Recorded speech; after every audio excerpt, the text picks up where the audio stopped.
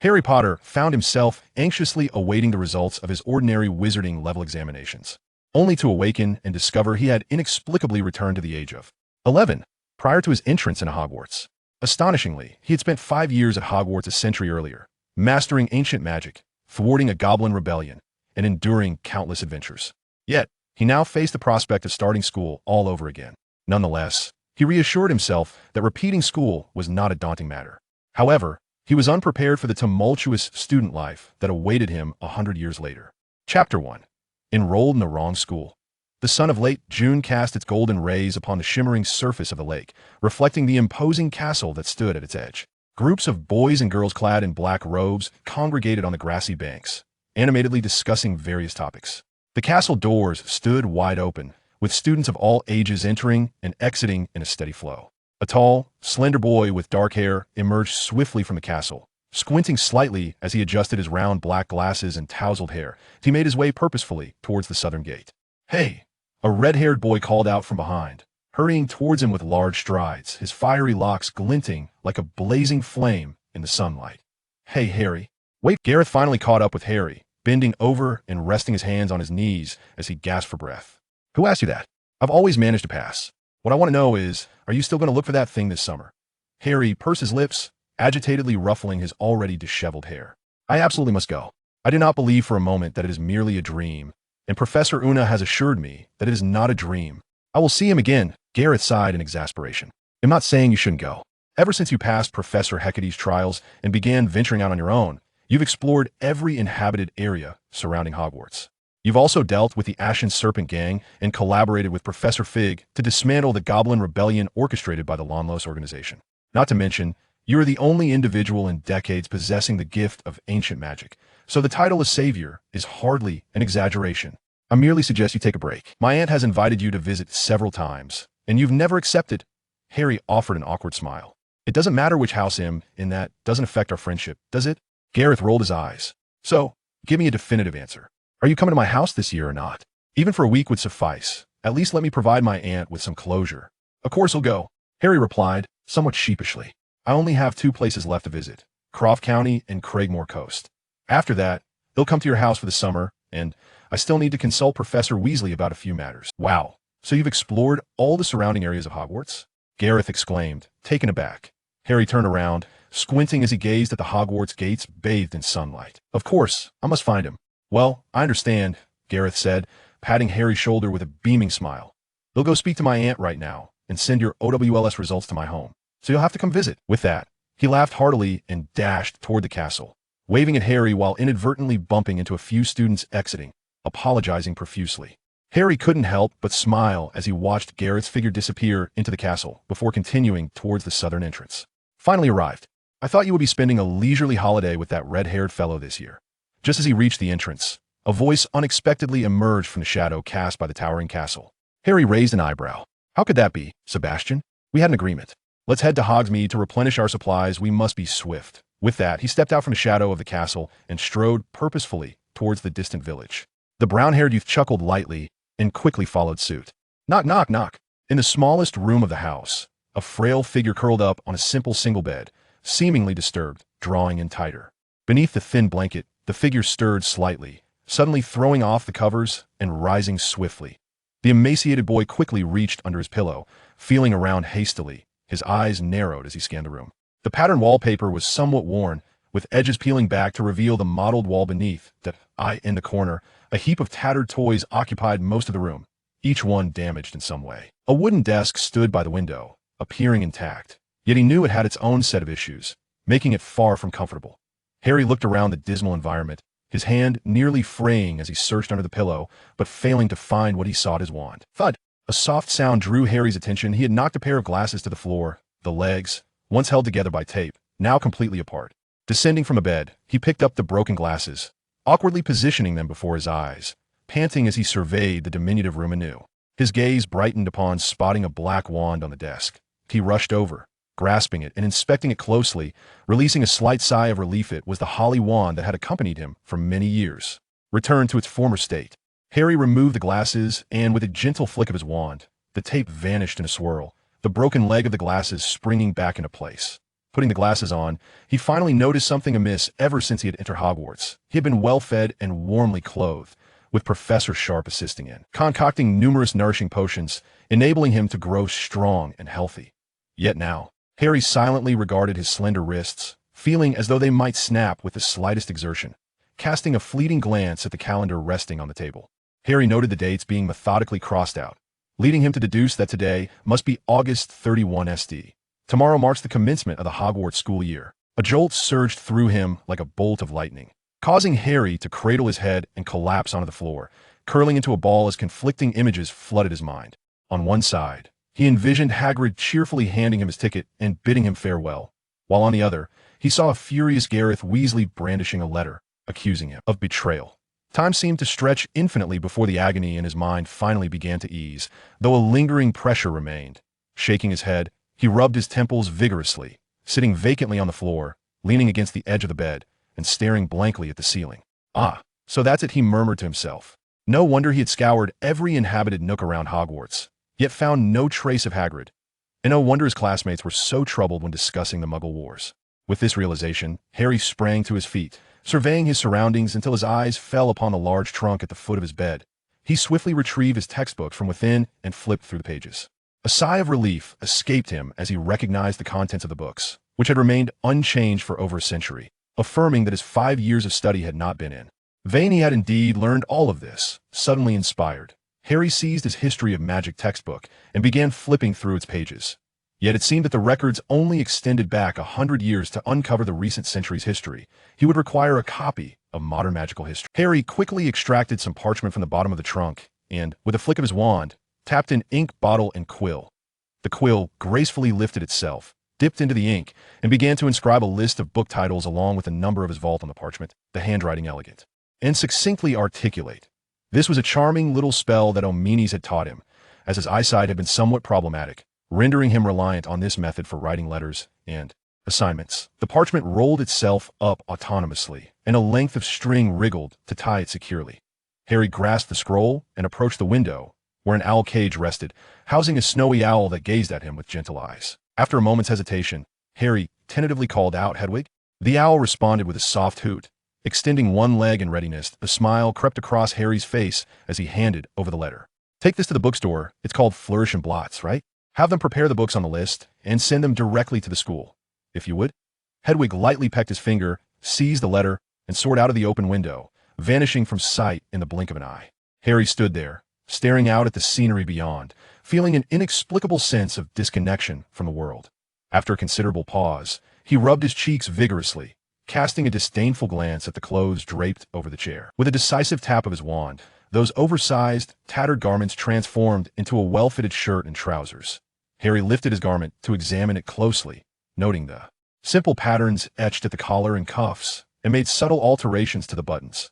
Although these modifications would not last long, they were sufficient for the time being. This was instinctive behavior among all the students at Hogwarts, cultivated under the relentless scrutiny and reprimands of Principal Black, ensuring that their attire was complete, well-fitted, and adhered to the fundamental principles of decorum. Once attired, with elegant cufflinks fastened, Harry picked up a handkerchief, giving it a gentle flick that transformed it into a simple bow tie, which he donned with ease. He casually grabbed a coat, and as he flung it over his shoulders, it morphed into a finely tailored trench coat. Gazing into the mirror by the door, he smoothed his hair and gave a slight stamp of his foot, causing his nearly worn-out sneakers to transform into a pair of pristine Oxford shoes. Having prepared himself, Harry tucked his wand into the designated pocket within his coat before stepping outside. He surveyed the corridor, familiar yet foreign, eliciting a complex blend of nostalgia and aversion within him. He shook his head slightly, as if to dispel the chaotic thoughts swirling in his mind, and steadied himself, descending the staircase. According to his recollections, at this hour, his aunt, uncle, and cousin should be gathered in the dining room. Good day, may I come in?" Harry gently knocked on the door, inquiring politely. This was part of Omnis' teachings in his words. Regardless of one's feelings, it was essential to maintain a facade of civility, even in the face of disdain, for it might yield unexpected rewards. After several attempts, Harry had tasted the sweetness of compliance and found himself entirely convinced by Omnis' counsel. The Dursleys, who had resolved to disregard Harry, merely raised their eyelids, momentarily stunned. They had never encountered this version of Harry before. In their memories, their nephew, Harry Potter, had always been a scrawny boy clad in ill-fitting clothes, appearing timid and withdrawn. Today, however, he entered like a transformed individual, his attire impeccably tailored. And though his hair remained somewhat disheveled, it possessed a certain chaotic charm. His tattered glasses seemed rejuvenated, and despite still being the same ordinary black-rimmed spectacles, they lent him an air of sophistication against his overall countenance. The essence of who he was had not altered, he merely stood taller, and in doing so, he appeared remarkably different. Not to mention, the grace with which he moved imbued him with an aristocratic quality. Harry regarded the three bewildered figures with a look of inquiry, uncertain whether he was permitted to enter or not. Ahem. Ahem. Aunt Petunia was the first to regain her composure, clearing her throat awkwardly as she turned away. Come in. Who could possibly stop you? Harry offered a polite smile and stepped into the dining room, taking a seat beside Dudley at the table. Dudley stared in horror at the transformed Harry, desperately attempting to shield his posterior with his hands while awkwardly inching closer to Uncle Vernon. Harry raised an eyebrow and bestowed a gracious smile upon Dudley. Dolly let out a sorrowful whimper, and tears swiftly filled his round, glistening eyes. His expression was one of sheer terror, as if Harry's smile were not one of warmth, but rather a grotesque sneer. A hairy smile became awkwardly frozen upon his face for him. The events of years past had nearly faded from memory. Lad, what do you need? Did I not expressly state that before the school year begins, you are not to leave your room? Uncle Vernon mumbled, continuing, Is that not so? Harry remained unfazed. The encounters he had experienced beyond these walls far surpassed the rudeness of Uncle Vernon. Such empty bravado could not intimidate him. Of course, Uncle Vernon, I would like to inquire if you might have the time to escort me to London today. After all, I must depart from King's Cross Station to reach my school. However, if you're otherwise occupied, I would appreciate your allowing me to travel unaccompanied, Harry replied in a courteous tone. During his time at the Dursleys, Harry's existence had been less than pleasant. He had often contemplated vengeance when he gained the power to do so. Yet, after 5 years at Hogwarts a century ago, when he compared his experiences to those of his classmates who had endured turmoil, he felt a sense of gratitude. At the very least, he had not been consigned to an orphanage as his peers from Muggle orphanages would attest. They had at least been raised. Chapter 2. Departing from the Dursleys. Uncle Vernon appeared as if he were being choked, his face reddening with the effort. Finally exhaling a deep breath after what felt like an eternity. You, this is your breakfast. Aunt Petunia, with a stoic expression, approached and interrupted Uncle Vernon's words, placing a plate before Harry. On the pristine white porcelain lay 2 slices of freshly toasted bread, emanating the rich aroma of butter, several strips of bacon sizzled with grease, accompanied by a perfectly round fried egg, its yolk quivering enticingly, looking utterly delectable. Harry could not suppress a smile. Thank you, Aunt. This was the first time he had quietly sat at the dining table, food being served to him. Aunt Petunia pressed her lips together, her gaze on Harry filled with a complex mixture of emotions. She had always thought Harry resembled his absurd father, and each time she saw him, it evoked memories of less than pleasant times. However, today felt different. Perhaps it was due to Harry's newfound tidiness or Aunt Petunia's first earnest appraisal of him. Upon closer inspection, although his features bore a striking resemblance to his uncle, his almond-shaped eyes, lips, and delicate cheeks unmistakably mirrored those of her sister. Aunt Petunia exchanged a glance with Uncle Vernon, then turned to pour a cup of coffee, seating herself at the opposite end of the table and placing the coffee before Uncle Vernon. What are you going to London for? Isn't tea tomorrow the first day of school? Uncle Vernon inquired, sipping his coffee in an unusually calm tone. Harry sat upright in his chair, meeting Uncle Vernon's gaze. I need to make another trip to Diagon Alley to purchase some supplies, and the station is in London. If I wait until tomorrow, I fear I may be late. Uncle Vernon set down his cup. Then where will you stay tonight? Are you planning to sleep on the streets? What will people say about me? There are inns in Diagon Alley. Last time Hagrid introduced me to one. I believe it would be acceptable to stay there for a night, Harry explained earnestly. In truth, he could have left without a word, knowing his aunt and uncle would not be able to stop him. However, they were, after all, his last remaining relatives, and he preferred not to create a rift if peace could be maintained. Upon hearing Hagrid's name, Uncle Vernon's hand trembled, causing the cup he had not steadied to shake, spilling dark brown coffee. Do not mention that name in my presence. Uncle Vernon's face turned a deep shade of purple, while Dudley, alarmed, clutched his backside and let out a short, sharp scream. Harry paused, suddenly recalling Hagrid's actions towards Dudley, and fell silent. After a prolonged moment, Uncle Vernon finally managed to calm his ragged breathing, his complexion returning to normal. We will be going to London. We had planned to go tomorrow, but not for you. He spat, his teeth clenched.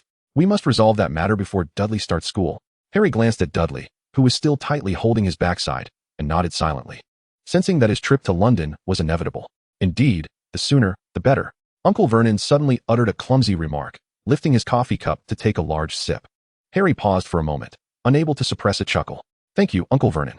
The gratitude in his voice was sincere, no matter how awkward or fierce. Uncle Vernon would still take him to London instead of leaving an 11-year-old to fend for himself, and that was commendable enough. "Once you're finished, pack your bags. Don't expect us to wait for you," Uncle Vernon bellowed gruffly. Harry swiftly cleared his plate, and with a flick of his wand, the dish levitated and flew into the sink, as a cloth effortlessly washed it clean and placed it in the cupboard. Only after stowing away his wand did he glance at the terrified Dursleys, huddled together, their eyes wide with fear as Uncle Vernon shielded Aunt Petunia and Dudley behind him. Regarding Harry as a formidable threat, "Put away your tricks, boy," Uncle Vernon shouted, arms spread wide to protect his family. Harry bit his lip, apologizing. "I want to do it again, I just—" He awkwardly scratched his head, noticing Dudley in tears and Aunt Petunia with a complex expression. "There's one more thing I need to ask." The three Dursleys had already risen, cautiously inching toward the wall. "Are you going to London or not?" "This concerns Dudley," Harry stated. Uncle Vernon halted abruptly, his expression contorted. "What is wrong with Dudley? If it weren't for that oaf, I wouldn't have to take him to London." Harry lowered his gaze in shame, recalling how the gamekeeper had used transformation magic on Dudley, though not very successful. It had still left some impact. If left unaddressed, Dudley would be affected in the future. "I know you want to have that tail removed, but merely doing that won't suffice." Harry pondered for a moment, observing Dudley closely before continuing. Dudley may exhibit some animalistic traits and characteristics, such as size and appetite. He articulated his thoughts delicately, well aware that the term pig might trigger the Dursleys' sensitive nerves. "What should we do then? Do we need to go to St. Mungo's? Will they help us?" Aunt Petunia inquired after a brief silence. Harry looked at her in astonishment. It was surprising to hear her mention anything about the magical world, given her usual demeanor. "Petunia?" Uncle Vernon echoed, equally taken aback. Aunt Petunia glared at him like an enraged lion, silencing his protests. Harry himself was uncertain. After all, his knowledge of St. Mungo's was a century old. Who knew if they had relocated? "If you're willing, I think I can help Dudley with this issue," Harry stated earnestly. "Are you sure? You're just a first-year student. You haven't even been to school.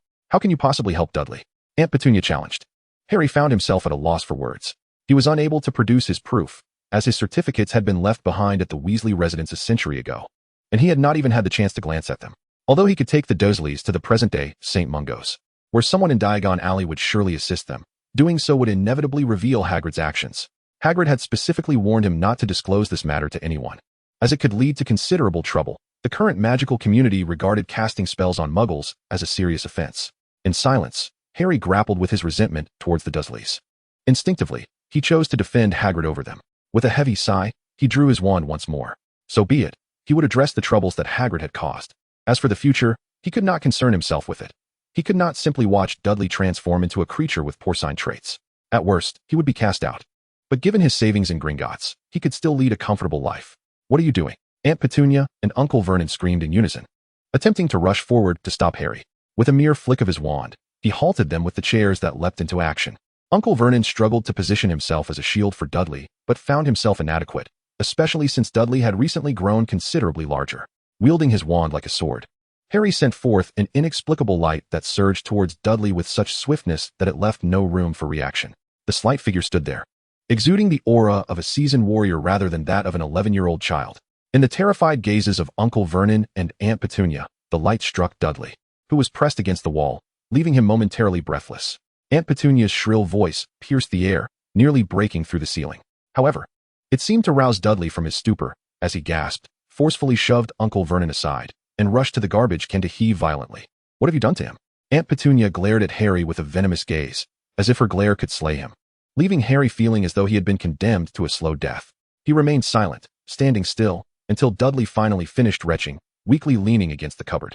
At that moment, Harry relinquished his control over the chairs and turned to exit the kitchen. He ascended the stairs in a hurried manner, returning to his room. With a wave of his wand, the scattered books and clothes began to organize themselves, cheerfully jumping into his suitcase before sealing it shut. Harry tapped the locked suitcase and made his way toward the door, the suitcase floating gently behind him. Upon descending the stairs, he could still hear the commotion in the dining room. The Dursleys were attending to Dudley, and it seemed they had even called for an ambulance. With a slight bow towards the dining area, Harry whispered in a tone only he could hear, "I'm sorry, and goodbye, Aunt Petunia and Uncle Vernon."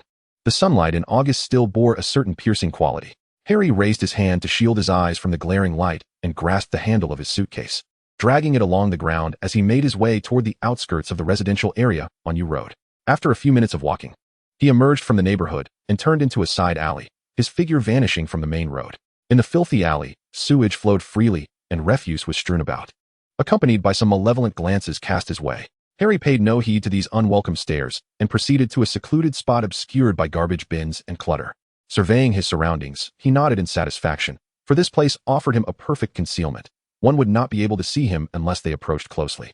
His greatest dilemma now was how to reach London. With his slight frame, it would take him several days to arrive there, and apart from a few galleons, he possessed no pounds, rendering him unable to find a ride. Rubbing his head in frustration, Harry sighed resignedly. If only his broomstick were still with him, he wouldn't be in such a predicament. He couldn't help but wonder about the magical creatures he had rescued from the clutches of the Fire Crab Gang, and whether Hagrid had taken good care of them. It had been so long since then. Hagrid was already rather old at that time, and it was certain that he would never see him again. This thought filled Harry with melancholy, as he realized he might never encounter the vibrant figures from his memories again. Shaking his head, he tried to dispel those tangled thoughts. His primary focus was still on reaching London. The pressing question was, in which direction lay London? Harry furrowed his brow in contemplation for quite some time before tentatively extending his hand into the void, as if grasping something intangible. To his astonishment, he pulled from the air an ancient, hefty hardcover book, The Practical Guide for Wizards. This book had been a product of his efforts during his third year, when he had endeavored to find Hagrid's whereabouts after passing Professor Hecate's grueling trials. Professor Weasley, in collaboration with several other professors, had petitioned the Ministry of Magic's educational department for its creation. Each page was filled with the knowledge Harry had painstakingly gathered, containing an array of maps, potion recipes, spells, and more. Undoubtedly, this guide had proven invaluable to Harry, especially after he had collected the scattered pages from Hogwarts and the surrounding village. It would not be an exaggeration to call it the Compendium of Hogwarts. Harry opened the practical guide and quickly flipped through its pages, recalling that it contained a map that would pinpoint his location and illustrate the way forward. Before long, he located the page with the map and examined it closely. Initially just a blank sheet, it began to transform as if an invisible pen was swiftly sketching lines across it. Gradually, these lines coalesced into a rudimentary map. Harry waited patiently until the entire page was filled with intricate lines, then began to study it intently. According to the map, Harry still had quite a considerable distance to travel before reaching London. This distance utterly extinguished Harry's intention to approach. He let out a mournful wail, flipping the practical guide to the page on magical creatures, gazing longingly at the illustrations of the Thestral and the Hippogriff he had once collected. In those adventurous days, he had tamed both of these extraordinary beasts, which would have made for the perfect mounts. However, dwelling on such thoughts now served no purpose. No matter how enchanting the magical creatures, they could not withstand the passage of time. Chapter 3, The Night Bus. With a sigh, Harry closed the practical guide and tucked it behind him, watching as the hefty tome twisted and vanished. He drew forth his wand and waved it gently, causing a string of green numbers to materialize before his eyes. It was now 10 o'clock in the morning, and if he could not devise another method, he would indeed have to walk. After all, he had yet to learn this particular spell, having only experienced it a few times through the manifestation of his companions. He understood the essentials, but had never truly attempted it himself. This magic was permitted only for those aged 16 and above, and whether in the past or present, he had not yet reached that age. Beep. Honk. The resounding blare of a car horn erupted at the alley's entrance, accompanied by the jarring screech of brakes. Harry was jolted into alertness. The alley was exceedingly narrow, barely accommodating two individuals side by side. The distance he had traversed was not insignificant, and there was no way a vehicle could navigate such a tight space. Judging by the sound, it was alarmingly close, no more than 2 meters away. Is anyone there? Any wizards in need of assistance? A youthful voice rang out, lively and exuberant, instantly conveying the boy's tender age. Harry blinked. A wizard? Cautiously, he tightened his grip on his wand and cast a disillusionment charm upon himself, stealthily approaching the edge of the alley to peer outside. A purple triple-decker bus awkwardly halted at the alley's mouth, appearing as though it had been squeezed by the surrounding houses. Only the door seemed somewhat normal. A boy with a face full of pimples leaned against the door, clad in a uniform matching the bus's color, clutching several parchment tickets that resembled bus passes. Is anyone there? This cursed place is hardly suitable for parking. We have less than a minute left. If no one responds, we shall depart. The ticket collector fanned his tickets beside his cheek, his toes tapping, neck craned, peering into the empty alley. The night bus. An emergency transport service dedicated to rescuing stranded wizards. It can reach anywhere in the UK with precision. The ticket collector straightened abruptly, uttering the phrase with the ease of repetition, as if it had become second nature. The elderly, hunched driver did not spare him a glance. Stan, hurry up. Time is running out. All right, I know, but this is a young wizard. I believe he needs help. Stan hesitated, glancing toward the alley's entrance, uncertain whether to descend and offer assistance. Harry overheard their exchange, swiftly dispelling his disillusionment charm and summoning his suitcase with a summoning charm, dashing toward the bus. Stan's eyes widened in astonishment as he spotted Harry's figure. Look, it's truly a little wizard," he exclaimed, swiftly leaping from the vehicle and taking a few strides toward Harry. He seized Harry's suitcase and dashed toward the car door. Unfazed, Harry closely followed, jumping aboard just as the door slammed shut and the vehicle surged forward, careening through the alley. Had Stan not instinctively yanked Harry back, he would have surely been thrown to the rear of the bus by inertia. "Thank you," Harry mumbled, gripping the nearby railing tightly while pulling up the hood of his cloak. The bus was already filled with several passengers, including a few who appeared rather unapproachable. Drawing from his previous adventures, Harry quickly concealed his identity and lowered his voice. "How much for a ticket to the Leaky Cauldron?" 11 sickles. "But if you're willing to part with 13 sickles, you can enjoy a cup of hot cocoa for 15 sickles. You'll receive a hot water bottle and a toothbrush," Stan, the cheerful conductor, announced while maintaining his balance amidst the swaying vehicle. "By the way, I am Stan Santos, the conductor of the night bus. And you are?" With great effort, Harry managed to steady himself, fumbling for his money pouch to count out the required coins, deciding that anything beyond that was unnecessary as long as he reached his destination. "I'm Omini Sallow." He borrowed the names of 2 former companions without a hint of embarrassment, a trick he had often employed while gathering information with Sebastian, occasionally even referring to himself as Harry Weasley. All right, here you go. This is your ticket, find a seat. We'll arrive shortly. Most of this bus is headed to the Leaky Cauldron," Stan said, scribbling a few words on the ticket with a quill, tearing it off, and thrusting it into Harry's hand. He guided Harry to a seat that had just become available, his gaze fixed curiously on Harry, seemingly intrigued by the sight of a young wizard traveling alone on the eve of term. Disregarding Stan's gaze, Harry focused on anchoring himself to the seat, employing every means possible to ensure it remained steady. After a bumpy ride, the night bus finally came to a halt outside the Leaky Cauldron, the door hissing open. Stan stood at the entrance, calling out loudly, "The Leaky Cauldron has arrived. Passengers disembarking, please take your belongings and exit promptly. Have your tickets ready." A friendly reminder. Fare evasion leads to dire consequences. After leaning against the wall for some time to recover from the nauseating experience, Harry vowed that upon arriving at Hogwarts, he would tame a new magical creature as a steed and would never again set foot on this bus.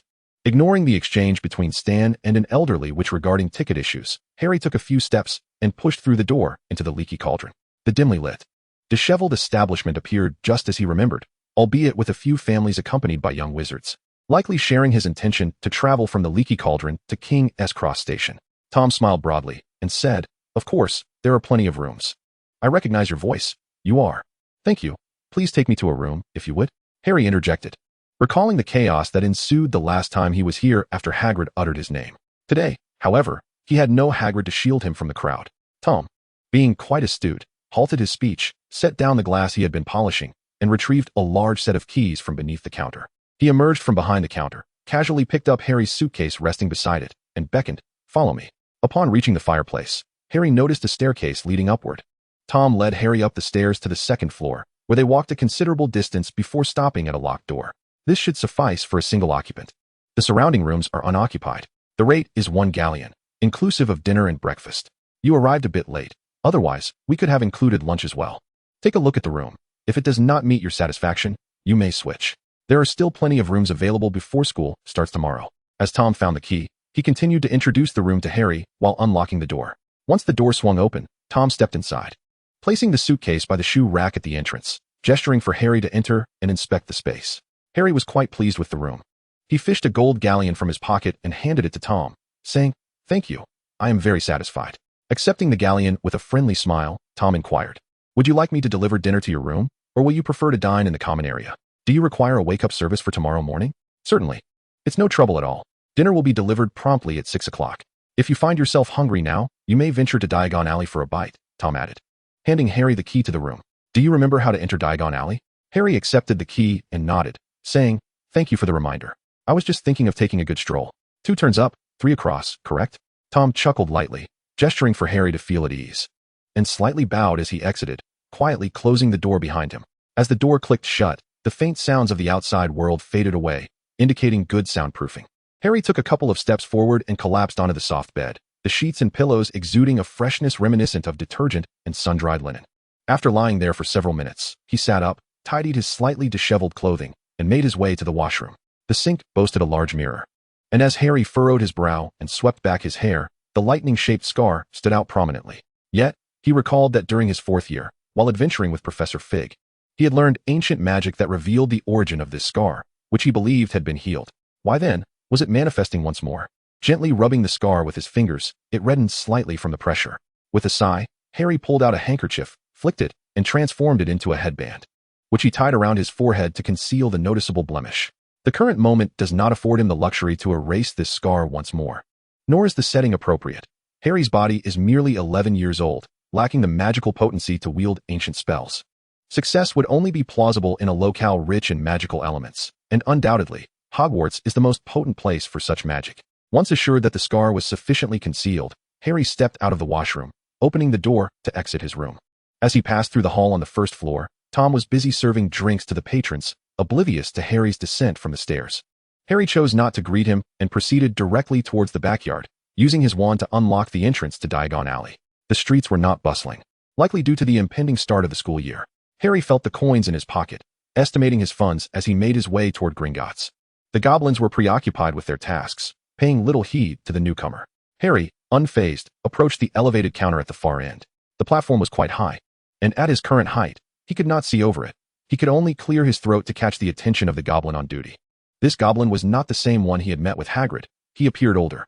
From Harry's perspective, he could only see a tuft of snow-white hair emerging from the countertop. "Hello, what can I do for you?" the goblin rasped, stepping back a few paces. Harry finally discerned the goblin's features, aged and lined with wrinkles, sporting thick glasses with cloudy eyes, leaning over the countertop to peer at Harry. "I've come to retrieve some funds from Vault 687, Harry Potter's vault," he stated. "Very well." Harry produced the golden key that Hagrid had previously entrusted to him, stretching on tiptoe to place the key on the counter with great effort. "The lever? The lever? The lever," he muttered as he struggled to descend from the high platform. Grumbling, "Where on earth did that lever go? Is there no one to lend me a hand? I'm of considerable age. I'm practically ready for retirement." The elderly goblin grumbled, trembling as he emerged from behind the counter. None of the surrounding goblins paid him any mind, not even glancing in his direction. He could only march up to Harry in frustration. "What are you waiting for? Let us go. Don't let my age fool you. I can still operate the tunnel car." Harry could only scratch his nose, feeling that perhaps today was not the best time for this visit. "By the way, is Vault 12 still operational?" Harry suddenly recalled and inquired.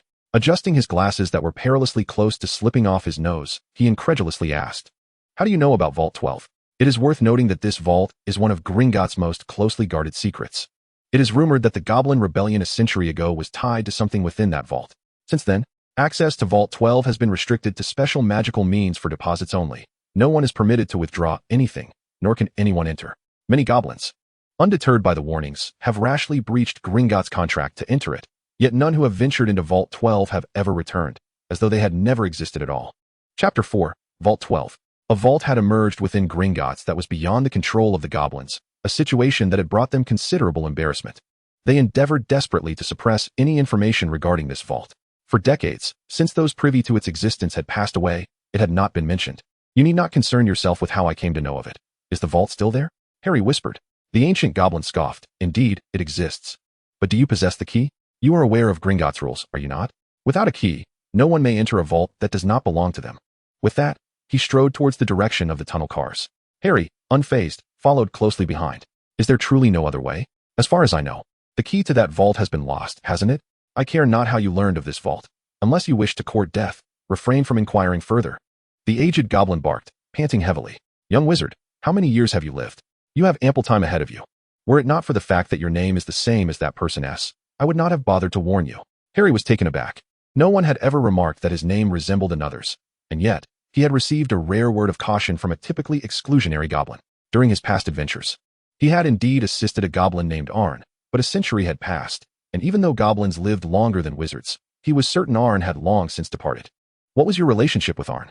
Harry inquired, glancing around to confirm they were alone. He took a few steps forward to catch up with the ancient goblin. "Who is that? Do not attempt to extract information from me." The goblin quickened his pace, clearly unwilling to continue the conversation. "If you wish to visit your vault, then keep your mouth shut." Suddenly, he halted beneath a torch, casting a peculiar look at Harry's wand. "Now can you tell me?" Harry raised an eyebrow. So many years have passed. Why do these goblins remain unchanged? One must either present them with an enticing offer or conquer them by force. Otherwise, one shall gain nothing from their lips. 11 inches, holly, phoenix feather? The ancient goblin's voice was so faint that Harry nearly missed it. How do you know the details of my wand? Harry furrowed his brow. While wand information was not confidential, it was hardly common knowledge. Harry felt a stir of emotions.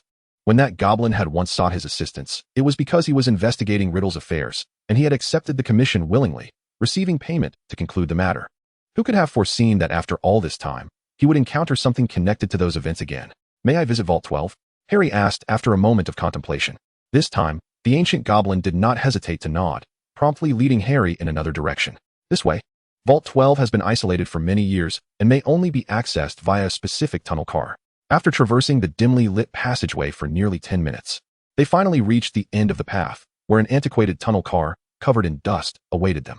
The elderly goblin nonchalantly climbed into the driver's seat, brushing off the dust from the chair and gesturing for Harry to enter the vehicle. With a flick of his wand, Harry assessed his surroundings, confirming that there was no imminent danger before settling into the car, fastening himself securely in place. The goblin showed no objection to Harry's actions, considering them perfectly reasonable. Hold on tight, the goblin shouted, pulling the lever, and the vehicle shot forward like an arrow released from a bow. Is this speed normal? Harry grasped the safety bar tightly, his cheeks contorted by the howling wind, as he began to seriously suspect that the goblin might be intent on his demise. Absolutely normal. No need to worry. This is a designated route. Naturally, it travels faster than an ordinary vehicle. The goblin cackled, skillfully maneuvering the tunnel car. The gale rendered Harry somewhat dazed, and he lost track of time until the wind's force lessened against his face, signaling their arrival. The vehicle halted at the edge of a precipice, and looking ahead, Harry saw a grand metallic door embedded in the mountainside, its intricate patterns shimmering with an inexplicable light. These were not mere decorative motifs, but rather a series of contracts and protective enchantments. This is the place. The goblin climbed out of the vehicle, his expression a mix of complexity as he gazed at the door. I can only take you this far. You must open the door yourself. This is no longer under Gringotts' jurisdiction. Harry cast a surprised glance at him, stepping out of the car and standing still, taking a moment to assess the goblin before nodding in understanding. Thank you, regardless of everything. With that, he turned away from the goblin's expression and strode purposefully toward the vault door. Upon reaching the entrance, Harry paused, refraining from recklessly touching the magically and curse-laden door. Instead, he meticulously examined it with his wand. Unfortunately, after 5 minutes of scrutiny, he had uncovered nothing.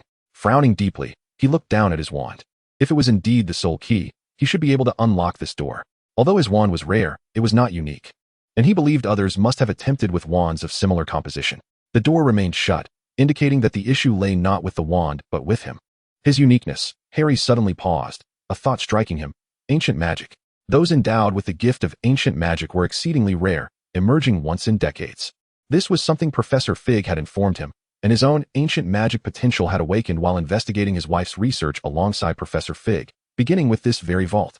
With this realization, Harry's eyes sparkled with renewed determination as he summoned his magical energy, releasing a trace of ancient magic's essence. An invisible silver light entwined around his wand, transforming into streams of luminous energy that surged towards the vault door. The door responded with a series of mechanical clicks, its enchantments shimmering as it began to slowly swing open. Harry stepped back 2 paces to fully open the door and glanced towards the edge of the cliff. The aged goblin was visibly excited, yet remained rooted in place, fixated on the interior of the vault. Harry's lips moved slightly as he cast a trap spell at the entrance before proceeding into the open treasury. It was not that he was overly cautious, rather, the events of the past lingered vividly in his mind. The time he and Professor Fig had been confined within by that banker's goblin was a memory he would carry for a lifetime. Upon entering the vault, the torches suddenly flared to life, and Harry was taken aback by what lay upon the ground.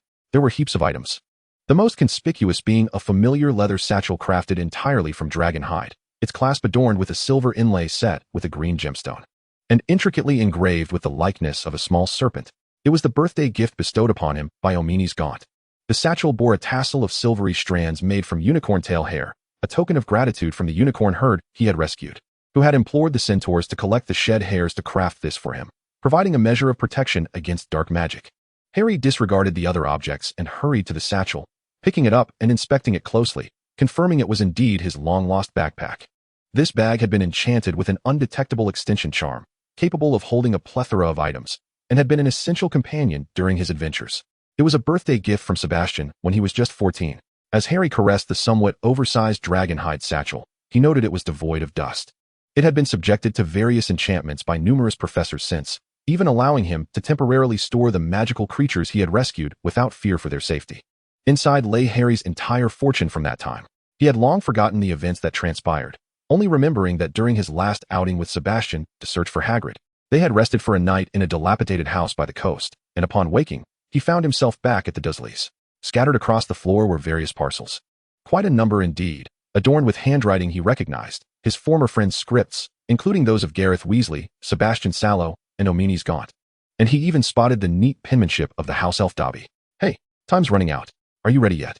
With that, Harry tapped the clasp of the satchel with his wand and whispered in parcel tongue, "Open."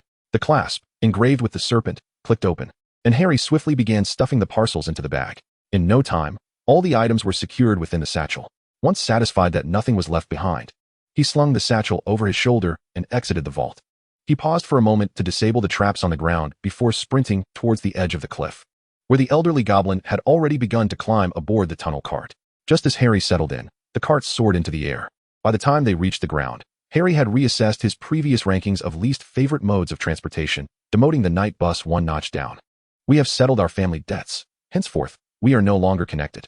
I am of retirement age now and will no longer be at Gringotts," the aged goblin murmured quietly before leading Harry out of the tunnel. Harry nodded, his complexion pale, too apprehensive to utter a word for fear of inadvertently voicing his unease. Upon returning to the opulent hall of Gringotts, his pallor improved slightly. "Ah, you still wish to withdraw some money?" The elderly goblin suddenly halted and inquired. Harry's face flushed green once more. After a moment's contemplation, he waved his hand dismissively. "Not for now. May I settle my account directly?" As he stepped out of Gringotts, the hunger that had gnawed at him dissipated entirely, leaving him devoid of any desire for food. Glancing around, he made his way to Madame Malkin's robes for all occasions.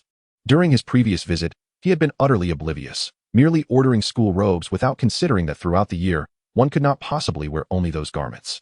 The clothes provided by the Dursleys had all been hand-me-downs from Dudley and were ill-fitting. Harry was determined not to don them at school again. After placing an order for shirts, trousers, pajamas, and other essentials, he signed the invoice and exited the shop. He then decided to head directly to Flourish and Blots. Previously, he had anticipated spending an entire day at the Dursleys, contemplating having the bookstore send his purchases to school. Now that he was out, he planned to stay at the Leaky Cauldron and needed to pass the time before boarding the train the next day. It was fortuitous that he could collect the books he had ordered, though he hoped the bookstore's staff would not be overly swift in their actions. Upon arriving at the bookstore, he inquired about his order. The clerk handed him a substantial package, quite heavy. "The start of term is tomorrow, so we were preparing to send it then. How fortunate that you have come to collect it. That'll be 147 galleons and 10 sickles. Given the volume of your purchase, I'll waive the 10 sickles." Harry twitched his lips. The cost of knowledge was indeed exorbitant. Remarkably, the entire year's worth of garments, shoes included, had not exceeded 60 galleons. Chapter 5, A Letter from the Past. Harry took a deep breath. "Just give it to me. I can sign for it, right? I truly wish to avoid another ride in Gringotts' cart." "Of course, no problem at all."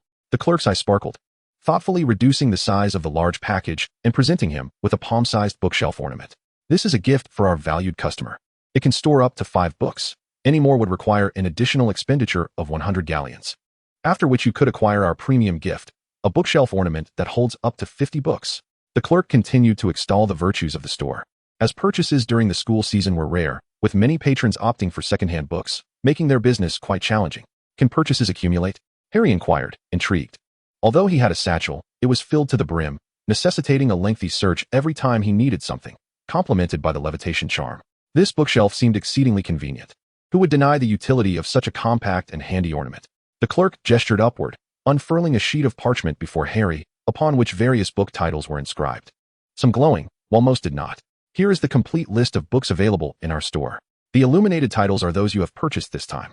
Take a look and see if there is anything else you require. Accumulation is indeed possible, yet I would advise you to hasten your actions, for only one of the coveted bookshelves remains. This is a rare treasure procured from France." The clerk, perceiving Harry's intent, persisted in his introductions. "Given your previous selections, are you intrigued by history? Look here, there are these volumes as well. Although they are unofficial accounts, they possess considerable reference value. For instance, this one. It recounts the heroic deeds of those who quelled the fairy rebellion a century ago. While it has not been acknowledged by historians, many in the know are quite reticent about it. I firmly believe there is truth to it." Harry scrutinized the author's name inscribed on the book's cover. His jaw clenched tightly, the name Gareth Omnisal glaring back at him. Was it a deliberate reminder of the source? With a resounding thud, Harry slammed the stamp onto the table. declaring, "Wrap this one up for me. And add this, this, and this." He pointed casually at several series of books until he met the spending threshold. Amidst the clerk's delighted farewells, he exited Lehan bookstore, his grip tight around the unofficial histories that had been recommended to him. Let him not encounter their descendants. Professor Howing had spoken wisely. Debts incurred by one generation must be repaid by the next, even unto grandchildren. Glancing at the time, Harry noted that there remained over an hour until dinner at the Leaky Cauldron. He turned toward the apothecary at the end of the street. His body was currently in a state of malnutrition, and if he did not take proper care of himself, it would not only hinder his physical development, but could also adversely affect his magical growth. This was not to be taken lightly.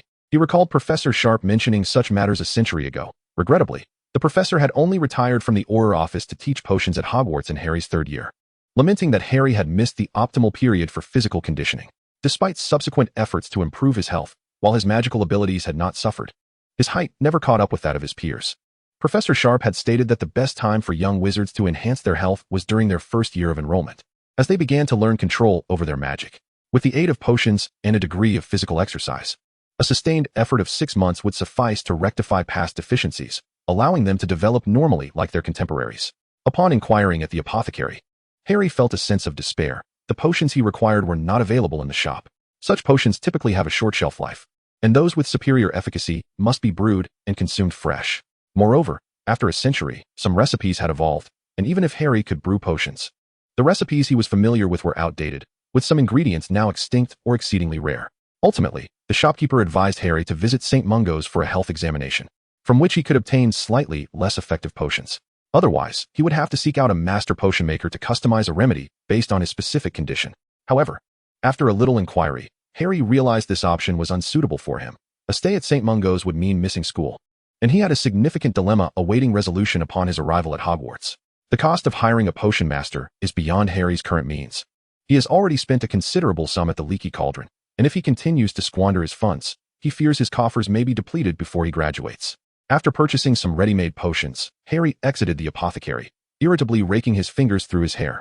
He opened the bookshelf attached to his satchel, recalling that he had recently placed a copy of The Development of Modern Potionology inside, which surely contained some information about potion masters, although he could not afford one now. Once at Hogwarts, he could once again seek permission to explore the Forbidden Forest and embark on adventures. There would also be various commissions from the surrounding villages, providing opportunities to earn some money. Narrowing his eyes in search, he finally spotted the desired book, wedged in a corner, a slender volume. Harry extended a finger, gently prying it out, and the diminutive book, reduced to about 1 centimeter, fell effortlessly into his palm, rapidly returning to its original size as it met the air. He opened the book, disregarding the chaotic preface and introduction, and navigated directly to the section detailing the accomplishments and profiles of modern potion masters. He skipped over the renowned masters, knowing their services would be exorbitantly priced, and that he had encountered enough exceptional items to be easily swayed by them. Instead, he focused on those who had achieved the rank of potion master in the past decade, individuals who had gained fame relatively recently and lacked significant family backgrounds. Such individuals might still be impressed by ancient formulas or rare herbs native to the Forbidden Forest. There was a piece of good news and a piece of bad news. The good news was that the only potion master to emerge in the last 30 years would be his professor upon enrollment, Severus Snape, the current potions master at Hogwarts. The bad news was that he could no longer tempt his professor with the unique products of the Forbidden Forest. Harry hoped that the ancient potion recipes he had gathered would be sufficient to impress Professor Snape. Contemplating this, Harry stroked his chin and glanced toward a dim, foreboding alley not far away, marked by a crooked sign reading Nocturne Alley. He was somewhat familiar with such places. They were undoubtedly haunts for dark wizards. In the past, he and Sebastian had often frequented them to gather information on dark magic and resolve various villagers' commissions. However, assessing his current stature, Harry decided it best to refrain from entering. Without complete assurance of his safety, he did not wish to place himself in peril. His promising life was just beginning. He could not afford to falter here. Resolving this in his mind, Harry turned away decisively and made his way quickly toward the direction of the Leaky Cauldron. Taking a corner seat in the bustling first-floor hall, he informed Tom that there was no need to bring dinner to his room, as he had much to attend to and did not wish to squander time tidying the dining table. He quietly expressed his gratitude to Tom as the meal was served, then began to satiate his growling stomach. The dinner was quite delightful: a succulent, juicy steak, a bowl of fresh vegetable salad, a small basket of round, freshly baked dinner rolls accompanied by a dish of butter, and even a slice of apple pie for dessert. The beverage was a chilled pumpkin juice, which Harry found acceptable, unlike his 2 Slytherin roommates who would rather sip plain water. Having swiftly yet politely finished his meal, Harry drained the remaining pumpkin juice from his cup, feeling a shiver from the cold. After exchanging a greeting with Tom, he ascended the staircase by the fireplace to the second floor. Upon returning to his room, a smile spread across Harry's face as Hedwig, perched on her stand by the window, softly called out to him. "You know I'm here. That's splendid. Good girl. Rest well, for tomorrow we must venture to Hogwarts." Harry approached, gently stroking Hedwig's feathers, and took out a handful of owl treats, feeding her by hand. Once Hedwig was satisfied, Harry washed his hands and sat down at his desk. On the desk lay a quill and an inkpot, along with several sheets of parchment embossed with the emblem of the leaky cauldron. Leaning back in his chair, he gazed up at the ceiling adorned with wallpaper, his fingers lightly tapping on the armrest. The task of forging a good rapport with the potions professor felt utterly elusive, and Harry sighed, acutely aware of the pressing time. He needed to strengthen his body during his first year, ensuring it did not become a liability. With no immediate leads, he decided to engage in something more tangible. Harry opened his dragon hide satchel, systematically extracting its contents one by one until the desk was cluttered and the floor around him was strewn with a multitude of items. Completely emptying the bag. Finally, having organized his original belongings, he turned his attention to the well-packaged items, all retrieved from Vault 12, inscribed with the handwriting of his friends. After sifting through them, Harry first unwrapped the parcel from Dobby, the house elf. Inside were a myriad of materials from magical creatures, the feathers of a shrieking bird, the plush fur of a niffler, and the hide of a mooncalf, among others. However, time had taken its toll. Many of these materials had begun to decay, and those that retained their shape had lost their magical properties. In addition to these, there were some garments that Harry had previously stored in the Room of Requirement, clothes and accessories enchanted with various enhancement runes by a magical loom. These had fared relatively well, but they no longer fit Harry, so he tucked them back into the satchel, placing them at the bottom, hoping to retrieve them once his physique was more suitable. A heavy sense of melancholy enveloped him. He had long been aware that those familiar faces and things had been altered by a century of time. He believed he had mentally prepared himself for their absence, yet he was unprepared for how swiftly these stark realities confronted him. Why then did he feel such a tightness in his chest, a slight sting in his eyes, and a sensation akin to a stone lodged in his throat? Everything felt uncomfortable. His three mischievous friends had left him primarily letters, which Harry meticulously arranged in chronological order. Among them were also notes and letters they had relayed to the professors, which he intended to peruse later. This truly was a delightful surprise. Harry sincerely appreciated the traditionalism of the goblins. The craftsmanship of the galleons had remained unchanged for a century. Had the coins passed through the goblins' hands again, who could tell how much they might have deducted in fees? In the subsequent hours, sleep eluded Harry as he began to open the letters one by one. Setting aside Gareth's incessant ramblings, he extracted news from after his disappearance. First, there was Sebastian, who had been quite startled. A mere farewell before bed had preceded his sudden and mysterious vanishing. Apart from his wand, even his outer garments remained in the room, yet he had completely vanished. Fortunately, Professor Weasley had not departed from the school at the onset of the holidays, which allowed Sebastian to locate him. Upon arriving at the inn, Professor Weasley insisted that Hogwarts house elves seal off the entire establishment, meticulously searching for any trace of Harry, yet found none. Chapter 6: The Dursleys. Professor O'Neill recounted all that she had witnessed, and after deep contemplation, Professor Weasley initiated a series of actions. He first obstructed all information concerning Harry and erased traces of him within the school. A confidentiality order was imposed upon Harry's three friends, instructing them to keep his affairs secret. He reached out to the professors, excluding the headmaster, uniting them to leave Harry the materials they deemed potentially useful. At the suggestion of Professor Fig, they secured these documents in Vault 12 at Gringotts, employing various methods to ensure that only Harry could access it. By the time the sun rose, Harry had read through all the letters. He carefully placed them in a spare box and tucked it into his dragon hide satchel, finally feeling a sense of relief. Returning to his desk, he gazed at the last piece of parchment, his certificate from a century ago. The results were quite satisfactory. He had taken 8 exams, achieving passing marks in all except for History of Magic. This score was commendable, and Harry's only consideration was whether he could present this transcript to the current headmaster, allowing him to skip a grade or exempt him from certain courses. He pondered if the present headmaster, Albus Dumbledore, was as unreliable as the late Headmaster Black, leaving him in a state of melancholy. Cautiously, he rolled up the transcript and tucked it into his backpack, thinking it might prove useful someday. Having organized his belongings, Harry packed an entire large box of luggage into his satchel, which now contained only some essentials. Despite its size, the box felt light and was easy to carry. Just as he was about to take a moment to rest, there came a knock at the door. Harry opened it to find Tom standing there with a tray in hand, a crooked smile revealing his uneven teeth as he said, "You're up. I thought I would have to wait a while longer. This is your breakfast, along with some Muggle coins that will allow you to take a Muggle taxi to King's Cross Station." After all, That is Muggle territory, and the Flu Network cannot reach it. Thank you, how much is this? Harry inquired, feeling grateful for Tom's thoughtfulness. Otherwise, he would only have wizarding currency on him, which would indeed pose a dilemma. No, no, no, this is complimentary. Muggle coins hold no value for goblins. If it weren't for the Ministry's requirements, they wouldn't even bother exchanging them for Muggle-born students each year. These are merely the so-called tips from the parents of those little wizards, which are useless in the wizarding world. I can only regard them as collectibles, Tom explained, handing the tray to Harry. Once you finish your breakfast, simply leave it on the table, no need to tidy up. It takes an hour to reach King's Cross Station, and it's already 8 o'clock. So you should keep an eye on the time. Without waiting for Harry to respond, Tom turned and walked away, knocking on a door at the other end of the corridor where several families were also hurrying to catch their train. Breakfast consisted of the usual fare: bacon, sausages, and fried eggs, accompanied by toast and baked beans, with a glass of freshly squeezed orange juice. The taste was indeed delightful, and Harry quickly filled his stomach before pulling his suitcase and exiting the room. As he descended the stairs, he could hear commotion from another direction, sounding like children reluctant to rise, being scolded by their parents. The Hogwarts Express was scheduled to depart at 11 o'clock, and the journey would take an hour. Considering the time needed to call a taxi and walk to the platform, it meant Harry must leave the leaky cauldron by 9:30. Time was pressing.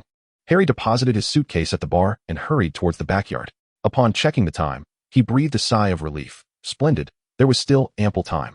The bell above the pub door chimed softly with Harry's movement as he stepped out of the leaky cauldron, the door closing behind him. The Muggles passing by paid no mind to the sudden appearance of a boy dragging a suitcase. Harry adjusted the headband on his forehead, confirming that the disillusionment charm would last for some time longer, and then he dragged his suitcase towards the roadside, needing to find a taxi willing to take a child. After walking a few paces, Harry suddenly halted, feeling somewhat disoriented as he gazed at the roadside. There was a small car that looked familiar. He had seen it several times a year, standing by the window of Mrs. Fig's house, watching it slowly drive out of Privet Drive. He had even ridden in it that summer. Could it be? Harry was uncertain whether he should approach to confirm, considering that Uncle Vernon's car was not a limited edition. There must be many similar models. There he is. Mum, look. The car window rolled down, and Dudley's face appeared, pointing at Harry and shouting into the car. Well, that settled it. Harry was now certain this was indeed Uncle Vernon's car, for Dudley's unmistakably plump face could not belong to anyone else. After a moment of hesitation, Harry dragged his suitcase over, as the occupants of the car had already disembarked. The expressions of Aunt Petunia, marked by complexity, and Uncle Vernon's face, flushed and taut, were accompanied by Dudley, who was putting on a brave front. Harry managed an awkward smile, glancing at Uncle Vernon's tightly clenched fists, feigning ignorance. As he shoved his suitcase into the trunk of the car, Uncle Vernon barked gruffly at Harry. What are you still dawdling for? Don't you want to go to your school? Harry quickly shook his head, hurrying to follow Dudley into the vehicle. The engine roared to life, and they slowly made their way towards King's Cross Station. The atmosphere inside the car was heavy, making Harry feel a slight unease in his stomach, prompting him to break the silence. How did you find this place? My sister, your mother, was also a student at that school. I accompanied my parents when we brought her supplies. I may not have entered, but I know the address, he responded hesitantly. Shut your mouth, boy. We are a respectable family. We won't engage in anything that would invite gossip. Uncle Vernon gripped the steering wheel tightly, his voice rising. The neighbors are talking. We cannot let them know we abandoned you, though I would love to do just that. You better be grateful, boy. Hearing the familiar tone, Harry couldn't help but smirk. Was he unwell? We took Dudley to the doctor. He just overindulged yesterday. The doctor said if he hadn't vomited, it could have led to serious digestive issues. Aunt Petunia murmured softly, her lips moving as if she had more to say, but ultimately fell silent. Harry, not having witnessed her expression, merely nodded, relieved that Dudley was fine. He refrained from questioning the Dursleys about their presence here. It seemed unnecessary. After all, the people in this car were now his last remaining relatives in this world. If possible, he preferred to keep the atmosphere cordial. A polite semblance of kinship would suffice, as the past could not simply vanish at will. The car fell silent once more, and Harry turned to gaze out of the window, observing the pedestrians hurrying about their business. Through the reflection in the glass, he noticed Dudley, seated in the back, stealing glances at him. Raising an eyebrow, Harry turned to look. Dudley, startled, straightened himself with a quick jolt, subtly shifting towards the other door. Harry's mouth twitched in amusement as he chose not to engage further, resuming his observation of the scenery outside. Before long, they arrived at the parking lot of King's Cross Station. The Dursleys exited the vehicle first, with Uncle Vernon going to retrieve Harry's suitcase from the back, while Aunt Petunia stood by the car, making no move to assist. Thank you. Harry couldn't help but chuckle lightly, responding with a soft, no need to thank me, as he opened the car door and stepped out, taking hold of his suitcase. He glanced back at the Dursley family standing by the vehicle. Well then, goodbye. Aunt Petunia quickly nodded, her gesture so slight that Harry almost missed it. After waiting for a few moments to ascertain that they had no further words to share, Harry dragged his suitcase towards the station. Despite the passage of a century and the multitude of changes within the station, he effortlessly located the entrance to Platform 9. Passing through the wall, he found himself in the station where the Hogwarts Express awaited. At this moment, the crowds were sparse, and the deep crimson train lay quietly upon the tracks. A wave of nostalgia washed over Harry as he gazed upon the train. Indeed, after all these years, it remained unchanged except for the marks of time. He boarded the train with ease and, after a few quick strides, opened the door to an empty compartment. Stepping inside, he levitated his suitcase onto the overhead rack with a spell, closed the compartment door, and settled into his seat. He watched the bustling scene outside the window, students bidding farewell to their parents, older students from various houses chatting and laughing. It seemed I have emerged victorious, Harry muttered to himself, gently tracing the etchings on the seat. These were the marks left by his friends during their 4th year, when they had wagered whether the train would evolve alongside Muggle's advancements.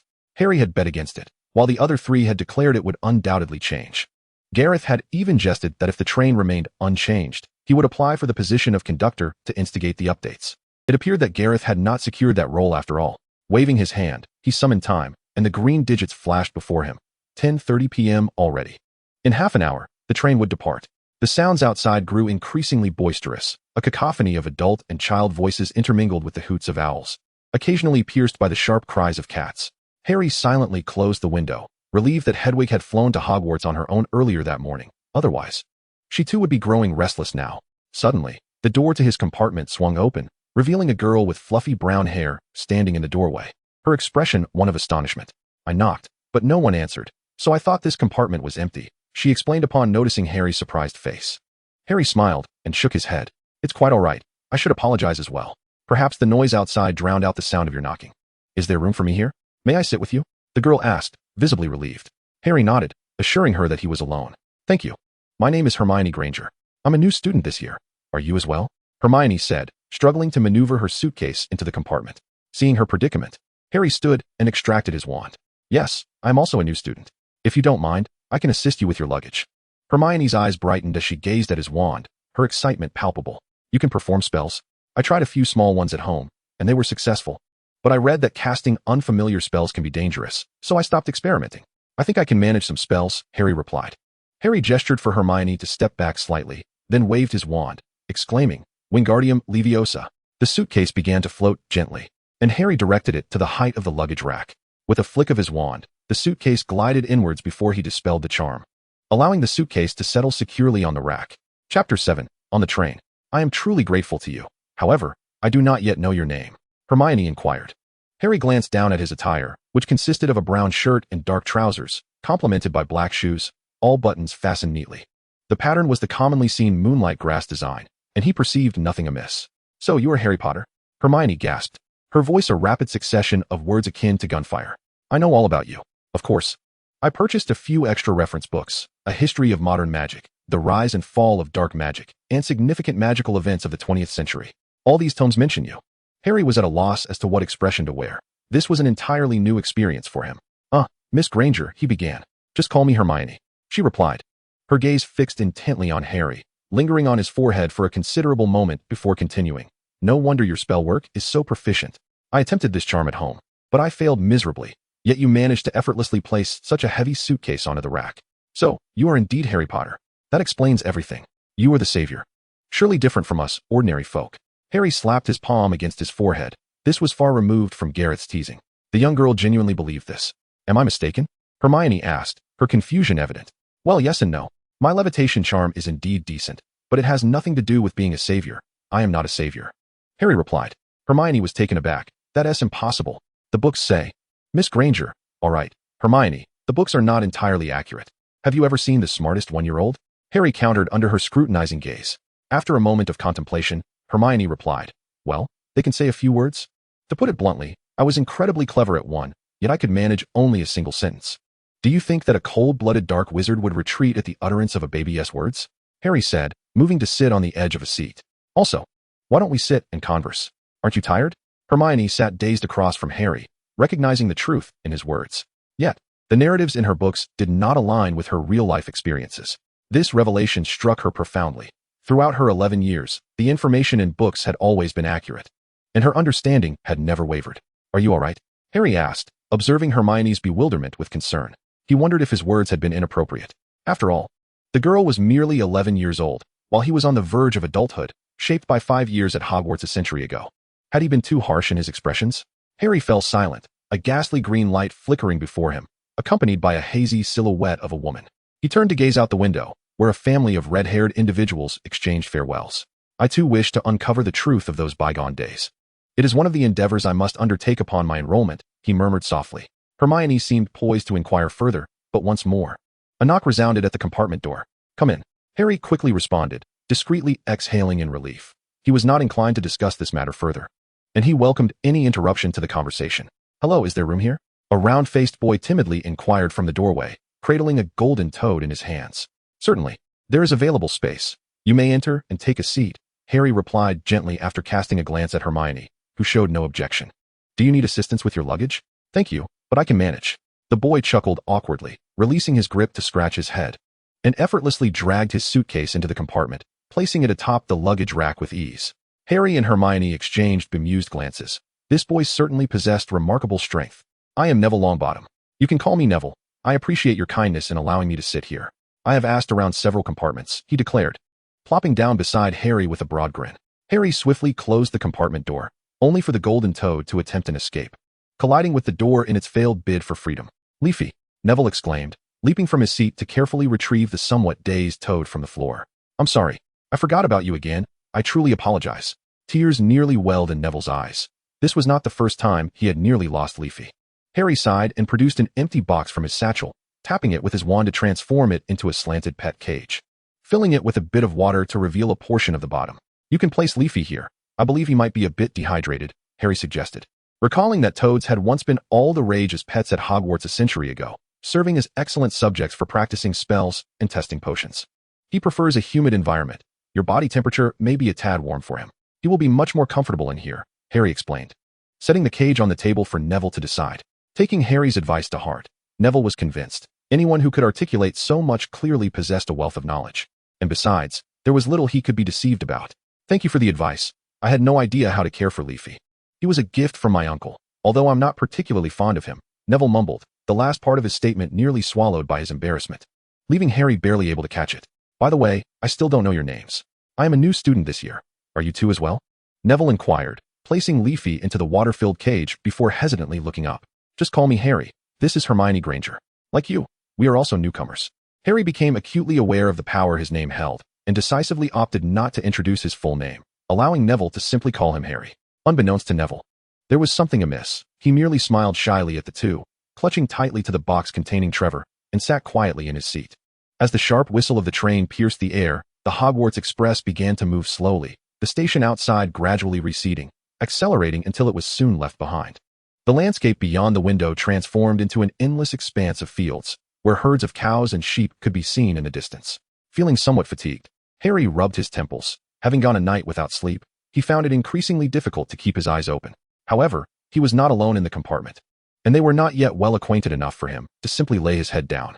After pondering for a moment, he reached into his satchel, rummaging around until he retrieved a bottle of vibrant green potion, ready to down it. "What is that?"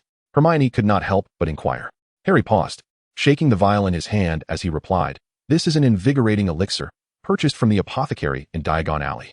It can revitalize one's energy." With that, he tilted his head back and gulped down the potion, grimacing as he struggled to swallow it. He really ought not to have harbored any hope for improvements in the wizarding world. The taste of this accursed potion had remained unchanged for a century. If anything, it had become even more repulsive. Hermione and Neville exchanged concerned glances, feeling as though Harry was consuming what resembled poison rather than a potion.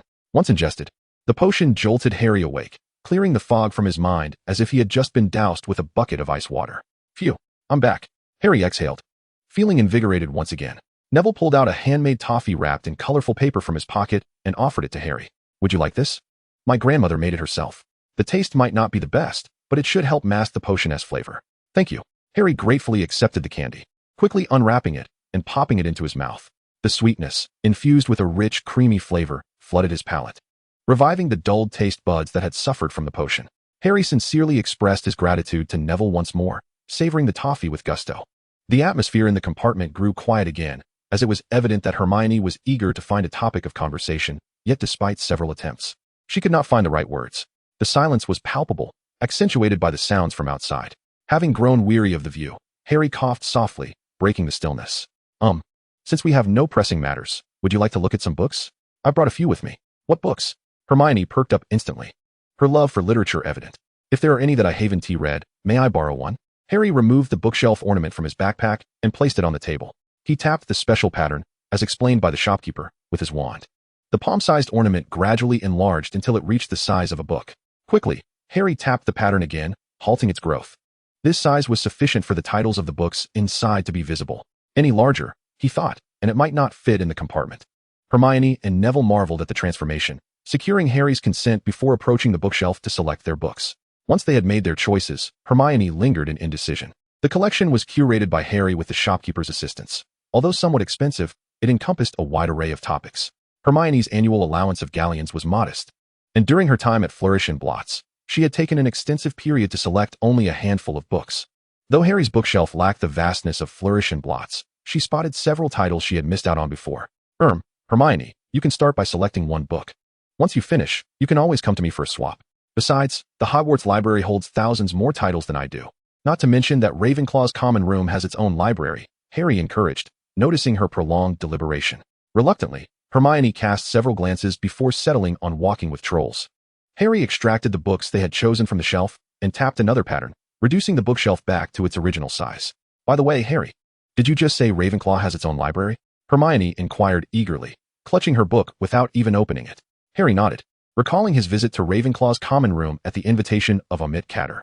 He had been astonished by the library's scale, while not as expansive as Hogwarts Central Library. It was rich in resources, filled with notes left by former Ravenclaw students, many of which had never been published. He succinctly shared this information with Hermione. What about Gryffindor? Neville interjected. My grandmother insists that I must join Gryffindor, or else it would bring shame to my family. Harry pondered for a moment. He had frequented the Gryffindor common room, although he was unsure if there had been significant changes over the past century. He offered a brief description of the environment. So, which house will you choose? Hermione tightened her grip on the book, her time to browse temporarily forgotten. I told you, my grandmother wants me in Gryffindor, Neville muttered, unconsciously tracing the gold embossed design on the cover, uncertainty creeping in. I wonder if I'm worthy enough to enter. And what about you, Neville? Where do you wish to go? Harry asked gently. Neville hesitated, as if no one had ever inquired about his own desires. His grandmother had always made the arrangements. He had never had the opportunity to make a choice for himself. Hermione was torn. I've been contemplating between Gryffindor and Ravenclaw. I've heard that the greatest wizard of the past century, Dumbledore, graduated from Gryffindor, but Ravenclaw is quite appealing as well, especially with their own library. Chapter 8. A life like a prince. Hermione was quite vexed. Even her usual solace found in reading could not pacify her. She gazed at him in disbelief. Is what you say truly the case? How do you know? Changing the subject, she then inquired. So, which house do you wish to join, Harry? Noticing his reluctance to respond, she pressed on. Harry pursed his lips, unable to resist the urge to touch the band that covered his forehead, precisely where his scar lay. I want to be in Gryffindor, he declared resolutely. His reasoning aligned with Neville's. His parents were also graduates of Gryffindor, and he yearned to visit the house where they had once studied. He had harbored this thought during his last admission, yet to his surprise, the sorting hat barely grazed his hair before loudly proclaiming Slytherin, affording him no chance whatsoever. Reflecting on this, Harry once again touched the concealed scar on his forehead, pondering how he might temporarily shield himself from its influence. To his knowledge, mental occlusion could effectively protect one's mind from external disturbances, yet he lacked the necessary skill. A wizard proficient in such techniques was a rarity, let alone someone seeking to learn. Despite Harry's numerous forays into the restricted section for research, he had only scratched the surface, barely able to sense if anyone was prying into his thoughts. With this approach proving futile, he resigned himself to waiting until they arrived at Hogwarts, hoping to harness some ancient magical energies, just enough to cloak the scar, rendering it undetectable to the sorting hat. The trio deliberated further on the matter of houses before each returned to their reading, the rhythmic clatter of the train accompanying their journey. Before long, noon approached, and so engrossed were they in their books that they failed to notice the passage of time until a knock sounded at their compartment door. Neville nearly dropped his book, hastily grasping its corner to prevent it from falling, and looked at Harry and Hermione inquiringly. Shall we open the door? Harry closed his book, stood, and pulled open the compartment door, revealing a pleasant, dimpled woman pushing a cart brimming with goodies. Would you care for some refreshments, dear? At that moment, Harry's stomach audibly rumbled, for hours had elapsed since breakfast, and he was indeed famished. Absolutely. he exclaimed, his eyes scanning the cart. He selected 4 or 5 chocolate frogs, a few cauldron-shaped cakes, and rummaged beneath the cart to retrieve several bottles of chilled juice, only pausing once satisfied with his haul. After paying 6 sickles, he stepped aside to allow the others to choose. Neville hesitated for quite a while before opting for a bag of Bertie Bott's every flavor beans and several pumpkin pasties, while Hermione chose nothing at all. Once the cart departed, Harry placed their treats on the table. Come on, let us share. I can't possibly eat all this. I rarely have the opportunity to share food with friends. Allow me this small indulgence. Neville burst into laughter, placing the snacks he had purchased upon the table, along with a handful of toffees he retrieved from his pocket. Me too. Hermione gazed at the array of sweets with a conflicted expression, coming from a family of dentists. She had been exposed to the grim realities of toothaches and cavities from a young age, thus possessing little interest in sugary treats. However, she had not come unprepared. From her small bag, she produced a lunchbox filled with sugar-free crackers and a generous assortment of whole grain beef sandwiches. Though their appearance had suffered from being packed for the entire morning, Harry could not help but swallow hard. He too felt overwhelmed by the abundance of sweets. Having found no savory snacks in the cart earlier, the trio exchanged their respective foods, with Neville kindly enlightening Hermione about the confectionery delights of the Wizarding World, earnestly encouraging her to give them a try. Meanwhile, Harry cautiously selected the colors of the Bertie Bott's every flavor beans, hoping to avoid any unpleasant surprises. With their appetites satisfied and their thirst quenched by juice, they began to feel drowsy. Should we change into our uniforms early? Hermione suddenly inquired. As if a thought had struck her, Harry glanced at the light outside, summoning time with a wave of his hand. It was nearly 2 in the afternoon. I think that's a good idea. We should be arriving by 5, so it's better to change now to avoid any last-minute rush. He agreed with Hermione's suggestion. After a brief discussion, Hermione, being the lady, decided to change first. Harry and Neville stepped out of the compartment, leaning against the window in the corridor, engaging in light conversation. As Harry and Neville spoke quietly, an arrogant voice suddenly interrupted from behind them. The tone evoked memories of a cat he once owned, causing Harry's lips to curl into a slight smirk. Who are you? Do you need something from Harry Potter? Harry inquired. Neville peeked over but quickly retreated behind Harry, tugging at his shirt in an effort to caution him. I am Malfoy, Draco Malfoy. As for why I'm looking for Harry Potter, why should I tell you? He arched an eyebrow, exuding an air of arrogance. Harry recalled hearing of a younger student with the surname Malfoy, but given their age difference, they had never crossed paths. It was merely known that he was an heir of a wealthy pureblood family, a longtime member of Slytherin house. Although Harry was determined to join Gryffindor, he saw no reason not to befriend someone from another house. After all, having a true friend from Slytherin would be quite reassuring. With this thought, Harry displayed a polite smile and extended his right hand. Hello, I haven't introduced myself yet. I'm Harry Potter. Draco Malfoy hesitated for a moment, scrutinizing Harry before his gaze lingered on the scar on his forehead. Eventually, he turned his attention away, somewhat reservedly extending his hand to shake Harry's. Hello. It's a pleasure to meet you. I simply wish to make your acquaintance. You may call me Draco. Is that so? How delightful it is. I, too, find myself in one of a few friends. You may call me Harry. A smile curved Harry's eyes. What brings you to the corridor? Is there no private compartment available? Would you care to join us in ours? Oh, by the way, this is Crabbe, and this is Goyle. They have been by my side since childhood. Draco chuckled, his spirits evidently high as he inquired while introducing his companions to Harry. Harry nodded in acknowledgement to the two. We do have a compartment, but the ladies need to change into their uniforms. As gentlemen, we must, of course, make ourselves scarce, wouldn't you agree? Draco, somewhat perplexed, pondered this notion. Having grown up within the confines of Malfoy Manor, he had rarely encountered outsiders. Even among his peers from other pureblood families, interactions were limited, often confined to grand soirees where they were required to maintain a facade, mimicking the social niceties learned from adults. It was unclear to him what genuine human interaction ought to resemble. However, given Harry's stature as the savior, his words must bear truth, surely? With that thought, Draco nodded in agreement. You are correct, but waiting here is hardly a solution. Before he could finish his thought, the compartment door swung open. Harry, Neville, I'm ready. It's your turn. Hermione was busy adjusting her attire, oblivious to the additional company outside. Let me make the introductions. Suddenly, Harry recalled, pulling forth the nearly torn apart Neville from behind him. This is my friend from the train, Neville Longbottom, and Hermione Granger. Draco furrowed his brow as he regarded Neville. He had heard tales of the Longbottom family. Adults often scoffed at the Gryffindor lineage, and he was particularly aware that the current heir of Longbottom was considered somewhat of a dullard. Yet, Harry spoke of him as a friend. Hermione, however, extended her hand with unpretentious grace. Hello, it's a pleasure to meet you. Are you related to Hector Granger from the Apothecary Association? Perhaps his granddaughter? At last, Draco managed to dredge from his memory a surname associated with the Grangers. Hermione shook her head. I am not acquainted with the individual you mentioned. My parents are both dentists. They are muggles. So they are merely ordinary folk. Draco intended to engage in polite conversation, recalling his mother's advice to feign knowledge even when unfamiliar, thus avoiding embarrassment. He was employing this well. However, midway through, he suddenly grasped the implication of Hermione's statement. You mean to say your parents are muggles? That is indeed the case, but I do not appreciate that term. Hermione frowned, lifting her chin defiantly as she cast an irritated glance at Draco. Draco trembled, a mix of fear and indignation washing over him as he stared at Hermione, his face flushing crimson. Sensing the impending disaster, Harry swiftly placed his arm around Draco's shoulders and covered his mouth, interrupting the vitriol that was about to escape. He smiled at Hermione. Hermione, it is our turn to change. Might you please wait in the corridor for a moment, or perhaps explore another compartment? He was all too aware of the kinds of remarks that these self-proclaimed pureblood children might utter. They had yet to arrive at school, and he certainly wished to avoid making enemies on the train.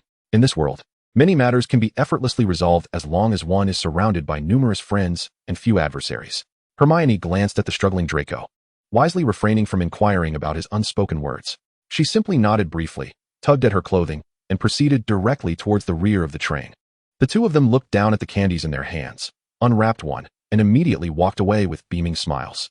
Enraged, Draco pounded the table in their compartment, exclaiming, "How could they do this? They forget all about me for just a morsel of food.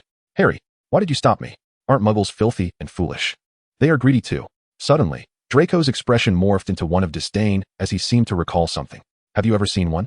Harry asked, raising an eyebrow while changing his clothes. At that moment, he abruptly paused, sealing his lips tightly. "What did you witness? Is it something you cannot disclose?" Harry summoned an ethereal mirror, adjusting his slightly askew headband in its reflection. Draco felt uncomfortable. He wished to avoid the topic. However, seeing Harry's action brightened his eyes, prompting him to inquire, "They all say you've always lived a life akin to a prince. Is that true? And what was that magic just now? Could you teach me?" Harry hesitated momentarily. "Who said I lived a princely life? That was merely a minor spell. If you wish to learn, I can teach you. It's quite simple." Harry intended to mention that it was a spell mandated by Headmaster Black, who believed every wizard must adhere to proper attire at all times. Yet, who knows where those standards originated? To avoid losing points, even first-year students, having only recently begun their education, could effortlessly summon a mirror and adjust their attire within a minute. Harry dismissed the mirror and turned to Neville. "Really?" Neville, anxiously tugging at his school uniform, was uncertain whether to change clothes there. Upon hearing Harry's question, he nodded. "My grandmother has told me your stories since childhood. She spoke the truth." Chapter 9. The Truly Existing Hagrid.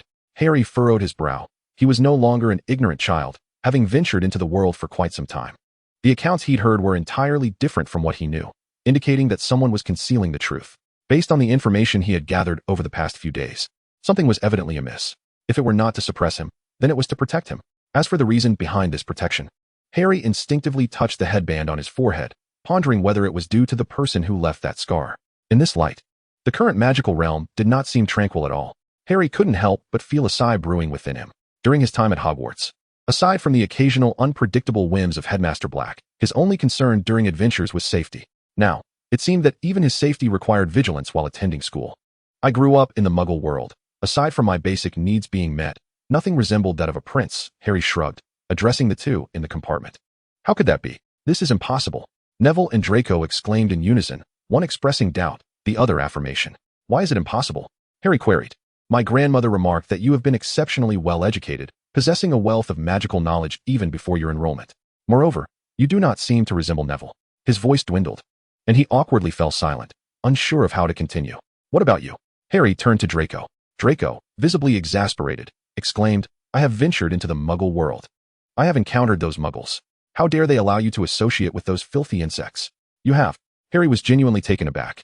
As far as he knew, pureblood families seldom tread into the Muggle realm, particularly after the enactment of the International Statute of Wizarding Secrecy in 1689, which had led pureblood families to sever ties with that world entirely. This was not merely a figment of Harry's imagination. It was documented in the annals of magical history, a subject he had diligently studied. Draco hesitated, scrutinizing the shrinking Neville before he reluctantly confessed, "As a child, I studied potion making under my godfather, who resides in the Muggle world. My father has insisted numerous times that he should relocate, but he refuses. I could only visit him weekly through the fireplace. There was one occasion when he had to leave unexpectedly, and my curiosity about the Muggle world got the better of me. I dashed out through the front door, and then I saw those Muggles." Draco's voice trailed off, shivering at the memory. "Do you know where you went?" Harry couldn't help but inquire.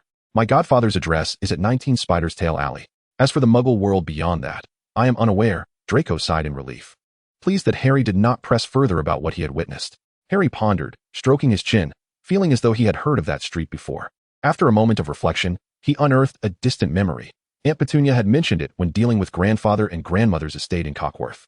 It was known to be one of the most chaotic areas among the surrounding towns, a haven for the impoverished, the homeless, and criminals. As this realization dawned upon him, Harry cast a sympathetic glance at Draco. Poor child, the only place he had visited in the Muggle world was such a dismal location. What good could he possibly have experienced? No wonder he held such a negative impression of Muggles. What kind of look is that? Did I say something wrong? Draco snapped, irritated. Would you like to see the real Muggle world? Harry proposed mischievously. He was curious to witness how the offspring of those ancient pureblood families would react to the present magical society.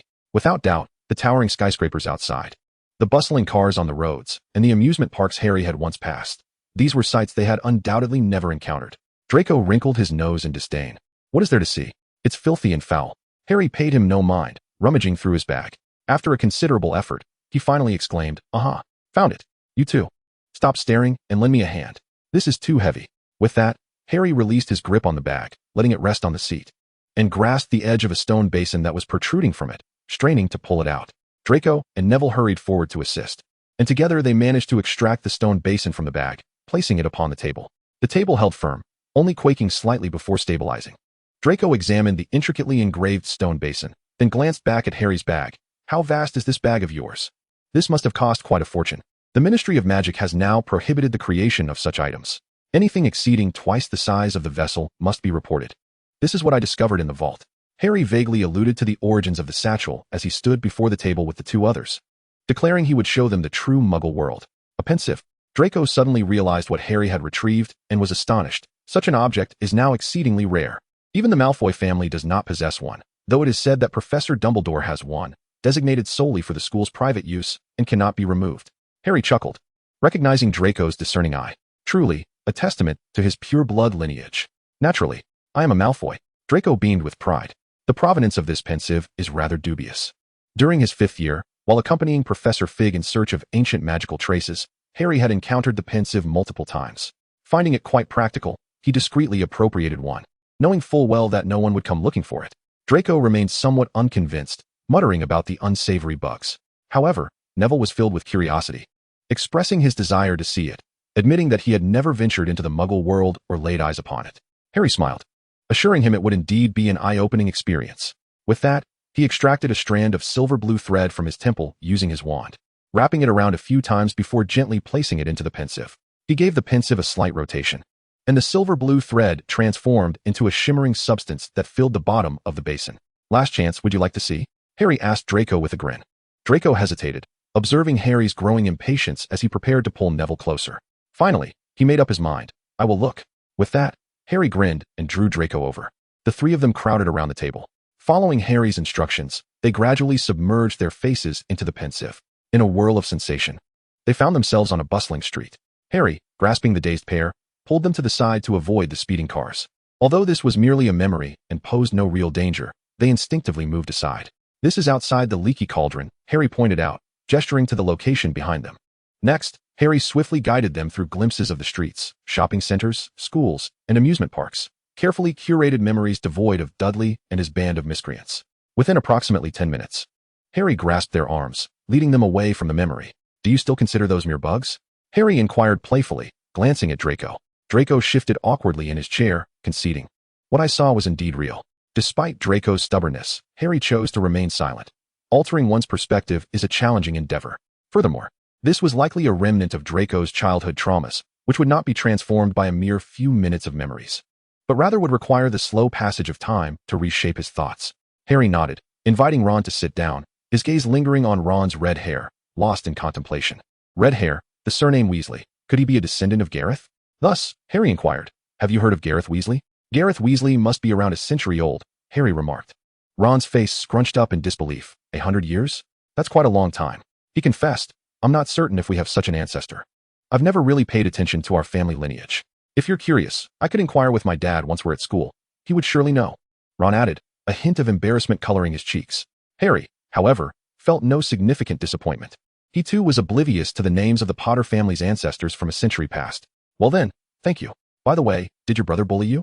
I saw your family on the platform, and you all seemed quite harmonious, Harry asked, somewhat puzzled. Ron's complexion paled, and he shivered, as if recalling a particularly distressing memory. Hermione cast a sympathetic glance his way before explaining to Harry. Hermione, filled with a sense of justice, intervened and rescued Ron, sternly reprimanding the three mischief-makers. Upon realizing they were Ron's older brothers, her indignation intensified, and she scolded them fiercely. After dragging Ron away from the compartment, she consoled him for quite some time before bringing him back. Ron was immensely grateful for Hermione's timely intervention and readily followed her lead. Observing Ron's pitiable state, Harry offered him a chocolate frog, encouraging him to nibble on it to ease his nerves. The group then exchanged introductions once more, and Ron was momentarily taken aback by Harry's identity. He stammered while glancing at Harry's forehead, eager to glimpse the famous scar, but was met with Hermione and Neville's serious admonitions. They had previously inquired why Harry chose to cover it, and he had explained that the scar represented the loss of his parents, thus he preferred to keep it concealed. Both Hermione and Neville accepted this explanation without question. Hermione quietly elucidated this to Ron, who flushed crimson as he apologized to Harry. Harry waved his hand dismissively, indicating that ignorance was no crime. The conversation shifted to Hogwarts, and the atmosphere relaxed. Even Neville joined in with a newfound ease. As twilight descended, the lights in the compartment flickered briefly before illuminating, casting shadows of trees outside the window, a sea of darkness. Just then, a cool feminine voice echoed through the train, announcing that they had 5 minutes until arrival. They rose, tidying up the remnants of their snacks and trash, and discussed a suitable time to return their books before preparing to disembark. Before long, the train slowed, gently coming to a stop at a platform steeped in history. Following the throng of passengers, Harry stepped onto the platform, marveling at the surroundings. To his astonishment, it appeared remarkably unchanged from a century ago. Aside from the slight growth of the trees, even the benches lining the platform seemed untouched by time. Habitually adjusting his school uniform jacket, he prepared to head toward the carriage. First-year students, come this way. Hurry, hurry, let me see you. A boisterous voice called from the opposite side of the platform, prompting Harry to glance in that direction. A towering figure, nearly 3 meters in height, stood there, holding a lantern as large as a horse's head. A bushy beard obscured his expression, while his beetle-like eyes widened as he searched among the first-year students who had gathered around. Harry's heart raced. It was him. It was Hagrid. The Hagrid he had been searching for over 5 years. Unable to contain his excitement, he quickened his pace and jogged towards Hagrid. Hagrid, Harry called out. Ah, it's Harry, Hagrid exclaimed. How have you been this past month? Come here, let me have a look at you. He laughed heartily, stepping forward to meet the approaching Harry. Harry was momentarily speechless. How had he been this past month? It hadn't been merely a month. It had been 5 years. Well, Harry managed to say, awkwardly patting Hagrid on the waist, which was the highest he could reach. That's splendid. We'll chat later. I have work to do now. Hagrid winked at Harry, raising the lantern high, and called out, first-year students, gather here. Chapter 10, The Sorting. Harry gazed intently at Hagrid's retreating figure. It was real. This was not a dream. He had truly reunited with Hagrid. And he could even touch him. This was no illusion. He knew it all along. He was not dreaming. Harry, eyes unblinking, remained focused on Hagrid, disregarding Hermione, Neville, and Ron, who were separated by the throng. He closely followed Hagrid down the narrow path beside the station, taking the place right behind him. Upon reaching the lakeside, Hagrid summoned a specially crafted boat and shouted to the group of small children behind him, "For to a boat! Get on board. Be careful not to fall in. The water is quite chilly." Soon, under the glow of Hagrid's lantern at the bow, Harry spotted the unmistakable red hair and called out, "Ron, Hermione, Neville, over here." Just as he settled in, he heard a disdainful snort. On a nearby boat sat Draco and his 2 cronies. The contemptuous sound came from Draco, who was clearly displeased that Harry hadn't acknowledged him earlier, glaring at Harry with irritation. Harry grinned at Draco and pointed at Crabbe and Goyle. "Looks like you can't fit anyone else on your boat. See you at school." Draco was momentarily taken aback, dismissively sizing up the 2 boys and noticing that they had surpassed the waterline etched on the boat's side before he relented. Once everyone was seated, Hagrid took a head count and boarded his boat. With a lurch, all the boats followed in a procession behind Hagrid's. The moonlight cast a cold sheen upon the lake's surface, shimmering as dozens of small boats silently glided across the dark, unfathomable waters, only disturbed by the ripples created by their passage. "Duck down," Hagrid shouted, spotting the cliffs pressing against the lake's surface, then lowered his head deeply to narrowly avoid the rugged stone wall. Having passed the cliffs, and after less than 5 minutes of travel, Hagrid called out again, "Brace yourselves. The first glimpse of Hogwarts is about to unfold." All the new students aboard the boats were captivated, shifting restlessly as they craned their necks, fearful of missing the opportunity to glimpse their destination. Harry, too, extended his neck, eager to behold Hogwarts once more. Would it appear as it did a century ago? Had it undergone any transformations? Having attended once before, would Hogwarts still recognize him? A collective gasp escaped their lips, the sound resonating like thunder, startling the fish in the lake. In the distance, a majestic castle loomed atop a hill, reflecting the moonlight in myriad hues. Almost every window glowed with a warm orange light, exuding an aura of antiquity, serenity, nobility, mystery, and warmth. Almost every exquisite adjective could describe this castle, yet each seemed insufficient to capture its beauty. Harry gazed at the castle, enchanted. No matter how many times he beheld it, Hogwarts never ceased to enthrall him. Before long, the boats docked at the lakeside pier, and the new students disembarked in an orderly fashion, following Hagrid along the wooden path toward the castle's grand entrance. After a brief walk, they found themselves standing on the steps before the door. Hagrid counted the students, adjusted his attire, and knocked on the door with his fan-like hand. With a creak, the door swung open, revealing a stern-looking witch clad in emerald-green robes, her silver-rimmed glasses perched on her nose, and her black hair meticulously arranged into a bun. First years, Professor McGonagall. I've counted them all. None are missing, Hagrid exclaimed with a grin. Professor McGonagall's expression remained unchanged as she nodded at Hagrid. Thank you, Hagrid. I shall take it from here. Hagrid managed to wink at Harry before hurriedly departing in another direction. Without any further ado, Professor McGonagall gestured for the door to fully open, revealing the vast entrance hall behind it.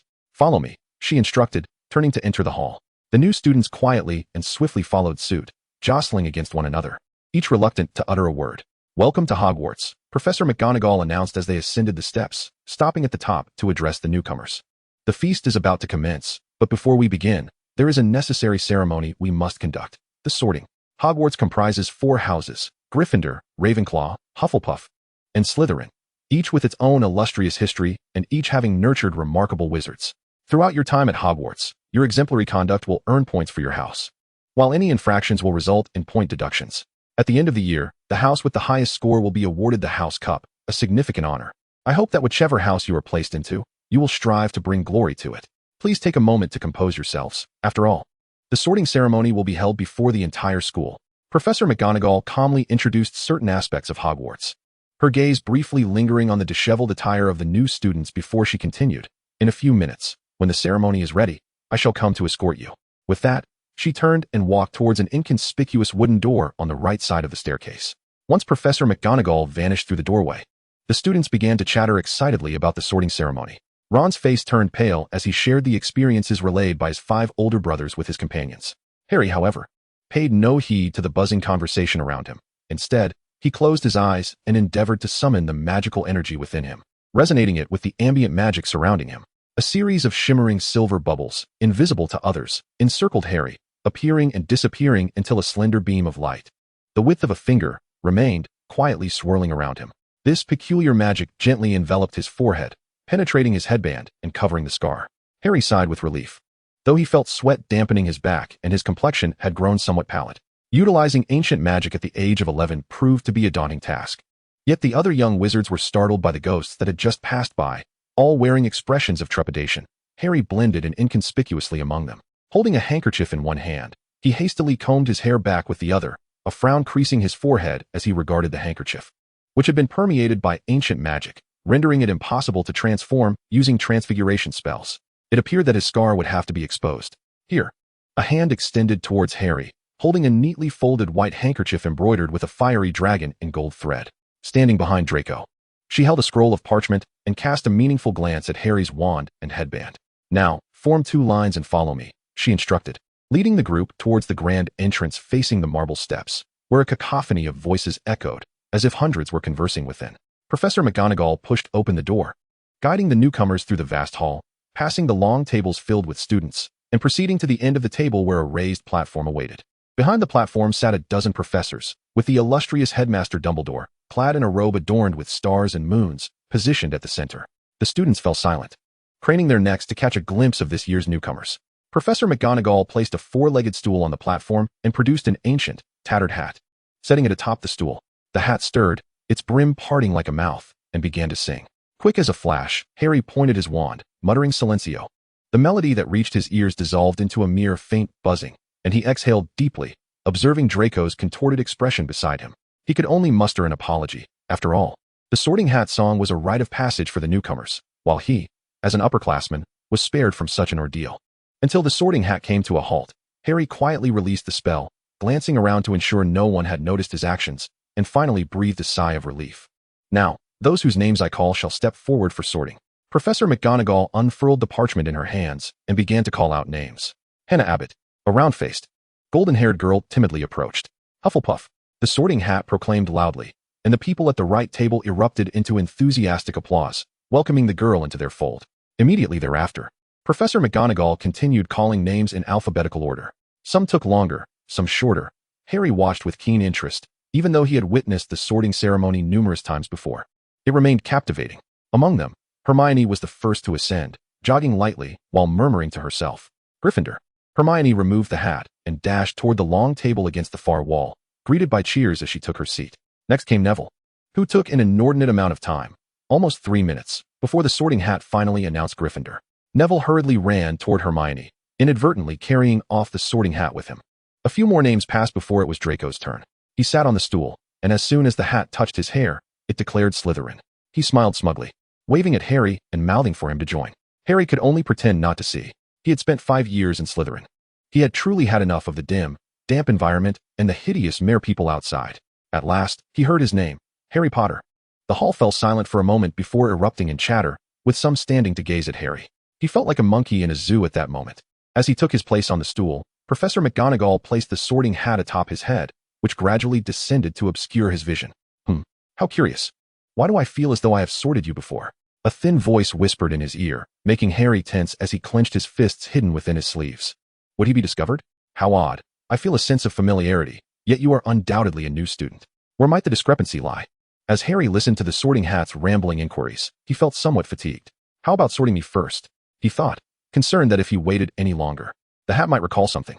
Although Professor Weasley's letters indicated that the hat had been confused, it had been a century. No spell could remain intact for such an extended period. What if it were to fail at this very moment? Well, all right then, I have plenty of time to contemplate. Let me see. The noise outside grew increasingly louder. Harry had been seated for over 3 minutes. Yet the sorting hat remained silent, as everyone eagerly watched him from the platform. Then, Gryffindor. At last, the sorting hat proclaimed the name of the house. And a thunderous cheer erupted from the long table adorned in gold and crimson, with some enthusiastically pounding on the table.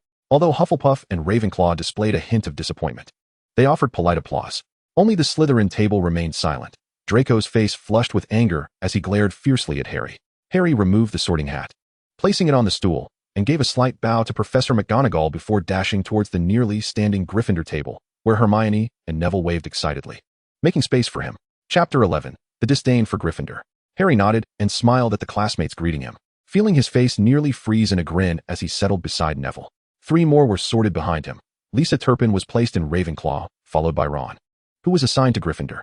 His previously stiff body relaxed instantly, and he joyfully ran over to join Harry and the others. The last was Blaise Zabini, sorted into Slytherin. Hello, I am Percy Weasley, Ron's older brother, a 5th year and also the male prefect of Gryffindor. Welcome to our house. A tall, red-haired upperclassman leaned towards Harry, extending his hand with an air of formality. We have Potter. We have Potter. 2 voices echoed in unison, as one on either side of Harry embraced his shoulders and gave him a playful shake, causing him to feel as though he were adjusting the stereo balance while watching television. These must be the mischievous twins who had bullied Ron on the train, he thought. I'm George. I'm Fred. They chimed together, representing the entire 3rd year in welcoming their savior. They exaggeratedly stepped back, raising their hands high and bowing deeply before Harry. This act sent a wave of laughter rippling through the Gryffindor table, even eliciting chuckles from some at the Ravenclaw table further away. Harry furrowed his brow, scrutinizing the playful twins. He could not fathom them as bullies towards their brother. They seemed more inclined towards harmless pranks, yet the train incident had surpassed mere mischief. What were their true intentions? The twins, perceptive to Harry's discontent, exchanged glances with Hermione and Neville, as if beginning to grasp the misunderstanding. It seems you have misconceived us. We would be glad to converse should the opportunity arise, Fred said with a smile. Of course, if you prefer not to engage, we shall not intrude, George added cheerfully, resting his arm on Fred's shoulder. Silence. Professor Dumbledore rose, arms outstretched, welcoming the new students to Hogwarts. Before we commence the feast, I must impart a few words. Nincompoops, crybabies, dregs, twist.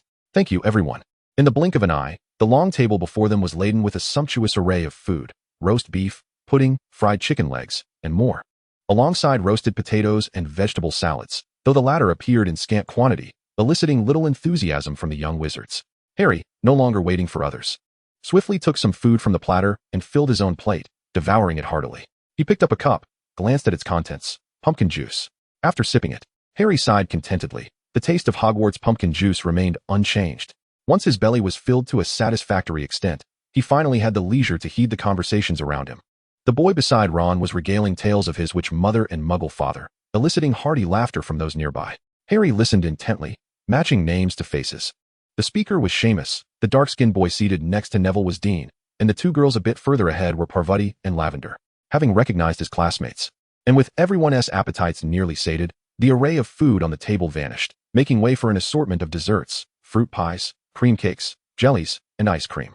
Harry took a slice of fruit pie and nibbled slowly, raising his gaze towards the head table, scrutinizing the professors one by one. Suddenly, he felt a wave of intense hostility. Having recently encountered ancient magic, he was acutely sensitive to such emotions.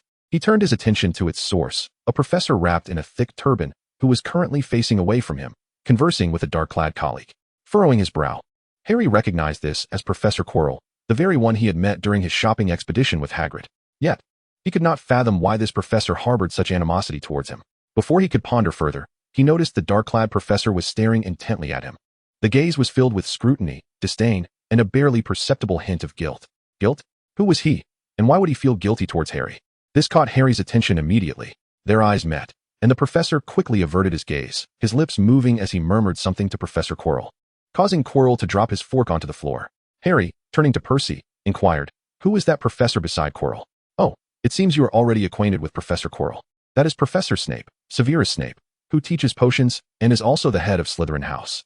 He is quite partial to his own house, so it would be wise not to provoke him. He despises Gryffindor." Percy leaned in closer to explain in a hushed tone. Harry felt a flicker of hope, only to have it dashed. That was the very potions master he sought assistance from. Yet, he was a Gryffindor, and the master loathed Gryffindors. This was indeed unfortunate news. Nonetheless, Harry began to ponder the guilt. It was clear that this was his first encounter with Professor Snape. So from where did this guilt stem? According to records, Snape was 31 years old. A simple calculation pointed towards a connection with his parents. Was there a link between him and either his father or mother? But the disdain in Snape's gaze was undeniable. It was said that he resembled his father, which suggested a strained relationship with him. Harry found his thoughts becoming tangled. Animosity towards his father, yet possibly a good rapport with his mother. Could he be a rival? This presented a complex predicament. Harry couldn't help but tap his forehead, feeling as if his mind were rusting after a hearty meal. He found himself at a loss for how to approach the esteemed potions master, resolved to observe him further during class. Soon, all the food on the table vanished, and the plates gleamed as if brand new once more. Albus Dumbledore rose again from the head table, and the hall fell into a hushed silence as he began to speak. "Now that everyone is satisfied, I wish to impart a few words of wisdom as the semester commences. First-year students, take heed. Entry into the forested area on school grounds is strictly forbidden for all students. This is a reminder that even our older students must heed." Harry glanced at the twins, who were stifling laughter. "Furthermore, Mr. Filch has requested that I remind everyone not to use magic in the corridors during breaks. The tryouts for the Quidditch team will take place in the second week of this term. Those wishing to join the house team should contact Madam Hooch. Lastly, I must caution all of you. If you wish to avoid unforeseen mishaps or a painful demise, do not venture into the corridor on the right side of the fourth floor." A few chuckles erupted, but Harry remained silent. Was there ever a restriction like this before? He whispered to Percy. Percy frowned, replying, "No, this is a new regulation. Typically, such dangerous areas are clearly marked, but this time, the Haven team made that known. At the very least, he should have clarified it to us prefects. Now, before we retire for the evening, let us sing the school song," Dumbledore declared, waving his wand gently to conjure a ribbon of colors that coiled into words in the air. Everyone may choose their preferred tune. Dumbledore gestured as if conducting an orchestra. "Ready, sing." Harry scrutinized the lyrics, singing the school song in a solemn tone, but soon found his melody straying off course, the tunes becoming quite peculiar. He even discerned the funeral march among them. During Headmaster Black's tenure, the school song had always been sung to a single tune, and Harry was certain he had never witnessed such a chaotic rendition before. Stumbling slightly, Harry was pulled back. "Stay in line. First years must follow the prefect," Percy shouted, gripping Harry's arm. "Gryffindor first years, follow me." Fortunately, the group was not far apart, and they quickly gathered, all trailing behind Percy. Harry reluctantly followed, knowing full well the route to the Gryffindor common room, feeling no need for a guide. As they walked, Percy introduced the path to the newcomers, warning them about the trick stairs. Along the way, they encountered Peeves, and Percy was chastising him to go away. Yet, Peeves did not play pranks on them, but merely stared in fright at a familiar figure among the first years. When Percy threatened to summon the Bloody Baron, Peeves screeched and vanished through a wall. Did you see that? You must be cautious around Peeves in the future. He tends to prank everyone, except for the Slytherin ghost. The Baron, who can put a stop to him? Percy believed his words had made an impact as he earnestly guided the new students. Only Harry shyly touched his nose. The exact time Peeves had appeared was uncertain, but a century ago, when he had attended Hogwarts, Peeves was already present. Back then, he delighted in mischief, often causing trouble for Harry until Harry mastered ancient magic and delivered a stern lesson that sent Peeves fleeing in terror at the mere sight of him. Yet, this seemed improbable. Harry pondered, for during the feast, he had encountered the ghosts of each house, none of whom had recognized him. This was due to Professor Weasley and the faculty employing a potent spell on the ghosts, Peeves included. Yet now, Peeves clearly recognized him. Alas, Peeves fled too swiftly, otherwise, Harry would have sought clarification. Eventually, they came to a halt before a portrait of a plump lady clad in a pink court gown, who smiled and said, "Password. Dragon dung." Percy replied, "Correct." The fat lady announced as the portrait swung open like a door, revealing a hidden circular passageway, barely wide enough for two people to pass side by side. "Let us go," Percy declared, leading the way. The others hurriedly followed him into the passage. After proceeding a few meters, they emerged into a spacious hall, adorned in gold and crimson decor, with a fireplace ablaze with warm flames. Alongside the fireplace, plush armchairs lined the walls, accompanied by various round and square tables scattered about. The large windows provided a clear view of a corner of the Black Lake and expansive grassy fields. Harry stifled a yawn. The effects of his vitality-boosting potion were waning, and having gone 2 days and nights without sleep, exhaustion was overwhelming him. When Percy spoke the password, he had nearly failed to respond. Since mastering Parseltongue in Slytherin, he had not used a password again.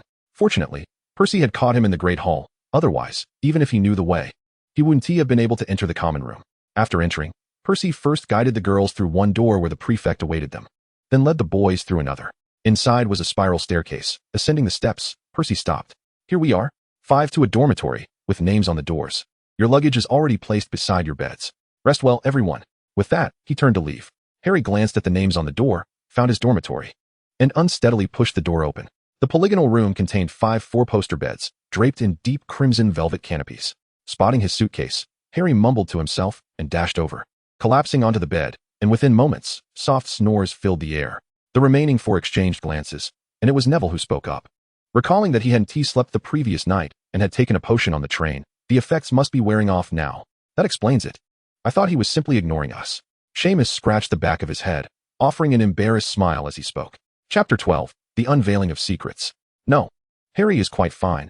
Once he awakens, you shall see," Neville asserted with conviction, while Ron nodded in agreement, carefully placing his pet beside the pillow. "By the way, will he be uncomfortable sleeping like this tomorrow morning?" Ron inquired, frowning as he stood at Harry's bedside, which was conveniently adjacent to Harry's. "Should we help him?" The others exchanged glances, uncertain of how to proceed. Neville, with a serious demeanor, approached and lowered the curtain, gently removing Harry's glasses and placing them on the bedside table. "If Harry wishes to share, he will. It is inappropriate to pry into others' privacy." Seamus interjected to lighten the mood. All right. Dean was merely startled. He didn't mean any harm. "By the way, aren't you all tired?" "I'm utterly exhausted." Prompted by Seamus's reminder, they suddenly became aware of their own fatigue. The night enveloped Hogwarts in shadows, dimming most lights, resembling a slumbering giant. Peeves darted through the castle corridors, eventually arriving at a place he usually avoided, the headmaster's office. This location was fortified with various magical protections, typically impenetrable to ghosts, yet Peeves was undeterred. He struggled through the trickling water of the statue and floated up the stairs, peering through the office door, which was shrouded in darkness, revealing an empty room. The portraits on the walls were asleep, some even snoring audibly. "Dumbledore?" Peeves whispered. No sound responded, not even the snores ceased. Entering the room, he raised his voice slightly. "Dumbledore?" Still, there was no reply. Relieved, Peeves hurried to the portrait, softly calling. "Black. The portrait depicted a dark-haired man with a distinguished goatee, clearly not of a benevolent disposition, even with his eyes closed. "Peeves, what do you want?" Phineas Black lazily opened his eyes, regarding the colorful ghost with disdain. Who?" Peeves sensed something amiss. The voice came from behind him, clad in nightclothes. Dumbledore held a candlestick, gazing curiously at Peeves. "Ah, it's you, Headmaster Dumbledore." Peeves chuckled awkwardly, slowly drifting towards the window. "No, I prefer you calling me the old madman." Dumbledore replied cheerfully, stepping forward to place the candlestick on the table. Peeves, as if struck by a whip, let out a piercing shriek and vanished through the window at the speed of light. Dumbledore shrugged, properly setting down the candlestick before standing before the portrait. Phineas. I trust you know whom Peeves referred to, do you not? The only response he received was Phineas's loud snoring. All the portraits on the wall opened their eyes, no longer feigning sleep, and began to call out to Phineas in unison. At last, Phineas could no longer pretend to be asleep. He had no choice but to open his eyes and innocently gaze at Dumbledore. Were you calling me? My apologies, I must have dozed off. After all, one cannot expect too much from a portrait, can one? Phineas, we have an obligation to assist the current headmaster of Hogwarts. This is a matter of utmost importance. Headmistress Dolores Umbridge reprimanded sternly. Do you wish to be expelled from Hogwarts? Phineas cast an apprehensive glance upward, his expression one of impatience as he huffed. I haven't even spoken yet. No need to place such a heavy burden upon me. He wore a grimace, striving to look up and see if the individual in the portrait was present, but regrettably, something obstructed his view entirely. Rolling his eyes, Phineas suddenly shouted, Headmaster Fitzgerald? Headmaster Neophyte Fitzgerald? Are you there? May I speak? Upon hearing Phineas's cries, Dumbledore looked up in chronological order, revealing a blank portrait, devoid of any presence. The name and tenure dates inscribed below indicated it belonged to Phineas's predecessor. Stop shouting. She has not been here for ages. Headmistress Umbridge replied curtly. Phineas's eyes darted around, while Dumbledore patiently awaited. Realizing that he must say something today, Phineas concluded that since he had consulted Headmaster Neophyte's opinion without receiving a response, he could not be blamed. Ahem, we are referring to a student from my tenure, a young man named Harry Potter, the very one who thwarted the Goblin Rebellion. Phineas blurted out in one breath, then promptly sealed his lips, not uttering another sound. He remained silent, even closing his eyes. Had it not been for the residual influence of the Black family, he would have forgotten everything. Those professors. Such audacity. Even daring to confront the headmaster. He had no desire to disclose such an embarrassing affair, having been outwitted by the entire student body and faculty during his term. Dumbledore, contemplatively regarding the blank portrait, discerned the necessity of investigating this Headmaster Neophyte Fitzgerald. However, what significance did the name Harry Potter, sharing the same name as the legendary figure, hold? Dumbledore furrowed his brow, turning to retrieve a heavy, ancient tome from the shelves lining the walls. Thank you all for your assistance, and good night, Dumbledore said, waving his hand toward the candelabrum, which floated steadily behind him as he made his way to his chambers. At that moment, Harry remained blissfully nestled in his warm bed, completely unaware that even with the efforts of Professor Weasley and others, on his very first day at Hogwarts, his cover was nearly blown. Regardless of how fatigued he had been the previous day, at precisely 7 o'clock the following morning, Harry dutifully opened his eyes, rubbed the sleep from them, and after a prolonged search, finally found his glasses on the bedside table, bringing clarity back to his vision. As his roommates remained ensconced in slumber, Harry glanced at the time and, finding it still early, refrained from disturbing them. He opened his suitcase, retrieved his toiletries, and made his way to the washroom. From his backpack, he extracted the neatly packaged bundle prepared by Madame Malkin, selecting the necessary attire to don. Only then did he commence organizing his belongings. He carefully hung his clothes, arranged the small decorative items, and placed the remaining snacks on the bedside shelf, alongside a few extracurricular reading materials. He set aside his first-year textbooks, placing them separately in one side of his satchel, along with a pristine quill and ink. However, upon inspecting the quantities, Harry realized he would need to procure additional supplies, as this was insufficient for his annual usage.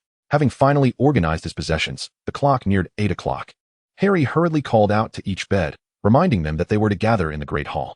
Percy had mentioned the night before that Professor McGonagall, the head of Gryffindor House, would distribute their schedules during breakfast, and tardiness would surely incur a reprimand. With no other option, Harry picked up his wand and began assisting. With the consent of his roommates, he skillfully employed household magic to neatly arrange their garments in the wardrobe, while also tidying the textbooks into their respective bags, along with a suitable amount of parchment and ink. By the time everyone had finished their morning routines, a well-organized dormitory lay before them. Seamus, nearly moved to tears, expressed his gratitude, while Neville, struggling with his shoes, suddenly turned pale, exclaiming, I forgot how to get to the Great Hall. Ron and Dean exchanged glances, equally bewildered after a tiring night that had left them unable to remember the route. Harry pondered for a moment, using his bed as a cover. He pulled out the Wizard's Combat Guide, flipped to the map page, and with a decisive tug, the page smoothly detached, producing several blank sheets of parchment. He replicated the map, and one by one, the images materialized upon the parchment. Here, this is a simplified map of Hogwarts. Though not exhaustive, it will suffice for locating classrooms and the Great Hall. He distributed the maps, earning further expressions of gratitude from his friends. The group dashed out of the dormitory, racing down the staircase to the Gryffindor common room, which was sparsely populated at that hour. They had no time to linger, closely following Harry's lead as they exited. Upon their breathless arrival at the Great Hall, they found Professor McGonagall just approaching the Gryffindor table with a stack of schedules in hand. The long table was laden with a variety of breakfast offerings, scrambled eggs, beans, bacon, sausages, and more. The group hurriedly took their seats, quickly sampling some food. As Professor McGonagall approached them, visibly pleased to see the first years arriving more or less on time, and promptly handed out their schedules. Harry accepted his schedule with a murmured thanks, lowering his gaze to study it. The first-year curriculum was not overly extensive, with nearly half a day of free time each day. However, they needed to be mindful that today was Monday, and they had Transfiguration class in the morning. The schedule indicated that the professor for this subject was none other than their headmistress, Professor McGonagall. Observing her stern demeanor, Harry surmised that if they were late, the consequences would undoubtedly be undesirable. Upon sharing the news with his roommates, they all silently hastened their pace, hastily shoving a few bites of food into their mouths before trailing behind Harry, who was dashing towards the Transfiguration classroom. At last, they arrived safely at the classroom at 8:55. Many students were already seated.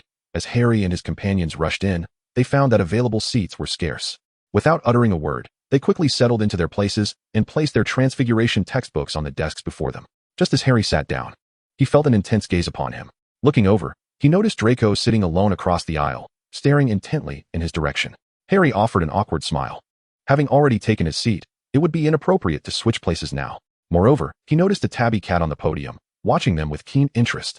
Draco, initially inclined to say something, fell silent upon seeing Harry continually signaling him with his eyes. As class commenced, the tabby cat leapt gracefully to the floor, transforming into Professor McGonagall, which caused an uproar in the classroom. Draco patted his chest, relieved he had not made any sudden movements. Otherwise, he would have been caught off guard. Excellent. No one is late, Professor McGonagall said, surveying the new students with satisfaction, all present and accounted for. After guiding everyone through the gestures and wand movements, she distributed a matchstick to each student, instructing them to begin by transforming the matchstick into a needle. Harry glanced around. Everyone received their matchsticks, yet it appeared that Professor McGonagall had overlooked him, as she did not hand him one. Professor McGonagall. Harry raised his hand to signal. I did not receive a matchstick. She nodded, responding, I did not give one to you. Please come here for a moment. With that, she turned and walked towards the podium. Other students, make the most of your time practicing. The first to succeed will earn points for their house. Professor McGonagall called out to the students peering in her direction. Hermione and the others, who had been worried, quickly lowered their heads and focused intently on their matchsticks. Observing their diligence, Professor McGonagall nodded approvingly before turning her attention back to Harry. Chapter 13, Desensitization Therapy. The headband from yesterday, what did you use to transform it? She inquired softly. Harry scratched his head, unsure of how to respond. Should he confess to Professor McGonagall that he learned from Professor Weasley, who taught Transfiguration a century ago? Just then, a faint flicker of light passed by Professor McGonagall, revealing a piece of parchment with singed edges appearing beside her. Harry breathed a sigh of relief and nodded in agreement. He was about to turn to leave when Professor McGonagall called him back. I recall you have no classes this afternoon, correct? After lunch, please wait for me in the Great Hall. Professor Dumbledore wishes to see you. Before he could read the 2 lines on the parchment, a commotion arose in the classroom. Millicent Bulstrode, a robust girl with coarse brown hair, was casting a malevolent glance at Harry. Draco's expression darkened. Bulstrode, what are you doing? Miriam couldn't help but retract her neck, yet she defiantly glared at Professor McGonagall. Her finger pointed directly at the book in Harry's hands, which was certainly not the textbook for Transfiguration. Or are you, Professor, shielding the Gryffindor student? Enough. Professor McGonagall approached, her gaze sharp as she looked at her. Mr. Potter's academic progress far surpasses yours. To accommodate you first-year students, he must sit in the same classroom as you. It is permissible for him to read other books, should you be able to accomplish the same feats as he. I would allow you to read other books and even complete assignments for different subjects. With that, Professor McGonagall gestured for Harry to demonstrate. Harry pondered for a moment, then tapped the empty desk behind him with his wand, and in an instant, the desk transformed into a majestic lion. It crouched lazily, raised a paw to lick it, then stood and let out a furious roar directed at Miri-san, showering her with spit. Enough, Professor McGonagall exclaimed. A splendid transfiguration spell, a marvelous levitation charm. Had Professor Flitwick been present, you would surely have earned additional points. However, as this is Transfiguration class, I can only award you points for Transfiguration. 10 points to Gryffindor. Professor McGonagall was quite pleased with Harry's display as she turned to face Miri. Senator Miss Burstead, can you accomplish such a feat? If so, I would award you points and exempt you from your homework. Miri-san, still stunned by the lion, stood there with a face drenched in saliva, eventually shaking her head to indicate that she could not do it. Then sit down. If you disrupt the class again, I shall deduct points from Slytherin. Professor McGonagall reprimanded sternly. The first-year Slytherins remained tightly knit, all having good relations with the Malfoy family. And Draco had already made it known in the common room last night that he would side with Harry Potter. This had irritated some of the upperclassmen, who found themselves at a loss regarding this year's newcomers, as their families were formidable. Only the foolish Miri's son, who had not yet been influenced by anyone, had the audacity to slap the Malfoy family in the face on the very first day. The first-year Slytherins exchanged glances, silently resolving to keep their distance from this classmate in the future. The classroom returned to tranquility, and by the end of the lesson, only Draco and Hermione had garnered any changes in their points, with Professor McGonagall awarding each 5 points. After class, the corridors began to fill with students rushing towards the Great Hall, and Harry signaled for his roommates to go ahead, while he stood by the classroom door waiting for Draco. Once the hallway had mostly cleared, Draco emerged from the Transfiguration classroom with the first-year Slytherins. "What are you doing here?" Draco asked, his tone unfriendly. Harry chuckled nonchalantly, producing a handkerchief and handing it over. "Here, this is yours, thanks for that. We agreed to set a time for you to teach me that little spell." Draco's expression softened slightly as he accepted the handkerchief and tucked it into his pocket. "Do you have class this afternoon?" Harry replied. "No, I can't. The headmaster wants to speak with me." "What? It's only the first day of school. What does he want with you?" Draco was momentarily taken aback. At home, he had heard numerous disparaging remarks about Dumbledore, with both his godfather and father expressing nothing but disdain. Aside from acknowledging Dumbledore as a formidable wizard, he harbored no favorable impressions whatsoever. Harry could not help but chuckle. "It's nothing, likely just a matter concerning my academic progress, as you can see." He refrained from elaborating. Yet everyone present understood that Harry's educational trajectory was far from that of an ordinary first-year student. Even though they hailed from pureblood families and had been exposed to ancestral magic prior to attending school, none had experienced anything like Harry. "Shall we agree on that? Are you joining me for dinner in the Great Hall?" Draco inquired, folding his schedule. Harry glanced toward Draco's direction and shook his head. "You all go ahead. It seems someone over there is looking for me." He corrected himself. "No, it must be a misunderstanding. I happen to need to speak with them." Draco did not press further. "If you encounter any trouble, feel free to seek me out. After all, my father is still a governor at Hogwarts and can pull some strings." Harry smiled and nodded, bidding farewell to the group. Once the Slytherins had departed, Harry leaned against the wall, observing the scene. "Aren't you coming over? Do I need to fetch you?" 2 red-haired heads emerged from the corner, none other than the Weasley twins from the 3rd year. "Hey, Harry," one of them greeted cheerfully, as if they had merely chanced upon him rather than intentionally sought him out. "We have something to discuss with you." The twins approached, their demeanor shifting to seriousness. Harry nodded. "Let's talk here. Feel free to speak your mind." The twins exchanged glances and, after a moment, earnestly addressed Harry. "We want to know why it seems you hold a considerable grudge against us." Harry scrutinized the twins, who towered over him, confirming their sincerity before recounting the incident on the train. Upon hearing Harry's explanation, the Weasley twins wore perplexed expressions, an odd mix of indignation, resignation, and guilt. They exchanged looks before one of them began to explain. "When we were younger, we pilfered Dad's wand to try out a spell we had seen in a book. But we needed a target, so we chose Ron's toy bear. He was adamant about not lending it to us, which led us to play a prank on him. Unfortunately, the spell went awry, and the bear transformed into a spider of the same size. Since then, he has had an irrational fear of spiders, even the tiniest ones. We realized this was unacceptable, especially given that Hogwarts is rife with spiders. Our friend Lee Jordan informed us he had read in a Muggle magazine that this is a form of psychological disorder, one that potions and magic cannot readily remedy. We borrowed that magazine, which suggested using desensitization therapy. We enlisted Lee's help, and he brought along a realistic spider toy. We aimed to cure Ron of this affliction before he returned to school, as it originated from our mischief." Harry slapped his forehead in exasperation. What could one possibly say to these two? Perhaps it was fortunate that Ron had escaped unscathed? The ailment cannot be treated in such a manner. "Are you not afraid of frightening Ron to death aboard the train?" Harry lamented. The twins' shoulders drooped in defeat. "We merely sought to make amends, for it was indeed our fault from the beginning. We initially believed it to be a trivial matter, but that Muggle magazine warned of dire consequences should it progress. Did it not occur to you to seek help at St. Mungo's? Or perhaps the Hogwarts infirmary? Failing that, could you not have enlisted the aid of your parents or professors?" Harry could not refrain from inquiring. The twins exchanged glances, sheepishly scratching their heads. "We did not think of that." Harry was rendered speechless, once again lamenting Ron's misfortune. Encountering such mischievous brothers, it was a miracle he was still alive. After clarifying the misunderstanding and imparting a few words of caution to the twins to refrain from such antics in the future, Harry hastened towards the Great Hall. He needed to resolve his lunch swiftly, for his appointment with Dumbledore was approaching. The Weasley twins exaggeratedly bowed to Harry's retreating figure, exclaiming their farewell to the esteemed savior. At these words, Harry quickened his pace, nearly breaking into a run. Once Harry's figure vanished down the corridor, Fred furrowed his brow and asked, "George, have you noticed? In Harry's presence, we feel as if we are facing Bill." Indeed, I felt it too, as though we were receiving a lecture from the upperclassmen. Yet he is merely 11.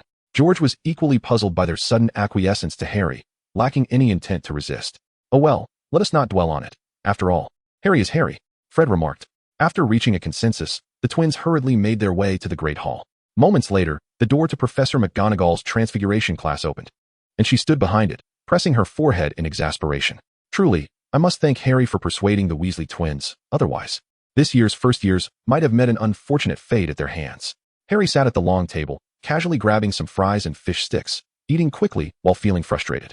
He had originally planned to spend the afternoon in the library, rumored to house every edition of the Daily Prophet from its inception to the present, along with a collection of essays from distinguished students over the years, filled with juicy gossip. He intended to search for information about his parents and the Potter family.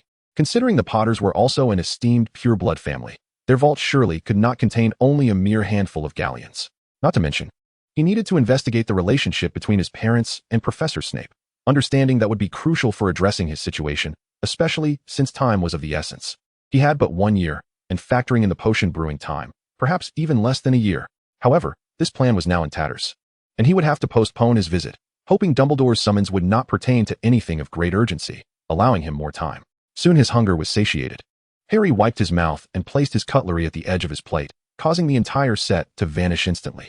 Rising to look around, noticing Dumbledore was absent from the staff table, Harry greeted Ron and Neville before slipping out through a side door of the Great Hall. Ascending the staircase, even knowing the shortcut, it took Harry over 10 minutes to arrive before the gargoyle. "Greetings. Professor Dumbledore sent me here." Harry, unsure of the password, could only attempt to communicate with the water creature.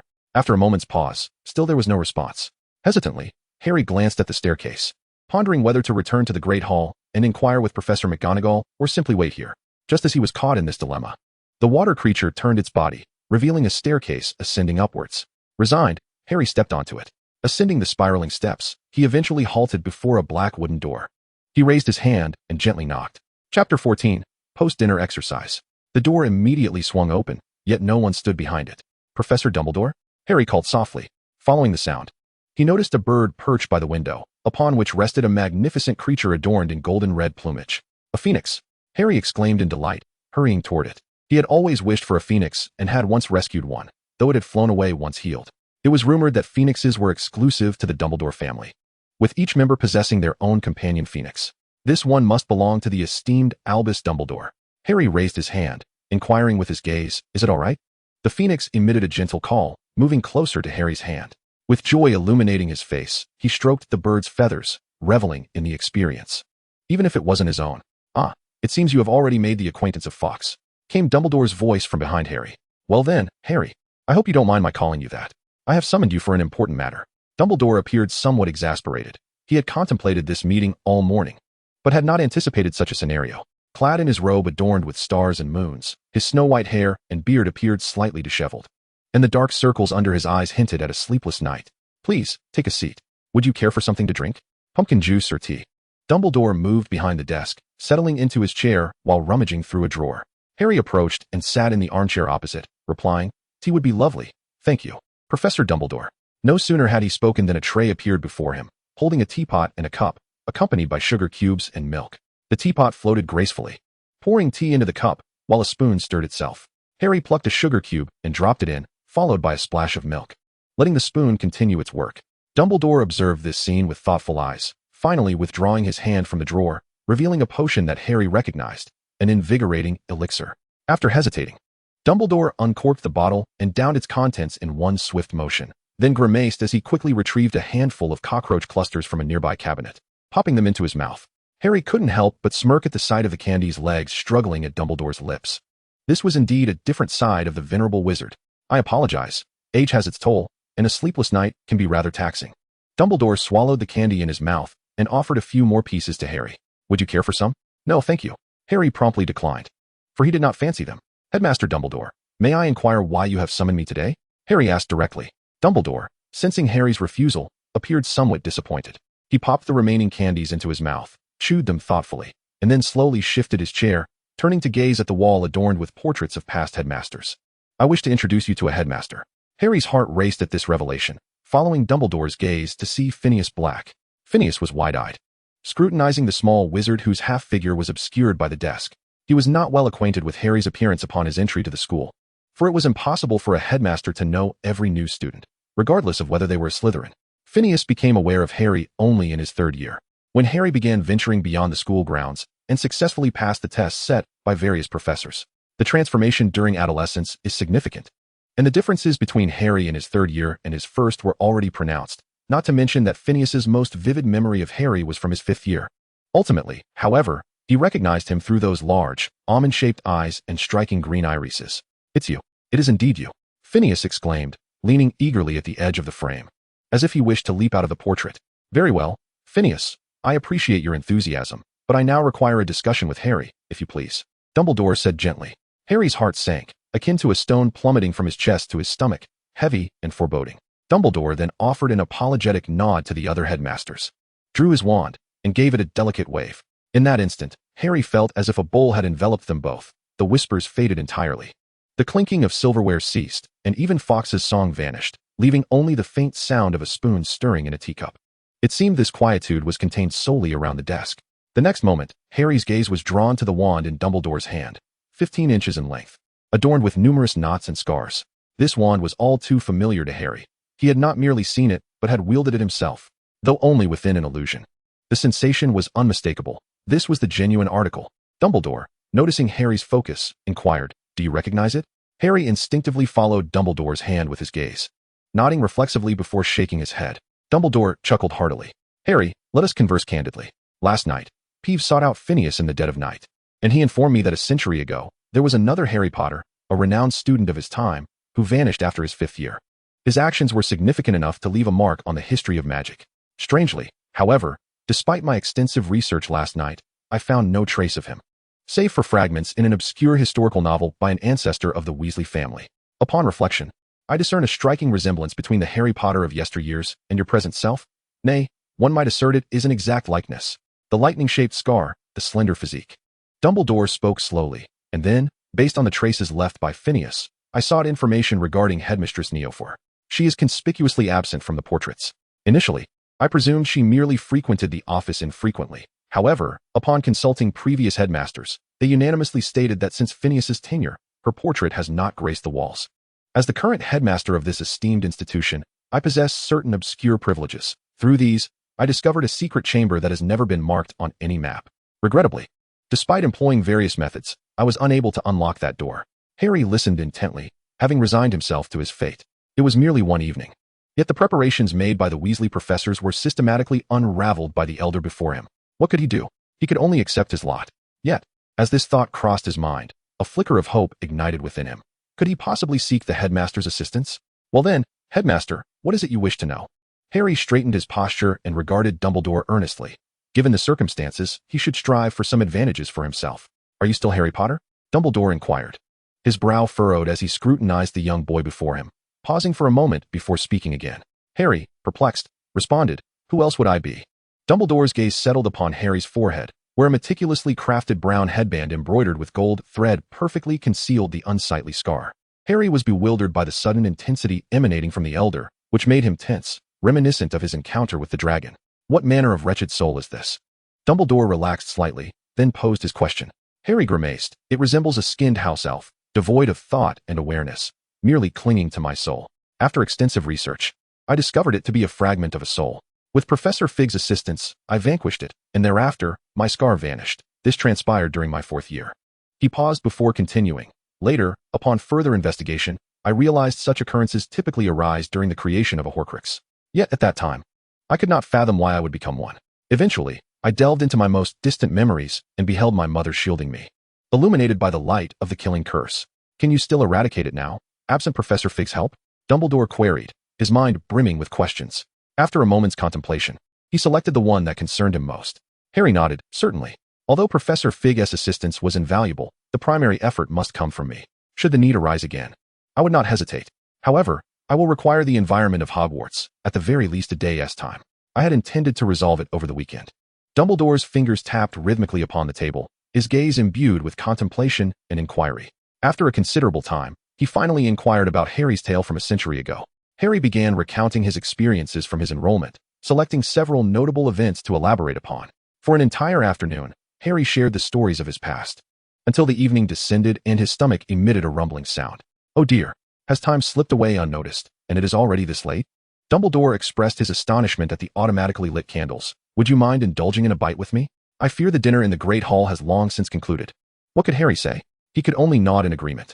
Dumbledore tapped the table, and immediately, 2 sets of cutlery appeared along with an abundance of food. Apologies for taking up your time. I would like to treat you to some of Hogwarts' hidden delicacies as compensation. How does that sound? Dumbledore beamed at Harry. The barrier surrounding the desk remained intact, but Harry paid it no mind. He was instead captivated by a dish on the table. Sweet and sour ribs? You know about this? Dumbledore exclaimed in surprise. Seeing Dumbledore's lack of opposition, Harry deftly transformed the knife and fork into a pair of chopsticks with his wand, awkwardly attempting to grasp the glossy, succulent ribs. The previous professor of care of magical creatures, Professor Hao Ying, hailed from China and was quite fond of magical creatures. During my adventures, I rescued numerous magical beings, and she invited me to sample some local specialties. I had no idea such things existed. Dumbledore, mimicking Harry's actions, conjured his own pair of chopsticks, though his movements were far more adept than Harry's. I am aware that Hogwarts boasts certain special hidden dishes, but one must inform the house elves in advance to partake in them. I am not well versed in their origins. The two quickly devoured the food on the table, and before long, only remnants remained on the plates. Dumbledore tapped the table again, and the cutlery was promptly removed, replaced by 2 glasses of beverage. Harry lifted his cup and gulped it down, releasing a satisfied sigh. So, do you know how to open the entrance to the Chamber of Secrets? What lies within? Dumbledore inquired further. Leaning back in his chair, Harry replied, the chamber requires ancient magic to unlock, akin to what Professor Fig and I have been investigating. Inside, there are 4 portraits, and Principal Neofer resides there. Would you care to join this old man for a post-meal stroll? Dumbledore suggested eagerly. Harry glanced at the enthusiastic Dumbledore and then at the darkening sky, resignedly nodding his head. Given that visiting the library was no longer an option today, he reasoned that a candid discussion would serve him well. As long as he could assist Dumbledore in uncovering evidence to substantiate his claims, they could reach a mutual understanding, which would undoubtedly benefit his future endeavors. Moreover, Dumbledore had served at the school for decades. He was surely more knowledgeable about his parents and Professor Snape's circumstances than what was recorded on paper. Chapter 15, Principal Neofer. By the way, Harry, may I inquire about your current level of magical proficiency? Dumbledore asked. Though he was eager to learn all about the chamber, he also had to consider Harry's safety. Dumbledore picked up the certificate and, with a flick of his wand, verified its authenticity, confirming that the document indeed dated back a century. Satisfied, he returned it to Harry. Given your considerable self-defense skills, there should be no issues. Is there anything else you require? Dumbledore inquired. Harry opened his satchel and replied, no. I am ready to depart at any moment. I possess all that I need. Then let us proceed. The corridors of Hogwarts were eerily silent after curfew, with many torches extinguished, casting an ominous atmosphere. However, the 2 figures hurrying through the hallways paid little heed to their surroundings. A tall and a short silhouette swiftly traversed the corridors, descending the staircase and passing through one door after another until they halted before a wall. This wall appeared indistinguishable from the surrounding ones, yet Dumbledore, upon closer inspection, discerned a subtle difference. Despite employing every method at his disposal, he was unable to unveil the hidden door concealed within this wall. Harry raised his hand and pressed it against the surface, invoking ancient magic. A silvery energy materialized into a series of bubbles that adhered to the wall, gradually permeating it. The wall became transparent and clear, resembling a watery mirror. Through this peculiar mirror, they could distinctly observe a corridor entirely incongruous with Hogwarts. As Harry began to limber up in front of the door, he urged, Professor Dumbledore, warm up. The journey ahead may not be easy. Dumbledore glanced at his aging limbs and joined Harry in the stretching exercises. Should anyone pass by at that moment, they would surely be startled by the sight of 2 figures performing stretches before a rippling mirror, an undeniably bizarre spectacle. Are you ready? Harry asked, uncertain if the mechanisms and guardians beyond the door had resumed their functions, but he knew that being prepared would be prudent. Dumbledore stretched his arms, transforming his robe into a more practical fitted tunic and trousers. Harry extended his hand, gently probing into the watery mirror, which rippled at his touch. With determination, he pushed through without hesitation, stepping forward into the unknown. Dumbledore followed closely behind, and as they entered the corridor beyond the mirror, the ripples gradually settled, reverting to an unremarkable wall. The ensuing path remained relatively smooth, requiring only the use of magic to solve puzzles and activate mechanisms. Having traversed this route before, Harry exhibited considerable expertise, while Dumbledore, relying on his own magical prowess and intellect, proved nearly as adept. despite it being his first experience. The stone sentinels posed a formidable challenge. Standard spells were significantly less effective against them, requiring ancient magic to inflict substantial damage. Harry moved with agility, casting spells that mercilessly struck the stone guardians, skillfully maneuvering to prevent multiple guardians from attacking him simultaneously. During the onslaught, he continually harnessed the dissipated magical energy to collect ancient magical power. Once accumulated to a sufficient level, a single strike could obliterate a guardian. However, the gathering of ancient magical energy was a slow process, rendering it impossible to use continuously. You need not thank me. It is I who should apologize. Your familiarity with magic has made me forget that you are merely 11 years old, Dumbledore remarked apologetically. After the battle, he merely exhibited slight breathlessness, having barely broken a sweat. Truly, you are the greatest wizard of the century. Harry marveled, feeling a twinge of envy. He asked for little. Simply possessing such physical prowess by the time he reached adulthood would suffice. I have grown old. You are still quite young. You will surely surpass me in time, Dumbledore said, observing the expression on Harry's face with a cheerful demeanor. After a brief respite, the two continued onward, navigating through several more stone guardian checkpoints until they finally arrived at the last stone door. Harry gazed at the prominent ancient magical insignia upon the door, eager to approach, but was halted by Dumbledore. This door appears peculiar. Could there be some danger? Perhaps I should test it first, Dumbledore mused, frowning at the stone door. It bore a resemblance to the outer wall, yet there were discernible differences. The circumstances Harry was familiar with dated back a century. Who could tell what perils may have arisen in the intervening years? Reluctantly, Harry allowed Dumbledore to proceed with caution. After casting several detection spells, the stone door remained unresponsive, prompting Dumbledore to step aside, permitting Harry to advance. Placing his hand upon the insignia, ancient magical energy emanated from Harry's body, flowing into the insignia. And with a creaking sound, the door swung open. Despite having been closed for a century, the door opened smoothly, with only the faint sound of the hinges betraying its movement. Beyond the door lay impenetrable darkness, obscuring all visibility.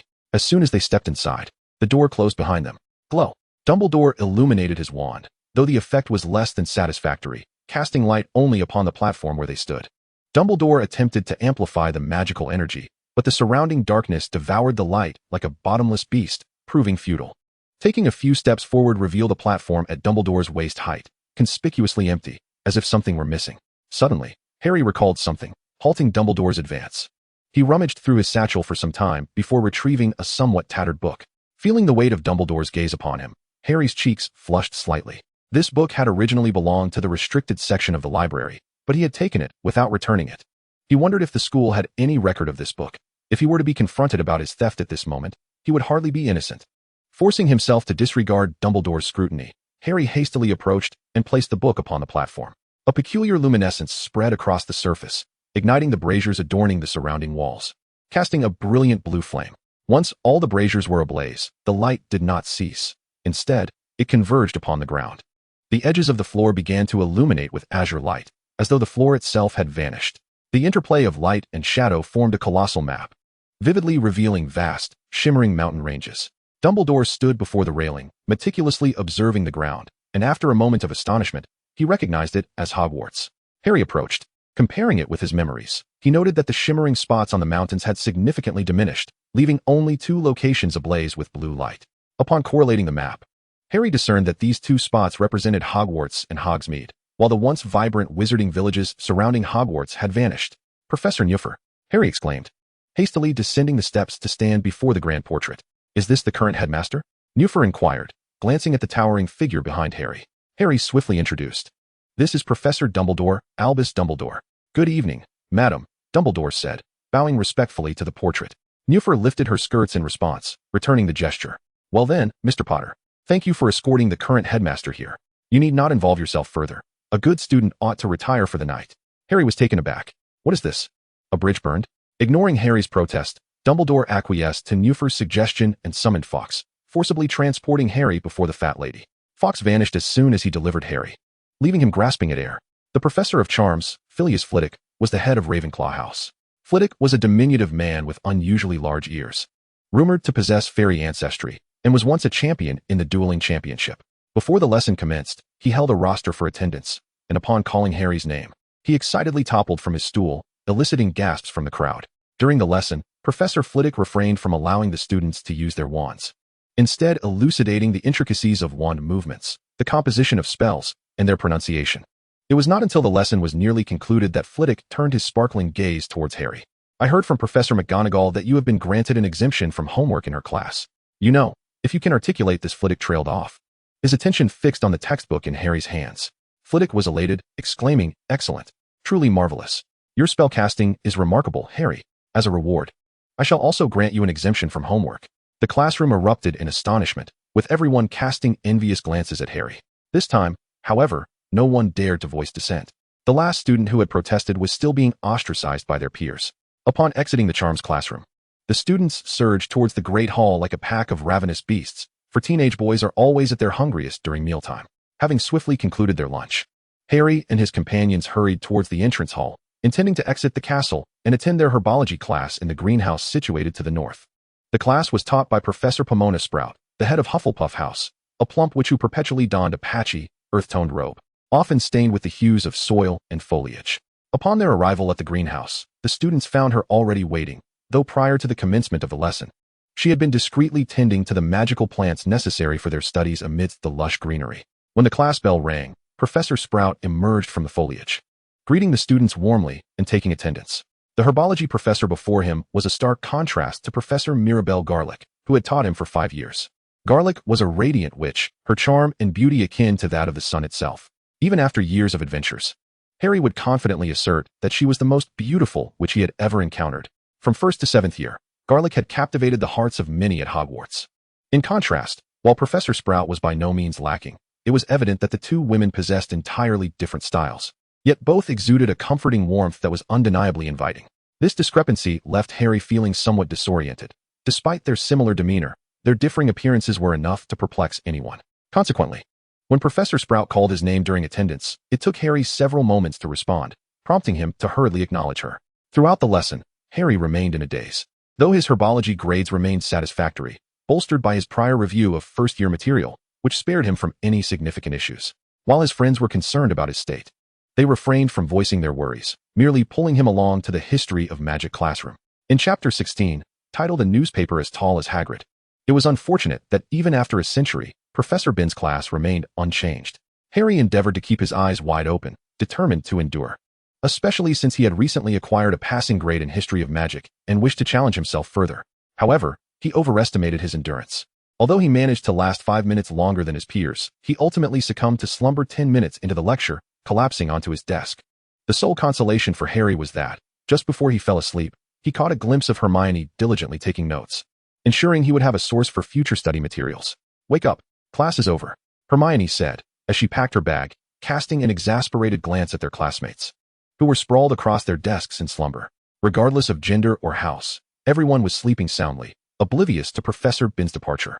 Harry jolted awake, raising his head from the desk, his gaze bleary as he surveyed his surroundings, a distinct red mark from the book imprinted on his cheek. After a round of calls to rouse one another, the entire class finally stirred, dragging their weary bodies towards the great hall, where dinner awaited them. Once they had finished their meal, the first-year students, having survived the ordeal of history of magic, began to feel rejuvenated. "Harry, are you heading to the library after dinner?" Hermione swallowed her food and inquired. Harry first glanced at the professor's table, noticing that Dumbledore was still absent. He resolutely nodded and said, "Let's go." The planned activities that were set for yesterday had been interrupted, and today must not repeat that misfortune. He had also realized that his classmate was no ordinary scholar.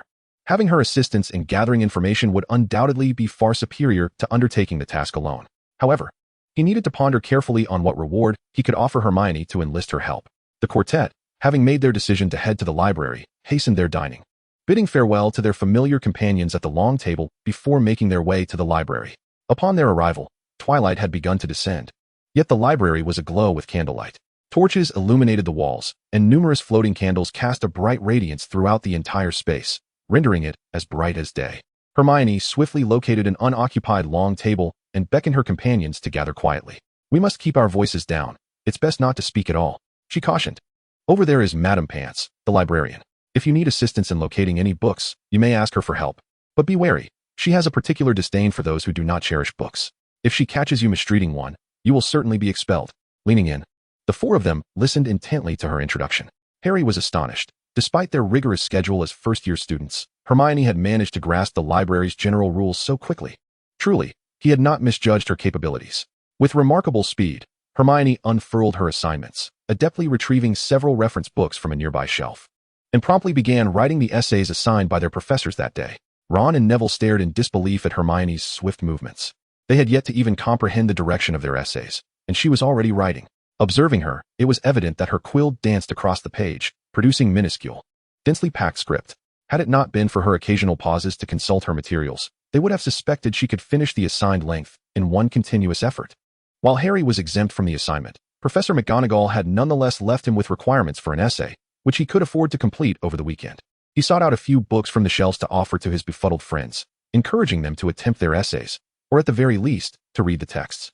Meanwhile, he approached Madame Pants, seeking a specific collection of newspapers. "Excuse me," Harry whispered. Madame Pants, standing sternly behind the borrowing desk, looked down at him with a serious demeanor. "What is it you seek?" she inquired. "I would like to find newspapers from 1971 to 1981. Could you assist me?" Harry asked. Madame Pants nodded and stepped out from behind the desk, guiding Harry to the newspaper section. With a flick of her wand, a thick stack of newspapers soared from the shelves, landing in neat piles on a nearby empty table. Her movements were relentless, as she summoned one stack after another, organizing them with precision. Harry stared in astonishment at the towering stacks of newspapers, which had accumulated into two lofty mountains, each nearly as tall as Hagrid himself. It dawned on him that he had greatly underestimated the volume of newspapers available. "All the newspapers you require are right here. But I must remind you that they cannot be taken out of the library. No one is permitted to remain after curfew," Madame Pants stated sternly. Fortunately, Harry's proficiency with the levitation charm proved adequate, and Madame Pants did not reprimand him for using magic in the library. She merely cautioned him to ensure the preservation of the archival newspapers before turning away.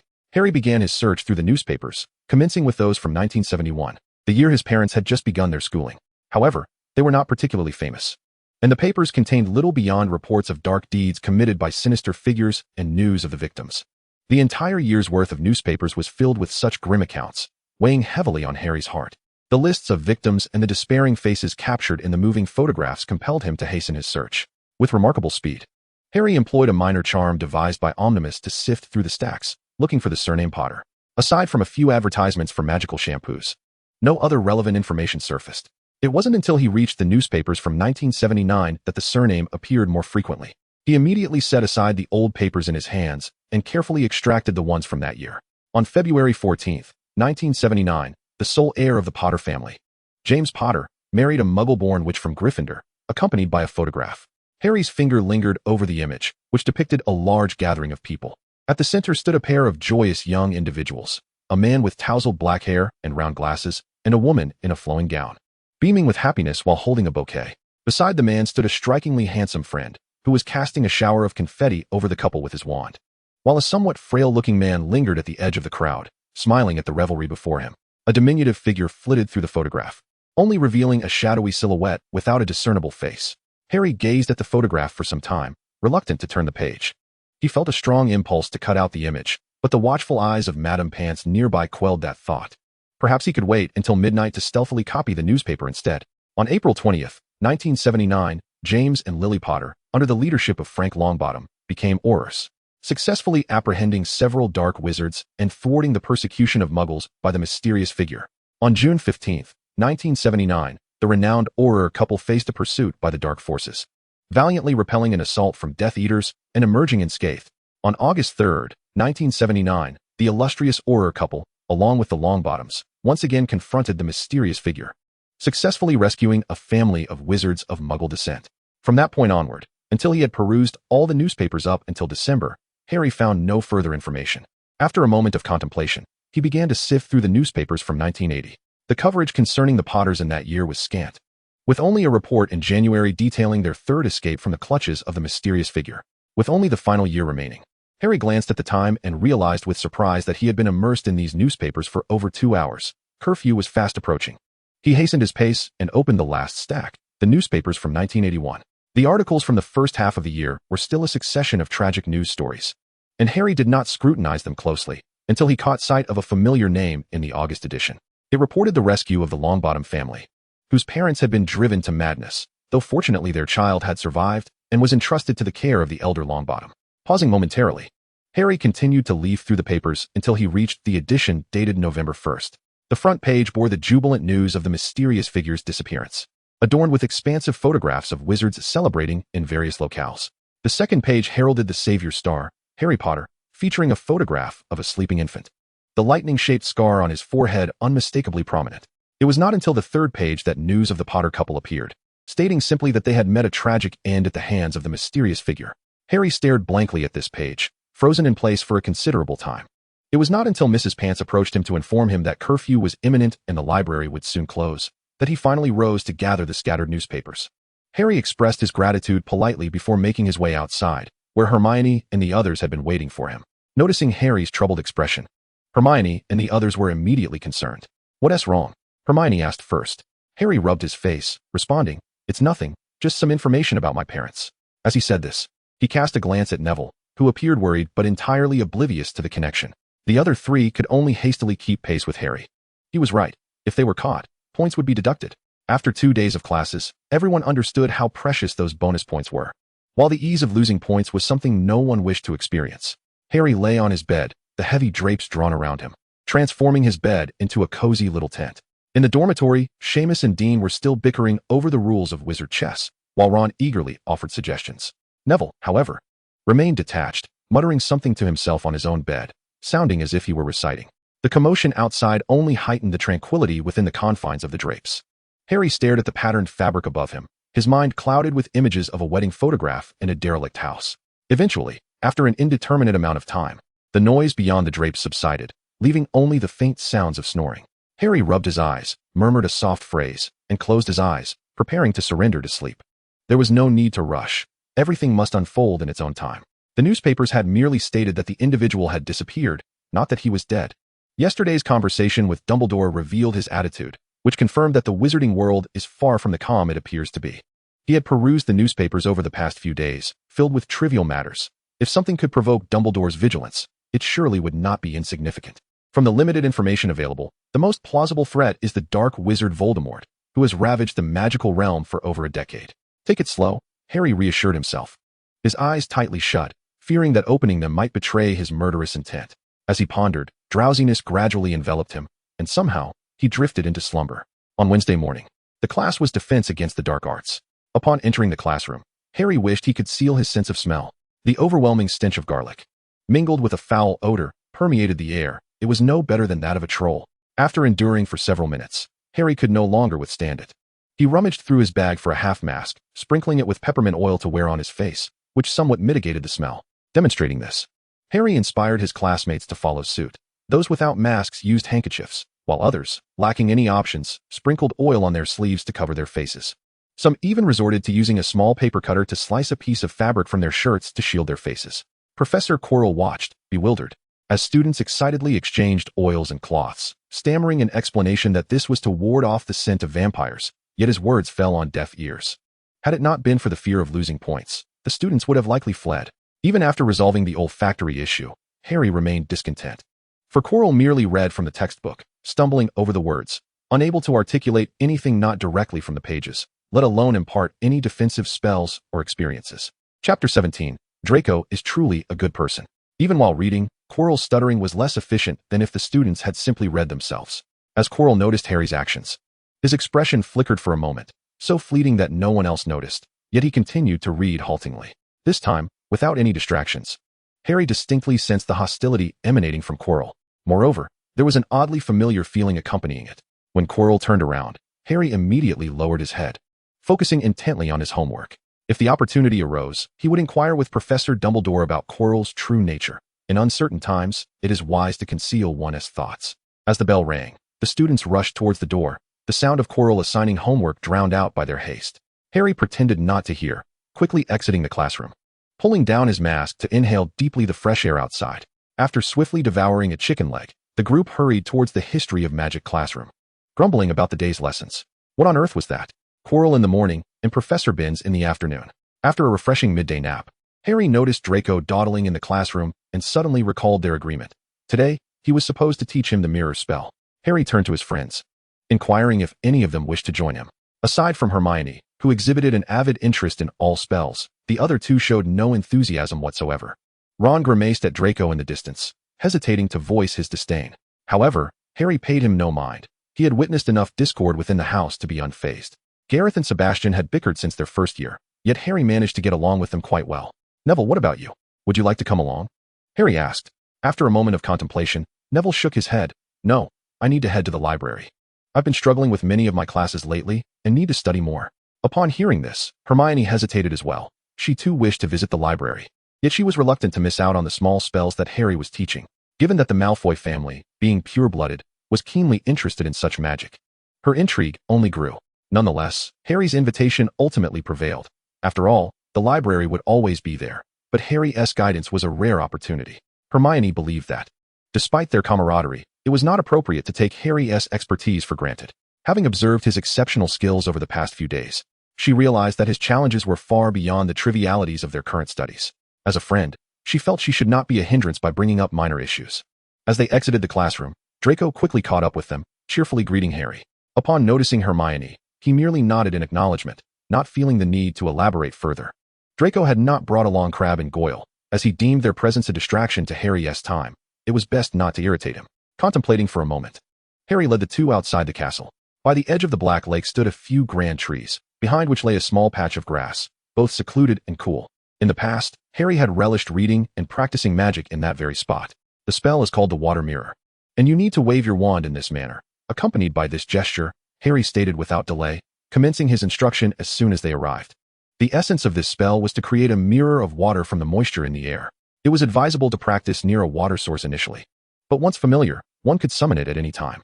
Hermione quietly recited a few phrases, her eyes fixed intently on Harry's demonstration. Once she felt confident, she began to experiment with the lake's surface. Draco, the sole heir of the Malfoy lineage, despite his parents' indulgence, had acquired all the requisite skills of a competent heir. Having been exposed to magic from a young age, he grasped the concept nearly immediately with Harry's guidance. After only 2 attempts, he successfully conjured a functioning water mirror from the lake. Excellent, just like that. I told you it was a simple spell. The rest is merely a matter of practice. Harry clapped his hands, expressing his satisfaction with Draco's swift progress. I recall you mentioned that you study potion making under your godfather. May I inquire what level of potion master he is? Draco cast a triumphant glance at Hermione, who was diligently practicing by the lake, and then remarked, My godfather? He is the head of our house, Severus Snape, the master of potions. Harry's eyes widened in astonishment. Was it truly that effortless? Could you possibly introduce me to your godfather? No, Professor Snape? Harry eagerly inquired. I have some potions that require the expertise of a master, and those renowned professionals are quite difficult to reach. Of course, I assure you, the compensation will be substantial. Draco, reveling in his mischief, replied, I should have suggested you join Slytherin sooner. As far as I know, my godfather harbors a strong disdain for Gryffindors. If you were a Slytherin, it would be no issue, but given your current standing, he added, gesturing disdainfully towards the Gryffindor emblem on Harry's chest. Harry felt quite helpless. He had not anticipated this predicament. Yet, with matters having reached this point, what could he do? Very well. In light of your teaching me magic, I shall assist you in making contact. Draco finally conceded after enough amusement at Harry's expense. Harry was overjoyed, exclaiming, Thank you. Draco, you truly are a good person. A faint blush crept onto Draco's pale cheeks. Potter. With laughter, Harry dashed off to guide Hermione by the lake. Hermione, being quite intelligent, found the spell not overly difficult, as evidenced by Draco's swift mastery. However, having lived in the Muggle world, Hermione lacked some foundational knowledge of the magical realm, which made her learning somewhat challenging. Yet, with Harry's simple guidance, she quickly grasped the concept, and on her next attempt, she succeeded. For young witches and wizards of Muggle descent, once they grasp that initial understanding, their learning pace often surpasses that of their peers from wizarding families. Before attending Hogwarts, Muggle-born wizards typically attended primary school, where they were taught systematic learning methods. Even those who were not particularly fond of studying would, through subtle influences, develop some habits conducive to learning. Conversely, those from wizarding families relied solely on their parents for education, as there are no primary schools in the magical world. Parents, who are not professional educators, often teach only what comes to mind, and since they must work, they cannot always be at home. This leads to a relaxed learning environment for young wizards, free from any pressure. In comparison, such disparities become evident, and only when young wizards mature and develop sufficient self-discipline does the situation tend to improve. After observing for a while, both Hermione and Draco adeptly conjured water mirrors in the lake, signaling the conclusion of their extracurricular lesson. Draco, needing to inquire about potions for Harry, departed first. Hermione felt it was time to head back as well, and they agreed to continue their visit to the library. Harry had merely skimmed the newspaper the previous day and intended to explore the student shelves for more information. However, just as they were about to enter the castle, they were halted. "Good day, Professor Dumbledore," Hermione promptly greeted. "Ah, and to you as well, Miss Granger." Harry furrowed his brow. He had already been delayed once by Dumbledore's intervention, and now, what could it be this time? "I need to speak with Harry. Is that agreeable, Miss Granger?" Dumbledore said gently to the young witch. Hermione appeared to be on the verge of suffocation, utterly unable to believe her eyes. Albus Dumbledore had actually remembered her name, a mere muggle-born witch who had been enrolled for less than a week. Despite her excitement, Hermione remained conscious of her identity as Harry's friend. Casting a worried glance towards him, she sought his silent approval. Harry nodded reassuringly, indicating that it was all right for her to head to the library, where Neville was still waiting. Her assumption had proven correct. Harry had faced numerous challenges since his first year, which explained his remarkable strength. No, she couldn't continue like this. She needed to hasten her pace. The prospect of Harry requiring assistance while she remained powerless was simply too disheartening. As she walked briskly, her teeth pressed against her lip until it turned pale. No, she couldn't do this alone. She needed companions. The faces of everyone she had met since boarding the train flashed through Hermione's mind, ultimately leaving her with a select few. Her expression grew resolute as she paused in her stride towards the library, raised her head to discern the direction, and consulted the map Harry had given her before swiftly changing her course. "Would you mind walking with me?" Dumbledore inquired. Harry felt a twinge of annoyance. Did it matter? What more was there to say? He had already shared all he knew. Nevertheless, he followed Dumbledore's lead as they walked towards the castle's exterior. They did not venture to some desolate location, but merely strolled along the path by the Black Lake. "I apologize for disrupting your plans, but I am curious, what is your plan? And what is your perspective on the current situation?" Dumbledore asked. Harry paused for a moment, carefully studying the tall figure beside him. After a prolonged silence, he resolved to speak candidly. Regardless of the circumstances, this headmaster seemed far more dependable than Professor Black. And given his esteemed status within the magical community, any endeavors he wished to pursue would undoubtedly encounter fewer obstacles with Dumbledore's assistance. As for any schemes, Harry thought, without the strategists Onimus and Sebastian, it would suffice to discard his intellect and become a compliant warrior. After all, he was already a Gryffindor. First, I need to ascertain the relationship between Professor Snape and my parents. I require the potions master's expertise to improve my condition. Next, slowly, Harry divulged his entire plan, including his subsequent investigation into Voldemort and the quest for vengeance. Dumbledore listened, somewhat taken aback, beads of perspiration forming on his forehead. How to articulate this? No wonder he had managed to quell the Goblin Rebellion. Without his intervention, Harry would have indeed resolved everything in due course. Although the journey might entail some complications, with Harry's status as the savior, as he grew older, a mere call would render him unstoppable within the magical realm. As for Professor Snape, I believe I can assist you. Just let me know which potions you require, and I will arrange for him to brew them, Dumbledore stated. Harry furrowed his brow, observing Dumbledore's demeanor with a sense of sudden clarity, and inquired, "Do you possess any incriminating evidence against Professor Snape?" Dumbledore staggered slightly, nearly losing his balance. "Why do you ask that?" He replied, perplexed. "I cannot fathom why a young, promising master of potions would condescend to remain at a school instructing students who are utterly ignorant of the subject," Harry stated flatly, unconcerned about his choice of words. "Even my former potions professor, Professor Sharp, only chose to teach after retiring from the Aurors. Beyond that, I cannot conceive of any reason that would compel a potions master to so humbly debase himself." Dumbledore, slightly embarrassed, suppressed the words that lingered on his lips. From an entirely uninformed perspective, Harry's assertion indeed held some merit. "Well, there are many complexities involved. You are still quite young," Dumbledore said, yet he fell silent again under Harry's reproachful gaze. Although Harry appeared to be the same 11-year-old child, within him resided a formidable wizard on the cusp of adulthood, not easily misled by mere words. "Dumbledore, we agreed to discuss matters openly. I have articulated my thoughts and intentions quite clearly. I do not expect you to show me any leniency, but at the very least, do not treat me as a fool," Harry stated with utmost seriousness. All right, I understand," Dumbledore conceded, standing there as he removed his glasses to polish them with the corner of his robe before placing them back on, his eyes gleaming with a newfound intensity. "I have heard you possess a pensive." Harry fell silent, aware that only Neville and Draco knew of its existence. He believed neither of them would betray a friend. Thus Dumbledore must have acquired his information through other means regarding the events on the train. Chapter 18, Memories. Upon further contemplation, it became evident that Dumbledore likely knew everything. He had spies in close proximity. Observing Harry's increasingly vigilant expression, Dumbledore could only sigh. The child had matured and was no longer easily deceived. "I indeed possess some leverage over him," Dumbledore reluctantly acknowledged. Harry's expression conveyed his realization of the truth, though his curiosity regarding the nature of the leverage was piqued. He could see that Snape's obedience to Dumbledore implied it was significant. Harry had no desire to delve into their enmity. Dumbledore, feeling somewhat stifled, could only speak again. What do you wish to know? The relationship between Professor Snape and my parents. Harry promptly replied. Why do you wish to know that? Dumbledore asked, intrigued. I sensed something amiss in Professor Snape's gaze towards me. I am certain this is our first encounter.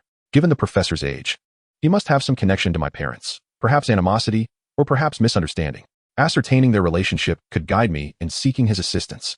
Harry explained. Dumbledore's expression grew complex. Harry's reasoning was not unfounded. Indeed, he does have a connection to your parents. Your father once saved his life, and your mother was a friend of his prior to his enrollment. Harry's face registered shock. You cannot be serious? Dumbledore replied earnestly. I am absolutely certain. Impossible. Harry declared emphatically. I have never witnessed anyone harboring animosity towards the child of their savior. I possess the memory of that moment. Dumbledore produced his ace in the hole. What could be more persuasive than the recreation of the event itself? Harry immediately began to search for a suitable location. After surveying his surroundings, he deftly transfigured a small stone on the ground into a perfectly appropriate pedestal, laboriously retrieving the pensieve from his bag and placing it upon the surface. His gaze fixed intently on Dumbledore. Dumbledore, invigorated by the moment, was certain of the accuracy of his memory. He was indeed speaking the truth. Without hesitation, he extracted a strand of memory and placed it into the pensieve, simultaneously causing the grass and foliage around them to grow wildly, forming a makeshift tent. Only then did they immerse their heads into the pensieve. As their feet touched solid ground, they found themselves within the confines of the headmaster's office. Another Dumbledore sat behind the desk, perusing several documents. Suddenly, a portrait on the wall came to life, shouting, Headmaster Dumbledore. A student is chasing Mrs. Pomfrey towards the Whomping Willow. It is a full moon today. The Dumbledore at the desk immediately rose and swiftly moved to the window. As the Phoenix Fox took flight to perch upon his shoulder, with a flash of fire, the scene shifted. When they landed once more, the landscape had transformed to the edge of the forbidden forest, shrouded in darkness. Harry believed he saw himself, his grown self. Upon closer inspection, he realized it was not he but a much younger version, James Potter, his father. James, with a face set in determination, dashed towards the Whomping Willow, skillfully dodging its thrashing branches. He directed a branch with the levitation charm, causing it to jab at a knot on the tree, which immediately ceased its movements. The Dumbledore from memory remained hidden, observing the scene unfold. A chilling howl echoed in the distance, prompting James to quicken his pace. He rushed beneath the willow and, crouching low, vanished into a hole that had seemingly appeared from nowhere. Harry, anxious to follow, was halted by Dumbledore beside him. Do not rush, they will emerge shortly. Did you not follow them? Harry exclaimed in disbelief, suddenly feeling that Headmaster Black was slightly more proactive than Dumbledore. After all, Black would intervene when students were in peril, unlike Dumbledore, who merely stood by and watched. Even Harry could recognize that the howl belonged to a werewolf, surely Dumbledore. Aware of the danger lurking nearby, with one student already inside and another following, should not stand idly by. Dumbledore cleared his throat awkwardly, a hint of regret creeping in for having brought Harry to witness this. However, he was correct about one thing. They did emerge shortly, accompanied by a cacophony of noise and chaos. James pulled a frail, dark-haired boy from the hole and swiftly distanced himself from the Whomping Willow before reactivating it. A werewolf. You have concealed a werewolf within the school. I must inform the headmaster. The boy with black hair had a pallid complexion as he shouted at James. Severus Snape. Calm down. Calm down. Snape retorted, suddenly realizing, you all knew. The headmaster knew as well. That is Remus? Remus is a werewolf. His face turned even whiter, devoid of any color. You. How could you let a werewolf be around Lily? Remus is safe. He is under control. James's expression darkened as he lost control of his temper and yelled, How could you? Snape glared at James before shifting his gaze to the werewolf, who seemed eager to break free and attack. His eyes gleamed with malice. He pointed his wand at the werewolf, its tip beginning to emit light. In an instant, James tackled Snape, exclaiming, You can't do this. Let go of me. Potter, I cannot allow Lily to be in the same school as a werewolf. Snape screamed. The two became entangled in a scuffle until both drew their wands, at which point a memory of Dumbledore emerged. Enough. The two combatants were separated by an invisible force and pinned to the grass. Mr. Potter, you did well to prevent a fellow student from being harmed. Dumbledore said gently to James, 50 points to Gryffindor. But Professor, you've always known. Snape, flustered, soon transformed his expression into one of fury. There are so many students in this school. What do you take them for? Dumbledore remained silent, merely observing him until Snape had vented his emotions, sitting on the ground, panting heavily. I am aware, which is why I have done everything within my power to protect the students of this school, Dumbledore replied calmly. Snape's expression twisted. He is a werewolf. He has been here all along. What if he bites someone? He nearly. If you are willing to adhere to the school rules, then you will face no issues. I understand your concerns for your classmates, but that individual is also your classmate. Mr. Potter just saved your life. Dumbledore's demeanor turned serious. I have no such classmate. I don't need him to save me. Snape appeared utterly despondent, wanting to argue but unable to voice his thoughts. In the end, he merely cast a hateful glance toward the direction of the tree hole before rising and sprinting toward the castle. So, that is the situation, Dumbledore stated. Harry looked at him with a perplexed expression. I am genuinely curious. Just how much leverage do you have over Professor Snape that he hasn't poisoned you after all this? Dumbledore fell silent, hesitantly beginning to speak. What have I done wrong? What have you done right? Harry exclaimed in shock, incredulous that Dumbledore believed he was in the right. Setting aside the fact that you allowed a werewolf into the school, putting all the students in danger, clearly Snape was lured into this situation, likely due to his connection with my erratic father, and yet you imposed no punishment on that student? You even rewarded one of the culprits? Not to mention, you had the audacity to threaten a student with your words and demeanor. Harry, that is your father. I am fully aware that it is my father. However, that does not imply that everything he did was justifiable. Harry's eyes sparkled with clarity. Everyone makes mistakes in their youth, and he erred, deserving of punishment. For that is the essence of proper education. Yet, what I witnessed was nothing but your favoritism and protection. Has anyone ever told you that you are not a competent professor? Dumbledore was taken aback. No one had ever confronted him so directly. Everyone believed him to be infallible, having been lauded since he imprisoned Grindelwald decades ago. Even with caution, he was inevitably influenced by such an environment, becoming somewhat haughty. You should not apologize to me. Rather, you owe an apology to Professor Snape. You owe him that, Harry insisted earnestly. Harry was at a loss for words. Why did he not act sooner? He had already gathered his belongings. Glancing at the sky, Harry resignedly retrieved the pensive once more, placing it upon the still unrestored stone pedestal. If you do not mind. The two re-entered another memory. They found themselves in a dimly lit bar on the second floor. Harry paused, recognizing this as the Hogshead Inn. For this angle allowed a clear view of the enormous boar's head behind the bar, visible from the staircase below. Soon, a hooded figure swiftly passed through their forms, quietly peering through the crack of a door on the second floor. Harry approached to scrutinize the hooded individual, immediately recognizing it as Professor Snape. Following Snape's gaze, he looked towards the illuminated room, which housed Dumbledore and a witch. The witch, adorned with spectacles resembling the bottom of a wine bottle, was bedecked with inexplicably shimmering accessories. Her eyes glazed and voice hoarse, spoke of a child born on the last day of July destined to vanquish the Dark Lord. Fragmented words drifted out, and just as Harry contemplated entering the room for a closer listen, he noticed Dumbledore's sharp gaze darting towards the entrance. Who? Snape appeared struck, soaring into the wall, only to scramble back up and disapparate in an instant. Dumbledore, reacting swiftly, opened the door, catching only a glimpse of a robe's hem. Truly? I am grateful. Trelawney exclaimed, feigning a knowing expression. The scene began to blur, and soon, Harry found himself standing on the edge of a precipice. With Dumbledore standing coolly at the cliff's edge, and behind him stood Professor Snape, appearing rather disheveled, unkempt, pale, and hollow-eyed. I beg you. I know you are the only one who can help. Snape pleaded humbly. This is all your fault. I know. But please save her. I had no idea, truly. I had no inkling it would be her. As long as you can. No, only you can save her. Snape insisted anxiously. Then, what are you willing to sacrifice? Dumbledore turned, gazing coldly at the beleaguered wizard before him. Everything. Snape knelt upon the ground, his forehead touching the earth, prostrating himself before Dumbledore. The scene shifted once more, this time to the principal's office, where Dumbledore sat wearily behind his desk.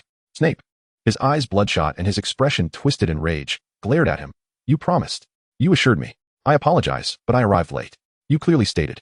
Snape shouted, drawing disapproving glances from the portraits lining the walls. She had a choice, yet she chose to protect her child, Dumbledore replied calmly. Snape froze, his expression vacant. Muttering to himself, it's gone, all is lost. No, she still has her child. Have you seen him? He possesses her eyes. She sacrificed her life to safeguard him. You will assist her, will you not? Dumbledore's hands clasped together, resting on the desk, obscuring the lower half of his face, his gaze flickering. Her child? Snape turned his eyes toward Dumbledore's face, yet it seemed as if he were gazing through him at something else entirely. Indeed, the child she protected with her very life. Dumbledore whispered, his voice akin to a devil's whisper. Chapter 19, The Chamber of Secrets. Where's that child? A glimmer sparked in Snape's eyes. He turned to leave, uttering a single phrase before departing. This is the last time. The sky began to darken, the setting sun casting a crimson hue across the heavens. Vibrant, as if stained with blood, Harry stared blankly at the distant sunset, momentarily lost for words, forgetting to put away the pensive. Are you all right? Dumbledore inquired with concern, questioning whether he had acted impulsively. After all, Harry was merely a child. Had he burdened him with too much information? Yet, he couldn't entirely blame himself, Dumbledore thought uneasily, for he had been somewhat unsettled by Harry's accusations, which prompted him to see how Harry would react upon learning that Snape was the architect of his family's suffering. "I'm fine," Harry replied sullenly, unable to suppress a glare at Dumbledore. Did the old man not realize his intentions? "I'm fine. I need some time alone. May I take a 2-day leave, Headmaster?" Harry forced a smile that sent a chill down Dumbledore's spine. Of course, of course. The current curriculum will pose no issue for you. I will arrange for your leave," Dumbledore promptly assured him. Satisfied, Harry nodded and disregarded Dumbledore further. Striding across the lawn in a straight line toward the castle, clearing any obstacles in his path, including but not limited to boulders and large trees. Dumbledore touched his crooked nose, silently trailing behind to tidy up the mess. He certainly couldn't let anyone discover a newly made path by tomorrow. Upon entering the castle, Harry swiftly ascended to the second floor, traversing several staircases until he reached a staircase devoid of portraits. There stood a clock adorned with a mirror, towering like a door. The mirror's surface featured a keyhole, intricately carved with a lifelike serpent. Harry traced his wand along the mirror's surface and whispered in Parseltongue to the keyhole, "Open." The small serpent hissed as it flicked its tongue, then circled the lock several times before a soft click resonated. Harry boldly pushed open the grand mirror door and stepped inside, the mirror slowly closing behind him. By the time Dumbledore tidied up the chaotic scene and followed the portrait's message to this vicinity, Harry had completely vanished from sight. With a sigh, he prepared to request leave from Harry's various professors. On Friday, there was still Snape's potions class to consider, and as Dumbledore contemplated this, a sudden wave of guilt washed over him. He hastily pinned several notes for Fawkes to deliver to the professors and decisively chose to step out. There were matters requiring his attention. Once Harry entered the dim corridor and the door closed behind him, he was enveloped in darkness. This place had not been visited for ages, and the air was thick with the scent of dust. Unable to suppress a cough, Harry cast a bubblehead charm, encasing his head in a translucent bubble that eased his discomfort. Initially intended for use in Quirrell's class, the charm was rather conspicuous for a first year. Thus he opted for the mask instead. Once his breathing steadied, Harry illuminated his wand and located the fire pit among the stone pillars. Flames blazed forth. A flicker of fire ignited the pit with a pop, and the surrounding iron chains sparked to life, igniting the 4 central braziers. The small chamber of the corridor instantly brightened. Observing the dust on the floor, Harry set to work, employing a cleaning charm to reveal the original color of the floor beneath the grime. After taking a few steps forward, he halted, furrowing his brow as he gazed at a section against the wall. There stood a set of furniture, a tall armchair accompanied by a row of low stools, with several square coffee tables scattered about, even adorned with velvet tablecloths. The tables boasted elegant tea sets, albeit covered in a thick layer of dust. These exquisite furnishings were undoubtedly not his doing, nor the handiwork of his companions. Sebastian and Omenes, despite being Slytherin students, hailed from humble origins. One being impoverished and the other visually impaired, they would never possess such refinement. Whenever they convened here, they had never even acquired a chair, always standing. And Gareth, a Gryffindor, would never furnish the space in a Slytherin style, even if he were responsible. Gripping his wand, Harry cautiously approached for a closer inspection. Although the chairs and sofas were thick with dust, he could not afford to be careless. One could never know if curses lay in wait atop them. He cast several detection spells, confirming the absence of danger before daring to draw nearer. After clearing the dust from the sofa, he examined it once more and finally settled into the sole armchair in the center. The generously sized seat enveloped him, and he leaned back against the cushion, lost in thought while gazing at the flickering flames of the brazier. After a considerable pause, Harry straightened his posture and retrieved a thick stack of neatly bound letters from his satchel. He sought out the one addressed to Sebastian, regarding the corridor, and began to peruse it attentively. After Harry's disappearance, the two collaborated with Gareth to make some modifications to this place. They first sealed off the path leading to the abandoned manor outside the school. Subsequently, Omenes added a Parseltongue key to the entrance on the second-floor corridor, ensuring that only those who could speak the serpent language would have access to the hidden corridor. They also left some items for Harry in the hidden corridor, including things unsuitable for storage in Gringotts. Among these were the leather garments brought by the house elf Deco and the possessions Harry had left in the room of requirement, as well as various weapons crafted by goblins.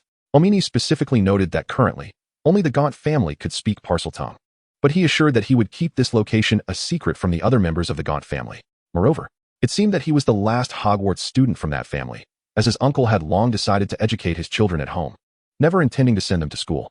This raised an intriguing question. Who else could gain entry here? Had the Gaunt family allowed their descendants to attend school after all? Harry folded the letter, furrowing his brow in confusion. A succession of troubling thoughts plagued him. This school year was proving to be far more exhausting than the last. Rising to his feet, Harry began to pace along the corner of the wall, since they claimed to have left things for themselves. Yet everything was now missing and other items had appeared. It was evident that a thief had struck.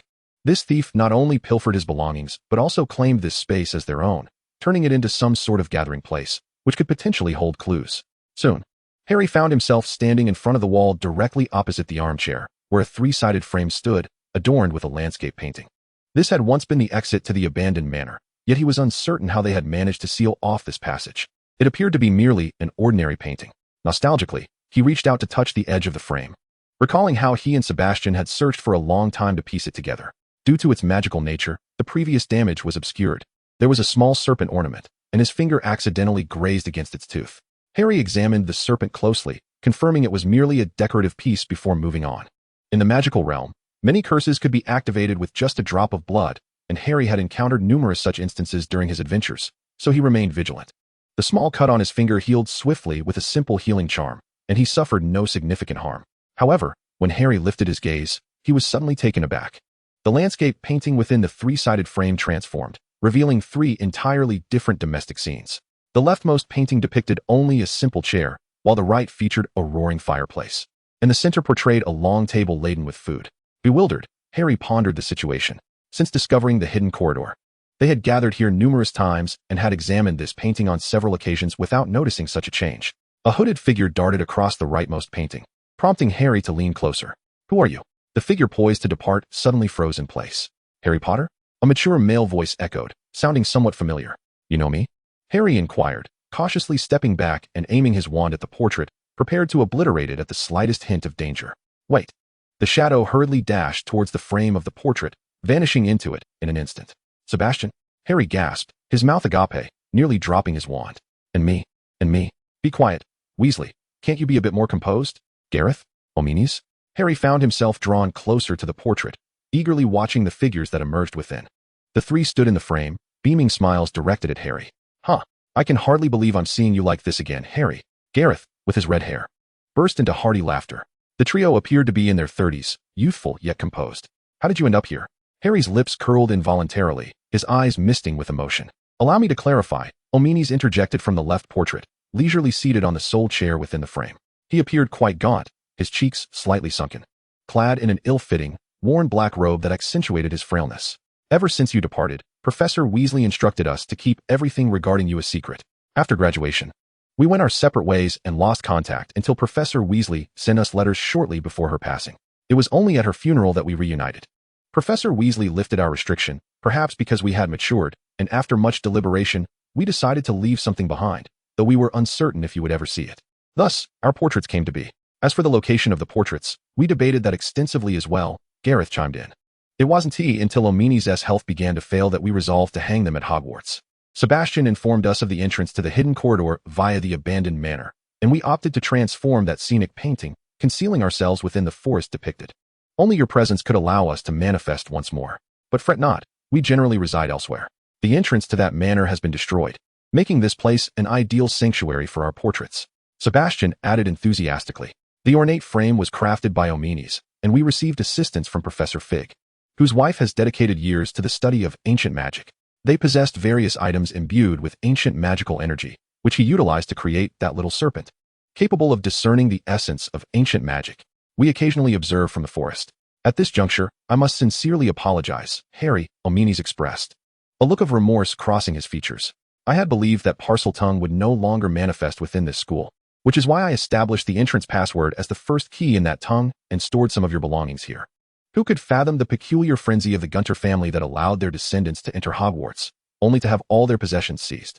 Gareth displayed a look of guilt, for it was he who had fervently facilitated the transfer of everything from the room of requirement, leaving it all to the benefit of others. Harry couldn't suppress a chuckle. After all, such material possessions were inconsequential, mere trinkets that could be earned anew. If he had acquired them once, he could surely do so again. With that thought, Harry settled onto the floor, engaging in conversation with the three portraits.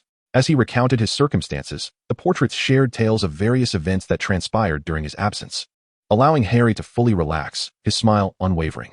Understanding Harry's concerns, Gareth anxiously offered suggestions, yet Harry believed it best not to pursue any of them. On the other hand, Omenes began to ponder various known information, striving to devise a foolproof plan to assist Harry. Sebastian, however, remained silent, instead sharing spells he had learned, encouraging Harry to practice. Chapter 20, Werewolves, Prophecies, and Mothers. The incantations Sebastian recited nearly provoked Gareth and Omenes into a duel, since Harry had ceased to join him on adventures. Sebastian had strayed further down the path of dark magic, yet he still clung to his principles. Otherwise, he would undoubtedly have found himself among the ranks of infamous dark wizards. Harry smirked, politely declining Sebastian's generous offer, assuring him that the magic he had mastered thus far sufficed, and that he would seek his guidance should the need arise. As they reminisced, the hours slipped by unnoticed, and soon it was past midnight. Harry's stomach rumbled, particularly as Gareth's portrait displayed a sumptuous feast, from which he occasionally sampled delectable morsels, only serving to heighten Harry's hunger. Unable to resist any longer, he called out, and with a soft pop, a young house elf appeared beside him, clad in a somewhat tattered tea towel. His large eyes dominating half his face, bat-like ears perked on either side of his head, and a tuft of hair that was relatively lush compared to other elves. "Young Master Wizard, how may I assist you?" Didi inquired in a high-pitched voice. Harry gazed in astonishment at the young house elf, perplexed by his age. "Didco informed me that if needed, I could summon his child Didi. Are you indeed Didco's offspring?" Harry couldn't help but ask. The three portraits immediately leaned closer to the edge of their frames, having seen Didco before, but this was their first encounter with his child. Didi's expression shifted from confusion to realization, followed by excitement. "Are you the esteemed Harry Potter, sir? The legendary Harry Potter? If there were no other Harry Potters, perhaps it would be me," Harry replied dryly.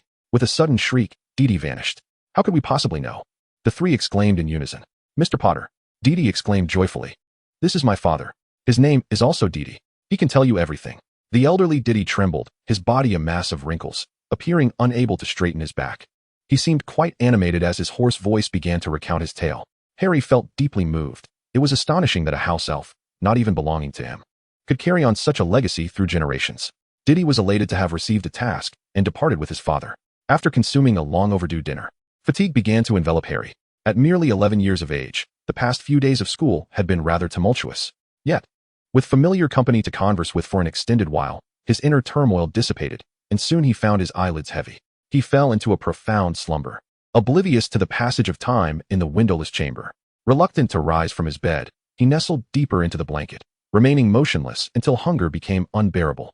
Slowly, he crawled out, groped for his glasses beside the pillow, restored the bed to its former state as a chair, and summoned Didi to bring him some food. The only sounds in the chamber were the faint crackling of the burning brazier and the noises of Harry eating. Once Didi had cleared the dishes, Harry glanced at the time, astonished to find it was already 2 p.m. on Thursday. He had slept for more than 10 hours, explaining the soreness in his limbs. "Harry, are you awake?" Omnis asked.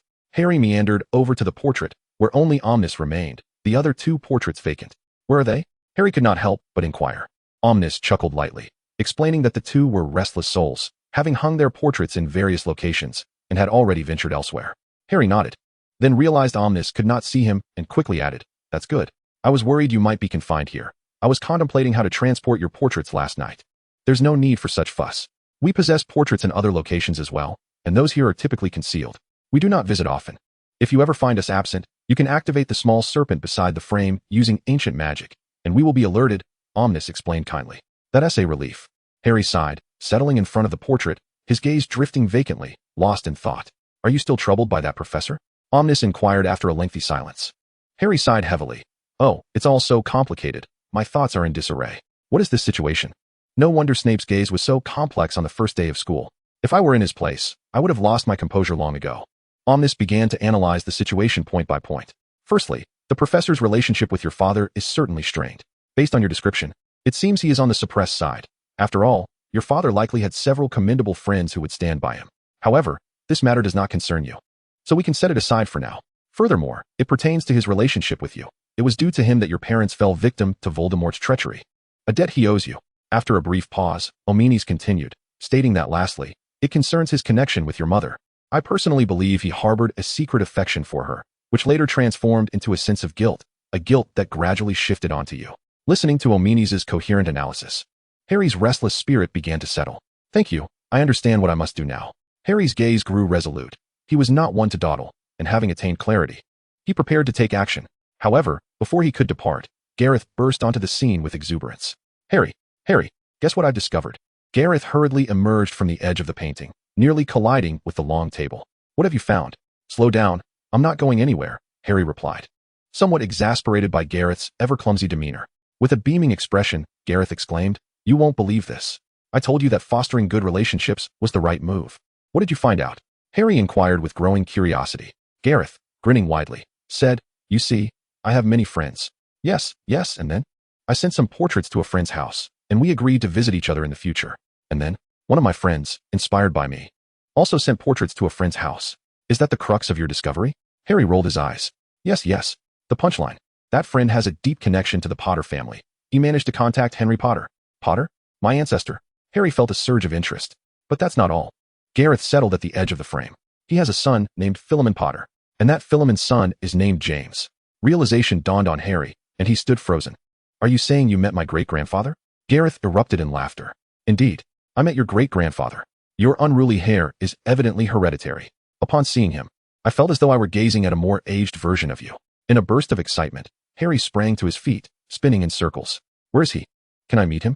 Wait, is there a portrait of him at Hogwarts? What about my grandfather or father? When will I see them? What do they mean to me? Gareth, dizzy from Harry's exuberance, quickly added, I made some inquiries. Keep an eye on your letters in the coming days. He'll have the house elf of the Potter family write to you. As for the rest, I have yet to gather more information. Harry suppressed his excitement and sincerely thanked Gareth. Gareth, feeling a bit bashful, replied, Oh, I wish I could have gathered more details. Already, this is quite wonderful. At least I know I have other relatives. Harry smiled broadly. Observing Dumbledore's unreliable nature, Harry felt he would hardly offer any reassuring explanations to the newcomers. Before departing, Harry pondered briefly, summoned Diddy, and requested assistance in tidying the space and adding a few items, with O'Meany's and the others present. This chamber could serve as a cozy gathering spot. He inscribed the necessary items onto parchment and bestowed upon Didi a few gold galleons, instructing him to oversee the arrangements. The foremost task was to ensure that the lighting in the vicinity was adequate. Otherwise, the perpetual dimness would be detrimental to the eyes. Just before departing, Harry, gritting his teeth, inquired, By the way, do you know who the other Parseltongue is?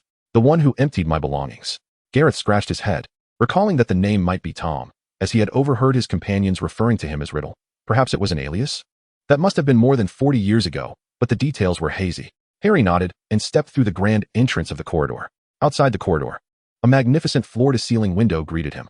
Harry gazed upward, noticing the sky adorned with a multitude of stars. He had unwittingly spent the entire afternoon within the corridor, and curfew had long since fallen. After a moment of contemplation, Harry decisively cast the disillusionment charm upon himself, orienting himself before making his way toward the dungeon. The following day, he had inquired with Percy about the location of Professor Snape's office, initially intending to cultivate a cordial relationship. However, it appeared that his rapport with the potion's master had soured. Thus, it was time to seize some advantages while he could. With a somewhat cold resolve, Harry mused that, regardless of the circumstances, he had spent 5 years at Slytherin. He possessed a modicum of knowledge, both of the subjects he had mastered and those he had not. Treading lightly down the staircase, he noticed the candlelight along the stone walls gradually flickering out. He listened intently to the sounds echoing in the corridor, discerning each door as he passed. Eventually, he located the plaque indicating the potion's professor's office on the final floor. After surveying his surroundings and confirming that the patrolling professor was not nearby, he dispelled the disillusionment charm, clenched his fist, and struck the door with force. Bang, bang, bang. Harry waited momentarily for a response. When none came, he raised his fist once more to knock again. Just as he lifted his hand, it was seized. What ill fortune! Snape was patrolling tonight. Harry thought to himself. Breaking free from the grip, he turned to face the rather towering figure of the wizard. Snape glowered at Harry, and upon meeting his bright gaze, his breath hitched momentarily before he averted his eyes, revealing a look of disdain. Ah, look who it is, the savior of Gryffindor. Audaciously attempting to pound on the door of his beleaguered professor in the dead of night. Oh, right, it is curfew. Thus, he is out after hours. Professor, I know all about it. Headmaster Dumbledore has informed me. Harry interjected decisively, interrupting Snape's inevitable deduction of points. He was not keen on suffering a significant loss before reaping any potential benefits. Snape's expression darkened. He was skeptical of Harry's claims. After all, in his eyes, Harry was merely an 11-year-old child. That old fox Dumbledore, always proclaiming his intent to provide Harry with a complete life. How could he possibly divulge everything during the very first week of term? It was utterly inconceivable. Ah, it appears that the esteemed Mr.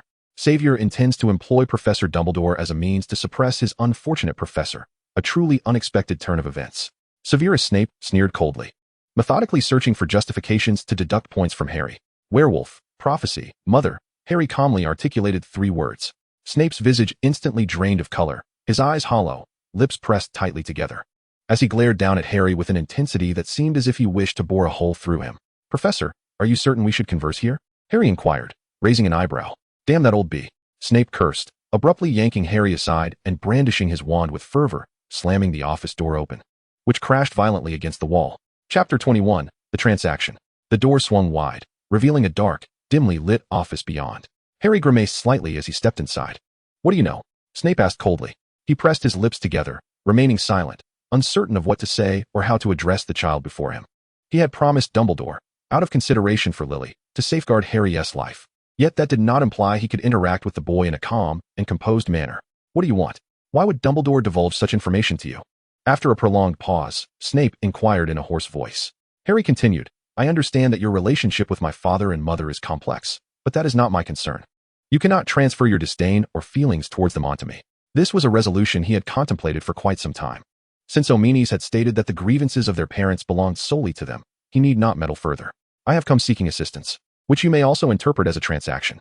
Harry articulated his intent. Rummaging through his satchel to retrieve items he had prepared in advance, several sheets of parchment and some well-preserved potion ingredients. He placed these items upon the coffee table before him and declared, "This is my compensation. I wish to enlist your help in brewing certain potions for my health. The apothecary informed me that only a master potion maker can concoct these elixirs." The office once again fell into a profound silence, with Snape standing motionless, as if petrified. Harry remained unperturbed, sitting in the chair, staring blankly at the fireplace. After a considerable interval, Snape slowly approached, examining the items on the table with a mix of astonishment. The potion recipes seemed manageable, appearing to be merely a century old. With diligent searching, they could still be found.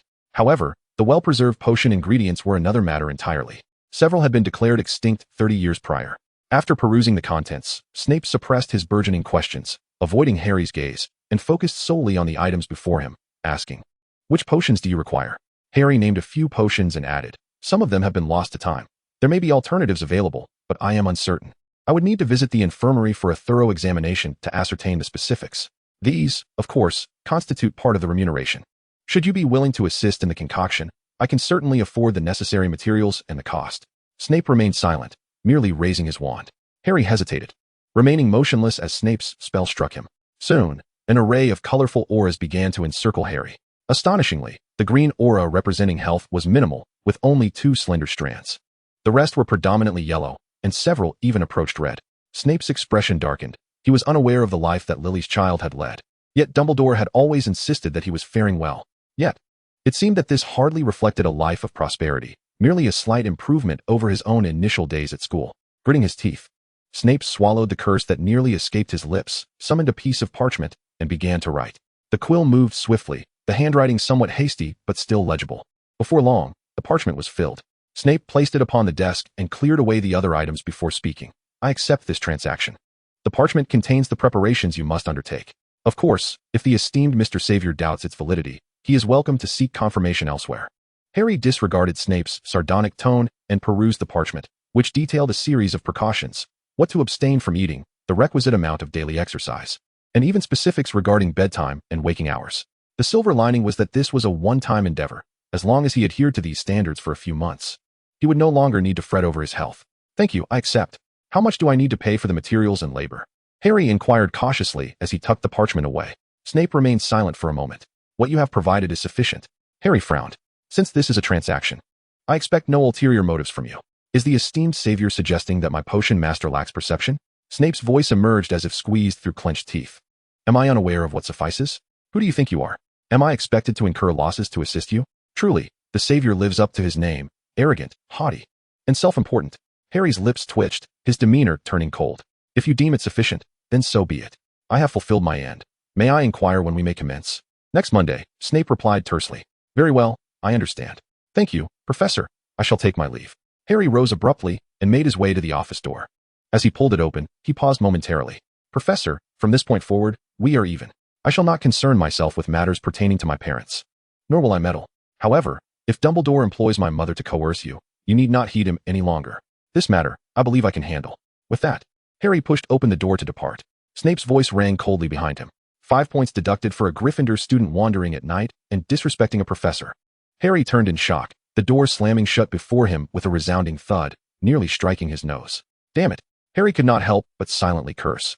skillfully employing the disillusionment charm as he dashed toward the Gryffindor Tower. Passing through the common room, he cast a fleeting glance at the gem-studded hourglass. The already sparse red rubies of Gryffindor were now completely depleted, with a considerable number of black stones nestled within. This indicated not only a loss of points, but an alarming deficit in the hourglass. Gritting his teeth, Harry ascended the staircase in a fit of indignation, lamenting that he had never accrued such a monumental loss of points in this life or the last. He dared not imagine the expressions on the faces of Gryffindor students when they beheld the hourglass the following day. However, adhering to Slytherin's customs, any deducted points must be repaid in double, otherwise, one would face internal repercussions. He believed Gryffindor likely had a similar protocol, so he resolved to avoid any further mistakes and to accumulate an additional 100 points within the semester. Truly, he was adept at courting trouble. Breathless, Harry climbed the stairs, noting that his aura was decidedly incompatible with Snape's.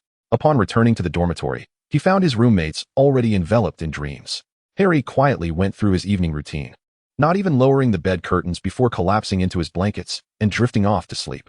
The following morning, he was awakened by Ron, who was vociferously inquiring about Harry's activities the previous day. Classes had been missed, no one was in the dormitory, and the library had been found empty. They had even sought out a professor, only to learn that he was on leave. A warmth spread through Harry. It was trivial, merely minor matters that were nearly resolved, and he assured himself that it would not happen again. After dressing and leaving the dormitory, he spotted Hermione seated in the common room, engrossed in a thick tome, though her gaze frequently flicked toward the staircase. Upon seeing Harry, she visibly exhaled in relief, closing her book and hurrying over. "Are you all right?" she inquired. "I'm fine. No need to worry," Harry replied with a smile. "Let us go. Don't we have class this morning?" This thought made Harry feel somewhat guilty. After a midnight confrontation with Snape, he would soon find himself in the man's clutches again, and he anticipated little in the way of favorable outcomes. Harry had meticulously memorized the parchment Snape had provided him, selecting a few edible items to consume, and he slowed his pace to savor them. Although the official regimen was set to commence the following Monday, Harry believed starting a couple of days early could only be beneficial, an opportunity for early acclimatization. Despite his leisurely pace, he managed to finish his breakfast before the others departed. Following behind his peers toward the dungeons, he heard heated arguments emanating from the common room, causing him to shrink his neck in anxiety and quicken his step. Upon entering the potions classroom, he noted that there were still 10 minutes before class commenced. The room was silent, with all Slytherin students seated, two to a table. Harry randomly chose a desk to place his belongings, but when Ron attempted to join him, Harry declined. "Ron, why don't you sit with Hermione? Her grades are excellent. If anything goes awry, she can assist you." "Potions can be quite hazardous," Harry advised earnestly. Ron's face flushed crimson as he muttered under his breath, haphazardly dropping his backpack beside Hermione. She cast him a disdainful glance, her head held high with pride, buoyed by Harry's admiration. Harry, meanwhile, breathed a sigh of relief. He had no desire to revisit Garrett's peculiar concoction from potions class. The potion itself was familiar to him, as it was quite simple. By paying attention to a few key details, one could brew a commendable elixir. Neville eagerly mimicked Harry's actions. Well aware of Harry's exceptional aptitude for learning, following his lead was undoubtedly a wise choice. Soon, class was in session. Snape strode into the classroom with purpose, his long black robes billowing behind him like the wings of a bat. After delivering a scathing lecture, he produced the attendance sheet and began to call out names. When he reached Harry, he merely paused momentarily, offering no further comment. "Now, set up your cauldrons. The materials are in the cupboard." The cupboard by the wall sprang open in response, and a series of instructions appeared on the blackboard, animatedly inscribed. Harry instructed Neville to ignite the flame and pour in water, while he dashed to the cupboard to gather the necessary ingredients. Upon his return, the water in the cauldron had reached the perfect temperature, and Harry deftly handled the ingredients, quietly elucidating each step and precaution to Neville. Snape prowled around the classroom, intermittently praising the Slytherin students or reprimanding those from Gryffindor, remaining perpetually active. Strangely, he never approached Harry, even as Ron, seated right in front of him, was subjected to Snape's biting remarks, while Harry remained completely overlooked, as though he were invisible. In response, Harry merely shrugged, feeling no pressure whatsoever. Neville, also feeling ignored, exhaled a sigh of relief. From the moment he laid eyes on Snape, an inexplicable dread had gripped him, and being overlooked was just right. Within half the allotted time, Harry successfully brewed a batch of Scabbers potion. After carefully bottling it, he tidied up the cauldron, refilled it with water, and encouraged Neville to try his hand at brewing, as they still had plenty of ingredients left. Without Snape looming over him, Neville surprisingly managed to concoct a potion that was passable, following his own notes. Stammering, Neville expressed his gratitude to Harry. This was the first successful hands-on task he had completed, aside from herbology class. As the two conversed softly, A sudden scream pierced the air. Instinctively, Harry invoked the shield charm, protecting the area around him. A green gas surged through the classroom, and Snape's furious voice rang out. "You imbecile! Can't you pay attention to the blackboard? Clear it away." The green mist dissipated instantly, revealing the students in the front row. Almost every exposed patch of skin was marred by large, festering boils, including Draco. Crabbe was audibly sobbing, his nose adorned with a sizable boil that seemed on the verge of bursting. Snape's countenance was dark as he instructed the students to assist one another towards the infirmary. Nearly the entire Slytherin house had been eliminated, leaving only a few seated at a distance. He commanded the remaining students to continue their work, completing their potions for submission. Harry tidied his desk, awaiting Hermione and Ron to finish before the four of them ascended the podium to place their respective concoctions on the table. Chapter 22. The Overlooked Harry. Harry's potion was a pure pale blue, indicating a successful brew, while Neville's potion contained some impurities, yet was not gravely flawed. Hermione and Ron had created their potion together, but an unknown misstep had resulted in a bizarre pink hue with a viscous texture. And Harry even noted bubbles forming within the flask. Neville received a mark, Harry garnered none, and Hermione and Ron received one. Hermione appeared furious, glaring at Ron with gritted teeth, as if she could snap his neck. However, she managed to restrain her temper, being in the presence of the professor. "Professor, you have yet to grade Harry," Hermione exclaimed. Snape seemed oblivious, engrossed in his own tasks. Hermione attempted to voice her concerns again, but Harry swiftly intervened, pulling her away. Alongside Ron and Neville, they dragged Hermione out of the potions classroom. "It's all right, Hermione, this is fine. Don't worry. This is a personal matter between me and the professor, and that suffices," Harry reassured her. At this thought, Hermione gasped quietly, casting a scrutinizing glance back at the classroom door. Why had Dumbledore appointed him as a professor? Harry, somewhat bewildered, pondered where her thoughts had wandered. "All right, let us hurry. If we delay any longer, we'll miss lunch," Ron urged impatiently. Hermione, fuming, retorted, "And you dare to speak? How on earth did you concoct that potion? I explicitly told you to stir it 5 times. What did you do?" Ron, evasive, replied, "I did stir it 5 times, I'm sure of it. It must have been a mistake in one of your earlier steps."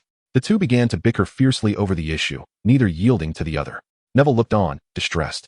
He had also brewed independently and was certain it was Ron's fault, yet the intensity of their argument left him unable to interject. Harry walked ahead, amused by their squabbling. As they passed the entrance hall, Hermione inadvertently caught sight of the Gryffindor hourglass, with its large black gemstones prominently displayed inside. She erupted into a piercing scream. Who did this? I worked so hard with Harry to earn those points for Gryffindor." Feeling guilty, Harry quickened his pace. He had only received points thanks to Professors Flitwick, McGonagall, and Sprout, and he had skipped an entire day of classes. Those points could not be attributed to him. Moreover, those points had been deducted because of him. Observing Hermione's animated state, Harry had no doubt that if she discovered he was the reason for the deduction, she would undoubtedly snap his neck. After a considerable effort, Hermione was finally pried away from the hourglass and ushered into the Great Hall. The 3 boys could not help but wipe the sweat from their brows. It was truly terrifying.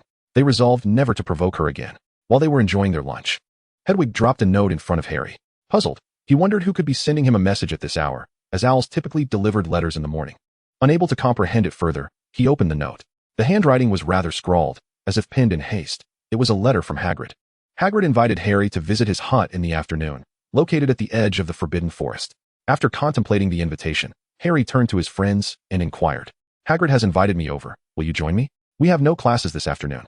Neville promptly declined, explaining that he had arranged to assist Professor Sprout in the greenhouse, a task he found quite fascinating. Ron and Hermione, however, expressed great enthusiasm and declared their intention to accompany him. Ron was primarily eager for an outing, while Hermione's curiosity compelled her to want to see Hagrid's abode. Harry scribbled a note on the back indicating that he would be bringing friends along and entrusted it to Hedwig to deliver. After finishing lunch and resting for a while, Harry and his companions made their way outside the castle. They traversed the sunlit meadow, following the path that led to the edge of the Forbidden Forest. There stood a wooden hut, which seemed diminutive only in comparison to Hagrid's stature. A fence enclosed a few plots of land outside, where crops like cabbages and pumpkins were cultivated. The door to the hut was closed, so Harry approached and knocked. Excited barking erupted from within, accompanied by Hagrid's voice. "Get back! Move aside! Fawn! Get out of the way!" Heavy footsteps approached, and the door swung open to reveal Hagrid's towering figure. "Harry, you've come. Haha. Are these your friends? Come in." Hagrid joyfully ushered the 3 of them inside. Everything within the hut appeared oversized, making Harry and his friends feel as though they had stumbled into a land of giants. They struggled to sit upon the high chairs, and Hagrid soon returned with a kettle to brew tea, though the mugs resembled bowls more than cups. I just baked some rock cakes. Would you care to try? Hagrid inquired with enthusiasm. Having just eaten, Harry felt quite full, leaving only Ron to accept the offer. By the way, Hagrid, let me introduce you. This is Ron. And this is Hermione, both fellow Gryffindors and my good friends. Neville would have joined us, but he has plans with Professor Sprout in the greenhouse. Harry explained as he introduced his companions to Hagrid. Hagrid burst into hearty laughter upon seeing Ron. Another Weasley, is it? I spent half my life trying to keep his twin brothers out of the Forbidden Forest. Ron chuckled bashfully, reaching for a rock cake to pop into his mouth. The group soon engaged in lively conversation about the Weasley brothers. As Hagrid poured Harry another cup of tea, a clipping tumbled from his sleeve and floated down before Harry's eyes. The article reported on the July 31st incident when Gringotts was invaded by dark wizards, prompting Harry to pick up the clipping for a closer examination.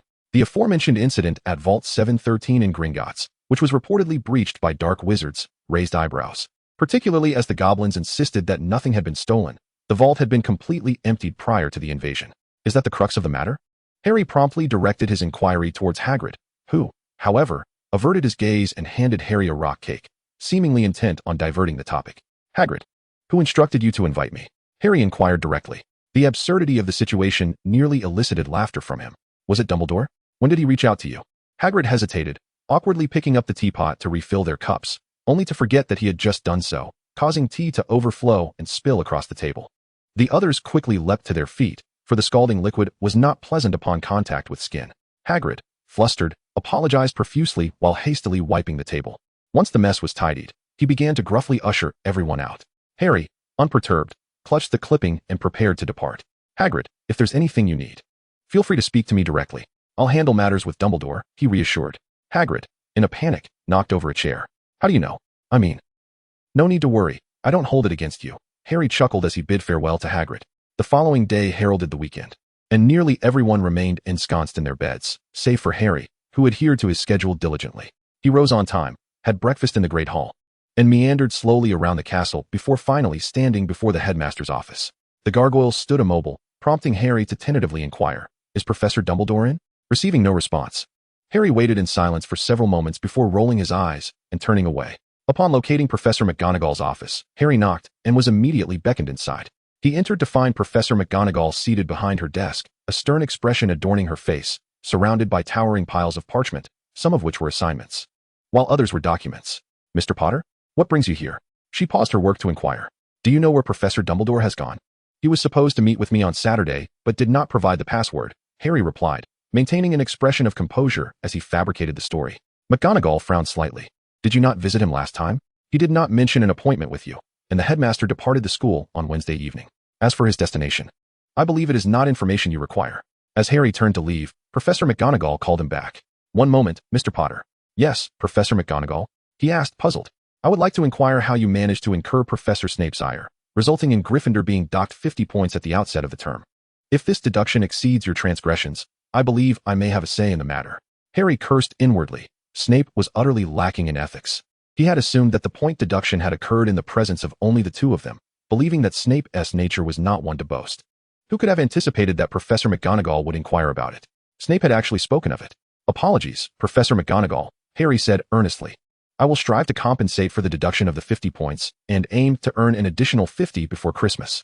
Professor McGonagall furrowed her brow. "So, what Professor Snape said is true. You truly insulted your potions professor?" Harry's lips twitched. That old bat. No sense of fairness. "Professor McGonagall, I believe you are aware of my father's history with Professor Snape, so, complaining, who cannot do that?" The thought lingered halfway, leaving the rest to others' imaginations. Observing the troubled expression on Harry's face, Professor McGonagall felt a surge of irritation, Professor Snape as well.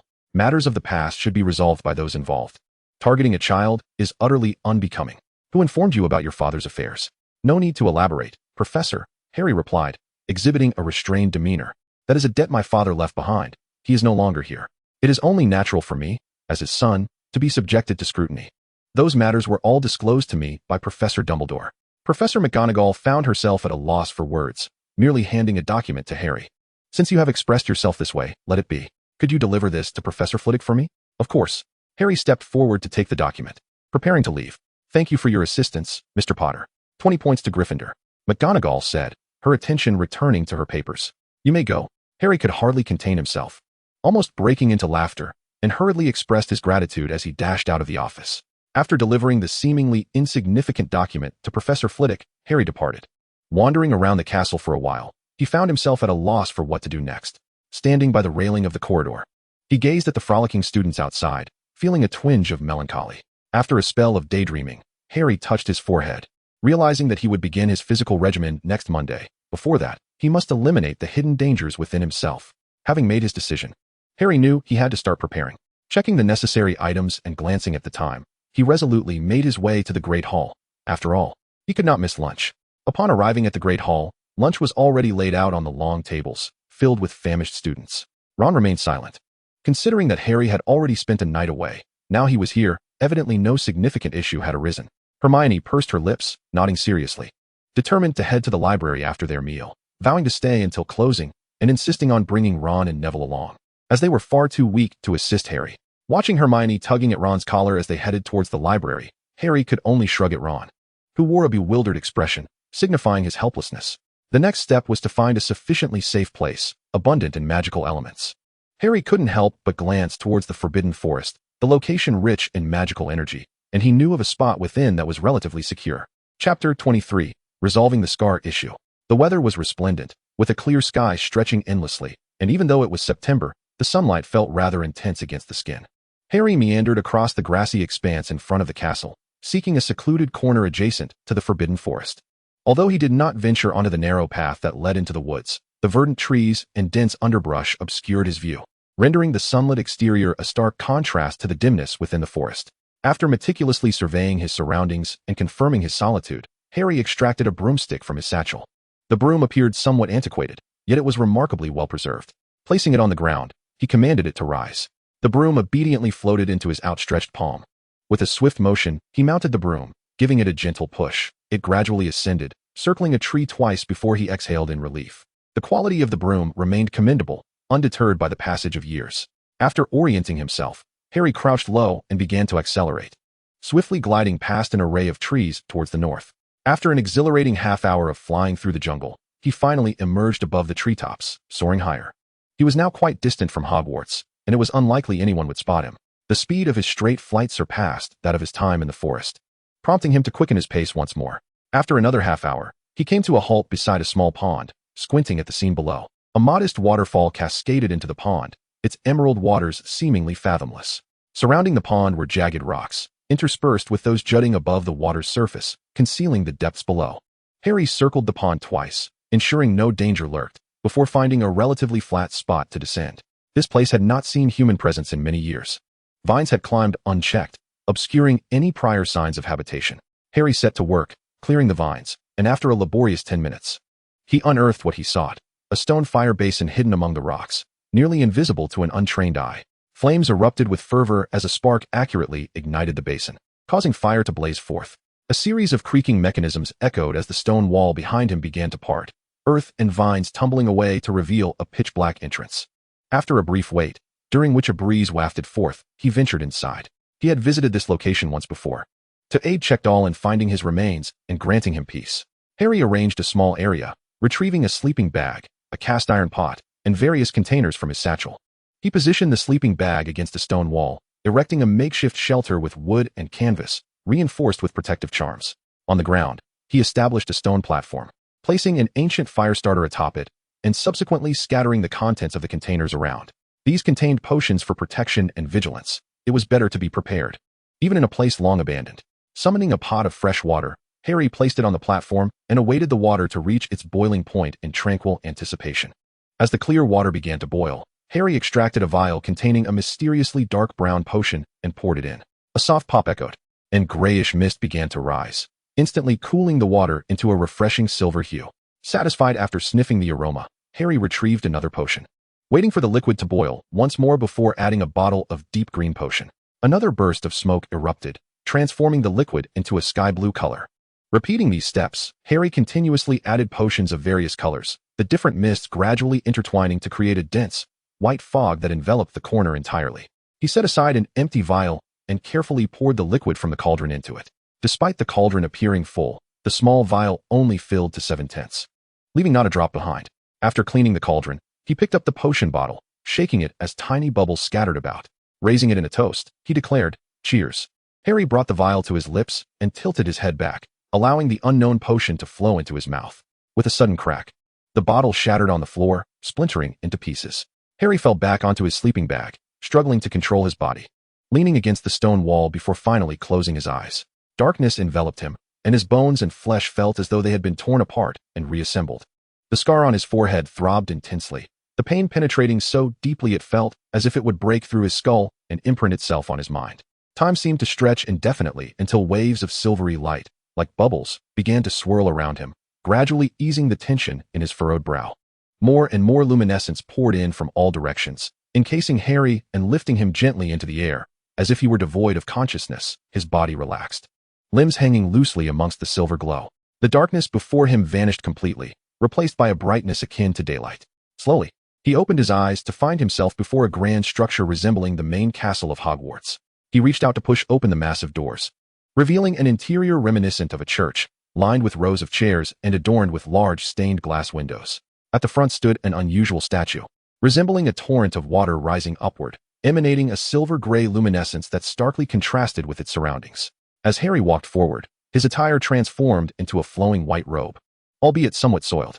Suddenly, he halted beside a row of chairs, glancing down to the ground. Beneath the chairs curled a crimson shadow, resembling a skinned house elf. Yet it was unmistakably alive. It breathed weakly, its heart pulsing faintly, accompanied by low moans. Harry looked upon this curled creature with disgust. This was the very thing concealed within his scar.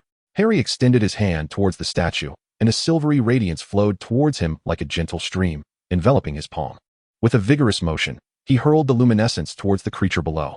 The light coiled around the monster like ropes, tightening with each passing moment, eliciting a heart-wrenching scream from it.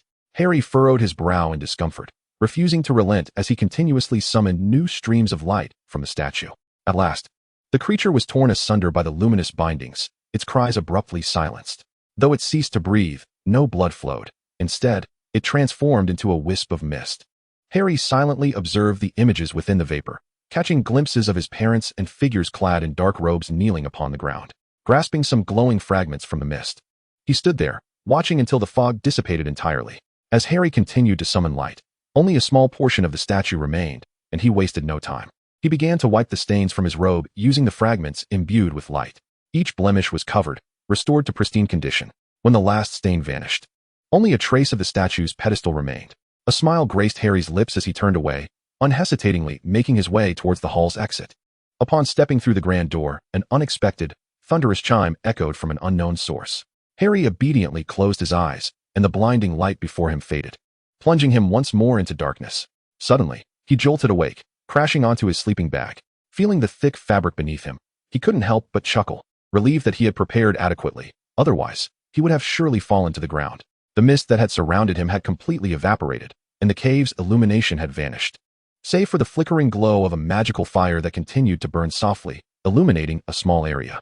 Harry attempted to rise, but found himself unsuccessful. His limbs were unresponsive, as if they possessed minds of their own. He intended to brace himself against the ground, but instead struck his left leg, wanting to remain vigilant. He found himself succumbing to slumber once more, perhaps lulled by the softness of the sleeping bag and the warmth of the fire. Meanwhile, at Hogwarts, a piercing scream suddenly erupted from the third-floor defense against the dark arts classroom, reverberating throughout the room and startling passing students. In a flurry, nearby professors were alerted, and students gathered anxiously, watching as the professors burst through the classroom door. Though the students wished to follow, they were thwarted by Professor Flitwick's enchantment at the threshold, leaving them to huddle outside, straining to overhear. Alas, Professor Flitwick was adept, giving away no hints of the commotion within. Professor McGonagall ascended the stairs at the back of the classroom, hastening towards the door of the professor's office. The screams continued, albeit at a diminished volume. As Professor McGonagall opened the door, she was greeted by the sight of Quirrell curled up on the floor, drenched in sweat, emanating a pungent stench of decay. His exposed arms were riddled with signs of rot, with some areas even revealing stark, white bones. "Quirinus, what has happened to you?" Professor McGonagall exclaimed in shock, immediately drawing her wand to examine him. Quirrell's anguished cries ceased abruptly as he struggled to open his eyes. Terror etched across his face at the sight of the wand in McGonagall's hand. "No, wait, please," he stammered, resisting her examination. "I'm sorry, Professor McGonagall, but I've been injured by a dark magical object and cannot undergo any magical probing at the moment, or it will reactivate the dark magic." Quirrell's explanation came forth rapidly, devoid of his usual stuttering. as he feared the consequences of being discovered by McGonagall. Professor McGonagall regarded Quirrell's pale visage with hesitation. Are you certain? Do you require me to escort you to the hospital wing? No, it's not necessary, Quirrell replied, forcing himself to rise from the ground, trembling slightly. I am prepared. I only need to treat my stutter. It's merely a small mishap that will soon mend. McGonagall eyed him skeptically. Are you truly certain you do not need assistance? Of course. I mean, Professor McGonagall, I may need to take a leave of absence from class next week, Quirrell stated. Very well. I shall inform Dumbledore to make arrangements for next week's lessons. Please take care of yourself, McGonagall acquiesced, recognizing Quirrell's insistence. Before departing, she felt compelled to advise him. Quirinus, I am aware that students have treated you poorly, but that is not a justification for your recklessness. Every dark magical object comes with a price. It would be best to avoid them in the future. Quirrell's pallor deepened, and he shuddered, forcing a smile that resembled a grimace. Thank you for the warning, Professor McGonagall. I shall never engage with them again. With that, she said no more and turned to leave. Summoning Professor Flitwick outside, they both dispersed the students lingering at the door and repaired the classroom entrance before parting ways. Once alone, Quirrell collapsed once more onto the ground, trembling uncontrollably. In unseen places, his body was marred by festering wounds, yet not a drop of blood flowed. Master! Master! Quirrell murmured, seeking some form of assistance. After a prolonged silence, a hoarse voice responded, Fool! Quirrell whimpered, his gaze falling upon the locked cabinet in the corner of the room. When he regained consciousness, the cave was illuminated by the light streaming in from the precipice. Harry cautiously extended his hand, slowly forming a fist to ensure his body had fully recovered before carefully rising from his sleeping bag. He stretched his limbs and inspected the potions scattered around him. The traps remained untouched, with only a few dead mice and some small insects nearby. Harry tidied the area, organizing his belongings before glancing at the time. It is now Sunday afternoon at 3 o'clock.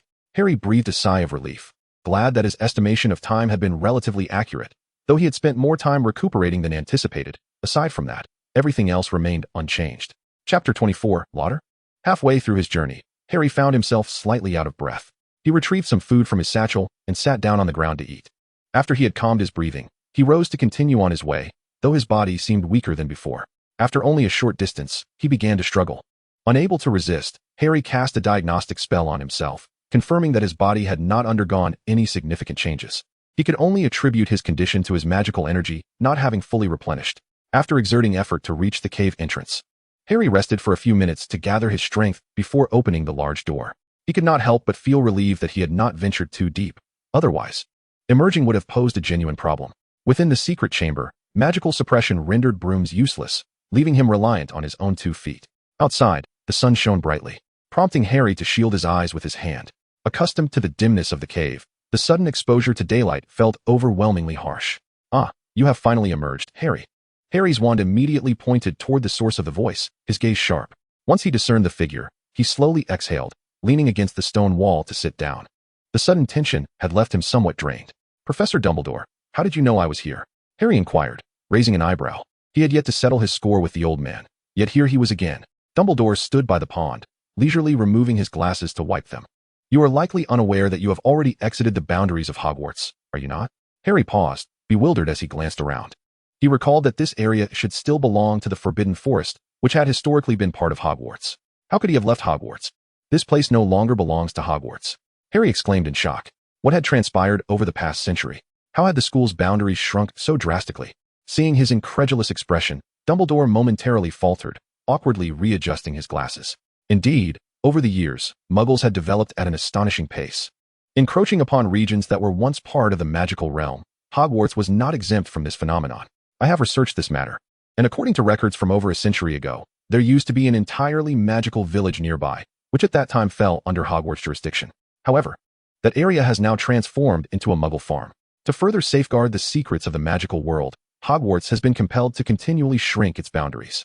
Although the Forbidden Forest does possess certain magical protections to prevent Muggles from inadvertently wandering in and causing incidents, it has indeed extended beyond Hogwarts' scope. Harry felt somewhat helpless. He had never imagined he would be discovered for such a reason. On the first day of school, when he heard that the Forbidden Forest had been designated off-limits, he assumed it was merely to prevent younger students from wandering in. Little did he know that it had truly become a forbidden zone. Exceeding a certain boundary was now tantamount to truancy. Given the circumstances, Harry found himself at a loss. He was unable to flee, let alone escape in the presence of Professor Dumbledore. I apologize, Headmaster Dumbledore. This was indeed my oversight, Harry admitted candidly. Might you enlighten me as to the purpose of your visit? Dumbledore inquired.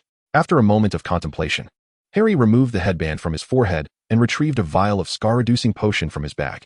He poured some into his hand and pressed it firmly against the scar on his forehead. Ouch! Harry grimaced, suppressing cries of pain as wisps of white smoke began to emanate from his forehead. When he finally removed his hand, the lightning-shaped scar was visibly fainter. Where it had once been starkly defined, it now appeared as little more than a faint mark. Have you resolved it? Dumbledore exclaimed, momentarily forgetting his composure as he hurried forward to examine Harry's forehead closely. Harry chuckled. Of course, I would not allow such a significant flaw to remain. Dumbledore's eyes flickered with uncertainty. He seemed to have underestimated the extent of Harry's abilities, pondering what he had learned a century prior.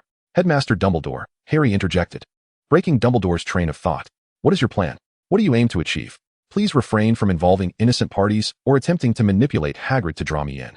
You know he is not suited for such machinations. Harry's expression remained calm. Dumbledore smiled and, mirroring Harry's posture, settled onto the ground against the opposite stone wall. It appears you are quite perceptive, he remarked. No, I am only privy to a portion of the truth. Perhaps the shock I delivered that day was too great, leading you to overlook Hagrid's temperament, which is ill-suited for retaining certain information, compelling him to hastily reorganize his plans for Friday. Does the clipping and Hagrid's invitation not signify anything? Harry stated. Dumbledore continued to smile, his demeanor suggesting a sense of pride. Indeed, I can no longer regard you as a mere child. You certainly cannot view me as such. After all, I have celebrated my 16th birthday, and in a year I shall be of age. Harry could not help but exclaim. Dumbledore laughed heartily, observing the youthful visage of Harry juxtaposed with an uncharacteristic gravity, reflecting on his own advancing years. So, tell me, Headmaster Dumbledore, what must I confront? What actions must I undertake? Harry inquired earnestly. Dumbledore appeared momentarily hesitant. Yet his greatest concern had been alleviated today. Harry had dispelled the threat before him. The sunlight gently danced upon the water's surface, casting shimmering reflections against the stone walls, while the forest echoed with the calls of birds and the roars of unknown beasts. Patiently, Harry waited, taking out some food and drink, placing them on the relatively flat ground between them. After what felt like an eternity, long enough for Harry to begin imagining the happenings within the Forbidden Forest.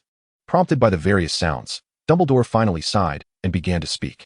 12 years ago, I received a letter of inquiry. Dumbledore leaned against the stone wall, gazing at the rugged cliffs, slowly narrating the origins of everything. Harry listened intently, his expression inscrutable, with only the whiteness of his clenched fingers betraying the turbulence within him.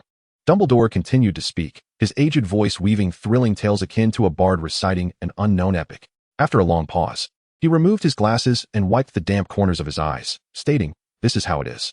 I am truly sorry, Harry. I had hoped to provide you with the ordinary life that every child deserves, but I have failed. Magic is so wondrous. Perhaps Merlin wished to spare you from these trials, granting you a relatively perfect school life as compensation." Harry stared intensely at his hands, gripping a teacup, summoning all his strength to refrain from striking the professor. What does compensation even mean? What constitutes a normal life? Is it normal to endure unfair treatment at Aunt Petunia's, a life that could be described as abusive? Is this magical compensation truly a gift from Dumbledore?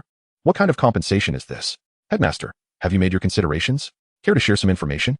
Harry asked through clenched teeth. This old man, despite his extensive monologue, had merely recounted past events. With a bit of effort and time, Harry could have unearthed them himself. Yet, Dumbledore had revealed naught. Harry resolved within himself that if the old man continued to be so vague and reticent, he would not hesitate to overturn the table. As long as he avoided all of Dumbledore's machinations and refrained from following his intentions, he could surely disrupt his plans. For Harry had little faith that the old man could amend his subsequent arrangements at will. Dumbledore appeared somewhat flustered. He indeed had some ethically questionable thoughts, but he had not yet found the moment to express them. Professor Quirinus Quirrell, you are aware of him, I presume? Dumbledore inquired. Harry rolled his eyes. What about that stuttering fool? There were rumors that Voldemort had once appeared in the forests of Albania, leading me to suspect that his transformation is somehow linked to Voldemort. Then why allow him into the school, to mingle with a group of utterly defenseless young wizards? Harry exclaimed, bewildered. How could he not comprehend this? Even during Phineas Black's tenure, such irresponsible matters had never occurred, though back then, Professor Weasley held most authority. Dumbledore, somewhat weary, explained, thus, I arranged for Severus to serve as a safeguard, ensuring he remains vigilant of Quirrell's movements. An unspoken tension filled the air, accompanied only by the sound of rushing water. Even if I don't see eye to eye with Snape, I must admit he has it quite hard, Harry lamented. Isn't it trivial? Just attending a class and keeping an eye on a suspicious character during free time. Dumbledore's voice dwindled. as if he suddenly recognized the moral ambiguity of his actions. In the 7th year of potions class, Harry found himself burdened by nonsensical essays, nocturnal patrols, and additional tasks assigned by the ever-demanding Dumbledore. As he counted on his fingers, a sense of vigilance washed over him, and he glanced at Dumbledore with suspicion. How much do you pay him? You won't treat me the same way, will you? I'm only 11. Just a child. You just claimed to be 16. Dumbledore retorted, defending his stance. Go check with the Ministry of Magic. I was born in 1980. I am indeed 11. Harry remained alert. Realizing that this audacious old man harbored such notions, he refused to comply. Severus Snape was one thing. After all, he had never gotten along with him, but he could not bring himself to stoop to that level. The two engaged in yet another dispute regarding their future remuneration. But as the sun dipped below the horizon, they finally reached a partial accord. Henceforth, Harry would have the freedom to enter and exit the headmaster's office at will. Seeking Dumbledore's assistance for matters he found perplexing, and refusal would be unacceptable. Should Dumbledore require Harry's assistance for any task, the base payment would be 100 galleons, with the potential for increases depending on the nature of the task, with no upper limit. Any information Dumbledore obtained regarding Voldemort must be shared with Harry, and vice versa. Harry's sole obligation was to attend classes regularly. While he would receive preferential treatment from professors, he must keep pace with his peers in academic progress. Though Harry felt some dissatisfaction, he glanced at his small frame and acquiesced to the terms. As their negotiations concluded, both the elder and the youth wore satisfied expressions, their hands clasped together in agreement. By the way, Headmaster, may I inquire about something? Oh, what is it? Dumbledore responded. Do you know of a student named Tom? A pupil from approximately 40 years ago, also known as Riddle? Harry inquired. Dumbledore's expression froze at the mention of the name. Tom, Riddle? It seems you are familiar. Harry, unhurried, displayed a benevolent smile, his wand twirling in hand. Is he still alive? I have quite the score to settle with him. Dumbledore appeared conflicted, uncertain how to respond. Was he alive, or was he dead? It was unclear whether he could be considered living, but he certainly had not perished. You know that, Dumbledore remarked. As he waved his wand, golden lines materialized in the air, forming the words, Tom Marvolo Riddle, which then rearranged to declare, I am Voldemort. Harry's teeth clenched audibly, adding yet another weighty entry to his mental ledger. How did you come to know that name? In the current Wizarding World, I may very well be the only one aware that Tom is Voldemort, Dumbledore inquired, intrigued. The surname Gaunt captured Dumbledore's attention, and he regarded Harry with a complex expression. Is it the Gaunt family I know?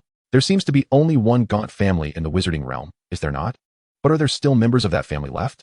Chapter 25, Side Effects. Harry's expression bore a hint of malicious glee, showing no regard for the dignity due to a friend's family. The Gaunt lineage had long since perished decades ago, as Dumbledore noted. How splendid. Harry replied with a chuckle. Dumbledore, bewildered, inquired, isn't your friend a Gaunt? You see, Omenes has been blind since childhood. After acquiring his wand, he perceives the world through it. However, the Gaunt family delights in tormenting muggles with dark magic, which he could not abide, leading to his estrangement from them. Otherwise, he would not have attended Hogwarts, given the family's strict adherence to their educational traditions. At this juncture, Harry suddenly realized that Voldemort was indeed the Parselmouth who entered the Chamber of Secrets. A descendant of the Gaunt family. What a revelation. Another entry to my mental ledger. Ultimately, Harry, reflecting on the weighty accounts in his mind, exited the headmaster's office. He patted his rumbling stomach, feeling disheartened that the old man had neglected to offer him dinner. After hastily resolving his belated supper in the common room, Harry also assisted Hermione with some academic queries she found perplexing. Following a rather unremarkable evening, the second week at Hogwarts was set to commence. When his specially arranged alarm clock rang, Harry yawned and rose. After a hasty wash, he left the dormitory, traversed the empty common room, and descended the stairs to the Great Hall. It was still before 8 o'clock, and according to Snape's parchment, he had timed it perfectly. Satisfied, he settled into his seat and began to partake of scrambled eggs and bread, lamenting the absence of bacon and ham from his meal options. He tapped his cup, transforming the pumpkin juice within to warm milk, which he gulped down, leaving a ring of white foam around his mouth. Just as he set down the cup, a thumb-sized potion vial appeared beside his plate, its transparent exterior showcasing the lovely, grass-green liquid within. Harry glanced towards the staff table, where Snape sat with dark circles under his eyes, expressionless, cutting into something with his knife and fork. Opening the potion vial, a fresh, herbal aroma wafted up, causing Harry to smile involuntarily. He downed the potion in a single gulp, only to have his face turn an alarming shade of green. Darkness clouded his vision as he instinctively covered his mouth, fearing he might expel both the potion and breakfast. An indescribable taste filled his mouth, and with every ounce of strength, he managed to swallow the potion, stars dancing before his eyes. Casting a disgruntled glance at the staff table, he caught Snape's insincere smile, prompting Harry to grit his teeth and lower his gaze. What else could he do? The potion had ruined his appetite, and he stared at the remnants on his plate, utterly disinterested. Fortunately, he had consumed some food before the potion. Otherwise, he would have been compelled to force himself to eat now. As he fished a sweet from his pocket, intent on indulging, he noticed a note on the table. A sense of foreboding washed over him as he unfolded it. In hasty script, it read, "No sugar for 2 hours after consuming the potion." It is said that patience is a virtue, yet Harry finds himself compelled to comply, continually reassuring himself that it is merely a matter of a few months. There is nothing to fear. He raises his gaze towards the professor's table, where, as anticipated, Snape is indeed observing him. Upon noticing Harry's grim expression, Snape reveals a toothy, albeit insincere, grin, which sends a shiver of apprehension through the surrounding students. Harry adjusts his expression, offering a wry nod to Snape while subtly indicating the potion bottle he holds aloft. He hastily gathers his belongings and departs the hall, realizing he has lost his appetite. By the time Harry reaches the classroom, Ron and a few others rush into the hall, barely catching the tail end of breakfast and managing to snatch a few pieces of bread. Dean grumbles, "Why didn't Harry call us? We're all in the same dorm." His face flushes with indignation. "What of it? If you're so keen to wake up with Harry, I could ask him to call you every day. Just don't complain if he wakes you too early." Ron rolls his eyes, retorting that he is not Dean's keeper. With that, he turns and dashes towards the classroom, followed closely by Neville, who wholeheartedly agrees with Ron's sentiments. Seamus hesitates for a moment, then pats Dean on the shoulder. "Come on, mate, we're going to be late. Besides, Harry is a few months younger than us. It's unreasonable to expect him to look after us." Dean mutters under his breath, hastily trailing after Seamus. In Transfiguration class, Harry submits his special assignment, which Professor McGonagall promptly grades, awarding him a commendable score along with an additional 10 points. At the end of class, Draco and Hermione simultaneously transform matches into needles, each earning 5 points for their respective houses. During lunch, Harry gazes despondently at the pink potion before him, the accompanying note instructing him to take it before meals. Given the taste of the morning potion, he fears he may not manage to eat at all. Yet Snape as Parchment insists on adherence to a strict regimen for all 3 daily meals. Rolling his eyes, Harry refrains from glancing at the professor's table, knowing it will only serve to aggravate him further. He uncorks the potion bottle and takes a swift gulp. Instantly, his face contorts, his mouth involuntarily agape as saliva threatens to spill from the corners of his lips. The taste is excruciatingly sour, an intensity that seems to scorch his mouth. In a flurry, Harry covers his mouth, rummaging through his pockets until he finds a handkerchief to prevent an embarrassing display. "What are you drinking?" Hermione can't help but inquire. Her expression softens with sympathy as she observes Harry, realizing the need for such concoctions. After all, he is still shorter than she is. Once the acidity subsides, Harry is beset by an overwhelming hunger, as if the potion has created a void in his stomach, clamoring for the food laid out before him. He eagerly piles his plate, consuming an astonishing amount, twice his usual portion, before finally feeling satisfied. As night falls, the potion's hue deepens to a rich black, presenting an ominous appearance that suggests it may not be a beneficial concoction after all. Ron was so terrified that he urged Harry not to drink it, insisting on taking the potion to Dumbledore for examination. It took Harry considerable effort to restrain him. Fortunately, there was no note this time, and Harry decisively opted to have a meal first. After reaching about 70% fullness, he bravely downed the bottle of pitch-black potion, his expression one of noble sacrifice. The others around him held their breath, with Seamus and Dean even poised to leap at a moment's notice, fearing that Harry might collapse and they would be unable to assist him. However, their fears proved unfounded. Harry's face contorted, but he exhibited no other discomfort. This black potion was excruciatingly bitter, 10 times more so than the Eastern beverage he had encountered during Professor Umbridge's class. Harry felt as though he had swallowed a vial of bile. He enjoyed a dreamless slumber, awakening precisely 1 minute before his alarm went off. To his astonishment, he began to move his body, marveling at the apparent effectiveness of the potion. After just 1 day of consuming the potion, he felt significantly lighter, as if a massive stone had been lifted from him. He was required to return to Snape for reevaluation every 2 weeks, and the potion's color gradually lightened. Snape continued to treat Harry with indifference, acknowledging his presence only when absolutely necessary. Neville, who partnered with Harry, was also overlooked, but fortunately, Harry's potion grades remained commendable. After all, it was merely first-year material, and teaching Neville posed no challenge. Moreover, the current potion classes involved Snape lecturing on material processing, writing the procedures on the blackboard, and allowing students to engage in hands-on practice. As long as one paid attention, it was feasible to produce a potion of decent quality. Without Snape's constant scrutiny and caustic remarks, Neville even found potion class to be less daunting. The root of this transformation lay in Snape's unsuccessful attempts to secure the defense against the dark arts position, which allowed him to indulge in his penchant for assigning extensive and challenging homework. while unleashing the full force of his acerbic wit in class. This left the students in despair, with some younger girls even breaking into tears. No one complained about the garlic-scented classroom anymore. After all, masks could remedy that. Moreover, Quirrell had overcome his stutter, enabling him to deliver lectures smoothly that were actually comprehensible. The assignments from those 2 weeks were returned by Professor Quirrell, and everyone was astonished to find that they had received a unified score of 1. Ron, incredulous as he held his paper riddled with errors, nearly shouted in excitement, eager to have it framed. During this period, Harry had several more encounters with Draco, and he refused to indulge Draco's whims. If Draco was willing to play, they would play together, but if not, they would separate their time. After all, Ron had no objections, and regardless of how they divided their time, it was still more than what they spent with Draco. Eventually, Draco even managed to lower his guard, engaging Hermione in discussions about academic matters. Upon hearing this, the Slytherin house fell silent, and no one voiced any further discontent regarding Draco's camaraderie with Gryffindor. Gryffindor has its fair share of unflattering remarks. Yet such comments have not permeated the common room. Those who indulge in gossip have met with misfortune, either receiving a beating or suffering from unsightly rashes.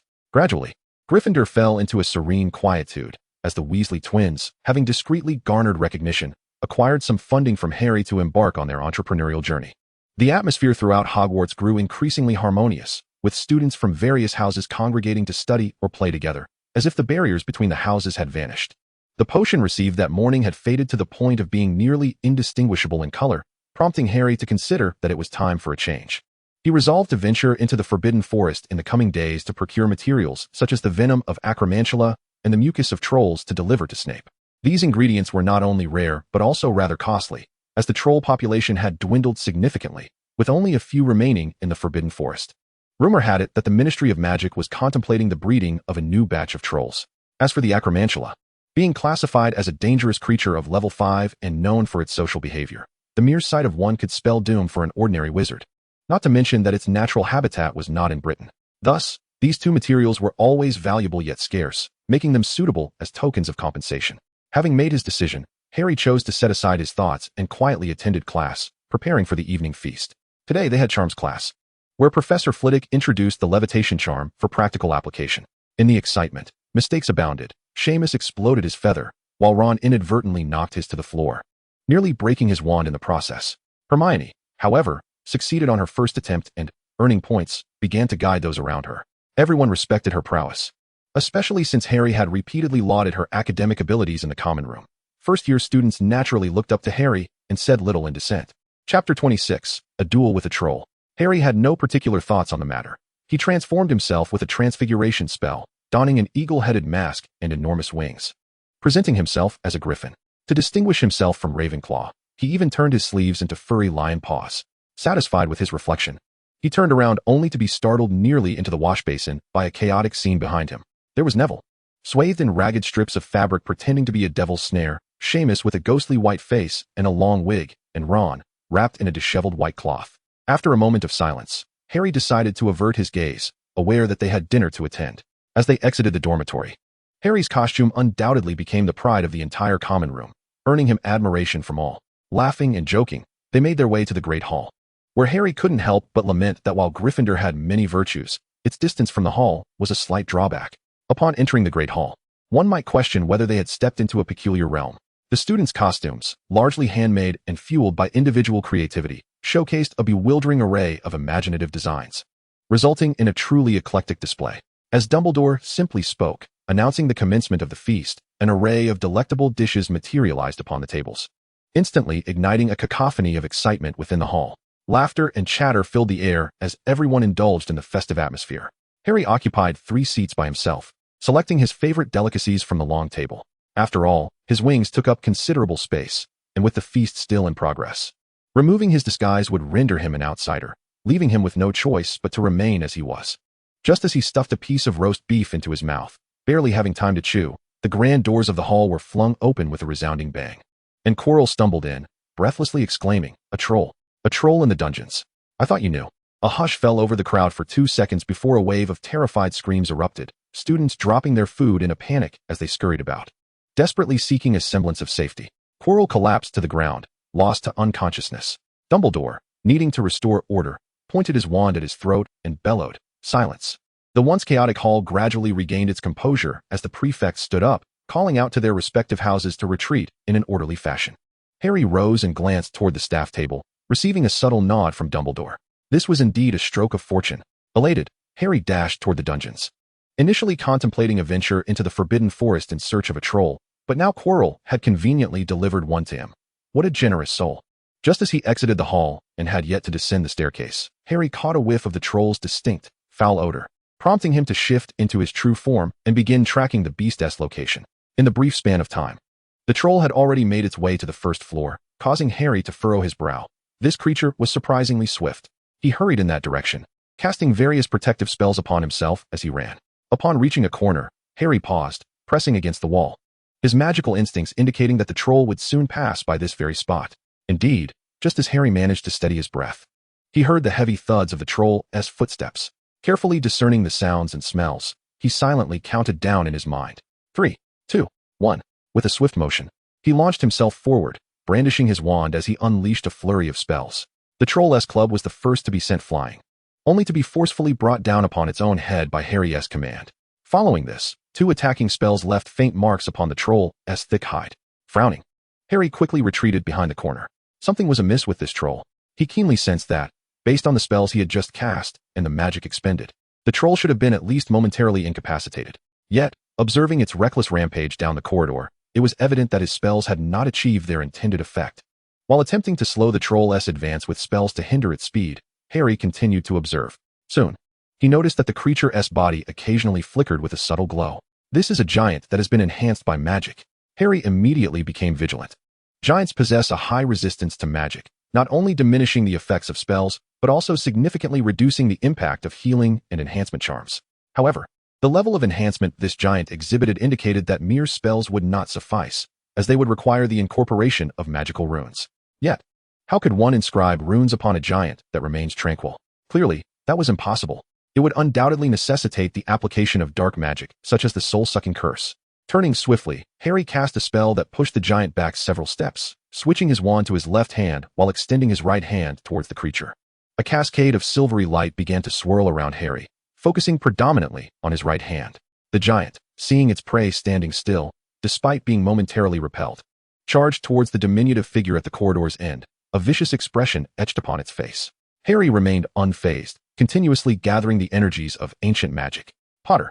With a sudden clenched fist, the giant, mere steps away from him, froze in place, unable to move even a finger.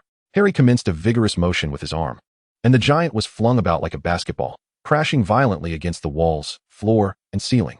It was only when Harry felt a slight fatigue in his arm that he forcefully brought it down. The giant slammed to the ground as if struck by an immense boulder, shattering the floor beneath it into fragments. And the magical runes upon its body flickered briefly before vanishing entirely. The damage that had been concealed by the runes erupted forth, and the giant lay quietly in the shallow crater it had created, visibly struggling for breath. How dare you? How dare you? It dawned on Harry that someone had been behind him. Professor, is there something you need? He thought, feeling somewhat careless, feigning innocence. Potter, how dare you? You actually ventured out alone to confront a giant. Just like your father, arrogant, reckless, utterly ignorant. Snape's voice was hoarse, venom spewing forth as he directed his ire at Harry. Points from Gryffindor. Professor, Dumbledore sent me. Harry decisively interrupted Snape, knowing that while a few scoldings might be tolerable, losing points was another matter entirely. He had yet to repay for the last deduction. What did you say, Merlin? Another voice chimed in, and both Harry and Snape turned to look. Professor McGonagall stood pale-faced beside Professor Flitwick. Mr. Potter, is what you said true? You must understand that slandering the headmaster carries severe consequences. Harry's lips twitched. Were they all gathering here? Couldn't he, that old man Dumbledore, provide some cover? He felt he could not be blamed. Yes, I truly said that. Headmaster Dumbledore sent me. He wanted to assess my progress in learning, Harry declared earnestly, his demeanor righteous and resolute. Dumbledore. Snape's voice emerged, nearly squeezed through clenched teeth. Professor McGonagall's hands began to tremble. How could he behave in such a manner? A dead friend is preferable to a dead sorcerer. Harry thought to himself, old man, do wish for your own fortune. He stood there, innocently, making himself even more conspicuous against the backdrop of the chaotic corridor. Professor McGonagall took a deep breath, suppressing the invectives that threatened to spill forth, and spoke to Harry in a subdued tone. You have performed admirably, Mr. Potter, but such actions are not to be repeated. It would be best to leave the resolution of these matters to the professors. Should Dumbledore assign you further tasks, do not hesitate to approach me directly. With his hands clasped behind his back and fingers intertwined, Harry replied. Understood, Professor McGonagall. 30 points to Gryffindor for Mr. Potter's bravery and splendid magic, declared Professor McGonagall. Harry's eyes sparkled with joy. This was indeed a delightful surprise. For over a month, he had been tirelessly seeking opportunities to earn points. And with only 10 points left to recover from a 100-point deficit, the points awarded by Professor McGonagall were more than sufficient, even exceeding the mark by 20. As the situation appeared to be resolved, Severus Snape's expression returned to normal, albeit still shadowy, as he addressed Harry with a sardonic tone. Snape scoffed, but refrained from speaking further under McGonagall's stern gaze. After a moment's contemplation, Professor McGonagall remarked, "This may be considered yours." But the troll was reported to the Board of Governors by Professor Quirrell under the guise of an educational tool, so her sentence trailed off. Her expression somewhat conflicted. "I understand, Professor McGonagall. I merely require a few materials from the troll, not the entirety. Just a small portion will suffice." Harry quickly interjected. McGonagall smiled. "That can certainly be arranged. The remainder may be sold to the school. After all, you were the one who hunted it." Pausing, she added, "Would you require assistance from the professors? Professor Snape is quite adept at gathering materials." Harry glanced at Snape's expression and promptly shook his head. From his satchel, he produced a large glass jar. "No need, Professor. I can manage this myself. It will be quick." With that, he dashed toward the troll, suppressing his disgust as he collected several valuable materials, carefully placing them into various containers before bidding farewell to the professors present. From the moment Harry dashed past him, Snape had fixated his gaze upon him. Upon witnessing Harry's deft movements, Snape's brow furrowed in dismay. Logically, such proficiency was improbable. One would need to have harvested from hundreds of trolls to acquire that level of skill. Where had he learned this? Where could he possibly have encountered such a multitude of trolls to practice on? Coupled with Dumbledore's cryptic remarks regarding Harry, an ominous premonition surged within him. It seemed imperative to have a serious discussion with Dumbledore. Upon returning to the Gryffindor common room, Harry discreetly blended into the crowd and found Hermione, who was occupying a small round table. Ron and Neville sat beside her, both wearing anxious expressions, their bodies poised as if ready to spring into action at any moment. The table was laden with an assortment of foods, many of which were among Harry's favorites. Approaching them, Harry smiled and quietly recounted the events of the evening, then quickly washed his hands and began to eat dinner. He was quite famished after the evening's exertions. Ron and Neville fervently praised Harry for his valiant deeds, while Hermione busily searched through her book for the spells Harry had mentioned. However, the tome in her hands was merely a first-year text, and the spells Harry utilized were scarcely included. This left Hermione feeling quite despondent until Harry, having finished his meal, promised to provide her with extra training in the future, teaching her some commonly used spells, which restored her spirits. Neville, who had been listening intently, looked at Harry with a mixture of hesitation and admiration, several times on the verge of speaking, but ultimately refraining, even becoming distracted while conversing with Ron. Ron noticed this, and with a twinkle in his eye, he quickly grasped the situation, grinning as he addressed Harry. "Would you mind adding 2 more students? Neville and I would like to learn too. We are friends, after all, and we wouldn't want to be left behind." With unwavering confidence, Ron patted his chest, assuring that he would put forth his utmost effort. Neville, though silent, gazed at Harry with gratitude and a resolute look in his eyes. Chapter 27. Snape must have poisoned it. Why not establish a small club then? That way, we could apply to Professor McGonagall for a classroom for our activities, Hermione suggested. Harry pondered for a moment, realizing that it might not be feasible. Establishing a club required at least a third-year student as a mentor and a professor willing to oversee it. Hermione reluctantly acquiesced and promptly began to consider the time and place for their studies. After some thought, Harry pulled out the class schedule. "We could choose Friday afternoons, as we have no classes then, which gives us ample time for studying and practice. As for a suitable classroom, leave that to me. I know a perfect spot that won't be frequented by anyone." The others expressed their agreement with Harry's choice, with Ron even marking a golden star on the Friday afternoon section of the schedule with his wand. "Even though we can only establish a club in the 3rd year, we can at least come up with a name ahead of time," Ron exclaimed enthusiastically. Hermione's eyes lit up. "Yes, we can think of a name in advance. What should it be? How about the Gryffindor Squad?" Ron immediately suggested. "No way. What if Harry ends up teaching students from other houses in the future?" Hermione quickly rejected the idea. Harry, recognizing his ineptitude in naming, chose to refrain from participating in the discussion. "Then how about the Hogwarts team?" Ron proposed once more. "Why are you so fixated on team?" Hermione replied, exasperated. "What do you think we should call it then?" Ron retorted, his tone growing more defiant. Neville, anxious, interjected. "Let us not argue. We're just brainstorming here." Hermione suggested several names, all of which Ron dismissed one by one. Though Hermione felt frustrated, she had to concede that Ron had a talent for finding faults, and she found it difficult to counter his objections. Harry, meanwhile, paid little heed to their discussion. His brow furrowed as he observed the now spotless dishes. Logically, The potions should have been placed on the table by now, yet they had yet to appear. Had Snape forgotten? If this preparation were interrupted, they would have to start anew, and Harry was not keen on enduring another month of potion brewing. Before the two individuals could settle their heated debate, a familiar small vial materialized before Harry. Yet, this vial was unlike any he had encountered before. Previously, the potion he consumed at night was black, gradually lightening in hue as time progressed. The bottle he had imbibed yesterday was already a translucent shade of gray, while tonight's vial gleamed with a resplendent peacock blue, bubbling with peculiar effervescence. Hermione and Ron ceased their argument, gazing at the potion in front of Harry with palpable trepidation. "What is this?" Ron inquired. Harry picked up the note that had appeared alongside the vial and read its simple inscription, "Change the potion."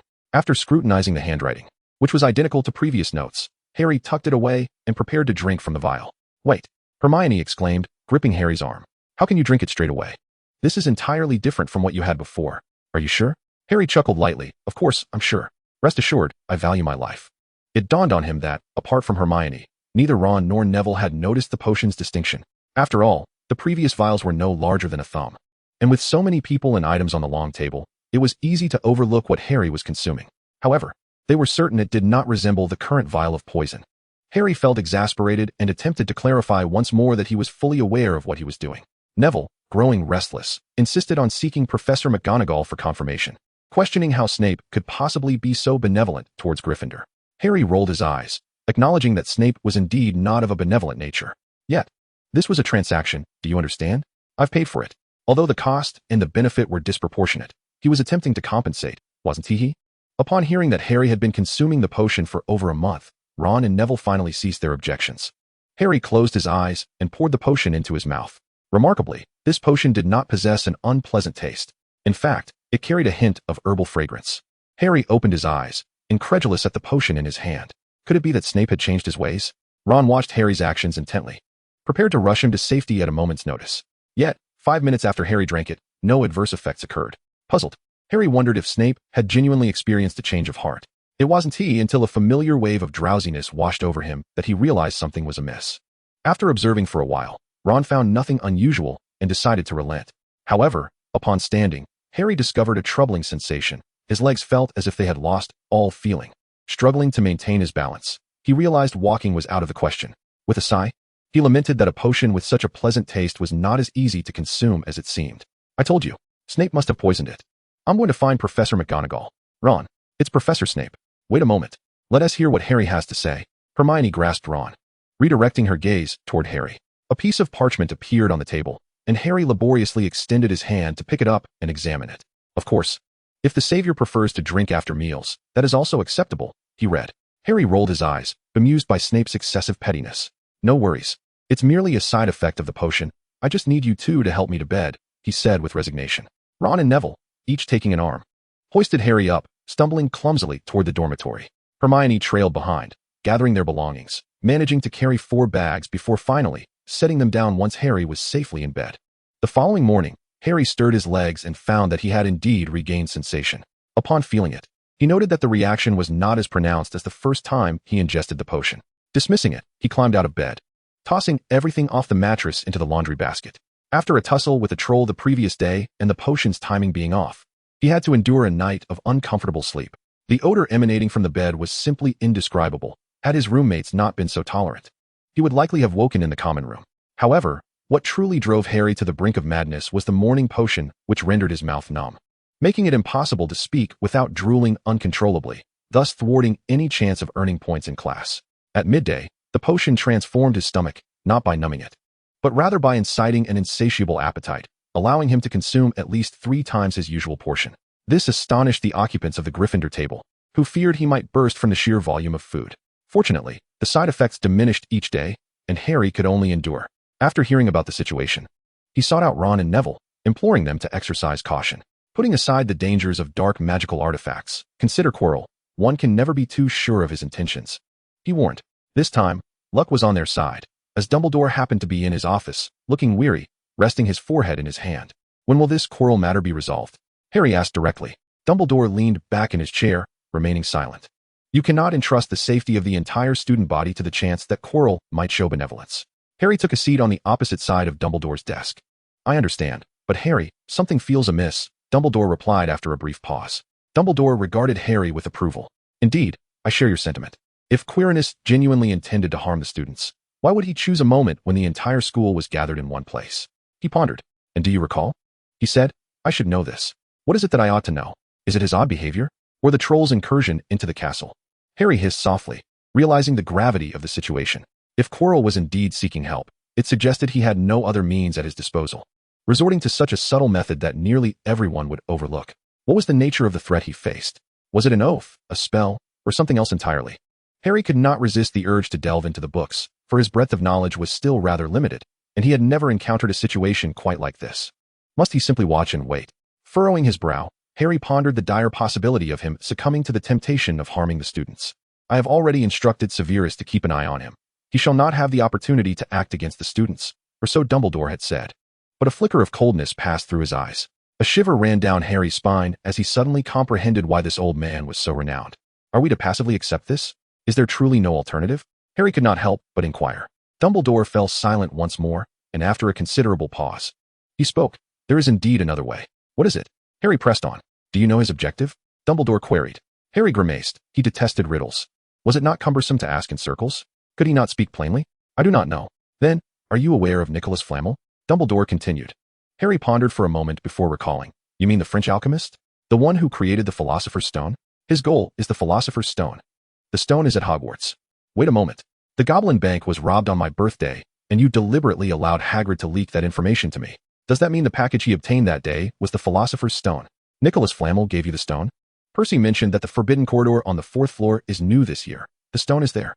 Dumbledore seemed a touch embarrassed and cleared his throat. Ahem. Let us not dwell on past events. Since then, I have not tasked Hagrid with anything significant. Let us not digress. It's about the Philosopher's Stone. The stone's properties, aside from transmuting base metals into gold, grant immortality. The one behind Quirrell surely does not seek gold. It must be the elixir of life? Harry furrowed his brow. But has it not vanished already? What use is an elixir of life now? Thus, I am investigating to ascertain his current state, Dumbledore stated. So we are left merely watching?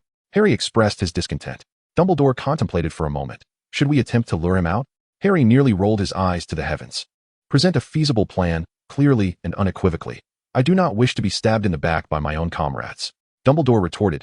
How could that be? I have always been forthright. With that, Dumbledore placed a crimson stone upon his desk. Harry immediately recognized its significance, holding his breath as he scrutinized the Philosopher's Stone before him. Its irregular shape resembled a gem crafted from blood, no larger than the palm of his hand, pulsating with an enigmatic light, surrounded by a formidable magical aura.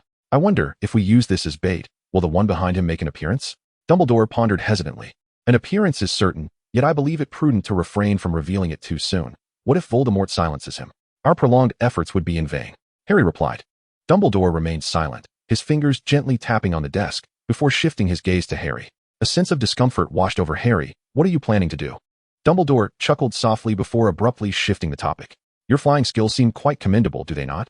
A sense of foreboding washed over Harry. What exactly are you planning? Dumbledore's gaze turned serious. There are at least 2 targets Voldemort seeks within this school. One is the Philosopher's Stone, and the other. His eyes bore into Harry's. Harry's lips twitched. What do you want me to do? Give him a chance to strike at you, Dumbledore replied. Harry leaned back, crossing one leg over the other, his fingers drumming rhythmically on the armrest. Headmaster, can I interpret this as a commission? If you wish to see it that way, then indeed it is a commission. Dumbledore acknowledged, though he added, of course, it is fraught with peril.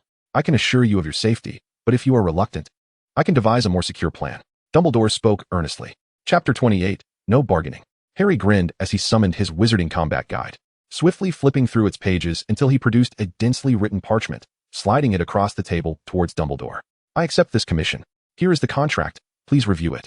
And if all is in order, leave your magical signature. His movements were practiced, as though he had performed this ritual countless times before. This habit had been ingrained in him after completing numerous commissions, ensuring a contract was signed first to prevent any defaults. Dumbledore cast a curious glance at the tome in Harry's grasp before taking the parchment and scrutinizing it closely. The terms clearly outlined the obligations of both the client and the contractor, alongside the remuneration, which made Dumbledore wince as he noted the amount stipulated, 500 galleons. Harry, no bargaining, headmaster. After all, I am risking my life. Harry interjected with precision. Very well, Dumbledore relented, producing his wand to mark the parchment. He mentally calculated his available funds, pondering how to allocate a sufficient sum for Harry. I hope you will join the Gryffindor Quidditch team. I've witnessed your flying prowess. It is quite adept, is it not? But first years are not permitted to bring brooms, are they? And is it that easy to join the team? They have already trained and competed in a match, have they not? As a latecomer, will I truly get the chance to play? Upon hearing Dumbledore's words, Harry realized his plan. Beyond the library, dormitory, and classroom, he rarely ventured alone. To provide Quirrell with a target, he needed to create an opportunity. What better opportunity than a Quidditch match? In the school, there truly was none more fitting. The chaotic nature of a Quidditch match would allow Quirrell to strike without drawing attention. If Harry found himself isolated as a keeper or seeker, it would be even more advantageous. I shall arrange for you an opportunity to showcase your flying prowess before an audience. I assure you that Professor McGonagall will witness your performance. She would not let this pass. Especially since Gryffindor has been in need of a suitable seeker for quite some time, Dumbledore remarked. Harry scoffed. You had this all planned out, didn't you? If it weren't for my newfound identity being discovered at the start of the term, I would likely already be a member of the Quidditch team. Dumbledore stroked his nose. Let us not speak in such a manner. This is merely a discussion with you. Very well, since a contract has been established, I shall refrain from further objections. Please enlighten me about the plan, Headmaster, and I will cooperate. However, if you choose to withhold information and I am unable to comply in a timely manner, that would not be my concern, Harry replied with a feigned smile. Dumbledore chuckled, choosing not to dwell on Harry's sardonic tone, and proceeded to elucidate his plan, even detailing precisely when Harry would take action. This left Harry with a newfound respect for Dumbledore. According to the headmaster's strategy, even if he were unaware of the true circumstances, his own disposition would compel him to act, demonstrating a cunningly orchestrated scheme. With everything clarified, Harry decided it was time to leave and turned to exit the headmaster's office. Harry's hand delved into his satchel, caressing the broomstick handle within, a hint of worry creeping in. The enchanted broomsticks had undergone a century of advancements, rendering the old models obsolete. It was said that the latest model, the Firebolt 2000, had been released. He wondered if his antiquated broom could keep pace with the speed of modern designs. Yet, for the moment, he had no alternative but to take things as they came. According to Dumbledore's plan, there would undoubtedly be a suitable broom available when the time came. Standing in the corridor, Harry glanced outside. The sun hung high in the sky, its brilliance undiminished even in winter. If he hurried, he might still catch up with lunch. He dashed towards the Great Hall, but encountered Hermione and her companions en route, including Draco, who was without Crabbe and Goyle. Where are you all headed? Harry and Hermione inquired in unison. Harry chuckled. I visited the headmaster's office. What about you? We were about to find you in the Gryffindor common room. I brought your lunch and also your potion, Hermione replied, removing her backpack and producing a familiar lunchbox along with a tightly wrapped potion bottle. After expressing his gratitude, Harry took the lunchbox and settled into a chair by the window. He first consumed the necessary potion before eagerly opening the lunchbox. This container had been prepared by Hermione's mother before their departure, its capacity modest, yet Hermione had stuffed it full, insufficient for Harry's current appetite. Rubbing his stomach, Harry gazed at the empty lunchbox, swallowing hard. The midday potion was delightful, but the gnawing sensation of hunger was a discomfort he could hardly bear. Little did they know, Ron and Neville also produced their own packed snacks from their pockets, and even Draco revealed a lovely bag of cookies. With the support of friends, Harry graciously accepted the offerings and finally satiated his hunger. Revived, Harry let out a contented burp and inquired, "What brings you all here?" Hermione adeptly tidied up the lunchboxes. "Have you forgotten? Today is Friday." Friday? Harry initially looked puzzled, then quickly realized, smacking his forehead, "Oh dear, I almost forgot. I've been a bit forgetful lately due to the side effects of the potions. My apologies." "No worries. Where are we headed next?" Hermione replied as she stowed away her lunchbox. Upon hearing Ron's words, Malfoy insisted on joining them. "Do you agree?" "Of course." Harry beamed. Ron muttered under his breath, reluctant to participate in the club with Draco, but since Harry had already acquiesced, he felt he had no choice. After all, it was his loud voice that had attracted Draco's attention. No one else was to blame. Harry stood up, disregarding Ron's grumbling, and led the group upstairs. "Come along. I shall take you to my secret hideout." Ron immediately cast aside his grievances against Draco, chattering incessantly about Harry's secret base. Hermione firmly silenced Ron, cautioning him to refrain from excessive chatter lest they attract unwanted company before they even arrived. Ron, feeling stifled, closed his mouth, not daring to utter a sound. After ascending to the 8th floor and reaching the end of the corridor, Harry halted, gazing at the painting of the troll swinging a club at the portrait of Barnabas. "This is it." The others exchanged confused glances, following Harry's gaze at the painting, wondering if a secret passage lay behind it. Ron even stepped forward, inching closer to touch the painting, eliciting the troll to swing its club at him, completely ignoring Barnabas. This display of familiarity astonished Hermione and the others, who eagerly joined Ron in examining the painting. Ron confidently asserted, Fred and George told me about this. They said that if you look closely enough, you can discover the secret passages behind tapestries and portraits, some even leading to Hogsmeade. Encouraged by Ron's words, they scrutinized the painting for any anomalies, even rubbing their fingers over the stains that had accumulated from years of hanging in place, wondering if they might reveal a hidden mechanism. It wasn't until Harry circled around 3 times and opened the door to the room of requirement that he realized his companions had not followed. What are you doing? The door is already open. Draco quickly stepped away from the painting, brushing off non-existent dust from his robes, clearing his throat. Nothing. We were merely studying this painting. I recall that the history of magic mentions this story. Yes, indeed. Ron hurriedly chimed in, momentarily setting aside his concerns about Draco being a Slytherin to navigate the awkward situation. Hermione scoffed. I believe Malfoy is well versed in what's written in the history of magic. But Ron, have you ever even opened your textbook? I certainly have. Ron's face flushed rapidly, nearly matching the hue of his hair. All right, enough already. Can we not waste any more time? Harry interjected, fearing that Hermione and Ron could argue indefinitely. Upon hearing Harry's voice, they promptly ceased their chatter and hurried over. Welcome to the secret lair of Harry Potter, Harry exclaimed with a smile, flinging the grand door open. Behind it lay a brief corridor, and once everyone had entered, Harry was the last to follow, casually shutting the door behind him. The 8th floor corridor fell silent once more, the troll-battered portrait of Barnabas returning to its usual state, while the wall across became devoid of ornamentation.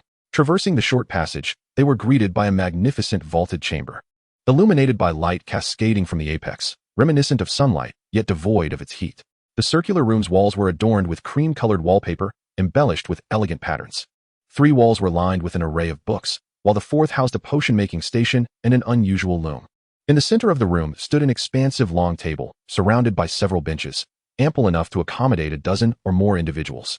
A grand marble staircase graced one side of the hall, leading to a peculiar circular entrance. There was another entrance on the ground floor at the far end of the room, though both doors remained shut. Wow! Hermione gasped, her eyes sparkling as she gazed at the towering bookshelves, eager to seize a volume at once. What is this place? Why has my father never mentioned such a location at Hogwarts? Draco marveled at the decor within the vaulted chamber, clearly pleased. Did you arrange this? He inquired, eyeing the potion-making station, which bore a style from a century past, vastly different from contemporary ones. Harry chuckled, impressed by Draco's perceptiveness. Indeed. Draco regarded Harry thoughtfully, choosing to remain silent thereafter. Shall we read? Or do something else? Hermione had somehow acquired a thick tome, cradling it eagerly as she gazed intently at Harry. This doesn't seem like a suitable place for practicing magic, does it? Draco remarked, surveying the library-like circular room. Harry nodded, affirming that this was not the venue for such activities, but rather, here. With that, he pushed open the innermost grand door, revealing the scene beyond. It unveiled an outdoor expanse. Under a blue sky with fluffy clouds, vast stretches of fragrant grass lay before them, while a gentle stream trickled by, and in the distance, a hazy mountain peak could be discerned. Where are we? Ron exclaimed in astonishment, having already stepped onto the grass. Feeling its soft touch and the tickling sensation of blades against his ankles, this was undeniably real. Neville dashed towards a stone wall, clearing away soil with his hands to unearth a sprig of fragrant marshmallow. There are herbs here. They truly grow in this place. Neville exclaimed, astonished. Is this outside Hogwarts? Is it the Forbidden Forest? Ron asked, bubbling with excitement. Harry shook his head. This is still Hogwarts. As for why it appears this way, I can only attribute it to the wonders of magic. A chorus of awe erupted from several individuals, who then scattered to explore everything upon the verdant grass. Harry, however, paid them no mind and summoned Diddy. Diddy's family served the house elves of the Room of Requirement, where he could assist with anything that was needed. Before long, a clearing was established not far from the riverbank, enclosed by a wooden fence, within which several humanoid magical targets were set up. A few chairs were arranged at a distance from the targets, and even a small table was placed nearby. Once everything was arranged, Diddy hesitated, gazing at Harry, yet ultimately refrained from speaking, snapping his fingers before vanishing. Chapter 29. The One Who Loses Hair. Harry pursed his lips slightly. It appeared that the expedition into the Forbidden Forest needed to be expedited. Not only did he have to secure a reward for Snape, but he also needed to introduce some magical creatures here to prevent Diddy from languishing in idleness. He was uncertain, however, whether there were still magical creatures in need of rescue in the Forbidden Forest now that the Ashwinder faction was no more. If not, he would indeed have to venture to the gathering place of dark wizards to rescue a few. Enough playing. Gather around. We are here for serious business. Harry called out loudly to the scattered individuals. They quickly converged around him, gazing at the open space before them with renewed awe. Harry pushed open the gate of the wooden fence, which was merely a plank, and led everyone to the seating area. He retrieved parchment and a quill from his bag. Placing them on the table, instructing them to take their seats. You may write down the spells you wish to learn on the parchment, and I shall select those with the highest relevance to teach you, Harry said. He had no desire to prepare lessons like the professors. He preferred to choose subjects that piqued his interest, ensuring the most rapid learning progress. Draco swiftly grabbed a sheet of paper, seizing the quill to write furiously. Regardless of whether he would be able to master the spells, he simply wanted to jot them down first. Observing Draco's fervor, Hermione and the others appeared utterly flustered. Hermione, hailing from the Muggle world, found it somewhat excusable. Aside from a few spells from textbooks, she had never had the opportunity to engage with others, so her inability to write was understandable. However, Neville and Ron were rather excessive, struggling for ages without producing a single word, starkly contrasting with Draco's industrious writing. Harry couldn't help but smack his forehead in realization. He had miscalculated. After a considerable time, Neville, blushing, finally took a piece of parchment and tentatively scribbled down a few things. Hermione furrowed her brows as she wrote and sketched on her paper. Although she was unaware of the specific spells, she had a clear idea of the type of magic she wished to learn. As long as she could describe it, Harry would surely know which spells were appropriate. With this reversed perspective, Hermione also began to write fervently. Only Ron remained, his face contorted in concentration as he struggled to write a single word, unable to resist peeking at others' work.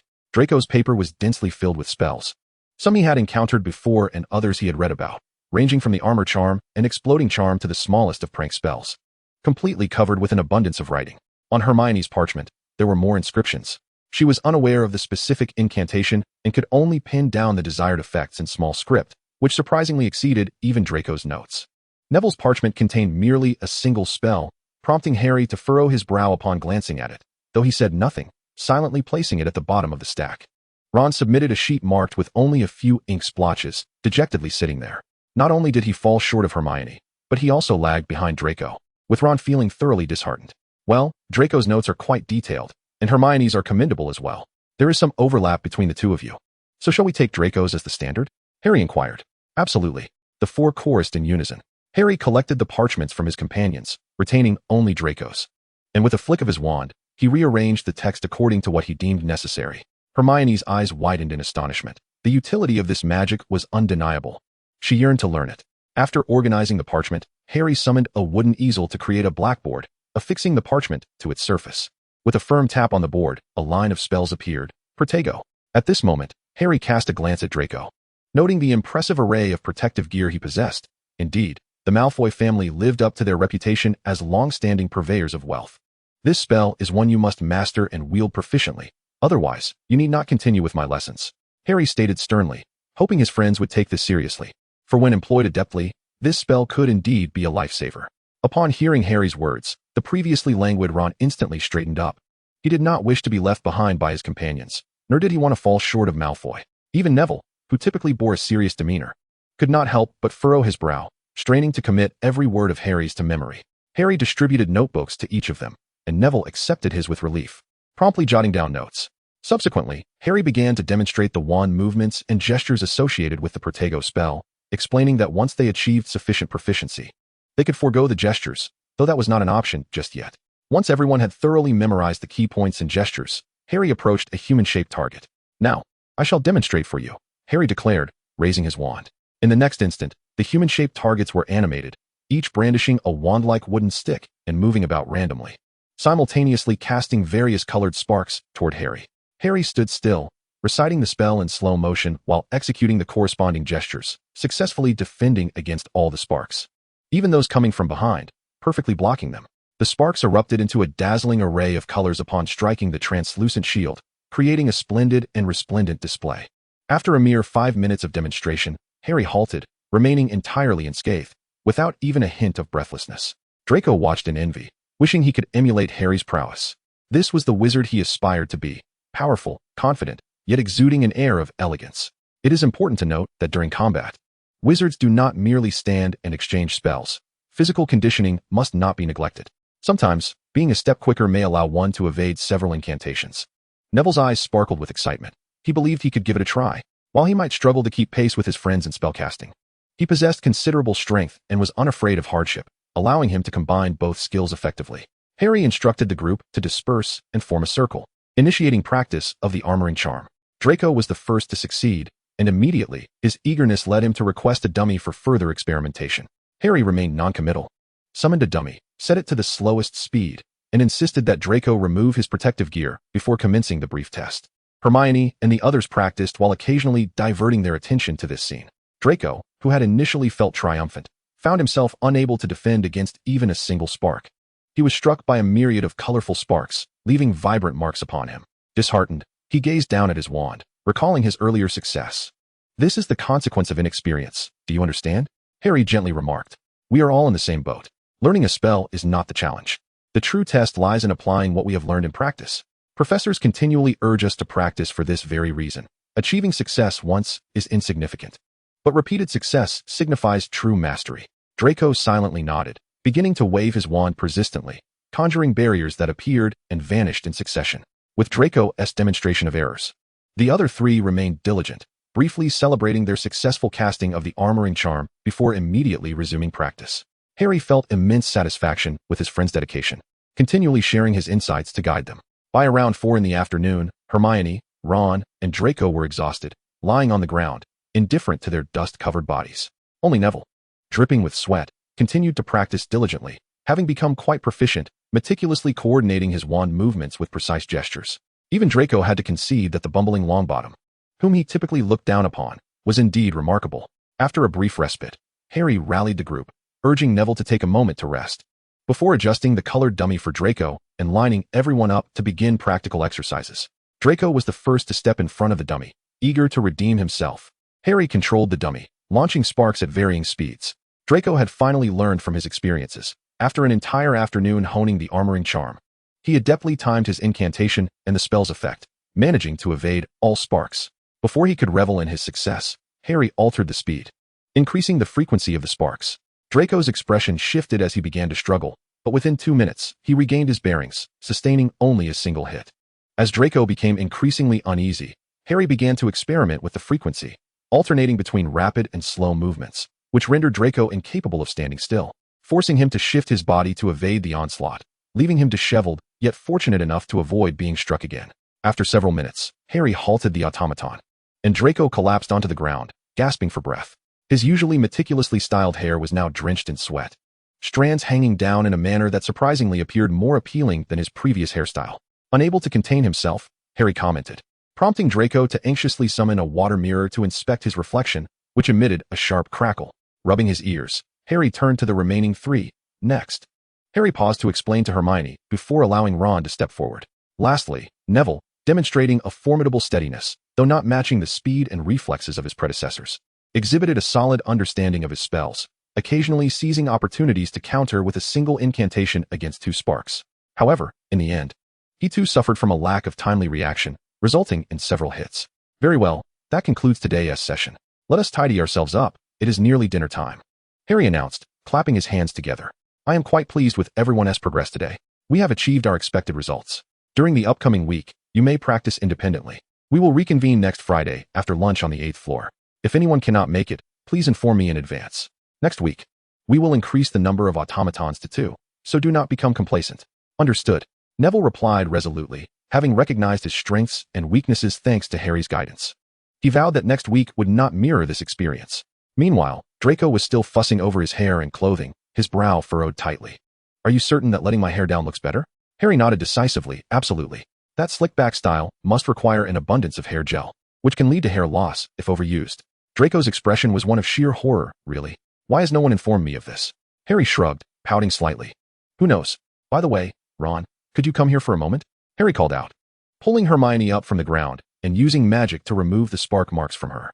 He then called to Ron, who lay motionless on the floor. May I take a look at your wand? Ron nonchalantly handed over his wand. See? This is Charlie's old wand. My family cannot afford to get me a new one. By the end of his statement, Ron's voice had dwindled to a near whisper. Harry examined the wand, noting its white wood and significant wear, with the tip almost exposing the unicorn hair within. He nodded. In that case, you should approach Professor McGonagall and explain your situation. She will assist you in acquiring a new wand. But I have no money, Ron said, his face turning as crimson as blood, his voice barely audible. Harry chuckled. Would you be willing to advance your Christmas gifts for the next 7 years? Ron suddenly looked up at Harry. Are you serious? Really? That would be quite a sum. Chapter 30. You are not foolish. Not far away, Draco scoffed, yet before he could utter a word, he was silenced by Harry's stern gaze. With a slight pout, he resumed his entanglement with his hair. Indeed, as you might surmise, I have inherited a considerable fortune alongside various other lucrative avenues. Thus, it is of little consequence. However, should you wish to advance your Christmas gifts, I shall not bestow any upon you during the school term, Harry remarked with a smile. Ron hurriedly nodded, exclaiming, I accept. I desire no gifts. If it were possible, I would gladly exchange my gifts for a new wand. Hermione nodded in agreement, firmly grasping Ron, who was eager to seek clarification and strode purposefully outside. Draco, dispersing the water mirror, raked his fingers through his hair, deciding to trust Harry's judgment. He nodded in acknowledgement and followed Hermione and Ron out. Once the trio departed, tranquility enveloped the world, punctuated only by the gentle babbling of a nearby stream. Harry retrieved Neville's parchment from his pocket. Are you certain you wish to learn the Cruciatus Curse? Neville jolted, lifting his gaze to Harry. Harry regarded him with calm composure. The parchment unfurling before them, revealing a single, stark line of text. Cruciatus Curse. Neville detected no trace of disdain or revulsion on Harry's face, only an unwavering serenity. He lowered his gaze once more. My parents. They were driven mad by this curse and now reside in St. Mungo's. They no longer recognize me. It was the Death Eaters, specifically Bellatrix Lestrange. I yearn for vengeance. Very well, then our objectives align, Harry replied, folding the parchment and igniting it with his wand. The two watched as the parchment turned to ash, the remnants whisked away by the breeze. However, this curse affects the mind. Only after you reach your 5th year and pass my trial shall I teach you this spell, Harry added, brushing the remaining ash from his hands. Not only do you seek revenge against the Death Eaters, but I too seek retribution against Voldemort. Our goals are harmonious. Therefore, let us grow stronger together, Harry declared. Neville stared at the composed Harry, momentarily rendered speechless. Time passed, and beads of sweat trickled down Neville's forehead. Anxiously, he grasped his clothing, attempting to wipe his clammy hands. Yet to no avail, his palms remained damp. He opened his mouth, but no sound emerged, only a dry lick of his lips before he attempted to speak again. His voice hoarse and unfamiliar, startling even himself. Do you not find me foolish? You are not foolish, Harry chuckled softly. How could one who learns the shield charm in a single day be considered foolish? Frankly, this spell is so advanced that even among graduated wizards, including those in the ministry, few possess the skill. You, in your 1st year, accomplished it in a day, surpassing many adult wizards. You're merely a bit slow to react. Long before Hermione and the others expressed their desire to learn spells, Harry had conducted research. He was truly astonished at how the current magical society had devolved. Even the fundamental shield charm had become a high-level spell reserved for Aurors. Neville swallowed hard, his fists clenched in anxiety. As he opened his mouth, tears gushed forth uncontrollably. He pressed his hand firmly against his mouth, the exertion nearly causing him to bite his own lip. A suppressed sob broke the silence, and Neville's tears streamed down his face as he fought to maintain his composure, nearly collapsing under the weight of his emotions. Harry reached out to steady him, asserting, we will surely succeed. No matter how formidable they may seem, they are merely human, just like us. Why should we fear them? As long as we strive diligently and persistently, we will undoubtedly achieve our goal. At that point, 1 life taken is merely a return on investment, and 2 means profit. It's a net gain. As he spoke, Harry's gaze hardened. He was no stranger to taking lives. Setting aside the monstrous creatures like acromantulas and inferi, he had slain no less than 80 goblins, and many dark wizards had also fallen to his hand. In truth, the number of lives Voldemort had claimed might not even surpass Harry's own tally. After a considerable time, Neville managed to stifle his sobs, his eyes swollen to mere slits. He gripped his father's wand tightly, determined to exact vengeance with it. Suddenly, the wand flickered with a hint of red light, though neither of them noticed. Once Neville had regained his composure, Harry handed him a block of ice wrapped in a handkerchief, urging him to apply it to his eyes as they walked, hoping to reduce the swelling before reaching the Great Hall. As Hermione and Ron filled their stomachs, they noticed Harry leading Neville toward them, who sat silently on the bench, beginning to eat. They had to hurry, for if they didn't tea, dinner would soon vanish.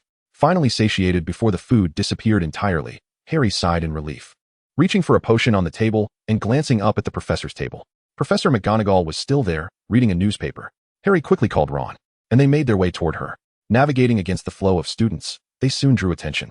Seeing the boys approach, Professor McGonagall put away her newspaper, rising from her seat to await them. Professor McGonagall, do you have a moment? We have a matter we would like your assistance with, Harry inquired. McGonagall regarded them sternly but nodded in acquiescence, gesturing for them to follow. She turned and walked toward a small door beside the professor's table, and Harry and Ron hurried to keep up. Upon entering the small room, they discovered it was dimly lit by only a few flickering candles. Here's the situation. Professor McGonagall, Harry began to explain, gesturing for Ron to showcase his wand. This is how it is. After detailing the matter, Harry retrieved a small pouch from his pocket. revealing 7 gold galleons he had prepared earlier. I recall that Ollivander offers discounts for first-year students, correct? Ron hasn't he purchased a new wand yet. He should still be eligible for the discount, shouldn't he? Harry asked with a smile, adding humorously, if not. It seems Ron will have to wait a few more years for his Christmas gifts. Upon uttering those words, even Professor McGonagall could not suppress a smile. Rest assured, Mr. Potter, Ollivander's new student discounts are ever present. Tomorrow is Saturday, and I just happen to be visiting Diagon Alley. Would you care to come by my office at 9 a.m.? Mr. Weasley? Ron nodded eagerly, fearful that a moment's hesitation might lead to rejection. Excellent, then leave it to me. If all goes as planned, you shall see Mr. Weasley's new wand by tomorrow afternoon, Professor McGonagall stated, taking the pouch of money from Harry and gesturing for them to depart. With excitement bubbling within him, Ron exited the small room, though the diminishing crowd outside made even the most energetic Ron feel a tinge of weariness. Observing this, Harry chose not to linger and made his way directly to the Gryffindor common room. After a refreshing slumber, Harry awoke to find Neville's bed across from him now vacant. Glancing at the time, he gave Ron, who was still lost in dreams, a firm nudge to rouse him, urging him to prepare and seek out Professor McGonagall, lest they be left behind. Standing by the window, Harry caught a glimpse of a small figure jogging slowly along the edge of the Black Lake. At this hour, most were still enveloped in slumber, and it was likely Neville. With a sigh, Harry retrieved the Wizarding Combat Guide, locating a section pinned by Professor Sharp regarding aura training. And he copied it to place on Neville's bed, weighted down to prevent it from being mistaken for refuse. After washing up, Harry proceeded to the Great Hall for breakfast. Reminding Ron that time was of the essence. They would miss breakfast if they didn't hurry. After a simple meal of bread and scrambled eggs, Harry consumed his morning potion, occupying a spot without a tray as he began his homework, quietly awaiting the fading of the side effects. Based on prior experience, he anticipated that the effects would dissipate in about an hour. Ron, in a flurry, snatched a few slices of bread, hastily departing without even spreading any jam. As if pursued by a phantom, observing the time, Harry noted that only 10 minutes remained until 9 a.m., shaking his head in resignation, despite his reminders. It seemed Ron needed to rectify this habit. Oblivious to the chaos on Ron's side, Harry placed a handkerchief over his mouth to test his now numb lips, which had nearly returned to normal. He beckoned Hedwig, who had been waiting patiently, and handed her a pre-written note, asking her to deliver it to Professor Dumbledore. With a gentle nip to Harry's finger, Hedwig accepted the treat he offered and soared into the air. Before long, a flash of fire heralded the arrival of a scorched note by Harry's side.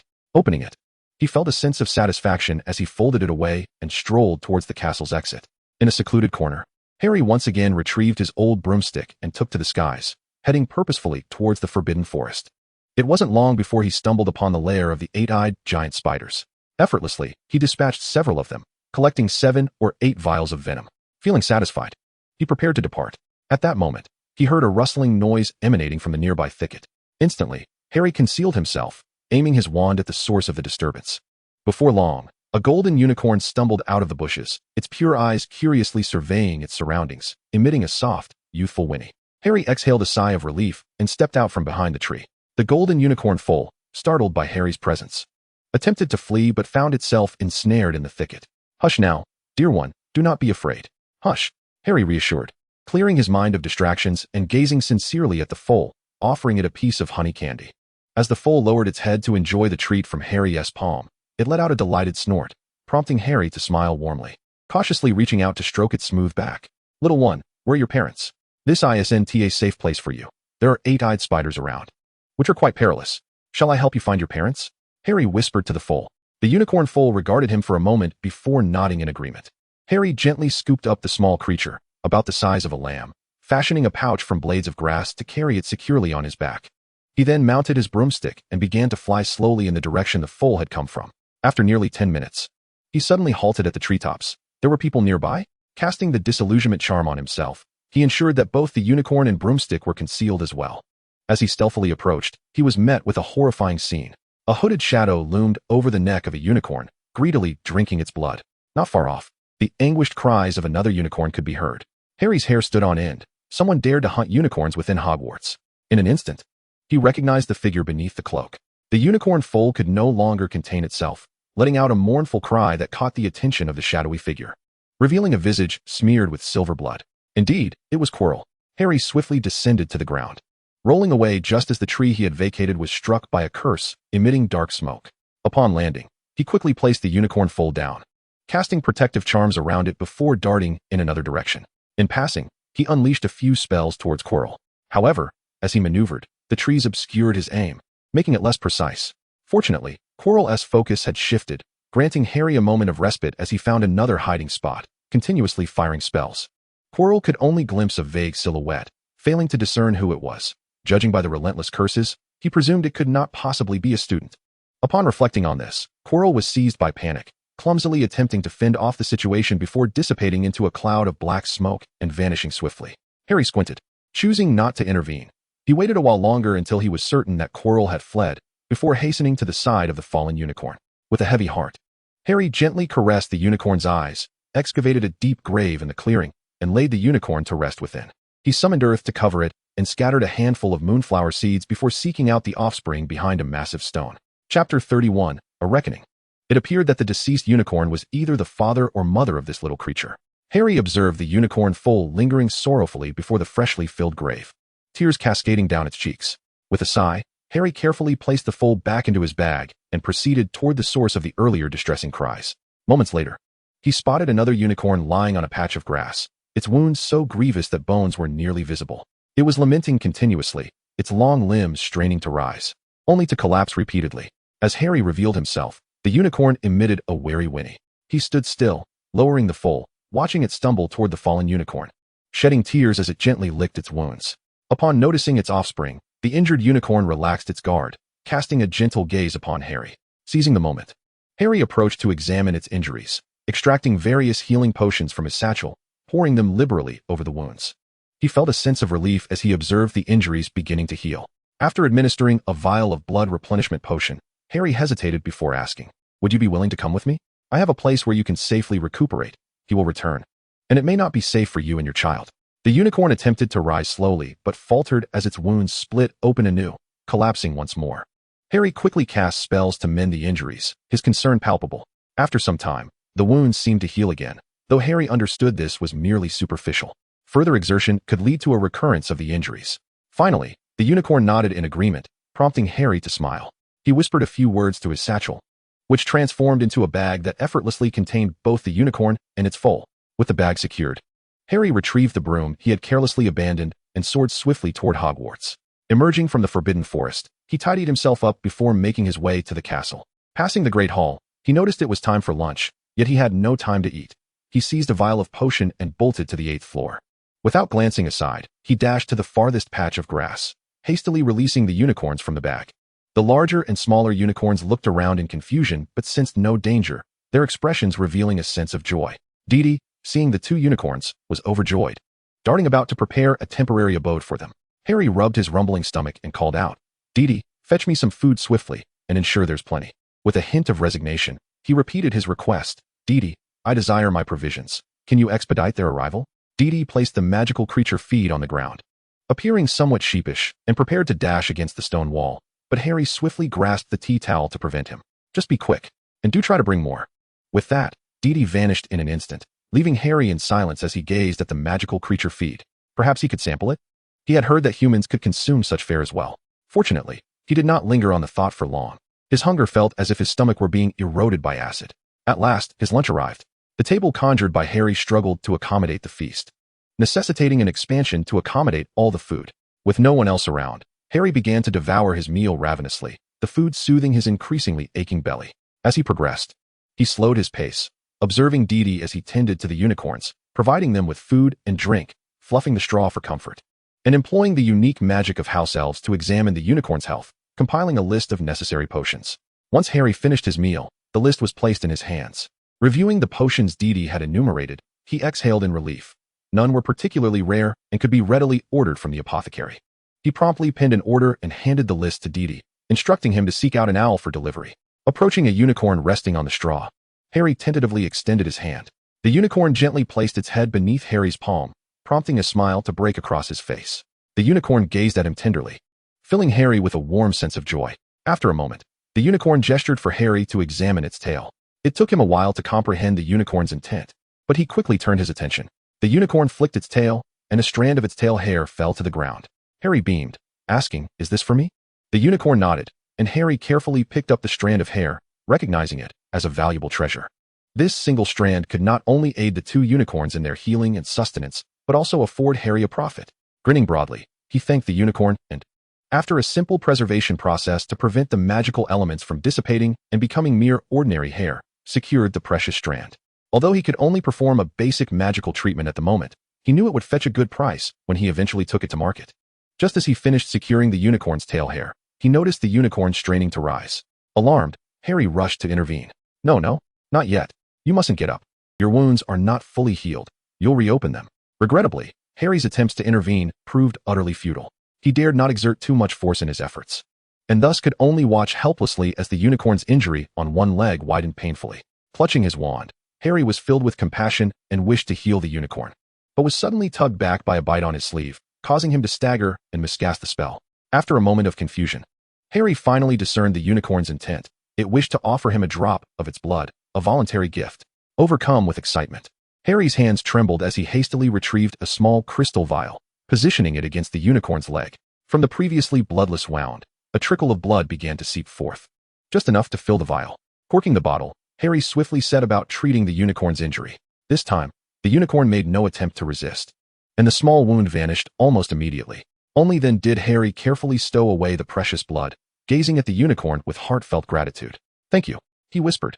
To his delight, the unicorn did not entirely reject his touch. It shifted slightly, allowing him to stroke its mane.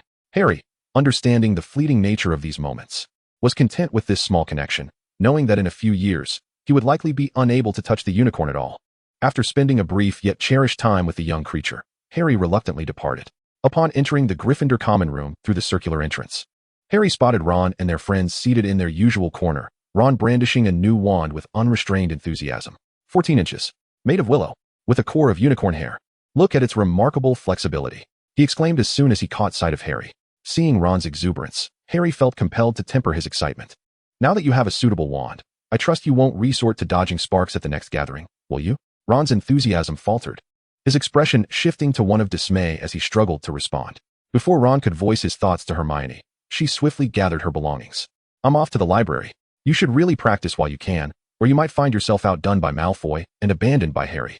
"I would never," Ron retorted angrily, raking his fingers through his hair before heading off to find an empty classroom to practice. Harry, meanwhile, was not inclined to use a wand himself. He was aware of his own limitations, slightly stronger than the average wizard, yet far from the expertise of a true master. He resolved to propose a trade to Snape. He would provide the materials while Snape would supply half of the finished product, a most agreeable arrangement. If necessary, he considered that even a third of the outcome would be acceptable. Opening his bag to inspect the materials set aside, the troll's ingredients and the venom of an eight-eyed spider, Harry decided to conclude matters for the day. He planned to deliver these items to Snape after dinner, as he had just bathed and wished to avoid any peculiar odors lingering upon him. Collapsing onto his bed, Harry removed his glasses and placed them on the nightstand. With a flick of his wand, the bed curtains descended, instantly darkening the room. He yawned widely, turned over, and fell into a deep slumber. After an indeterminate amount of time, Harry awoke, his head clouded with drowsiness. Rubbing his eyes, he located his glasses and donned them. Pulling back the curtains to gaze outside, the setting sun had painted half the sky a brilliant crimson, and faint sounds of merriment drifted from the common room beyond the dormitory door. With another grand yawn, he stretched languidly, rose from his bed, and searched for a clean outfit to wear. After making a half-hearted attempt to tame his hair, he exited the dormitory, merging with the throngs of students.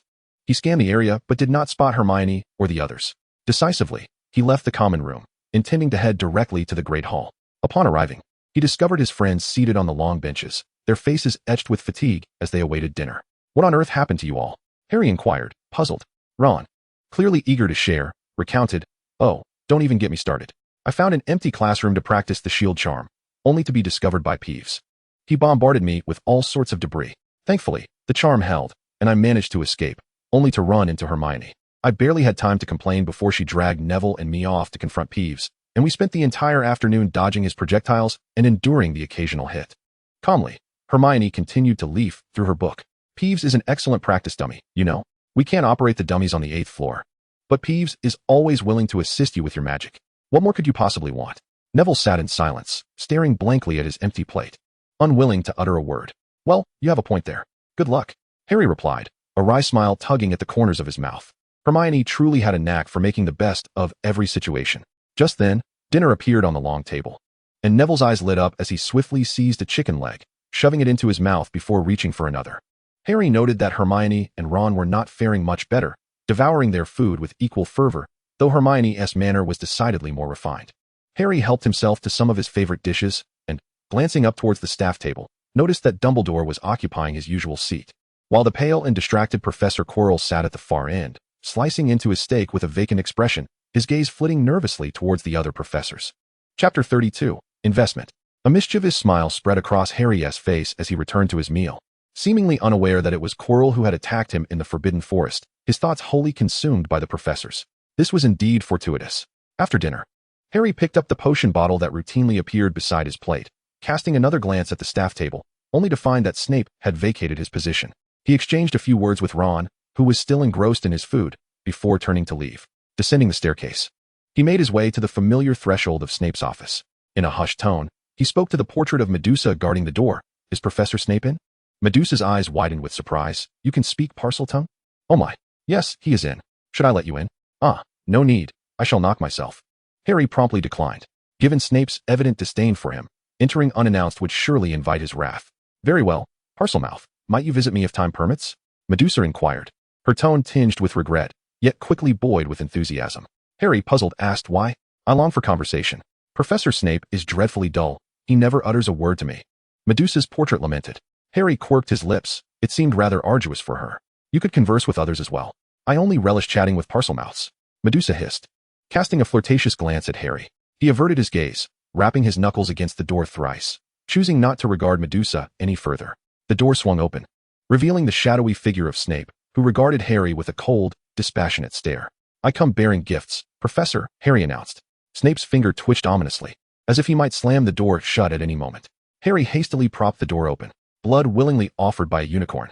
Snape paused, narrowing his eyes as he scrutinized Harry, seeking any signs of deceit. After what felt like an eternity, during which Harry's arm began to ache, Snape finally relinquished the door and stepped aside. Striding directly to the sofa, he meticulously arranged the items Harry had brought upon the coffee table. Snape remained silent, inspecting the most conspicuous crystal vial before confirming its contents were accurate. The cost, he stated. I require half of the final product. Harry countered. Impossible. 1/3. Harry nudged the items on the table. This is compensation for the previous potions, if only the side effects were less severe. Snape let out a derisive snort. Choosing not to respond, Harry shrugged, opting for silence as he stood to leave. Just as he was about to step out, Snape's voice drifted after him. 2 weeks remain. Harry paused, nodded, and departed. Upon returning to the common room, Harry was intercepted by the twins. We heard you purchased a new wand for Ron. He claimed it was exchanged for 7 years' worth of Christmas gifts. Harry nodded, affirming the truth. Charlie's old wand wasn't quite suitable. Its effects were rather pronounced. The twins exchanged glances, their eyes gleaming with intrigue. Do you have a substantial amount of discretionary funds? Perhaps a fair sum, Harry modestly replied. The Weasley family had left a positive impression on him, and he paid little mind to their probing. Come, over here. The twins each took an arm, guiding Harry to a secluded corner. They produced an array of peculiar items from their pockets, eagerly introducing them one by one. This is the skiving snack box. Consume it, and you'll manifest various ailments to escape class, though we're currently stuck at a critical juncture. And this is the canary cream. Eating it will transform you into a canary, though we're similarly hindered at an important step. Oh, and this. Extendable ears. Of course, it's merely a concept for now. And there's more. Harry stroked his chin. Are you developing prank products? The twins high-fived in celebration. Indeed. In need of investment? The twins' eyes sparkled with excitement. Yes, Harry exclaimed. So, how much of a share are you willing to offer me? The twins appeared to have already deliberated this matter. Half, they declared. No, that's not feasible. You both possess considerable ingenuity and skill. I believe you can succeed. Half is excessive. I do not wish to manage affairs. So the development and sales should be entirely your responsibility. I only require 20, Harry explained. No way. That simply won't do. Fred immediately objected. We can't take advantage of you. George quickly added. If our mother finds out, we would be in serious trouble. Observing their fervent refusals, Harry felt somewhat exasperated. Typically, individuals were eager to negotiate for more investment and less profit share. Yet with the twins, the situation was entirely reversed. Does the energy you expend on research not count as money? Does the manpower required for sales not hold value? If you eventually establish a shop, you will have to manage these aspects yourselves. I truly wish to be nothing more than a passive investor. So 20 is more than sufficient, Harry elucidated. The twins hesitated, conferring with one another before ultimately acquiescing to Harry's terms. However, they resolved to each take only 35, reserving the remaining 10 for Harry's future needs, should he require it. They did not intend to disclose this decision to Harry, believing it would be better to address it later if the need arose. After examining the unfinished products on the table, Harry decided to invest 100 galleons in them. At present, what they required was not merely product development, but an expansion of their knowledge. Although the concepts the twins presented were promising, the alchemy and magic they employed were rather rudimentary, easily discernible to the discerning eye. If their work were to be exposed, their business could be jeopardized. Harry procured a cloth pouch and filled it with 100 galleons, leaving the twins momentarily speechless with delight. They immediately resolved to write to their father for books on alchemy, as their family possessed a considerable collection of such knowledge. This thought led Harry to recall Gareth. The twins' personalities bore a resemblance to Gareth's, and, after all, Gareth was somewhat of a predecessor to them. He remembered Gareth's proficiency in alchemy. Perhaps he could introduce the twins to him? Regardless, the twins' research entailed certain risks, and having Gareth's oversight would be significantly safer than their solitary endeavors. At the very least, if they encountered danger, Gareth could seek Harry's assistance. With this in mind, Harry spoke up, "You might want to look for portraits of your ancestors. I once read about a Gareth Weasley, who was quite skilled in alchemy. You could seek his guidance, as it is said that many portraits of him exist." He continued, "This should be simple enough. Your father, Arthur Weasley, has a good relationship with Aunt Muriel and could ask around." Upon hearing this, Fred nodded in agreement. "I will make sure my family keeps an eye out. If it is Gareth's grandfather, or perhaps his great-grandfather. Regardless, if he is willing, we will surely find his portrait." George nodded in agreement. If the Weasley family indeed had such an ancestor, they could save a considerable amount of time in their own explorations. Observing the twins, who were eager to pen a letter, Harry tactfully excused himself. "Tomorrow is our Quidditch team's practice. Would you care to watch? If you're willing, we could lend you a broom. After all, the school's old brooms pale in comparison to ours, though ours aren't the best either, but they are used for matches." Harry paused, casting a suspicious glance at the two. Was this an arrangement by Dumbledore? Otherwise, why would they invite him at such a moment? "We are the Team S beaters, and you are Harry Potter. It's perfectly fine for you to observe our practice," George remarked with a smile, then stood up to shout towards the upperclassmen, "Wood, can Harry come to watch our practice tomorrow?" A fifth-year boy with dark hair turned at the call, scrutinizing Harry before breaking into a cheerful smile. "Of course. See," he agreed. "He is the captain of the Quidditch team. If he says it's fine, then it's undoubtedly fine. Are you coming?" Fred inquired as he tidied up the table. Harry could only nod. "I will be there." "What time does training start?" Since he had already discussed plans with Dumbledore to visit the Quidditch pitch, the Weasley brothers' invitation was too good to pass up. 7 o'clock. "Of course, you can arrive a bit later. After all, you don't need to train," George lamented. "Wood treats us as if we are not human. It's bad enough we have practice on Sunday, but we must rise early as well." Fred nodded in agreement, sharing his sentiments. "Even if practice were at 8, that would be fine, but starting at 7 means we have to rise at 6. As they closed the door, the noise of the common room faded away, leaving only the faintest sounds. Ron and Neville emerged from the washroom, yawning and supporting each other. "Well, if you're tired, you should rest quickly. Tomorrow morning, I'm going to watch the Gryffindor Quidditch team practice. Do you wish to join?" Harry asked helplessly. "I'll pass. I need more practice. For some reason, my wand feels different today," Neville replied, stifling a yawn with tears in his eyes. Ron perked up, intending to say he would go too, but upon hearing Neville's words, he swallowed his response. "I won't go either. I really need to make the most of my time. I don't want to fall behind Malfoy," Ron resolved firmly. "All right," Neville and Ron chorused in unison, before both began yawning again, muttering hasty goodnights and collapsing onto their beds. Harry shook his head, went over to help them lower the curtains, and dimmed the lights in the dormitory before gathering his belongings to wash up. The following morning, before the alarm rang, Harry opened his eyes, reaching out to silence it. Glancing at it, he noted there were still 5 minutes until 7. As he drew back the bed curtains and sat up, he was astonished to find Ron's bed next to him already empty. He looked across the room and saw that Neville's bed was also unoccupied. Dressed in slippers, Harry approached the window, standing in the same spot as yesterday, where that small figure had now transformed into 2. A smile of contentment spread across Harry's face as he brushed his fingers against the headband adorning his forehead. With such companions by his side, Voldemort stood no chance. In truth, Harry's scar had long since faded, yet Dumbledore, wishing to avoid any commotion, insisted that Harry wear the headband daily. He even employed a transfiguration spell to conjure a false scar on Harry's forehead, a gesture for which Dumbledore sacrificed one of his old school notebooks. Cheerfully attending to personal hygiene, Harry sifted through his clothing. He intended to be active today, thus selecting attire that would allow for ease of movement while also providing a measure of protection. Although Dumbledore had assured him of safety, Harry could not entrust his well-being to another, even if that individual was Dumbledore himself. However, the garments Harry now wore were custom-made by Madame Malkin, unlike those he had donned during his previous adventures. After rummaging through his belongings, he managed to assemble a suitable outfit, and while searching his bag, He unearthed a scarf embedded with runes designed to mitigate damage from wizards, its condition remarkably intact. Observing the slightly overcast skies outside, Harry resolutely wrapped the scarf around his neck. Every bit helped. He then glanced toward the forbidden forest. Recognizing the necessity of seizing an opportunity to venture there and gather additional materials, the absence of runes on his clothing left him feeling rather vulnerable. Checking the time, Harry swiftly made his way outside. As usual, he arrived in the Great Hall, reminding himself that breakfast was not to be overlooked. After finishing his meal, Harry remained seated, noticing that the potions he routinely received at his table were conspicuously absent today. Furrowing his brow, he recalled Snape's words from the previous night about needing to consume potions for another 2 weeks. How could they be missing now? Had his poor attitude the previous evening prompted Snape to withhold them? The thought made Harry increasingly restless. He considered seeking out the dungeons to inquire, yet hesitated, mindful of the tasks awaiting him that day. Chapter 33. Where are your glasses? Just as Harry's anxiety began to mount, a vial of potion appeared before him. This potion was a pale gold, distinctly different from the usual concoctions he received. Accompanying it was a sheet of parchment, which appeared to contain more than just a few hastily scribbled words. Taking the parchment in hand, Harry glanced toward the staff table, where Snape was notably absent. Though Professor McGonagall remained, he exhaled softly. McGonagall's presence indicated he still had time.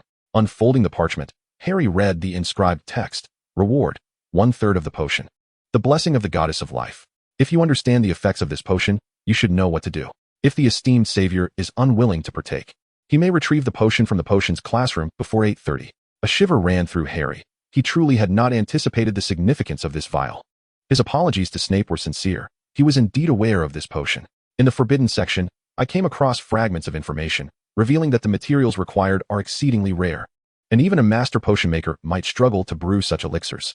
Apart from the willingly offered blood of a unicorn, one would also need the tears of a phoenix, shed in a moment of overwhelming joy, the moonlight flower that blooms on snowy nights, along with various peculiar ingredients that are generally challenging to gather.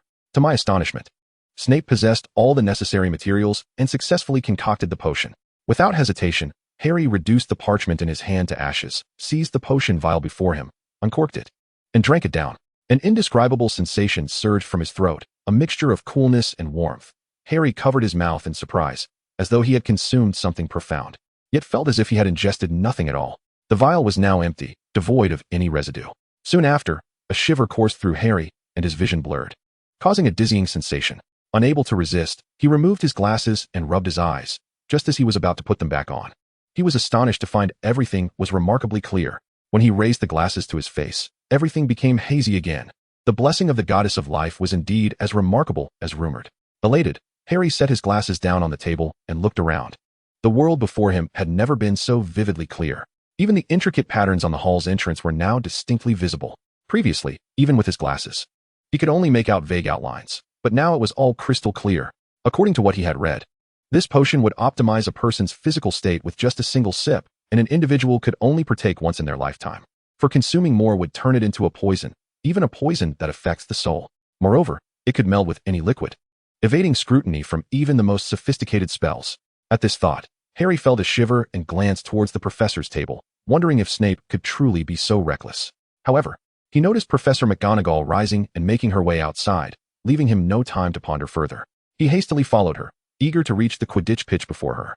After all, she was the primary audience, and it would be unfortunate if the spectators arrived but the players did not. As he sprinted, Harry was astonished to find he felt remarkably unwearied. Even his breath was not as labored as he expected.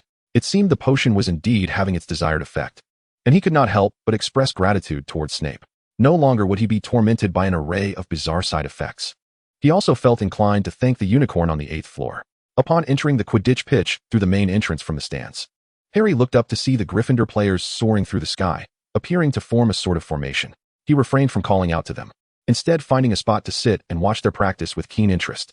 After a few minutes, he caught sight of Professor McGonagall entering the pitch, moving silently towards the elevated stands.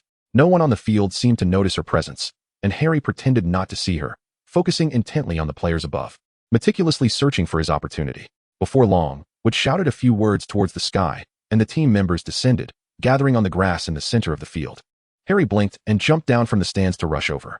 Everyone's faces were grim, and the twins appeared as if they had just tasted a foul-flavored jelly bean. What's wrong? Harry leaned in and whispered. Fred looked pale. It's that McLaggen. He is utterly useless. George chimed in with equal disdain. Before Harry could inquire further, The two began to vent their frustrations. This McLagan was a second-year student from Gryffindor, a tall and lanky boy whose uncle worked at the Ministry of Magic. Ever since he joined the team, he had incessantly offered his unwarranted advice to Wood, completely disregarding any instructions. Each match, he managed to create some blunder, leaving Gryffindor languishing at the bottom of the four houses. Were it not for the fact that Gryffindor could find no suitable replacement, Wood would have already booted him from the team. After all, his flying skills were still commendable. Harry patted George reassuringly on the shoulder, shrugging, as he was not yet a member of the team. As he observed Wood shouting loudly at McLagan, Harry's gaze shifted to Fred's broomstick. Do you want to take a ride? It seems like we won't be continuing practice anytime soon. We can just watch while you fly for a bit, Fred suggested. Harry nodded eagerly. Sure. Have you ever played Quidditch? George asked. Harry shook his head. No. You see, I grew up in the Muggle world, where Quidditch doesn't exist. This wasn't entirely a lie, as Harry had been preoccupied with the idea of escaping school to seek adventures with Hagrid, and his knowledge of Quidditch was limited to scoring and catching the snitch. Should I find someone to join you? Consider it self-training, Fred proposed. Harry beamed. That would be splendid. What better way to showcase my flying skills than through Quidditch? Professor McGonagall is waiting for a performance over there. I'll take a test flight first, and if you think it's good, we can all play together. How about that? Harry said. Fred handed over his broomstick. No problem. George, fly with Harry and keep an eye on him, Fred instructed. George was already mounting his broom. Of course, get ready, boss. Harry laughed heartily, leaping onto the broom and pushing off with force, soaring into the sky. The wind tousled his hair, and without glasses, Harry was mesmerized by the sights before him. The grass, the black lake, the castle. Everything seemed to unveil a delicate veil, clearer than ever before.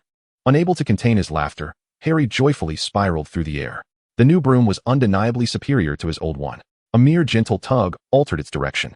Unlike the old broom, which sometimes required his weight to shift course. After soaring for a while, Harry suddenly recalled the flying trials he had once participated in. He elevated his broom to take a look around, but found no discernible smoke rings or balloons, letting out a disappointed sigh as he surmised that the activity had likely been discontinued. However, reminiscing about the exhilarating sensations of the trials, he couldn't help but lean forward and accelerate. As he surged forward and dove, the broom seemed to meld with him, responding with an obedience akin to that of his own limbs. He twisted, spiraled, halted abruptly, and accelerated, reveling in the joy of the flight, almost forgetting his original purpose for being there. Suddenly, his pupils dilated. At his current speed, a collision would undoubtedly shatter his bones. Almost instinctively, Harry pressed down hard on the broomstick, sending himself plummeting towards the ground like a kite with a severed string. The black ball grazed the tail of his broom as it soared skyward, even knocking off a few branches in its wake. With a serious expression, Harry maintained control of his broom. To avoid drawing attention, he had been flying low, but in his instinctive effort to evade the black ball, he found himself dangerously close to the ground. Distant gasps and loud screams echoed around him, but Harry paid them no heed. Gripping the broomstick tightly, he pulled up with all his strength, shifting his weight back as he halted just shy of a meter from the ground, transitioning into a horizontal flight. The tips of his feet brushed against the grass of the pitch as he glanced up at the black ball, which was now recharging and hurtling towards him once more. A grin spread across Harry's face as he felt a thrill reminiscent of dodging the Ashwinder gang in the Forbidden Forest. With a cheer, he had no intention of landing. Instead, he ascended further, engaging in a game of hide and seek with the dark sphere. The ball, perplexed, couldn't even graze the hem of Harry's robes. Just when Harry felt the excitement waning, another black ball joined the fray, and the two began to pursue him relentlessly, renewed with enthusiasm. Harry played joyfully until George soared up and knocked each ball to the ground with a single strike. Reluctantly, Harry followed George down, still buzzing with exhilaration. The moment his feet touched the ground, Wood seized him with fervor, his eyes gleaming as he scrutinized Harry. Have you ever played before? Your slender frame is perfectly suited for this.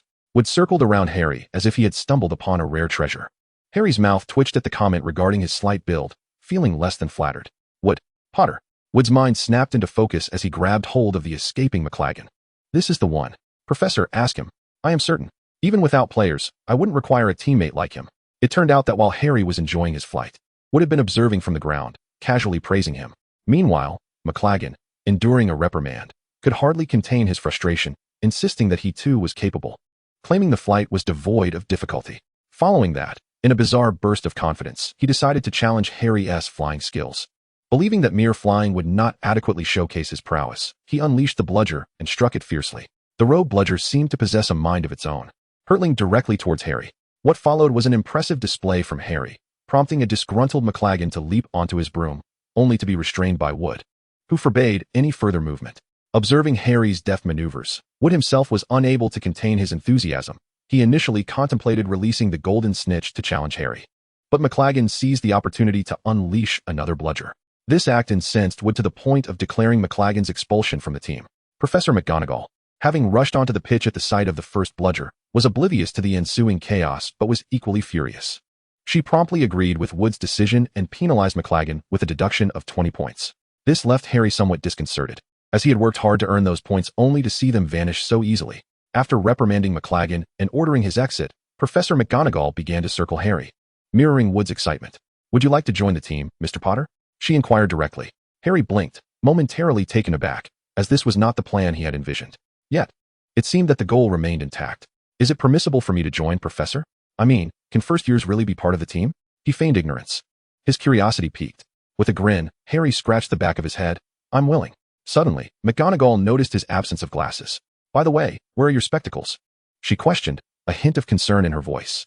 Harry touched the empty pocket where his glasses should have been, realizing in dismay that his excitement had caused him to forget to find a pair to use as a disguise. As he pondered an excuse, McGonagall, with a grave expression, remarked, "You mustn't consume the vision-enhancing potion frequently. You need to understand its implications, especially at your age. Reliance on the potion could hinder the normal development of your eyesight." Harry was taken aback, suddenly overjoyed that McGonagall had unwittingly provided him with a perfect excuse. "Thank you, Professor, for the reminder. I promise I won't use it again," he replied, bowing his head in faux contrition, pleased with Harry's compliance. McGonagall instructed the team to maintain confidentiality before hurriedly departing. No sooner had she vanished from sight than the twins approached, enthusiastically throwing their arms around Harry's neck, eager to take to the skies with him. However, Wood quickly quelled their exuberance. The stands were filling up, and revealing Harry now, right after McGonagall had emphasized secrecy, would be foolish. Moreover, the spectators had just witnessed Harry's flying prowess, which was undeniably superior to McLaggen's. They resolved to dedicate the next few days to private practice, ensuring that during the next match, Harry would be ready to astound their opponents. Chapter 34, The Nimbus 2000. Following Wood's declaration, the topic was set aside. He beckoned Harry aside and produced a small notebook from his pocket, handing it to him. "Harry, we must continue our training. Your position is Seeker. Do you understand what that entails?" "That is splendid. This booklet contains my comprehensive collection of broomsticks. You may peruse it and see which model piques your interest, and promptly report back to Professor McGonagall. After all, as a first-year student, you are not permitted to bring your own broom." Wood, bending slightly, whispered to Harry while gently placing the booklet in his hands. "Thank you ever so much, older brother Wood," Harry replied, flipping through the pages filled with intricate details regarding the characteristics of various brooms, accompanied by illustrations meticulously clipped from magazines. Harry, eager to maintain decorum, remarked, "I shall take a moment to observe, as I cannot participate in team training. It is essential to comprehend the dynamics of the players." Wood chuckled heartily and personally escorted Harry to the players' bench, the location closest to the pitch. Once Harry was comfortably seated, Wood promptly turned and bellowed instructions to his team, his demeanor starkly contrasting with the gentleness he had shown Harry. Harry found himself momentarily taken aback, marveling at Wood, no, Oliver, truly a master of transformation. As he watched the Team-S flying practice, Harry noted a marked improvement in harmony compared to when he first arrived. Was it truly that McLaggen was the unreliable one? Having gleaned insights into the players' flying styles, Harry returned his focus to the booklet in hand. It detailed the Nimbus series, Comet series, and the Firebolt series, complete with a comprehensive comparison of advantages and disadvantages, even including Oliver's personal flying experiences, with prices indicated beneath each broom's image. After a few pages, Harry bypassed the older models and turned to the more recent brooms produced within the last 2 years. One was the Nimbus 2001, and the other was the Firebolt 2000. Harry meticulously compared their merits, finding himself indecisive, as both brooms bore similar fundamental qualities. The only distinctions lay in aesthetics and cost. The Nimbus series featured a more rugged appearance, while the Firebolt series consistently embraced a streamlined design, exuding elegance and beauty. After considerable contemplation, Harry resolved to select the Firebolt 2000. After all, while performance may be fleeting, style is everlasting. With his decision made, he carefully set aside the page detailing the Firebolt 2000 and turned his attention back to observing his future teammates during training. Following lunch, Harry presented the copied page to Professor McGonagall, along with the key to his vault. He felt a twinge of embarrassment accepting this, realizing that he needed to economize. It seemed he would have to exert himself in Quidditch to ensure Professor McGonagall's investment was not in vain. Pondering thoughtfully, Harry concluded that he needed to venture out, if only to address his glasses situation. With the vision-enhancing potion as a pretext this time, he wondered what he would use next. He couldn't possibly claim to have consumed the potion every day, could he? After assessing his inventory, Harry resolved to make a trip to Hogsmeade. Remembering his earlier commitment to Dumbledore, he resigned himself to head toward the headmaster's office. Before entering, Harry quietly transformed his glasses, altering his prescription lenses into plain glass. For reasons unknown, he suddenly felt reluctant for Dumbledore to discover that Snape still possessed the blessing of the Goddess of Life. Once he adjusted his glasses, Harry shook his head slightly, a self-deprecating smile forming on his lips. Despite having worn glasses for over a decade, the absence of them for just a single day made him acutely aware of their weight. He muttered the incantation, and the guardian creature spun around to reveal the staircase. Harry stepped onto the staircase and ascended. He knocked perfunctorily on the door before pushing it open. Dumbledore, he halted at the threshold, astonished to see Professor McGonagall confronting Dumbledore with her hands on the table. I apologize for the interruption, Harry exclaimed, gripping the doorknob and retreating hastily. Slamming the office door shut behind him. Just as he was about to turn and flee, the door swung open again. Professor McGonagall, with a serious expression, opened the office door. Mr. Potter, are you looking for the headmaster? Yes, I have matters to attend to, so I shall take my leave. With that, she sidestepped Harry and hurried down the stairs. Harry bit his lip, stifling any sound. It was only upon hearing the guardian creature's movement that he exhaled in relief and entered the office. Dumbledore sat in his chair, his eyelids drooping as he struggled to maintain his composure. Is it so difficult to knock before entering? He inquired. Harry wore an innocent expression. I did knock. Dumbledore cast a sidelong glance at him, unable to deny that he had, albeit half-heartedly. Wiping his face, Dumbledore decisively shifted the topic. What brings you here today? I wish to visit Hogsmeade, Harry stated plainly, avoiding any gossip. Dumbledore leaned back in his chair, showing no intention of rising. You should be aware of a few secret passages, correct? You mentioned that I should inform you before leaving the school, and I intended to do so. But judging by Professor McGonagall's demeanor, it seems unnecessary now. Harry wore an innocent expression, striving to appear as agreeable as possible. Dumbledore's lips twitched as he waved his hand dismissively. Go on, hurry along. I do not wish to take the secret passage, Harry replied defiantly. They exchanged glances, neither willing to break the silence. Ultimately, it was Dumbledore who could no longer hold out. He picked up a quill from the table and began to write swiftly on a piece of parchment. Before long, Dumbledore tore off the parchment, rolled it up, and handed it to Harry. Take this. Present it to the statue at the school gate. You don't need to find someone to escort you to Hogsmeade, do you? Harry accepted the parchment with a grin. No, I know the way, he affirmed earnestly, nodding his head. Of course, dining out requires money, so saving a bit is prudent. After all, my parents didn't leave me much of an inheritance. With that, Harry turned and dashed away. In his haste, he failed to notice the flicker of uncertainty that crossed Dumbledore's face. Dumbledore clasped his chest, pondering internally whether he should add a few more galleons to Harry's vault. After all, the ancestral business of the Potter family remained firmly in their possession. Although it was said that James had entrusted its management to him, it would eventually be returned to Harry upon his coming of age. Yet, Harry was not so different from an adult now, and the thought of him discovering something caused Dumbledore to shiver. He decided to dismiss the idea. All the income had been funneled into the Order of the Phoenix. Could one truly investigate this, and that without cost? Furthermore, there were those compensatory payments post-war. With this in mind, Dumbledore felt an unusual pang of guilt. However, after calculating the remaining assets at his disposal, he resolutely cast the notion aside. Perhaps he would revisit it when he grew senile. Dumbledore thought coldly. As Harry strolled along the shore of the Black Lake, he couldn't help but sneeze twice, touching his slightly warm ears. Who was speaking ill of him? A gust of chilly wind swept across the lake, causing Harry to tighten his coat. Surely he wouldn't catch a cold. It was improbable. Just this morning, he had fully regained his perfect health. How could he succumb to illness so swiftly? If a mere breeze could bring on a cold, he would have to inquire whether Snape had provided him with counterfeit potions. With that thought, Harry quickened his pace, convinced that the lakeside was far too cold. Without a doubt, upon reaching the school gates, Harry instinctively glanced towards the archway. Sebastian would typically be waiting for him there. Alas, there would be no one to accompany him this time. Just as Harry was about to approach the statue of the gatekeeper, a tall, lanky figure suddenly emerged from the archway. Startled, Harry's heart raced. Who could it be? You are Harry Potter, the little cub of Gryffindor. You actually intend to escape school. I've caught you. A hoarse voice boomed. The shadow beneath the arch stepped into the light, revealing the castle's caretaker, Filch. Harry let out a small sigh of relief, amused by his own reaction. It was merely Mr. Filch. My apologies, I did not see you there. Here is the headmaster's permission slip. I need to make a trip to Hogsmeade. Will you assist me in opening the door, or shall I seek confirmation from the guard? Harry politely inquired, retrieving the note from Dumbledore. Filch seemed entirely uninterested in whether Harry indeed possessed a permission slip, fixated solely on dragging him before a professor. Harry couldn't help but roll his eyes. How was Filch even more difficult than Mr. Mooney? At least Mr. Mooney only required his assistance in collecting the invisibility beast statues. This Filch was utterly unyielding. Sir, I truly have a permission slip. Would you care to take a look? Harry waved the parchment, nearly thrusting it into Filch's face. This is undoubtedly a forgery. Filch scoffed, reaching to seize Harry's arm. I've seen more than enough of Gryffindor's little tricks. You're just like the Weasley twins. Harry's lips twitched. Excellent. Clearly, he was blaming the twins. How about this? The headmaster said that if the guard statue verifies this, the gate will open. If it were a forgery, the guard statue would certainly not let me pass, would it? I'm only in my first year. I could hardly forge the headmaster's seal. Harry deftly evaded Filch's outstretched arm and declared loudly. Filch paused for a moment, hesitating before he stood by the entrance, coldly regarding Harry. You go verify.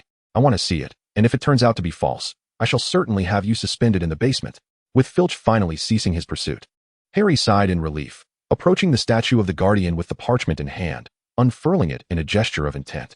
The stone-carved Guardian statue creaked as it raised the long spear in its grasp, pausing upon its pedestal, and the gates of Hogwarts swung open in response. Filch surveyed Harry with a hint of surprise. Is this the treatment afforded to the Savior? Has the headmaster truly granted him a leave of absence? Having validated his own words, Harry refrained from mocking Filch. After all, this was merely part of the man's ordinary duties. Though somewhat excessive, Harry understood that castle caretakers often bore peculiar traits, a quirk of character that was not uncommon. Mr. Filch, may I leave now? Harry inquired politely, displaying patience. Filch glanced at Harry and then at the open gates, scoffing before turning away. Harry, unfazed, bid farewell and strode toward the exit.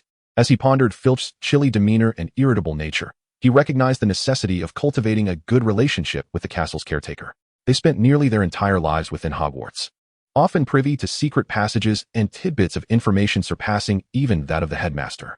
Harry looked toward the distant village of Hogsmeade, and then down at his own short legs, silently retrieving his old broomstick to mount. As he flew directly toward Hogsmeade, he contemplated the fact that Filch had a cat named Mrs. Norris, treating it almost as a companion. Surely, winning over a cat would be far simpler than attempting to appease an irritable old man. With this thought, Harry brightened, deciding to stop by the Three Broomsticks to order a batch of fish treats, having heard that the current proprietor's skills were quite commendable. Upon arriving at the entrance of Hogsmeade, Harry dismounted from his broom, stowing it in his satchel, and began to survey the village before him. Compared to a century ago, Hogsmeade appeared untouched by the passage of time. The cobbled streets, the flowing waters beneath the bridge, and the surrounding hills had changed not at all. Unable to suppress a grin, Harry reveled in the familiarity of this cherished place. He hurried into Hogsmeade, the first stop being Madame Malkin's robes for all occasions. For he needed to order winter attire, having recently grown taller. The trousers he had previously tailored at Madame Malkin's were now a tad short, with the cold wind seeping in around his ankles, rendering him quite uncomfortable. The shop assistant, initially astonished to see Harry, soon lost any trace of confusion as he produced a pouch of galleons. Promptly, she began to take his measurements, recommending various styles of clothing and accompanying accessories. Chapter 35. Essentially free of charge. Harry reclined on the shop sofa like a scion of a grand family, with sweet tea and exquisite pastries laid out before him. This set, this one, and this one, he declared, using his wand to flip through the floating catalog, occasionally tapping on the styles that caught his eye. As one of the shop assistants swiftly noted down the item numbers that caught Harry's eye, she hurriedly delivered each note to the production room without a moment's hesitation. Oh, and please change the pattern to either a griffin or a lily-entwined design. What? You are unfamiliar with the term lily-entwined pattern? I suggest you consult your inventory. I recall reading about this design, which was once popular a century ago, originating from an ancient Eastern nation. The assistant diligently recorded Harry's requests and even summoned another staff member with a note to search through their extensive records for the lily pattern he mentioned. To her astonishment, they actually found it in a design dating back 110 years. The intricate and antiquated motifs, adorned with gold and silver threads at the collar, cuffs, or hem, exuded a subtle yet luxurious charm. The assistant promptly wrote to the head of the main store, advocating for this pattern to be reintroduced into the catalog for customers to choose from. Consequently, she received commendation from the headquarters and was later transferred to the Paris branch as a catalog designer, but that was a matter for another day. After completing his shopping, Harry customized 4 winter outfits and 2 sets of dual attire, along with an array of cufflinks, bow ties, and handkerchiefs, all to be shipped directly upon completion. He then strolled through the accessories section, selecting a pair of gold-framed, non-prescription decorative glasses. After admiring his reflection in the mirror, he purchased them without hesitation. Spending nearly 100 galleons, Harry exited the shop, satisfied, with the assistant seeing him off graciously. Checking the time, he headed straight to the Three Broomsticks, where he placed an order for some fish jerky from the enchanting Madame Rosmerta. After sampling a few pieces, he found the dry fish completely devoid of any fishy taste. The more he chewed, the more delightful it became, leading him to believe it could easily serve as a snack. He placed an order for 10 galleons worth, filling 2 large jars to the brim. Politely declining Madame Rosmerta's dinner invitation, Harry made his way into the apothecary. Pausing at the entrance, he marveled for a moment that this potion shop had not gone out of business. Inside, he encountered a middle-aged shopkeeper, and after scrutinizing him for a while, he failed to recognize any familiar features. After some contemplation, he produced a large vial of acromantula venom. Although the market price for a pint of this venom typically stood at 100 galleons, it has always been in high demand and short supply. Thus, Harry managed to sell his sizable pint of fresh venom for an impressive 120 galleons. Satisfied, he exited the apothecary, effectively balancing out his expenditures for the day. Perfect. Noticing the dimming light, Harry quickly descended the steps toward Honeyduke's, where he purchased an assortment of candies as rewards for the following week's practice. Those who performed well would receive Honeydukes or bubblegum treats, while those who faltered would be subjected to his mischievous plan of making them eat a small bottle of cockroach clusters. Remarkably, he spent more time selecting candies than he did choosing his clothing. Upon leaving Honeydukes, Harry realized with dismay that the sun had already begun to set. As soon as Harry exited the boundaries of Hogsmeade, he swiftly mounted his broom and flew directly towards the entrance of the school. It was not that he wished to scale the walls, but rather that Hogwarts was surrounded by protective enchantments. Any unauthorized attempt to breach the walls would instantly activate the guardian statues. The only area devoid of walls was near the Forbidden Forest. Yet even there lay concealed wards that would alert Dumbledore of any transgressions, an unfortunate experience Harry had endured previously. In a moment of urgency, he pressed low on his broom, skimming the entrance as he darted through the gates. Upon entering the school, Harry exhaled deeply, coming to a forceful halt on his broom before dismounting. He glanced back at the closing doors, patting his chest in relief. He had made it just in time, or he would have surely faced deductions for being late. The nighttime breeze was far chillier than it had been earlier in the afternoon, prompting Harry to wrap his coat tighter around himself. Sincerely wishing for a swifter service from the enchanted clothing shop, he paused for a moment, revealing a warm smile as he rummaged through his bag, producing a delicately crafted fish treat from Madame Rosmerta. Thankfully, he had deemed them delectable and had stashed a few away. Otherwise, he would have been left waiting for the entire batch to be sent over. Madame Loris, look what I have brought for you. Harry beamed, holding the fish treat close as he crouched at the entrance, allowing Madame Loris to circle around him twice before snatching the treat from his grasp. Watching her relish the morsel, Harry couldn't help but chuckle, offering her another treat to enjoy once she finished the first. What's going on here? What do you intend to do with my Madame Loris? A sudden shout startled Harry, causing him to nearly drop the fish treat. Madame Loris let out an annoyed meow, prompting Filch's voice to soften. My dear, I apologize for frightening you. Limping over, Filch scooped up Madame Loris, inspecting her carefully. Then eyed Harry with suspicion. What are your intentions regarding Madame Loris?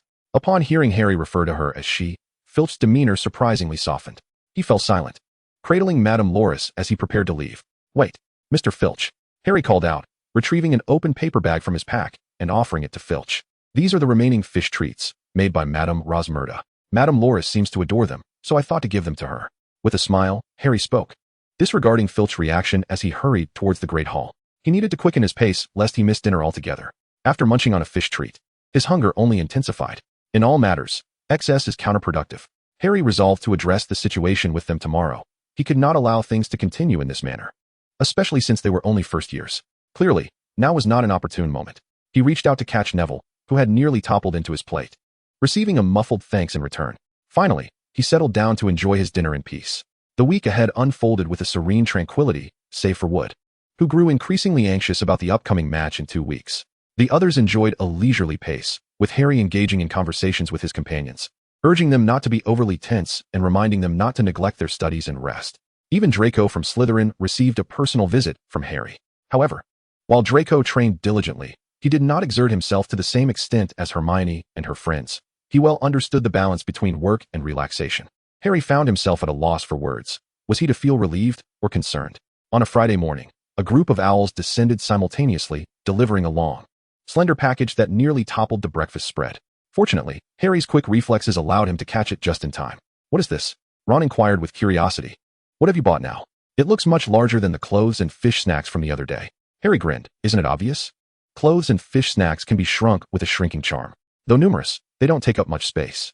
But a fine item like a broomstick cannot be shrunk. It must be sent in its original form. without bothering to unwrap the package. Harry picked up the accompanying letter and stowed the parcel into his satchel before sitting down to open Professor McGonagall's correspondence. It is advisable not to open packages in public, lest they come asking me for some. I simply cannot afford it. Minerva McGonagall. Harry casually tucked the letter into his pocket, ignoring Ron's inquiries. His spirits high as he made his way to the dungeons. Not even Snape's class could dampen his mood. After enduring potions class, where he was once again overlooked, Harry exchanged glances with Draco from the front row, beckoning Hermione and the others to join him. Skipping the Great Hall, they headed straight for the 8th floor. The two groups ultimately converged before the portrait of the troll, with Ron unable to suppress an eye roll, while Draco elevated his chin, emitting an ambiguous scoff. Harry opened the large door, only to turn and find them glaring at each other like rival roosters, much to Hermione and Neville's amusement. What are you waiting for? Harry interjected, exasperated. Come inside. I reserved a new dish with the kitchens a few days ago. Let's try it together. New dish? What kind? Is it better than fried chicken? Ron immediately turned to Harry, blinking to relieve his tired eyes. Draco also tilted his head, rubbing the corner of his eye, thinking, this Weasley really can glare. You'll find out once you come in. Harry replied with a smile, urging everyone to hurry lest they be seen. The group filed in, and the long table in the hall was already laden with plates. Harry seated them at the edge of the table and began to instruct them on how to use chopsticks. Initially, Draco was reluctant to learn, having heard that these were the utensils used by the people of the ancient eastern lands. However, Harry's assertion that utilizing chopsticks would enhance finger dexterity and wand control swiftly changed his demeanor. Hermione, having visited Chinatown with her parents and sampled a few dishes from the ancient country, could manage the chopsticks, albeit with some effort. Observing Draco's earnestness, she quietly leaned toward Harry and asked, is what you said truly the case? Harry chuckled softly, perhaps indeed. Hermione instantly comprehended, unable to suppress a quiet laugh as she lowered her head. Once everyone had awkwardly mastered the use of chopsticks, Harry rapped on the table. The empty plates before them were immediately adorned with an array of dishes, a medley of enticing aromas wafting through the air. There were sweet and sour ribs, black pepper beef strips, hand-torn cabbage, charcoal grilled lamb chops, salt-baked chicken, and of course, this, spicy boiled fish. Naturally, this last dish belonged to the realm of the piquant, which might be a bit challenging for your palates. Harry introduced each dish in turn, then picked up a rice scoop, serving everyone a generous bowl of white rice. Draco gazed in astonishment at the unfamiliar array of dishes before him. Are these Eastern delicacies? Why have I never seen them on the long table? Nor have I ever heard my father mention them. Over a century ago, Hogwarts had a professor from the East who found the school's cuisine somewhat unpalatable, thus advising the kitchen. Harry elucidated, explaining that these dishes had since been included in the menu, although the Eastern spices were difficult to procure, necessitating advance orders from the kitchen. Gradually, the students had forgotten about these culinary offerings. How do you know this? Ron inquired, awkwardly grasping a piece of lamb chop. Harry opened his mouth. Well, Dumbledore invited me to a meal once. Although he had learned about this over a century ago, he spoke no falsehood. Dumbledore indeed had once treated him in the headmaster's office. I see. Draco surveyed the spread, casting a disdainful glance at Ron, who was beginning to dig in. Hesitantly, he picked up a piece of sweet and sour rib, as he had a penchant for sweets. This dish contained sugar, so it must be akin to a dessert. He mused, although he was uncertain what sweetmeat might taste like. The glossy, reddish ribs entered his mouth, and the sweet-sour flavor instantly enveloped his palate. Draco's eyes lit up. The taste was delectably tangy, the meat tender. With a slight bite, the meat separated effortlessly from the bone, and he was met with a rich tapestry of flavors and textures. It was unlike anything he had ever tasted before. Chapter 36, the test completed. Draco contentedly swallowed the morsel, discreetly spitting out a slick bone, his eyes gleaming as he surveyed the assortment of dishes on the table. After a moment of deliberation, he selected the similarly red spicy boiled fish. Sweet fish. That should be delightful. Draco completely forgot Harry's earlier caution, carefully picking up a piece of pristine fish fillet, inadvertently dabbling it in the surface of the red oil. He popped the piece into his mouth, and with a gentle bite, the delicate fish flaked apart, only to be met with a sudden, stinging sensation, a fiery heat akin to being struck by a malevolent curse. Draco's face flushed instantly, beads of sweat erupting on his forehead. With a plop, he expelled the fish from his mouth back onto the plate, his mouth agape as he gasped for air. There's a curse. This dish is cursed. Draco exclaimed loudly, even rising from his seat, frantically fanning his mouth with his hands, as though that might alleviate the burning sensation within. In just a short span, his lips had begun to swell and redden. Ron's chopsticks clattered onto the table, while Neville, bewildered, held a piece of lamb in his mouth. Hermione trembled. Her head lowered, and Harry, taken aback for a moment, swiftly filled a cup with milk and handed it to Draco. Calm down, Draco. Quickly drink this. It will alleviate the discomfort. Draco felt as if his mouth no longer belonged to him, but he hurriedly accepted the milk from Harry and drank it in large gulps. Apologies, Harry stifled a laugh, observing Draco's swollen lips. I mentioned earlier, perhaps you didn't notice, that this dish is quite spicy. I wanted you all to experience authentic Eastern cuisine, so I didn't ask the kitchen to tone down the flavors. I didn't realize you couldn't handle spice. My sincerest apologies. Draco's face flushed deeper. He was acutely aware of the embarrassing situation he found himself in, especially before a group of Gryffindors. The fiery sensation in his mouth had subsided, yet he felt an intensified warmth on his cheeks. Come, sit down and try something else. Only that dish is spicy. Harry encouraged, simultaneously giving Ron, who was grinning widely, a firm kick under the table. The atmosphere at the table grew tense. Neville glanced around nervously as silence enveloped them. After a moment's hesitation, he reached for the pot of vibrant red water-boiled fish. As a piece of fish entered his mouth, beads of sweat appeared on Neville's forehead, and his brows furrowed tightly. Goodness, Neville, spit it out. If you can't handle it, that's all right. There are plenty of other dishes. Ron exclaimed in alarm. Neville ignored Ron's warning and resolutely swallowed the fish, blinking away tears from his slightly moist eyes. He gasped for cool air to soothe the burning in his mouth and lamented that he truly could not endure it. Grabbing the milk, he gulped down a couple of mouthfuls, wiping the sweat from his brow as he declared, "It's indeed very spicy. Not something just anyone can handle." Draco's expression lightened slightly. It seemed he was not alone in his struggle. Ron, looking skeptical, glanced at the two of them. "Is it really that spicy? You'll find out if you try it." Hermione replied impatiently, her chopsticks already reaching for the salt-baked chicken, deliberately avoiding the water-boiled fish. After a moment of contemplation, Ron quickly finished his rice with cabbage before finally picking up a piece of fish. Draco and Neville instinctively slowed their movements, their eyes fixated on Ron. The pungent aroma of spice wafted around, and Ron could not help but swallow hard. Though the flavor was peculiar, it also had an oddly enticing scent. Hesitantly, he placed it in his mouth, chewed once, and in the next moment, his face turned the same hue as his hair. Struggling to suppress the urge to expel the food, he grimaced as he swallowed, feeling as if his throat and esophagus were seared by flames. He jumped up suddenly, gasping for air, and seized Neville's cup, gulping down 2 hefty swigs, which allowed him to regain some composure. Embarrassed, Ron scratched his head. That was truly intense. Hermione burst into laughter, and Draco couldn't help but join in, the atmosphere brightening considerably. Harry displayed a contented smile, having deliberately remained silent moments before to observe Ron and Neville's reactions. The biases within the academy had deeply permeated the minds of many. Yet he wished for his small circle of friends to be free from such inexplicable notions. Fortunately, neither of them disappointed him, especially Neville, who astutely sensed the awkwardness and proactively sought to ease the atmosphere. Anyone who dared to call Neville foolish or slow-witted would surely face Harry's wrath. Eventually, the dishes on the table were nearly depleted. Harry began to serve himself some fish slices alongside rice, inhaling deeply while devouring his meal with gusto. Sweat dripped from his brow, yet he nonchalantly wiped it away with his hand. It was an utterly gratifying feast. Harry's demeanor left the trio who had previously sampled the food in a state of disbelief. Were they truly incapable of eating, or was Harry simply more resilient? Ron was the first to succumb to temptation, mimicking Harry's fervor as he paired the spicy fish with rice. Initially, the searing sensation was unfamiliar, but with each bite, he found himself increasingly addicted to the heat. The more it burned, the more exhilarating it became.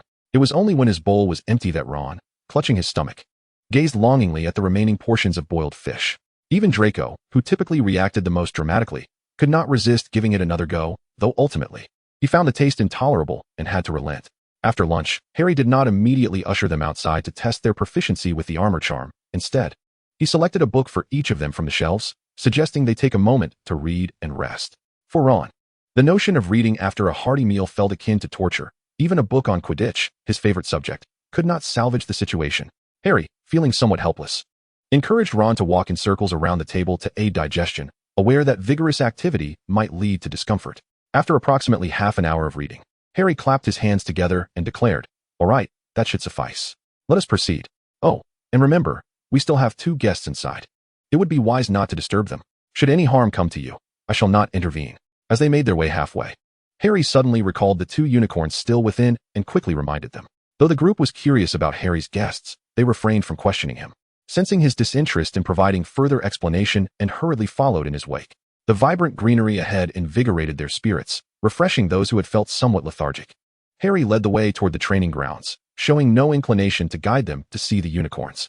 Ron glanced around, failing to spot the guests Harry had mentioned, and though intrigued, chose not to inquire further. Upon opening the gate, Harry stepped inside and summoned a dummy. Who would like to go first? Neville, without uttering a word, stepped forward. Harry nodded, signaling the start of the exercise. With a flick of his wand, he animated the wooden figure, and everyone stepped back to provide Neville with ample space. The puppet this time was distinctly different from the last. It not only moved on its own, but also emitted sparks that became increasingly erratic. Harry observed the puppet's agile movements, nodding in satisfaction, affirming that his decision to consult Dumbledore for modifications was well worth it. Neville, momentarily stunned, narrowly avoided the first spark with a sudden leap, rolling on the ground to evade it. Before he could catch his breath, a second spark appeared right before him. Neville adjusted his stance just in time to escape this spark, his posture now perfectly aligned. The puppet's stick began to glow, and with a flick of his wand, Neville conjured a translucent shield that successfully blocked the third spark. In the ensuing moments, Neville remained composed, casting the shield charm with precision, thwarting each spark.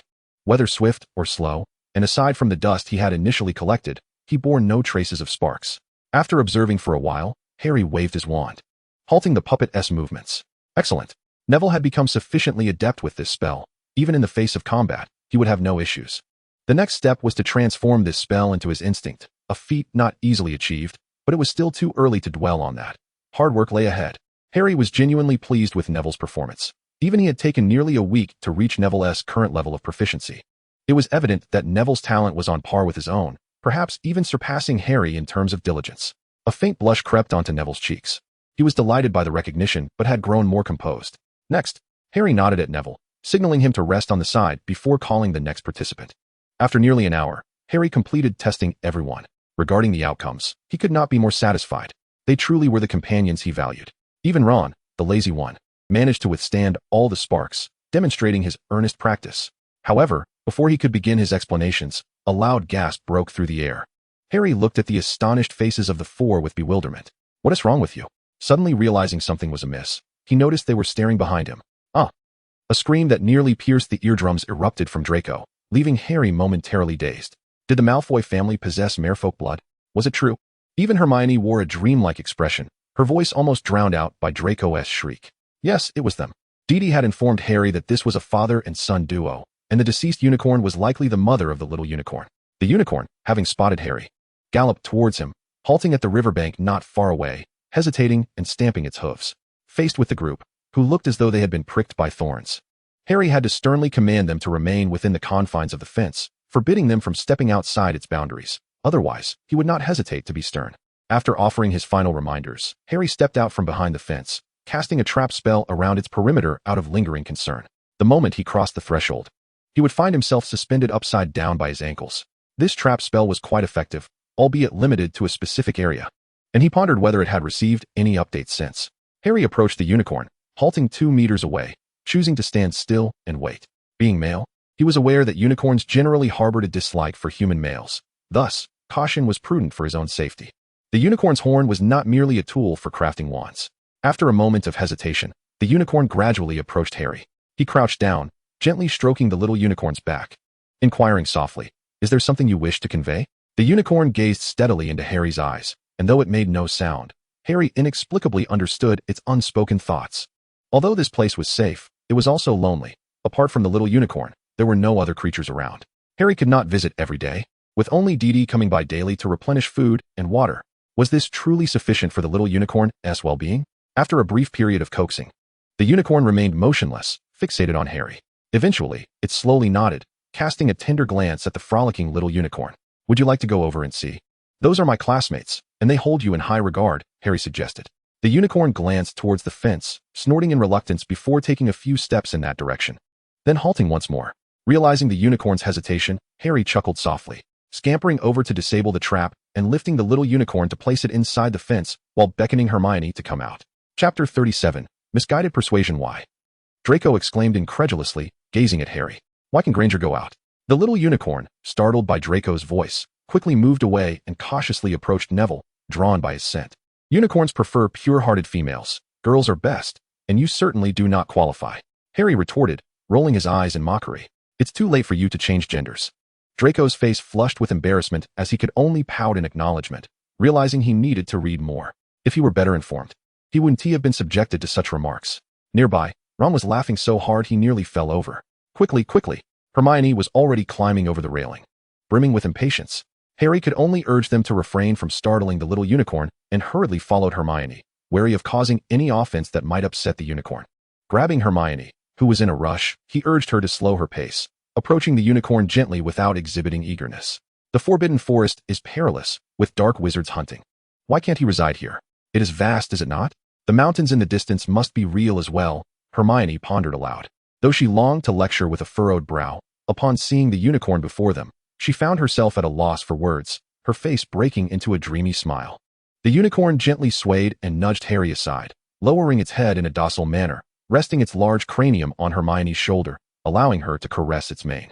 Harry touched his nose and took a few steps back, bemused by the unicorn's apparent favoritism towards females.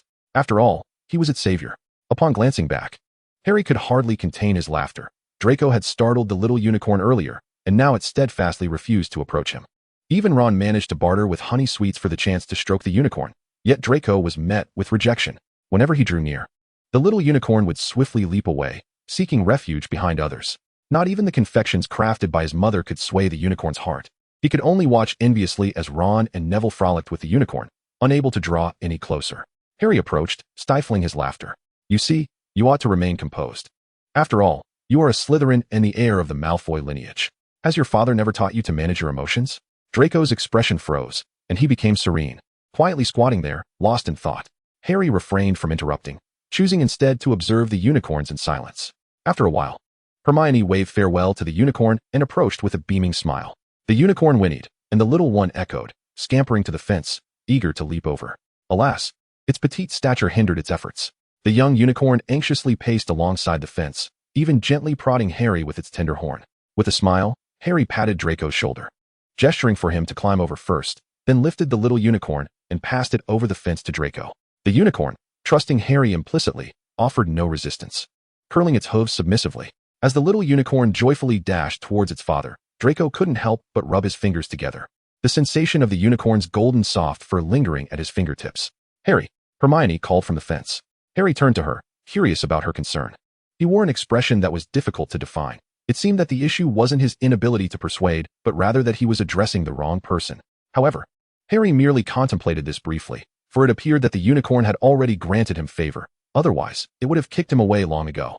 The lesson on the disarming charm concluded, and the next topic was a commonly employed spell in dueling, the disarming charm, with the incantation being Expelliarmus.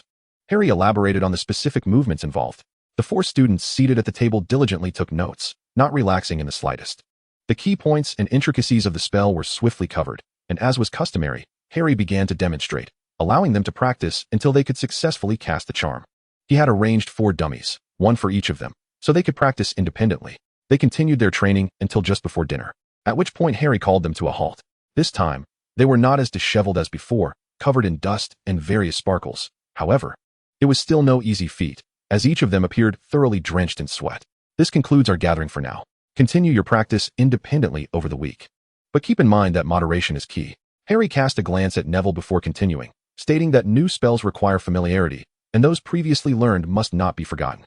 At our next meeting, you will be randomly divided into pairs for dueling, permitted to use only 2 spells, the Shield Charm and the Disarming Charm. The victors will receive rewards, while the vanquished will face consequences. As for the nature of these rewards and penalties, you shall discover in due course.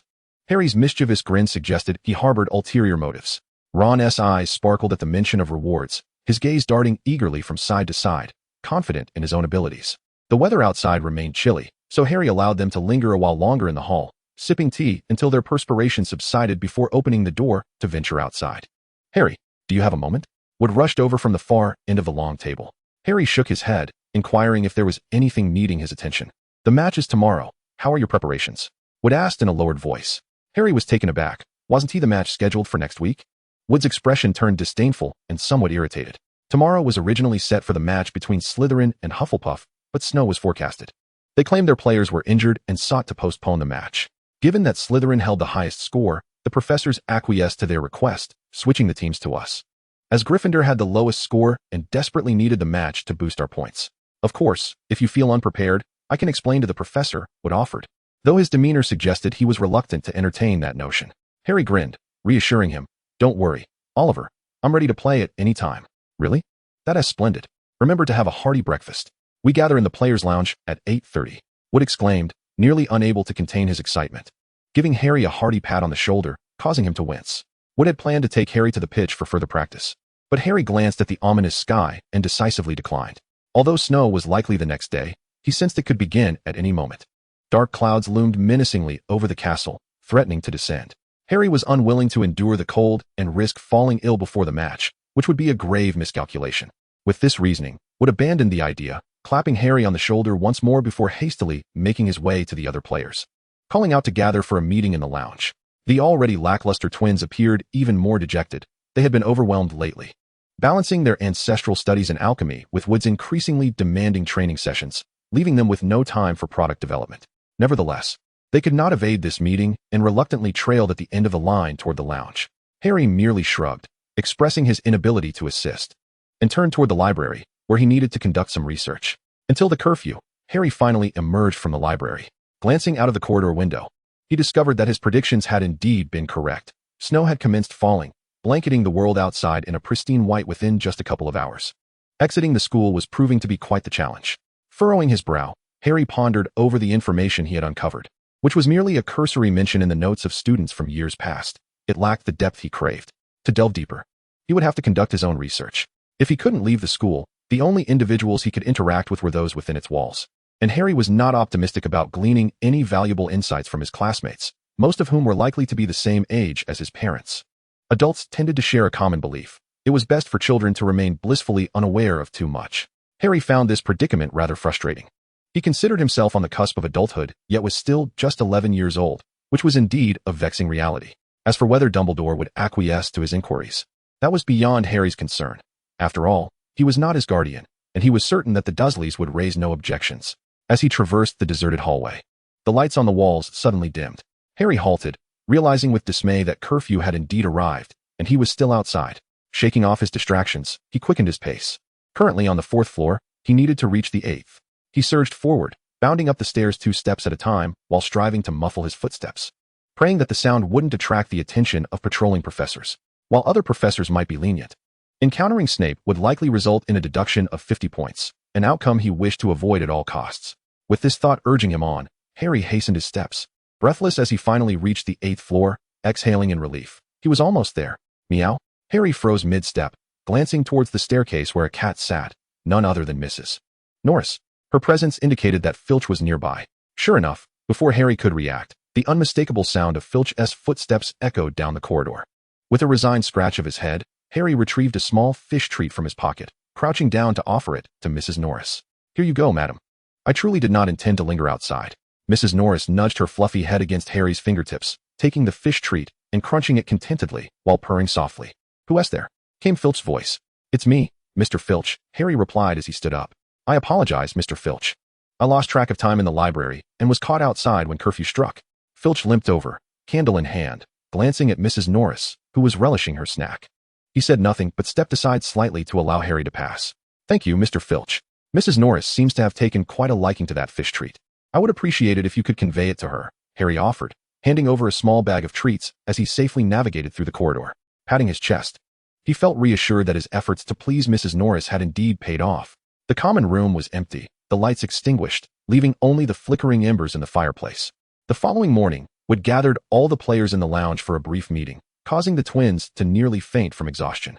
By the way, have you seen Harry? As Wood passionately elaborated on tactics, he suddenly sensed something was amiss and promptly inquired.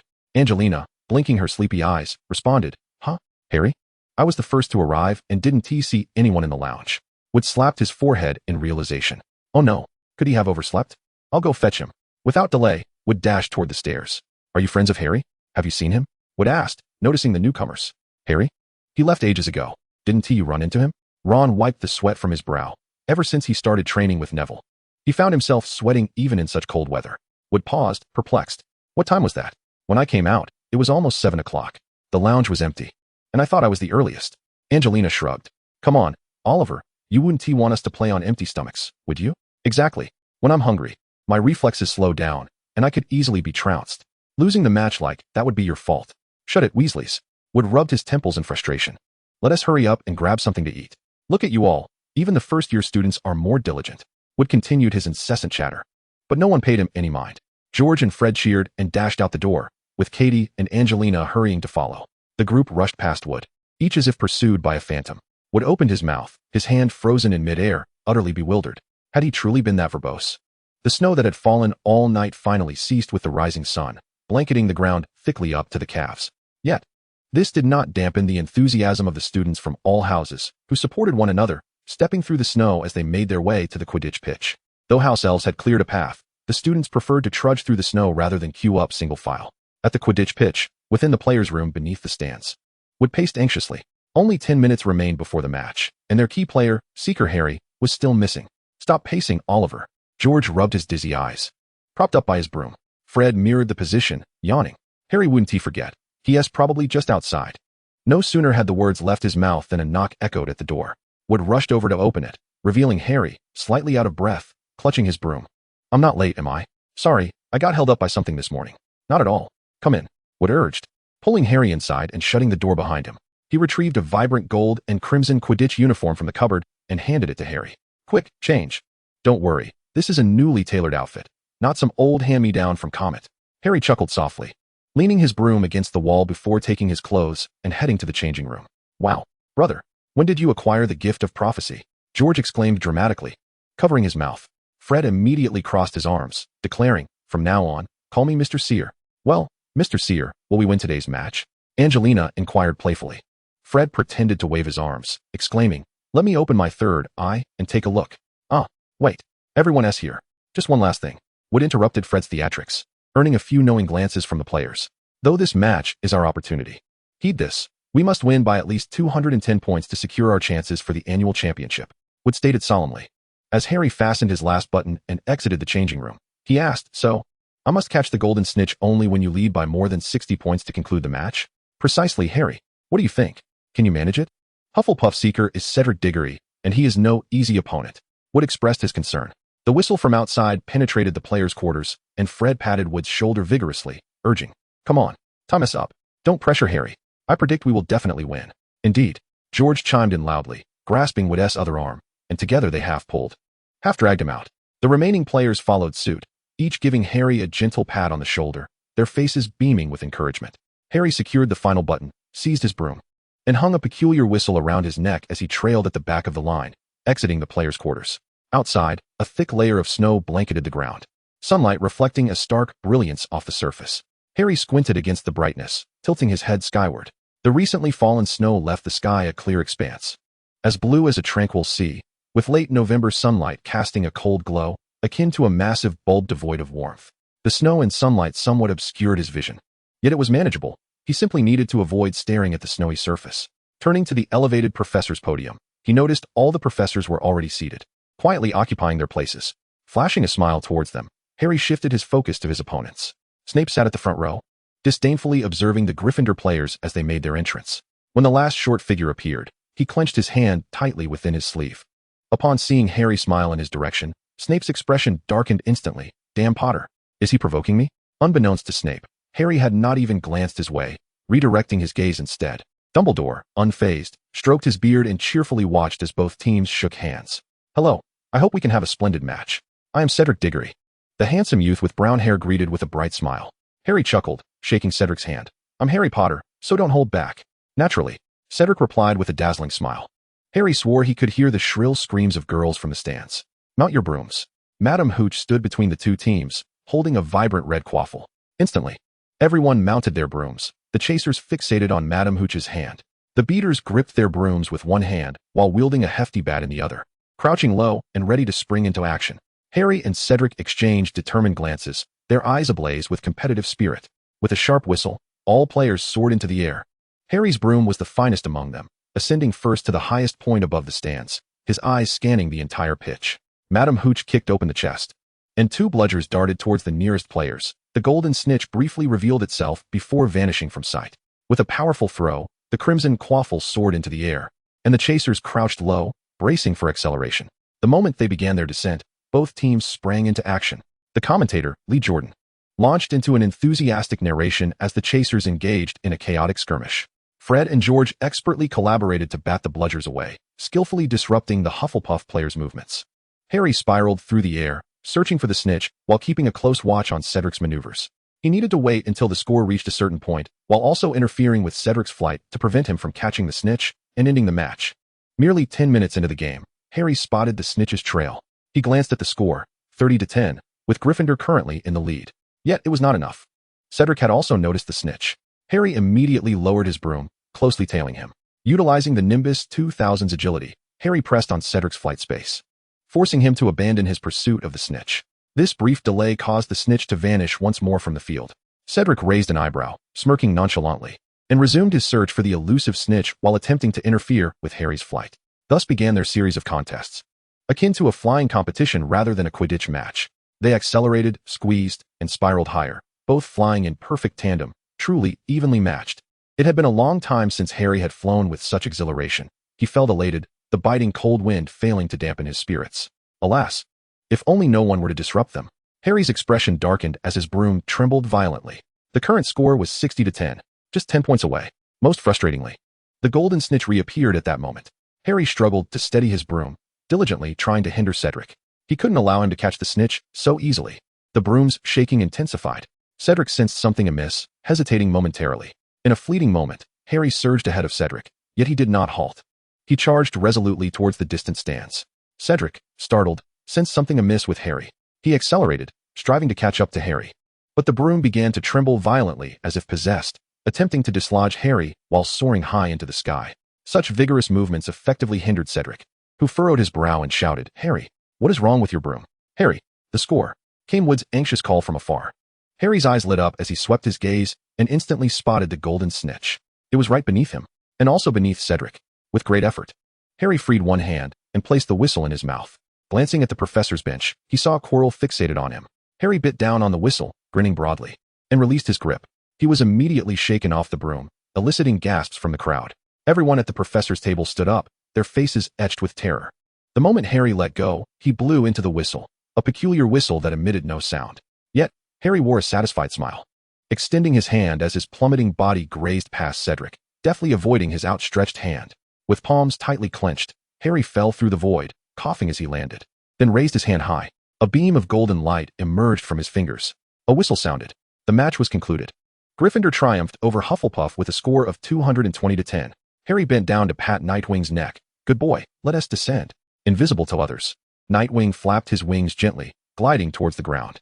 To onlookers, it appeared as though Harry was descending slowly from midair, attributed to the professor's magic. No one paid it any mind. All attention was focused on Harry's audacity. How daring of him to leap from his broom in midair. In the next instant, Harry found himself encircled by everyone, their expressions a mix of concern and excitement, creating a cacophony of chatter. Through the gaps in the crowd, Harry glanced towards the professor's bench, locking eyes with Dumbledore. Dumbledore gave a slight nod, and Quirrell was no longer on the stands. Emerging from the throng, Harry dashed towards the castle. He headed straight for the headmaster's office, where Dumbledore awaited him, a steaming pot of red tea and pastries set before him. Harry plopped into a chair, lifted the tea to his lips, and felt the warmth flow from his mouth to his stomach, enveloping him in comfort. "How did it go?" Harry inquired. Dumbledore fiddled with a silver object, his gaze fixated on the intertwining black and white lines on its surface. "The situation is not favorable. By the way, how did you come to use Nightwing?" Dumbledore asked, his brow furrowed. Harry leaned back in his chair, completely disregarding the snow and dirt that had sullied the ornate cushion. "I knew you would intervene, or perhaps have Professor Snape do so, but I still felt that my life was safest when held in my own hands." Dumbledore's eyelid fluttered slightly, a hint of resignation crossing his features, yet he refrained from uttering further words, for Harry's assertions were undeniably accurate. And being adequately prepared is hardly a fault. Whence did the Nightwing originate? "This morning, I sought out Hagrid, who bestowed upon me a whistle. I took the Nightwing to the edge of the pitch, awaiting our turn. You see, the Nightwing possesses remarkable speed. What could be a more inconspicuous method of meeting my demise than plummeting from a great height? Thus, as long as I manage the altitude judiciously, I can be safely caught by the Nightwing." Harry spoke with a feigned modesty, a glimmer of pride dancing in his eyes. Dumbledore noticed, and, setting aside the silverware, waved his wand. A plume of white smoke enveloped Harry, and his damp clothing was instantly rendered dry and warm. Harry chuckled, expressing gratitude. "Thanks. I was so eager to arrive that I completely forgot." His carefree demeanor elicited a chuckle from Dumbledore. "If you wish to express thanks, surely there must be some gesture?" Chapter 39, The Reckless Trait. Harry, taken aback, promptly drew his wand, exclaiming, "Here, let me return the favor. Pure water, like a spring." Dumbledore nimbly dodged the torrent of water that surged towards him, though the portrait behind him was less fortunate, receiving a faceful of the deluge. Had it not been for the inherent magical protections of the headmaster's portrait, it would have been thoroughly soaked by now. Hey, you little rascal. Disrespecting the headmaster. Points off. Points off. Dumbledore. Deduct points from him. Phineas shouted in exasperation, almost wishing to leap from the frame to deliver a reprimand to Harry. Oh dear, my apologies. Harry replied dismissively, waving his wand to erase the remnants of water from the portrait.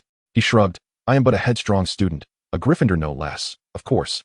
I must resort to action at the slightest provocation. Does that not align with my reckless nature? Who told you that recklessness is a trait of Gryffindor? Dumbledore inquired. Furrowing his brow, Harry scoffed. Isn't that precisely the essence of modern Gryffindor? Dumbledore fell silent, fiddling with the silverware in his hands, before finally responding. It is my fault. I am not a competent educator. My friends have often remarked that I am better suited to a life in politics. Then why haven't you sought a position in the Ministry of Magic? Harry asked. Dumbledore, relaxing, mimicked Harry's nonchalant shrug. Hogwarts needs me, and, dare I say, my capabilities are formidable. My position as headmaster serves the magical community better than that of the Minister of Magic. Harry pondered this for a moment before continuing. What I mean is, since you are the headmaster, should you not undertake the responsibilities befitting that role? I find it hard to believe you are unaware of the school's current atmosphere.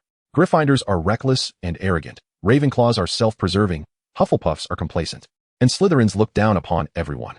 This institution pales in comparison to the era of Headmaster Black, where there existed merely a division of houses, devoid of inter-house prejudice. Dumbledore felt a shiver run down his spine, as if Phineas's gaze were piercing through him. I understand, he said after a lengthy pause, rubbing his forehead. I shall be more vigilant. I apologize, I am an inadequate headmaster. Harry gazed intently at him, and after a moment, he suddenly smiled. No, that would not be entirely accurate. You are indeed a competent headmaster. I recognize your greatness. Your vision extends beyond this school to the entire magical realm. The contributions you have made to the wizarding world are indelible. However, it is essential to acknowledge that 90% of the wizards in the magical community emerge from this very institution. This is the future of magic. And I hope you can appreciate that. My friend once said that having more friends is certainly preferable to having enemies. I understand your concerns regarding the pureblood families of Slytherin, who may continue to align themselves with Voldemort. Yet, he has not returned. Why not convert them into allies? Dumbledore looked at Harry with a piercing gaze. And what is your aim? If it is as you claim, what will you do after Voldemort is vanquished? Such immense power. What shall you do with it? He found it difficult to perceive the Harry before him, yet there was something familiar about him. Dumbledore furrowed his brow. And what comes after revenge? Who can predict such distant events? After revenge, I might choose to embark on adventures. The world is vast, and I have yet to truly explore it. Harry grinned, suddenly filled with enthusiasm. Did you know my professors hail from India, the East, Africa? Each of those places possesses its own unique magic, and I am genuinely curious. And then there's the American magical community. There are so many places I have yet to visit. I only lament the inadequacy of my time. Observing Harry's eager expression, Dumbledore chuckled. And what of the future of the magical world? Isn't that where you come in? My vision is limited to myself and my friends. The fate of the magical realm must be entrusted to you, Harry asserted confidently. Dumbledore could not suppress his amusement. But I am growing old. Then cultivate new talent. Harry replied, disregarding the comment. All that is for the future. Right now, we need to consider Quirrell. Harry swiftly diverted the topic, aware of Dumbledore's thoughts. He had no desire to be tethered to one place for eternity. The vast expanse of the cosmos beckoned enticingly. What is Quirrell's situation? Harry inquired. Dumbledore fiddled with the silverware in his hand, and the intertwining black and white lines re-emerged. This is the state you see. He is entangled with Voldemort. I cannot ascertain whether he has completely pledged himself to him, Dumbledore remarked, his brow furrowing deeper. Harry glanced at the ball of yarn and asserted. Quirrell must be under duress. If he wished to covertly eliminate me, there are countless methods at his disposal. Take today, for instance. He could have cast a spell directly at me rather than targeting my broom. If I were to perish, chaos would undoubtedly ensue, and he could easily escape. Yet, he did not. Harry was resolute. After all, he understood the effects of magic upon himself. Dumbledore's expression grew more troubled. This is indeed a predicament. Quirrell is too tightly bound to Voldemort. We are still uncertain about the nature of their entanglement. Even if he possesses 1,000 methods, he cannot employ them. Should Voldemort discover his intentions, Quirrell would likely cease to exist. Harry began to feel troubled, twirling his wand between his fingers while watching the golden sparks leaping from its tip. Suddenly, a thought struck him. What truly transpired in the Albanian forest? He inquired. At this juncture, Dumbledore paused, realization dawning upon him. Possession? How could I have overlooked that? He murmured, fiddling with the silver object in his hand. causing the black and white threads to scatter before intertwining once more. Harry stroked his chin thoughtfully, pondering, if it is indeed possession, how long would it take to resolve him? Dumbledore found himself at a loss for words, his gaze landing on Harry's forehead, and he quickly grasped the implication. If Harry could dispel the remnants of the soul within him, then even if he could not vanquish the Voldemort-possessing Quirrell, shielding perception was undoubtedly within reach. Dumbledore immediately rose, the silver object clattering to the desk, the black and white threads dissipating into nothingness. What do you require? How long can you endure? He asked. Harry grinned. I need nothing, as long as it is within the confines of Hogwarts. I can shield for a maximum of 10 minutes. Any longer is unfeasible. Therefore, the crux of the matter now is how to resolve him. Dumbledore began to pace before his desk, occasionally pausing to reflect before shaking his head and continuing. Harry remained unperturbed, lazily reclining in his chair while toying with his wand. After a considerable time, just as Harry was unable to stifle a yawn, Dumbledore finally halted. Harry's movements stilled as he deftly extracted the contract. Trustworthy. Dumbledore's lips twitched, as if he wished to articulate something further. But Harry's unwavering gaze compelled him to accept the parchment, leaving his magical mark upon it. And the students? What if Severus fails to keep an eye on him? Dumbledore added hastily. Harry waved the parchment nonchalantly. Fear not. It's all in the contract. With a solution at hand, Harry ceased lingering and turned to depart. Securing the contract. Dumbledore sat for a moment behind his desk before addressing Fawkes. We must venture to France, my friend. Fawkes responded with a gentle trill, taking flight to circle before landing on Dumbledore's shoulder. In a flash of fire, the headmaster's office fell silent. Wood sat beside Harry, chattering incessantly. All upcoming matches will be next year. If Ravenclaw can defeat Slytherin, and then Hufflepuff bests Ravenclaw, we only need to play 2 more matches. But if Ravenclaw loses to Slytherin, we'll have to play 3 matches, burdened with a near 100-point deficit. Harry silently savored his roast beef, his thoughts wandering to seeking Dee Dee's assistance in finding a reliable house elf. What could be more suitable for surveillance than them? As Wood continued to ramble on about the matches, Harry offered perfunctory responses, scanning his surroundings. Realizing he had finished his lunch and needed a strategy to escape Wood's incessant prattle. Fortunately, the twins were nearby, and Harry joyfully beckoned them over before swiftly pushing Wood towards his dear partner and darting away. He first made his way to the entrance hall, where he sought out Gareth, a person known for his extensive network of acquaintances. Harry requested Gareth to consult with the portraits within the school to keep a watchful eye on Quirrell's movements. As for how Gareth would accomplish this, Harry admitted his ignorance regarding the matters of portraits. It was rumored that the original price was not what it currently stood at, but circumstances here differed greatly from those in America. Dumbledore was willing to provide him with a salary, however, that was primarily allocated to cover the fines for smuggling and the rewards for his rescue. He had been unable to secure any additional work, leaving him in a precarious financial situation, thus compelling him to lower his rates. Regrettably, no house elf was willing to assist him in promotion, and he was unable to appear freely before wizards, relegating him to the kitchen to undertake tasks that no one else wished to perform. Upon learning this news, Harry wore a satisfied smile. Matters that could be resolved with money were hardly problematic, especially when the cost was so modest. This was nothing short of perfection. Without further hesitation, Harry called out the name of the house elf, Pity. A slender house elf promptly materialized before Harry, clad in a tea towel emblazoned with the Hogwarts crest, his large bat-like ears accentuating his diminutive head. Sir, what can Pity do for you? His voice lacked the usual high pitch associated with house elves, instead carrying a note of steadiness. I require your assistance in monitoring Professor Quirrell. Should he leave the castle, you must inform me of any peculiarities in his behavior. I will pay you 1 galleon per week, and if I find your service satisfactory, I shall grant you an additional 10 galleons as a reward, Harry stated. Pity's eyes widened. He was eager to accept this task, but it involved a professor. Sir, I cannot do anything that would harm Hogwarts. That is precisely why I offer you 1 galleon. All you need to do is observe him and convey to me what you see. Moreover, Headmaster Dumbledore is aware of this arrangement. Harry held out a galleon in his palm before Pity. Pity's breath quickened. Does the headmaster truly know of this matter? Harry produced a contract bearing Dumbledore's signature. You should be able to discern the authenticity of this signature, correct? The magical aura surrounding the document was unmistakable, and Pity immediately recognized it. He reached out to accept the galleon. Pity accepts your employment, sir. He shall perform splendidly. With a crisp pop, Pity vanished from the entrance hall. Harry took a moment to appreciate the transformed setting of the entrance hall, feeling quite pleased with its new appearance. After bidding farewell to his friends, he departed. The weekend always seemed to pass swiftly, and in the blink of an eye, it was already Sunday evening. By the fireplace in the Gryffindor common room, Ron was fervently scribbling away at a paper, a task due for the next day, an extensive 3-foot essay, of which he had only completed half. Chapter 40, The Invisibility Cloak. I don't understand why we need to know such things. Ron grumbled incessantly as he wrote. Hermione perused the notes in her hand, occasionally jotting down observations in another notebook. I've told you, Ron, do not simply copy. Unless you wish for the professor to notice and deduct points from your score.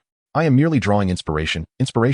Ron retorted stubbornly, his quill gliding ceaselessly across the parchment, rendering his writing nearly illegible if one did not scrutinize it carefully.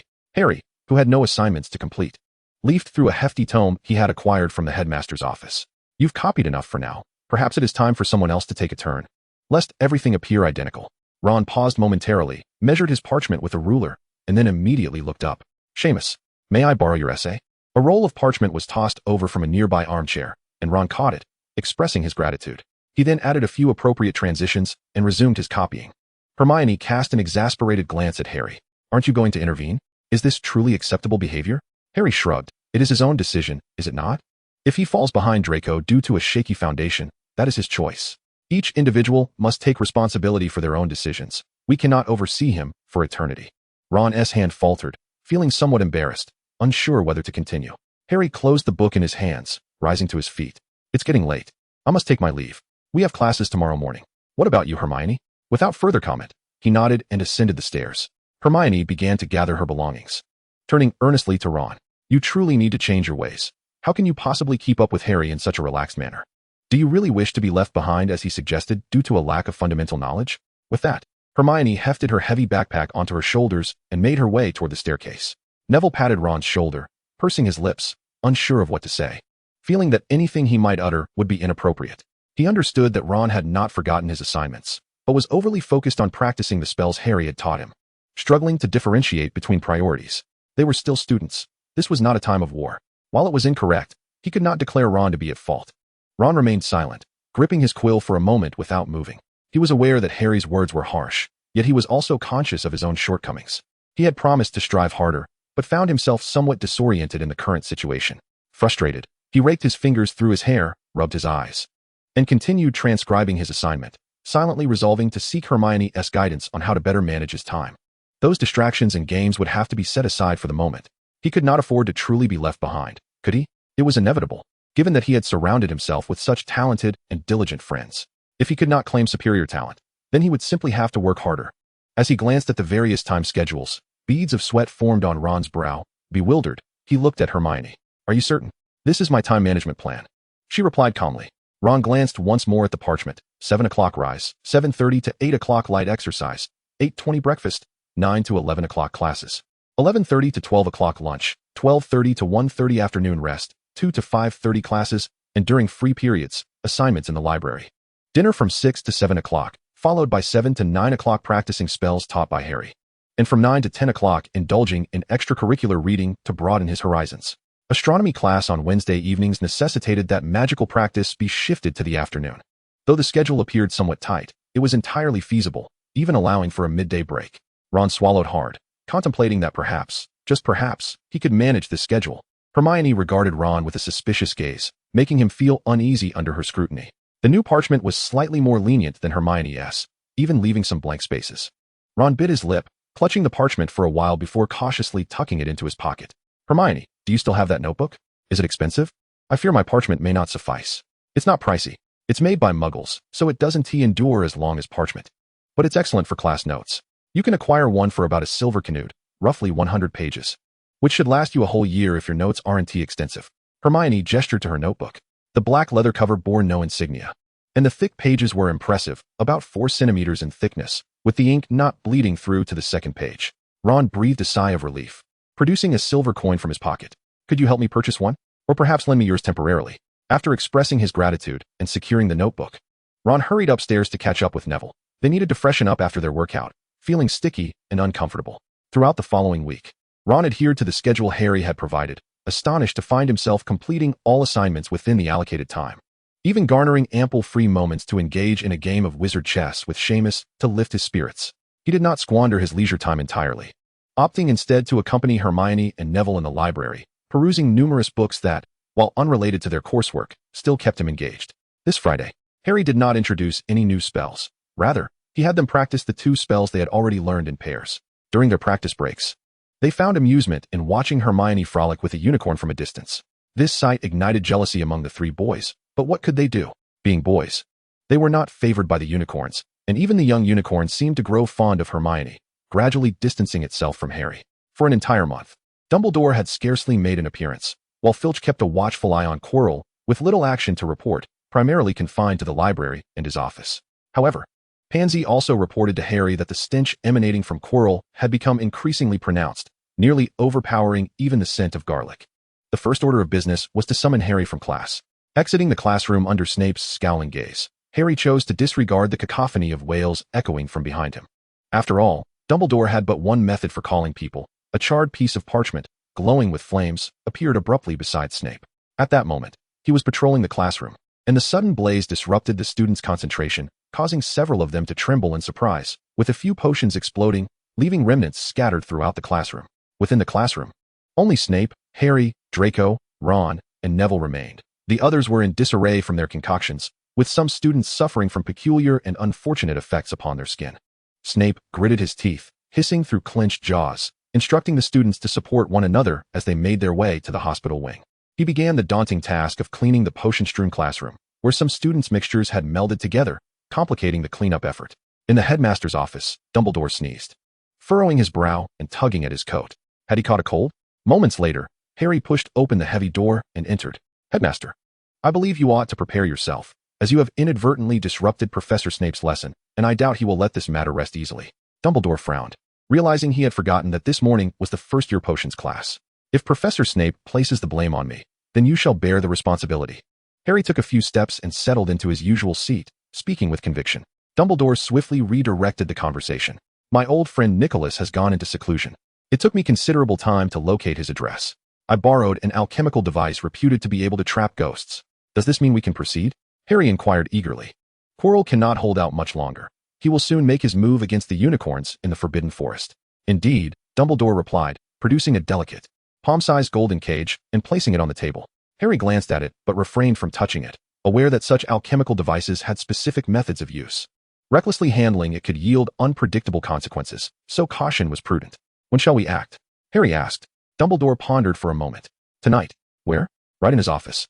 As he spoke, Dumbledore retrieved a shimmering silver cloth from a cabinet beside his desk and placed it before Harry. "You shall wear this and accompany me. He will not detect your presence." Harry instinctively held his breath, reaching out to touch it. "An invisibility cloak?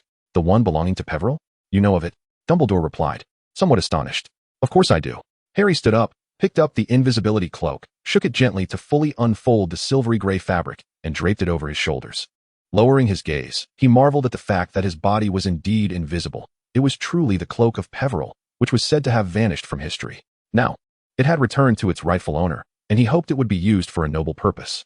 Dumbledore's voice softened, almost a whisper. Harry did not respond verbally, but merely nodded. After a brief pause, he tucked the cloak into his satchel.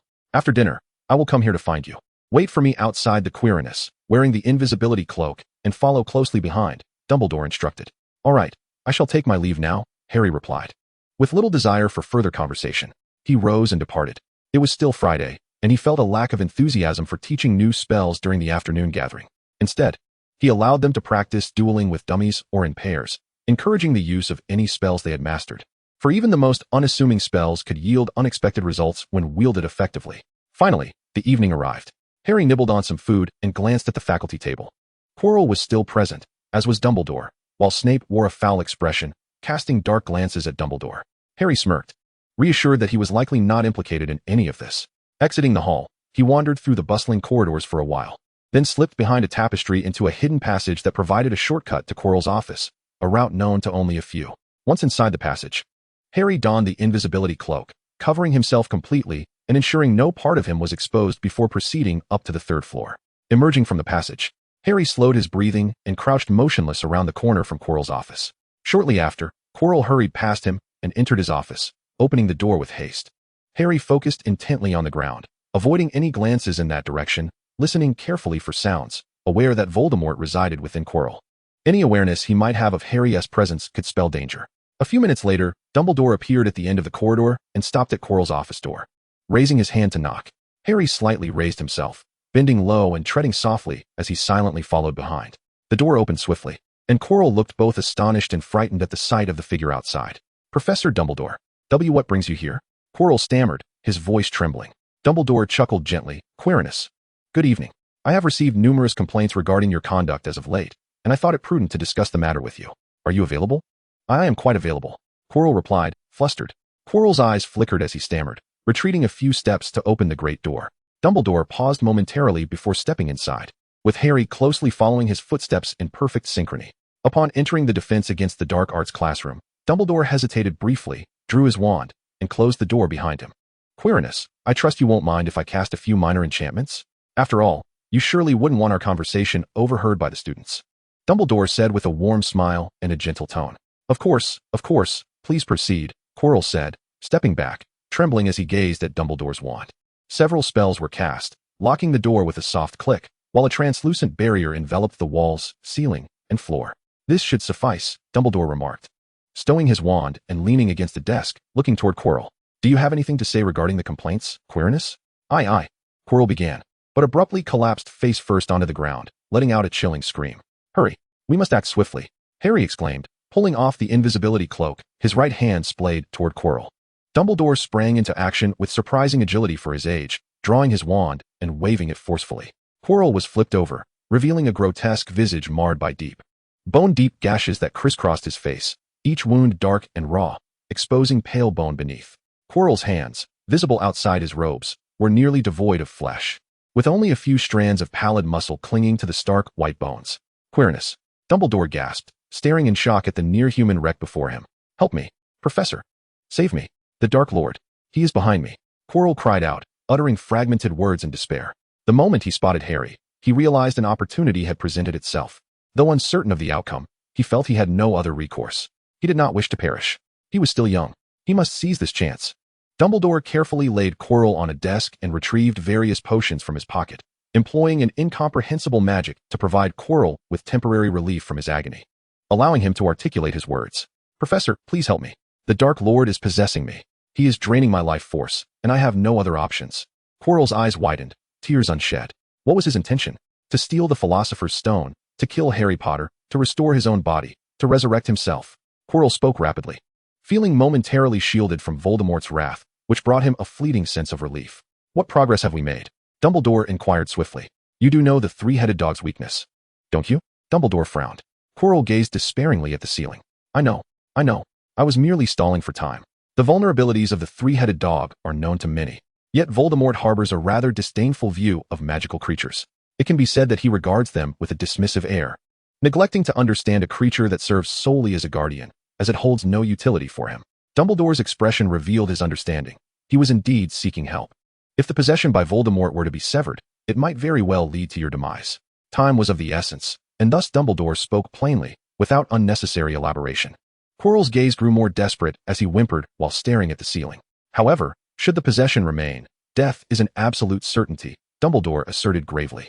The moment of choice has arrived. Time is fleeting. He had already observed Harry's appearance, drenched in sweat and pale in countenance. Sever it, even if it means death. I refuse to remain his puppet. I have family. I cannot allow them to be entangled with the Dark Lord. Quirrell no longer stuttered, his visage twisting into what could only be described as ferocious. The alchemical apparatus, resembling a birdcage, gradually expanded to a normal size, its door swinging open. Immediately, Dumbledore waved his wand, uttering an ancient incantation accompanied by intricate gestures, enveloping Quirrell in a cascade of pure white light. Quirrell's screams escalated once more, while Harry's complexion grew even more ashen. A silvery luminescence, unseen by others, began to swirl incessantly around Quirrell's form. As Dumbledore's voice fell silent, he thrust his wand sharply, causing Harry's fingers to curl instinctively. A tendril of black mist escaped from Quirrell, ensnared by the white light, rushing towards the birdcage. At that moment, Quirrell could no longer scream. His eyes rolled back, revealing only the bloodshot whites, his limbs limply draping over the edge of the table, as though consciousness had abandoned him. Dumbledore dared not relax until every last wisp of black mist was contained within the confines of the birdcage, at which point he decisively activated the mechanism. The door of the cage slammed shut with a resounding clang, followed by a piercing scream emanating from the black mist. Harry released his grip, his hair nearly soaked with perspiration as he gasped for breath. After hastily consuming a vial of invigorating potion, he managed to steady his breathing, frowning at the swirling black mist within the cage. Is this Voldemort? Harry inquired. I never imagined our reunion would manifest in this manner, Tom. Dumbledore's countenance darkened as he hurled a flurry of healing spells at Quirrell, seemingly without restraint. Harry could barely recognize two of them and ultimately surrendered. For he had never excelled in healing magic, relying instead on potions to survive. Dumbledore. Voldemort remained in his smoky form, barely managing to manifest a smooth visage. His mouth agape in a howl, flailing helplessly within the confines of the cage. Such rudeness from the youth. How is it that I once taught you? Yet you cannot even bring yourself to call me professor? Dumbledore assessed Quirrell's condition and exhaled slightly, relieved that his life appeared to be preserved. It is you, Harry Potter. Voldemort's smoky face turned towards Harry, continuing to roar. Harry could hardly contain his laughter, thinking, look at what the great Voldemort has become, a mere impotent beast, consumed by rage. I shall certainly kill you. Without a doubt. The black smoke suddenly expanded, tendrils of it seeping through the bars of the birdcage. This was dire. Dumbledore immediately lunged towards the cage. Yet, it was too late. Voldemort emerged through the gaps in the bars. Even as golden lightning surged from the bars, dispersing much of the black mist, he still managed to escape. Dumbledore wielded his wand like a sword, casting various spells towards Voldemort. But they merely passed through the veil of darkness, failing to strike him effectively. This bolstered Voldemort's confidence as he cackled, soaring above the classroom in search of an escape route. Although the magic Dumbledore had employed could not harm him, it had trapped him in this space. However, Voldemort was unconcerned. Such magic had a limited duration, and he knew that with the slightest opening, he could flee. Harry coldly gazed at the black mist on the ceiling. His wand raised steadily, aimed at the grotesque flat face within the darkness. Avada Kedavra! A sickly green beam erupted from Harry's wand, hurtling towards Voldemort with alarming speed. The green light illuminated Harry's face, revealing an expression of detachment and calm. The spell once again pierced the black mist, striking the ceiling and shattering a corner of it, sending debris and dust cascading down, obscuring Dumbledore's astonished visage. Even the swirling black smoke momentarily froze, only to be followed by Voldemort's maniacal laughter. Dumbledore, is this the savior you have chosen? Unfazed, Harry continued his assault, unleashing a barrage of green beams, all aimed at that flat visage. Even though Voldemort was not currently afraid of the curses, he could not help but roll and twist through the black mist to evade them. The relentless barrage of killing curses became the final straw that broke the barrier, and with a sharp sound of shattering glass, the protective enchantment surrounding the classroom dissipated. Voldemort hastily darted out through the window, vanishing into the night sky in the blink of an eye. Harry rushed to the window, furrowing his brow as he searched. Confirming that Voldemort had indeed escaped, he slammed his fist onto the windowsill in frustration. Damn it, let him get away. Dumbledore's voice was faint, merely producing a sound before falling silent, for outside there was a commotion. The noise from Harry breaking the ceiling had drawn the attention of nearby students and professors. In the next moment, the classroom door was flung open with a loud bang. It's nothing. Quirrell was bewitched by a dark artifact. I may have been a bit too vigorous in dealing with it. He is still alive. Severus, could you kindly escort him to the hospital wing? Poor soul. Dumbledore lamented as he gazed upon Quirrell, who was barely recognizable. The curse of the unicorn lingered upon him, coupled with the corruption from Voldemort, though he was alive. It was scarcely different from being dead. The only solace was that Dumbledore had concealed Voldemort's involvement, preserving the last shred of dignity for Quirrell, ensuring his family would not be entangled in the dark wizard's affairs. Snape swiftly approached, assessing Quirrell's condition before pressing his lips together and administering a vial of vibrant red potion. He levitated Quirrell and strode purposefully towards the exit. Professor McGonagall stood at the doorway, her expression one of shock, her hand trembling slightly as it rested on the doorframe, her eyes glistening with unshed tears. Quirrell, how could he be so foolish? I had warned him. Alas. Professor Flitwick let out a sigh, gently patting McGonagall's elbow to clear the way for Snape to escort Quirrell through. It is my fault. I failed to notice his distress in time, resulting in my late arrival. He has already been corrupted by dark magic to this extent. Dumbledore appeared genuinely remorseful, turning away from the doorway, his gaze cast downward to the floor. Please, you must organize the students' evacuation. I need to conduct a thorough examination of the defense against the dark arts classroom to prevent further harm to the students. McGonagall wiped her eyes and reassured him. We shall attend to it immediately. With that, she turned and began ushering the onlooking students away, Flitwick joining her efforts until the corridor was once again quiet, returning to its former state. Dumbledore recited an incantation, and the door, damaged by Snape, along with the ceiling shattered by Harry, restored itself as if time were rewinding. Without the use of further magic, Dumbledore approached slowly, securing the repaired door, and stood quietly, gazing at its back. Harry, you invoked the killing curse. Harry remained silent, removing his invisibility cloak and finding a seat, staring at the empty podium. That was dark magic, an unforgivable curse. Do you understand? Dumbledore inquired. I understand. Harry replied in a low voice. It is the only spell I know that acts quickly and affects the soul. Ancient magic cannot compete. Dumbledore hesitated again, unsure of how to respond. Should he criticize? Condemn? Scold? If such measures would be effective, he would undoubtedly employ them. Yet, over the past 6 months, he had spent considerable time with Harry and knew these approaches would be futile for him. What was to be done? Should he truly send Harry to Azkaban? You would not misuse it, would you? After a prolonged silence, Dumbledore finally spoke again. What constitutes misuse? Harry scoffed, turning away from the door.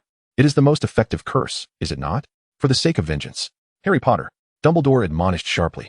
Once more, Harry fell silent, and after a considerable pause, he continued, I am sorry, but I have no regrets.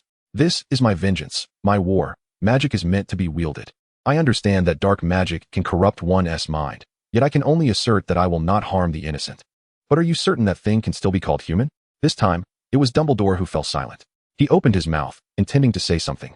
But in the end, no sound emerged. Chapter 42, Unbreakable. As the last words hung in the air, the classroom was once again enveloped in silence. Neither spoke further, each lost in their contemplation of gains and losses. Harry was resolute in his belief that magic should be wielded appropriately when the moment calls for it, provided it isn't abused or used to oppress the weak. This conviction mirrored that of Sebastian, which is why he did not deter their initial collaboration in the pursuit of dark magic. However, mastering such powers does not necessitate their continual application. Upon casting the unforgivable curses for the first time, Harry became acutely aware of their inherent drawbacks, concluding that these spells should only be employed against those who have abandoned their humanity, and not frivolously. This perspective aligned with that of Ominis, leading to a heated argument with Sebastian. Fortunately, Harry intervened just in time to prevent Sebastian from attacking his uncle, thereby sparing him from the grave sin of familial homicide, which ultimately led to Sebastian's awakening. Dumbledore's eyelids drooped, his fingers entwined restlessly, his mind in turmoil. Harry spoke with conviction, and Dumbledore recognized that Harry's burgeoning prowess would render him less inclined to heed his counsel. Once, his own prejudices and wariness towards Tom Riddle birthed a dark wizard in the magical realm. Some might argue that Voldemort was beyond redemption. Yet Dumbledore had never made an effort to save him. This was his failing. But what about now? Could he truly place his trust in this child? Dumbledore understood that Harry was fundamentally different from Voldemort, yet their similarities provoked doubt in his mind. Would Harry truly not become the next Dark Lord? After an indeterminate period, Harry grew impatient, furrowing his brow as he began to contemplate his next move. Without Dumbledore's support, he realized he must expedite a visit to Nocturne Alley to seek out those unique pathways and establish his own intelligence network. Harry, Dumbledore's voice emerged, weary and slightly hoarse, merely uttering Harry's name before lapsing into silence. He turned to face Harry, and across the empty classroom, their eyes met. Dumbledore suddenly smiled. In truth, we are alike, Harry. I will not impede you. I shall continue to assist you until you achieve your goals. You seek vengeance, while I desire stability and security for the wizarding world, with the primary objective being the eradication of Voldemort. Thus, our aims converge. Harry, shall we continue our collaboration? Harry inquired, raising an eyebrow. Let us forge an oath. Harry, Dumbledore declared with determination. It is not a matter of distrust, but rather a desire to serve as your ultimate safeguard. The unbreakable vow. Harry narrowed his eyes slightly. Whom do you propose as the intermediary? Severus will suffice, Dumbledore replied, summoning a silver phoenix Patronus that soared through the door. Harry frowned, but did not object. Snape was indeed the most suitable candidate. He possessed knowledge of certain matters pertaining to Dumbledore, as well as some concerning himself, and Dumbledore had a firm grasp on all aspects of Snape's existence. At the very least, this ensured that Snape would not betray him for a handsome price, which was sufficient. Before long, a knock echoed on the door of the Defense Against the Dark Arts classroom, as if Snape had never strayed far at all. Dumbledore opened the door, allowing Snape to enter the classroom, then promptly closed it behind him, sealing the entire room with a series of enchantments. What are you doing here? Snape inquired, his brow furrowing upon spotting Harry within the classroom. Harry shrugged, responding, Dumbledore asked me to come. Snape immediately noted that Harry referred to the headmaster solely by his last name, omitting any formal title. Severus, I merely summoned you to bear witness. I hope I am not intruding, Dumbledore remarked cheerfully while securing the protective charms. Snape curled his lip in disdain, retorting, if you hadn't mentioned it, I might have forgotten to deliver Quirrell in one piece to the infirmary. Is that considered an intrusion? What sort of witness requires a mere potions professor? Is the chosen one no longer sufficient for your needs? Might I suggest another savior? Alas, it appears we are out of time. Snape's words were laced with rudeness and malice. However, Dumbledore remained unfazed, stepping forward to extend a hand towards Harry. Without hesitation, Harry grasped the aged, wrinkled hand. Together, they turned to face Snape, who was the last piece of this puzzle. Confused and incensed, Snape demanded, what is the meaning of this? Potter, what have you done? And you, Dumbledore, did you not watch him grow up? What on earth are you doing? Forgive him. Age breeds suspicion. He could see that Harry was a good boy, steadfast in his purpose, with a kind heart, and even formidable power, lacking neither virtue nor vice. He was destined for success. Yet Dumbledore could no longer afford to gamble. Over a century had passed, and he could not confront another Dark Lord. Nevertheless, he could not simply extinguish Harry's potential. That would render him no different from Voldemort. All he could do was secure a safeguard for Harry. The future still belonged to them. What exactly do you intend to do, Dumbledore? Snape could no longer contain his expression, questioning, what are you thinking? You promised me. Of course, Harry replied without hesitation, finding Snape far more trustworthy than Dumbledore, given his mother's influence. He felt he had gained the upper hand in this rather unequal exchange. Snape pressed his lips together, his expression darkening. He was perplexed by the silent riddle between the two, but soon he would discern the truth, provided he was willing to act as the witness. Professor Snape, could you please hurry? My hand is beginning to sweat, Harry called out. Snape gritted his teeth, a faint cracking sound audible. He pointed his wand at the clasped hands of the two, forcing the words through clenched teeth. Let us begin. Can you guarantee that from this moment forth, the killing curse will only be employed against those unworthy of the title of human? Dumbledore asked solemnly. Snape's hand trembled slightly, yet his wand remained steady, a golden spark erupting from its tip and winding toward their wrists. The spark lingered, leaving a chain-like mark on both of their wrists. Can you assure me that you will remain true to your heart and not succumb to the path of darkness? Dumbledore spoke once more. I assure you. Harry responded with unwavering conviction. The second chain marked its presence, intertwining with the first, as it converged upon their wrists. Harry did not release his grip, gazing intently at Dumbledore. Can you guarantee that you will exert every effort to aid me in vanquishing Voldemort? Dumbledore met Harry's gaze, affirming, I assure you. The third spark began to coil and take form, as the three chains intertwined, leaving imprints on their respective wrists. Harry smirked. I shall take my leave. It's your turn to speak. After all, curfew approaches, and I would rather not incur any further penalties. The classroom door closed once again, as Dumbledore seated himself at the nearest desk. Do you have any inquiries? Snape remained silent for a prolonged moment. Will he die? I would risk my life to protect him, Dumbledore declared with resolute conviction. Snape said nothing further as he departed, deeming that sufficient. The students' lamentations echoed throughout the hall, for Snape had once again acquired the role of substitute teacher. Despite his darkened circles, he remained spirited as he conducted his defense against the dark arts class, which rendered his potions class demeanor slightly more amiable, albeit not by much. Fortunately, Dumbledore had no intention of overburdening Snape, explicitly stating that he would secure a professor for the second term during the Christmas break, which somewhat uplifted the student spirits. The conversation gradually shifted to whether Voldemort's curse had indeed grown stronger, given that Quirrell had barely lasted a semester. In previous years, professors had managed to endure an entire academic year, regardless of the challenges. In a secluded corner of the library on the second floor of Hogwarts, Harry and his companions gathered together, speaking softly where Madame Pants could not overhear them. Ron, nearby, was all ears, holding a quill in his hand as he diligently compared it to Hermione's notes to enhance his own. No need, I can manage, Harry said, folding his parchment and removing his glasses to pinch the bridge of his nose. Christmas gifts are indeed challenging, though I don't know many people. Why must I give so many presents? Dragons? Weasley. What dragons? Draco exclaimed, suddenly alert, his eyes sparkling. I want to raise a dragon, but my father won't allow it. Keep your voice down, Malfoy, or you'll attract Madame Pants. Ron nearly leapt to cover his mouth. Boys have always been fascinated by dragons. And even Harry could not help but listen in. I recall the Romanian longhorn and some Peruvian vipertooths, as well as the Norwegian ridgeback. Most dragon breeds are well known, except for the Ukrainian ironbelly. I heard from Charlie that these dragons are exceedingly rare. They even imported a protein dragon from Australia and still couldn't locate any ironbellies. The Ukrainian wizards have hidden them too well, Ron whispered, and even Hermione was captivated by his words. Wow. Draco could not suppress his awe, his quill dancing as simple sketches of fire dragons appeared on the parchment. How wonderful it would be to own a fire dragon. Alas, the law forbids it, Ron scoffed, his tone laced with sarcasm. Draco completely disregarded him, focusing instead on the parchment where he had sketched various little dragons, contemplating the notion of persuading his father to establish a dragon breeding facility. Suddenly, a cacophonous noise erupted in the previously serene library, causing Harry and his friends, closest to the source, to spring up with agility, instinctively drawing their wands towards the bookshelf from whence the sound emanated. Who is there? Harry demanded sharply. From a distance, Madame Pants hastened towards them, wand in hand, her expression grim. An entire bookshelf had been displaced, its myriad of books strewn across the floor. Come out, Harry commanded once more. A tall figure cautiously emerged from behind the shelf, hands raised high as if to avoid further mishaps. Hagrid! The trio from Gryffindor exclaimed in unison. Madame Pants had arrived, glaring at the scattered books with clenched teeth. How dare you? Get out. I'm leaving. I'm leaving. Hagrid stammered, awkwardly smiling while clutching 2 books tightly, his eyes darting nervously towards Harry.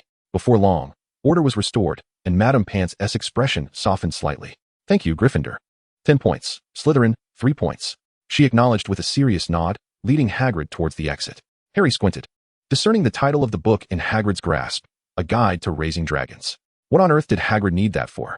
Draco, still feeling somewhat aggrieved, pondered why he had received only 3 points when they all had contributed equally. Was it merely due to their smaller number? His mind raced. Realizing it was time to reconnect with his old allies, he couldn't allow Gryffindor to dominate. Harry stroked his chin, recalling that Hagrid had once confided in him that his greatest dream was to raise a dragon. Yet, that was a violation of the law. Hermione frowned, unable to continue reading the book in her hands. Harry occasionally invited them to visit Hagrid's hut. Over the months, they had grown familiar with him. Ron had amassed a hefty bag of rock cakes, all used as weights for training, given their durability and portability. Granger, don't be naive. So what if it's against the law? P.S. at Hogwarts, and Dumbledore protects him, Draco scoffed. He had understood this truth from a young age. With his father and the Malfoy name, most in the wizarding world dared not cross him. Even if they did, it was usually through intimidation. His father had long said that this big oaf was Dumbledore's man, so Dumbledore would surely shield him. What was the big deal about raising a dragon? He doubted Dumbledore would let such a minor issue slip by. Neville had hit upon something significant. Hermione snapped the book shut with a decisive clap, leaning in slightly and whispering conspiratorially. He wants to raise a dragon, and he has obtained one. Could it be that Dumbledore has granted him special privileges? Draco's spirits soared at this notion. Are you dreaming? Hagrid is aligned with Dumbledore, are you? Ron scoffed. Draco, filled with indignation, exclaimed, My father is a board member. Report him. Hermione cast a knowing glance at Harry. Harry felt a slight headache, pondering how to convey to Hermione that the source of her concerns was currently at St. Mungo's. Suddenly, he recalled the 4th floor and looked at his 4 companions, an ingenious idea blossoming in his mind. Surely, something was amiss. Even if Dumbledore were to favor Hagrid, he would not permit Hagrid to keep a dragon at school, would he? Harry suggested. Hermione sprang to her feet, pacing fervently around the table. Yes, exactly. Hagrid has always wanted to raise a dragon, and now he has one. What could he have exchanged for it? Money? No. It must have been information about Hogwarts. Yes. Harry, you mentioned that the corridor on the 4th floor was intended to protect a very important object. Does that imply information related to the 4th floor? The other 3 stared in bewilderment as Hermione quickened her pace, her words tumbling forth in a stream of perplexing deductions. How did she connect so many dots from Hagrid borrowing a book? Harry couldn't help but applaud the young witch's brilliance.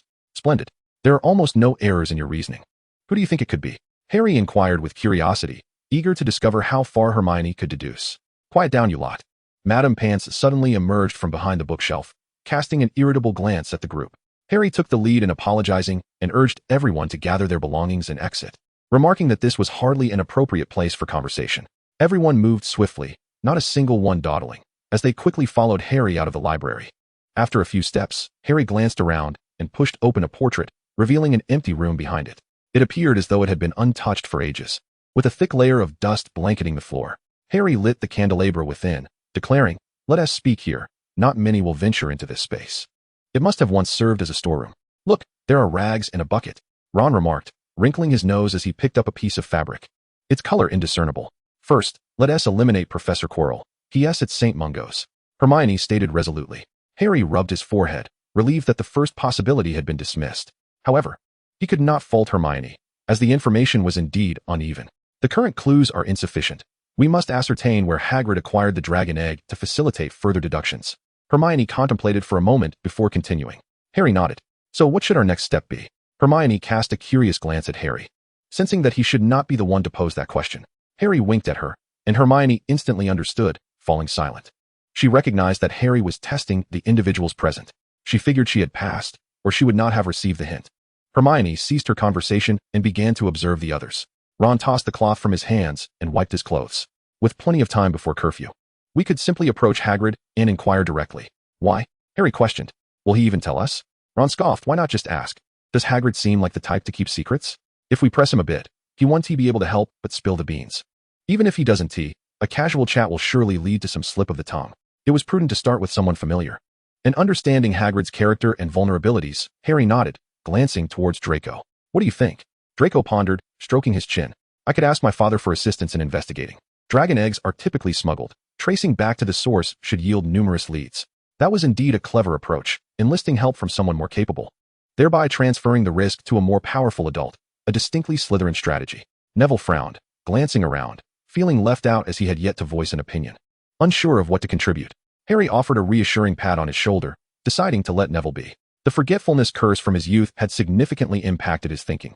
Perhaps the effects would wane with time, but for now, it was best to leave the cerebral tasks to others. All excellent points. Then let us commence our mission, Harry declared. Draco, do tread carefully. I imagine you wouldn't want your parents meddling in your school affairs, he remarked with a knowing glance at Draco. Draco paused, quickly grasping the implication. He understood Harry's meaning, yet hesitated. After all, it was his father. What was there to hide? However, considering his father's potential reaction upon learning of their endeavors, he realized the implications. His father had always wished for him to attend Durmstrang, and any hint of instability here could lead to an imminent transfer. He had no desire to change schools. Not only was Germany quite distant, but he also wished to remain with his friends. With that thought, Draco nodded solemnly and pushed the door open, determined to contemplate how to communicate with Lucius. Seeking information without entangling school affairs, not even involving that half-giant. Harry turned to Ron. You can take Neville along to find Hagrid, and Hermione should accompany you as well. You are more observant and can discern the crucial points from Hagrid's words. I'll refrain from joining. It seems he has become wary of me. At this, Harry awkwardly rubbed his nose. Ever since he had confronted Hagrid about Dumbledore's arrangement to divulge information, Hagrid had been reluctant to engage in conversation with him, fearing he might inadvertently reveal secrets. Although Harry had not reproached Hagrid afterward, Hagrid felt a sense of guilt towards Harry. He was eager to assist when needed, but during discussions, he would simply cover his mouth, stubbornly refusing to speak. This left Harry with little choice but to reduce his visits to Hagrid. Nevertheless, their bond remained strong, as Hagrid would occasionally send treats like homemade pastries with Hedwig for Harry. Ron nodded solemnly, leading the way out with an air of confidence as if he had been entrusted with a momentous task. Hermione and Neville hurriedly followed, engaging Ron in a discussion about conversational techniques, which left him somewhat exasperated, prompting him to retort. The two continued their banter while Neville quietly trailed behind, ready to intervene when their tempers flared. Harry exited the room, amused by the sight of the trio, reflecting that their spirited exchange was perhaps beneficial for their, mental and emotional well-being. With a shrug, he ascended the stairs, mindful that his notion required Dumbledore's approval. After all, the corridor on the 4th floor was still under his jurisdiction. If he delayed, what would happen if it were dismantled? Quirrell had already been dispatched to St. Mungo's, and Harry had matured in his own right. The Savior's training regimen was no longer applicable. Those trivial obstacles could be navigated even by first-year students. Yet they were now rendered obsolete. Harry mused that since they served no purpose, they would be perfectly suited for assessing their small organization. However, he could not partake in the evaluation himself. Otherwise, it would cease to be an assessment and become mere cheating. Upon entering, Harry cautiously pushed the door open wider, peering inside to find no one else present, which allowed him to exhale in relief as he stepped further in. Harry, is there something you need? Dumbledore paused his work with the quill, his expression one of mild surprise. Ordinarily, there were no pressing matters at the school. His greatest challenge lately had been finding a suitable professor for the upcoming term. There are indeed some matters for which I seek your assistance, Harry replied with a smile, taking a seat across from him without hesitation. It is like this. After elucidating his thoughts, Dumbledore became intrigued. If I understand correctly, your little group is performing quite well? He inquired with genuine interest. Harry modestly nodded. Indeed, they are commendable, not much different from my own initial experiences. Dumbledore began to mention Mr. Malfoy, but then noted Harry's furrowed brow. That is not my intention. What I mean is, would Mr. Malfoy's father have any objections? Lucius is not one to be easily swayed. He would not permit his son to become subservient to others, who suggested they are my subordinates. Harry retorted, somewhat displeased. We are friends. I merely possess a bit more knowledge than they do. Learning spells not covered in textbooks does not equate to subservience. Dumbledore fell silent, then suddenly laughed, realizing he had been overly sensitive. Indeed, who claimed that learning together would lead to subjugation? In that case, the most prominent wizarding organization in the magical realm would have to be Sprouts, as Hufflepuff students are traditionally the most numerous. Harry chuckled as well, adding, moreover, Draco is Draco, his father is his father. I am befriending Draco, not Mr. Malfoy. He understood their familial ties, yet recognized they were not the same individual. The Malfoy family had always been fond of making bets, so it was not out of the question for Draco to stake his claim on Harry. Harry analyzed the situation with remarkable rationality. He was indeed the savior, and it was entirely plausible that Draco could be holding him captive. Chapter 44, The Defense Association. Do you mind? Dumbledore inquired. Harry scoffed. What is there to mind? Isn't this the norm? To attain something, one must be willing to sacrifice something in return. After a brief pause, Harry continued, I seek reliable friends, companions with whom I can stand shoulder to shoulder. Thus, I invest time and energy in teaching them. And I extend my heart in friendship. In return, I am certain to receive a circle of exceptional and sincere friends. Should any of them betray me, it would surely reflect my own lack of discernment, for betrayal is not a spur-of-the-moment decision. The headmaster's office fell into a profound silence. After a considerable interval, Dumbledore raised his hand and applauded. Harry, I am genuinely pleased. You have proven to be a trustworthy companion. I apologize for some of my prior indiscretions. Instantly, Harry became wary. What are you doing? The new year hasn't even arrived, and I am still 11. Even after the year turns, I will merely be 12. Dumbledore's hand froze mid-air, momentarily at a loss for words. I was merely complimenting you, he replied, feeling quite aggrieved. Harry grew increasingly cautious, unable to resist the urge to stand and step back, circling behind his chair. Compliments never bode well for me. Just so you know, I've been quite busy lately and have no time for commissions. My finances are sufficient for now. The fourth-floor corridor is yours to manage.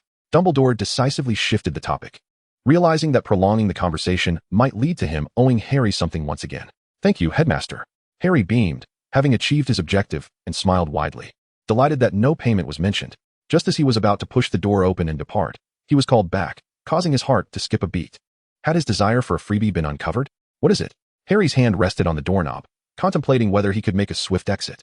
Since I am responsible for the fourth-floor corridor, I would like to add a few elements. That isn't unreasonable, is it? Dumbledore proposed. Harry paused. What do you intend to add? You must understand that my friends are all first years. Fear not. I am aware and will not exceed the bounds of the curriculum.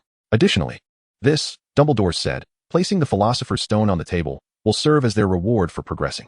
Harry frowned. Is that truly necessary? Isn't it rather too precious? Ha ha ha. Take a closer look. Dumbledore laughed heartily. Harry stepped away from the door and approached to scrutinize the stone more closely. Previously, he had been too astonished to examine this historically significant alchemical artifact thoroughly. Upon closer inspection, Harry discerned something amiss. Is this stone fake? He inquired hesitantly. Although its appearance and aura exuded power and rarity, a more careful evaluation revealed an insufficient reservoir of magical energy, which contradicted its description. Dumbledore smiled slyly, revealing a profound truth. It was merely the remnants of Nicholas Flamel's efforts. After all, he had lived for over 6 centuries and had managed to create just this singular Philosopher's Stone, sufficient to concoct an elixir of life that sustained him for hundreds of years. Harry suddenly understood. The legendary creation of the Philosopher's Stone required an immense amount of souls. Flamel, by chance, had crafted the stone amidst the Muggle wars and plagues, which serendipitously allowed him to succeed. In this era, such opportunities were no longer available, confirming that this truly was the only Philosopher's Stone in existence. Thus, even if Voldemort were to pass Harry's final test, he would be unable to produce the elixir of life. As Harry toyed with the Philosopher's Stone in his hand, he felt a flicker of sympathy for the fleeing Voldemort. How unfortunate he was, hiding so well, only to come to Hogwarts for the stone, laboriously seeking connections and clues, yet ultimately failing to even glimpse the stone. As Dumbledore had caught wind of his intentions, even if, by some stroke of luck, Voldemort had indeed acquired the stone, he would find its power nearly depleted, incapable of sustaining him even for a single use. Would that not incite his wrath? Harry smacked his lips, sensing a missed opportunity to easily vanquish Voldemort. The remaining magic within the stone was barely enough to transmute a single ounce of gold, amounting to around 200 galleons, a rather splendid reward, as Dumbledore cheerfully remarked. Harry promptly slipped the red gem into his pocket. Speak, what is it that you wish to do? I hope you can teach more individuals. Not merely confined to your small circle, Dumbledore replied. Harry felt overwhelmed. Teaching just 4 students already seemed a hassle. Judging by Dumbledore's demeanor, he suspected the request was not as simple as it appeared. Sensing Harry's reluctance, Dumbledore added, alternatively, you might allow your friends to teach, sparing you the direct involvement. Harry pondered, stroking his chin. This seemed a feasible solution. He could have Ron and the others impart the spells they had learned to others, fulfilling Dumbledore's request, while also reinforcing their own understanding of the spells, an advantageous arrangement indeed. However, the school clubs required students to be in their 3rd year to be established, and there was limited capacity for newcomers. Besides, Ron and his friends were merely first years, lacking the authority to lead. Despite his interest, Harry voiced his concerns. Dumbledore considered for a moment. I will arrange the location. The club can operate as an exception, as your exceptions are not unprecedented. As for authority, let your friends test their mettle. But teaching magic to students should be the professor's responsibility, Harry inquired. Is the curse truly that formidable? Can't you unravel it? Harry was genuinely curious. Dumbledore appeared more embarrassed. I have meticulously examined it multiple times. It was indeed a coincidence. from the Hogwarts contract to the classroom. I have scrutinized every aspect, and there is no curse to speak of. Then this course is exceedingly strange, Harry remarked, exasperated. Merely a coincidence could exhaust a professor each year. The Wizarding World could scarcely endure such a toll, especially considering its limited population. At this moment, Harry realized that Dumbledore intended for him to establish a club, wherein the spells from the Defense Against the Dark Arts class would be taught. With a mere placeholder as the instructor, correct? Dumbledore suddenly became engrossed in the trinkets adorning the table, scrutinizing their intricate designs with fervor. With a scoff, Harry settled into his chair, observing Dumbledore's slightly trembling demeanor. Since I am managing the professor's duties, I should receive a salary, shouldn't I? Considering the club's weekly meetings. I believe it is only fair that I receive at least half, if not more, Harry pondered slowly. Dumbledore stiffened. Such assertions could not be made lightly, as the professor still needed to conduct theoretical classes, and the club could not accommodate every student. The two engaged in a spirited negotiation, neither conceding ground. Their voices escalating to the point where Fawkes could no longer resist burying his head in his wings, wishing to distance himself from the ruckus. The portraits on the walls ceased their feigned slumber, eagerly observing the lively debate between the elder and the youth. Phineas couldn't help but smirk. If Dumbledore managed to gain any advantage from Harry, he might as well reverse his surname. As curfew approached, they finally reached a consensus. The outcome was that Harry would selectively accept students and diligently instruct them. Dumbledore would provide an appropriate venue for their gatherings and compensate Harry with 40% of a formal professor's salary, alongside various alchemical tools for teaching magic. Ultimately, Harry would receive a fixed monthly income of 45 galleons, as professors enjoyed complimentary accommodation and meals from the school, a privilege that Harry, as a student, inherently possessed. Given that he lacked the authority to dictate the curriculum, a compromise was reached, resulting in this arrangement. Regarding older students who might be reluctant to join Harry's club, there was no compulsion, for Dumbledore could not cater to everyone's preferences. Should all be forced to attend, Harry would become quite irritable. He was not one to engage in gentle discourse, and a misstep could lead to half the students reporting to the infirmary. As for the number of participants, Harry expressed his inability to predict. He would establish a standard for entry, allowing only those who met the criteria to join his club. If none were to come, he would find satisfaction in that. Dumbledore gazed at Harry with a look of deep concern. Wouldn't his salary then be in vain? Ultimately, with no other options, Harry proposed that proficiency in the levitation charm and the transfiguration charm would suffice for qualification. These spells were covered in the first half of the first year. If anyone struggled with them, Dumbledore would need to ponder what the underlying issue might be. Dumbledore agreed to Harry's proposed criteria without objection. Oh, but the club still required a name. Dumbledore called out to Harry as he prepared to depart once more. Harry felt a surge of frustration. Naming things was a formidable challenge. After a moment of contemplation, he suddenly chuckled, suggesting they call it the Defense Association, abbreviated as DA. Dumbledore paused, momentarily taken aback. Dumbledore's Army? He then chuckled, deciding it was best not to casually utter the nickname, lest it disturb Connolly's slumber. Harry rolled his eyes, remarking on his own narcissism. He had always concurred with Sebastian's perspective. That offense was the best form of defense. The magic he had imparted to them was not solely meant to make them cower. With that said, Harry did not linger to observe Dumbledore's reaction, pulling the door open and stepping outside.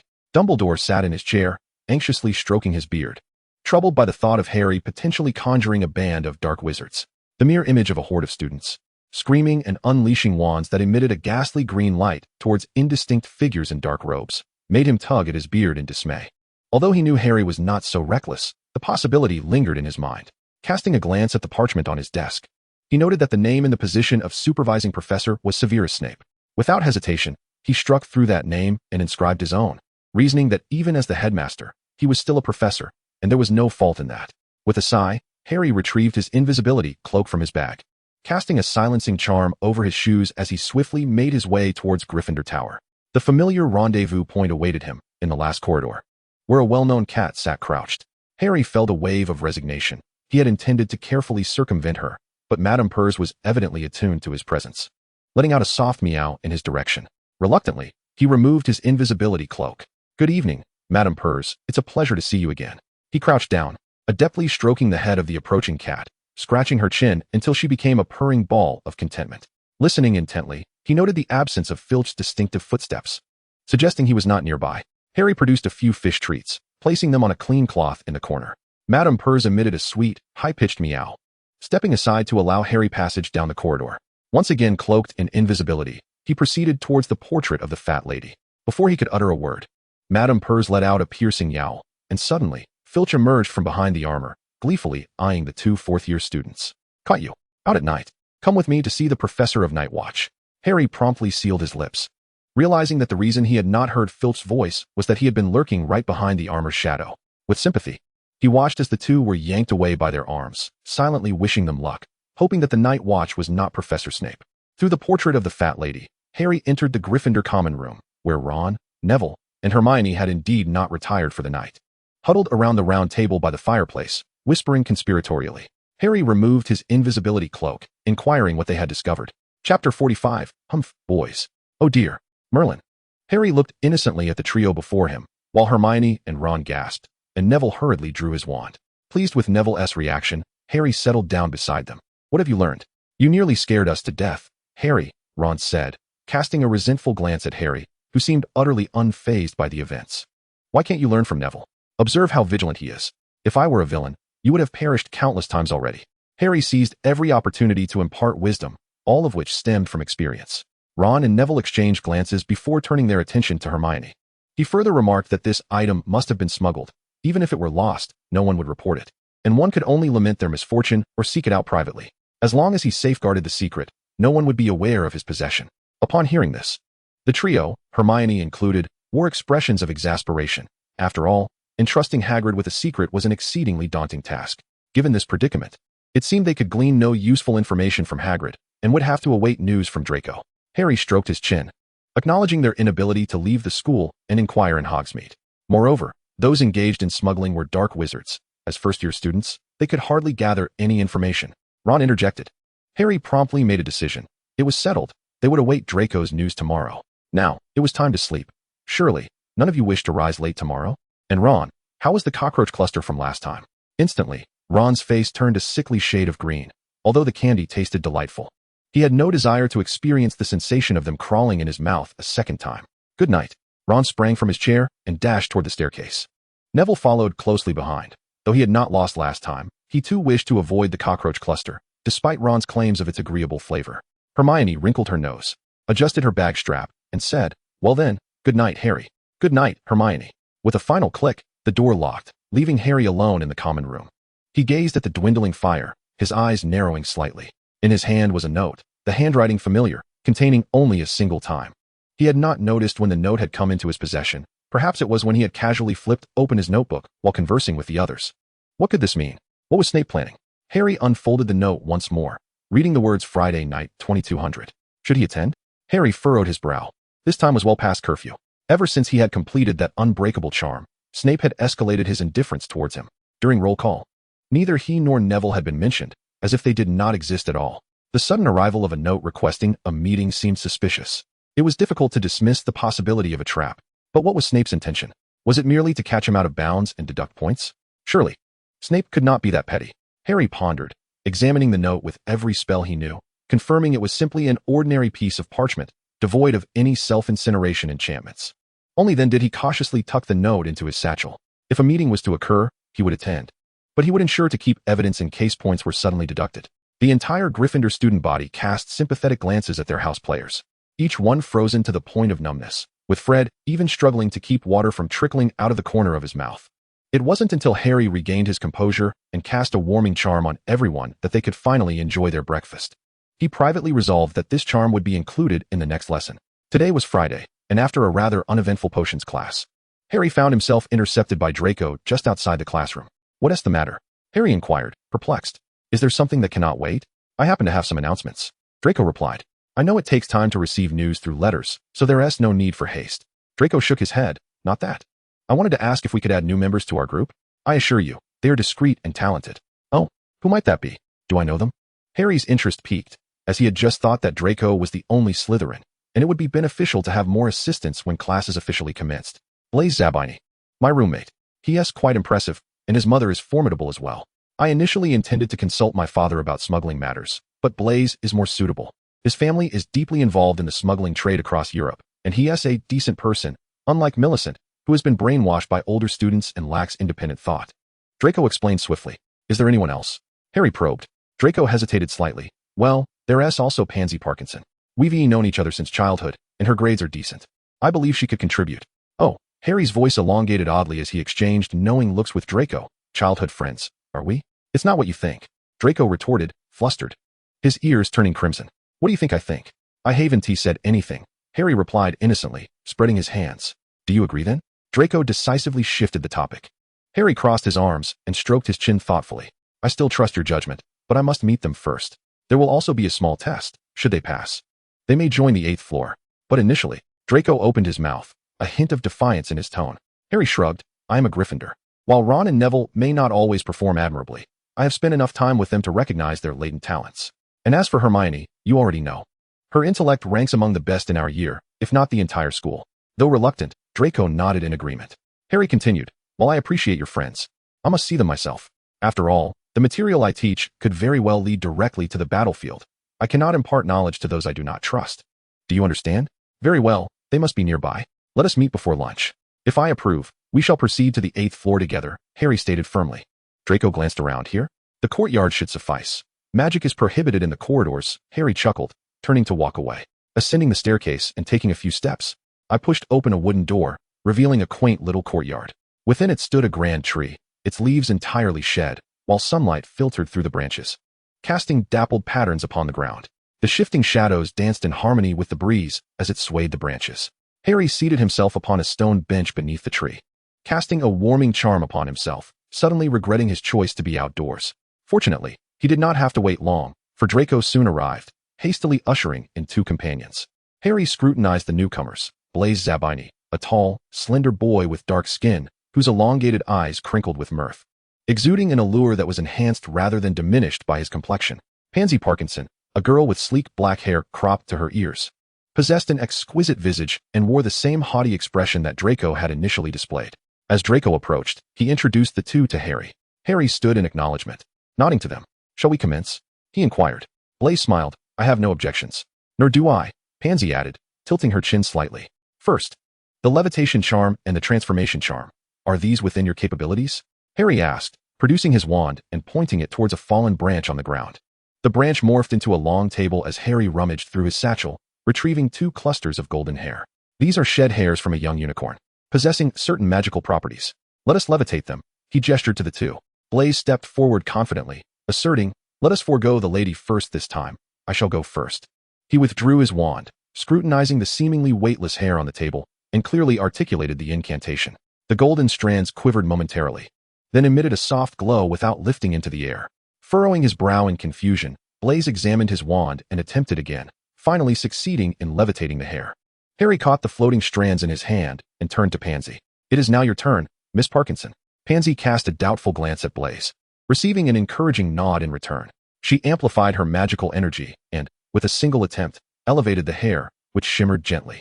This task was designed to test their mettle. While transformation was straightforward, reverting an already transformed object to its original state proved to be quite complex. One must possess greater magical power than the original caster to forcibly lift the transformation or have a solid understanding of the transformation spell.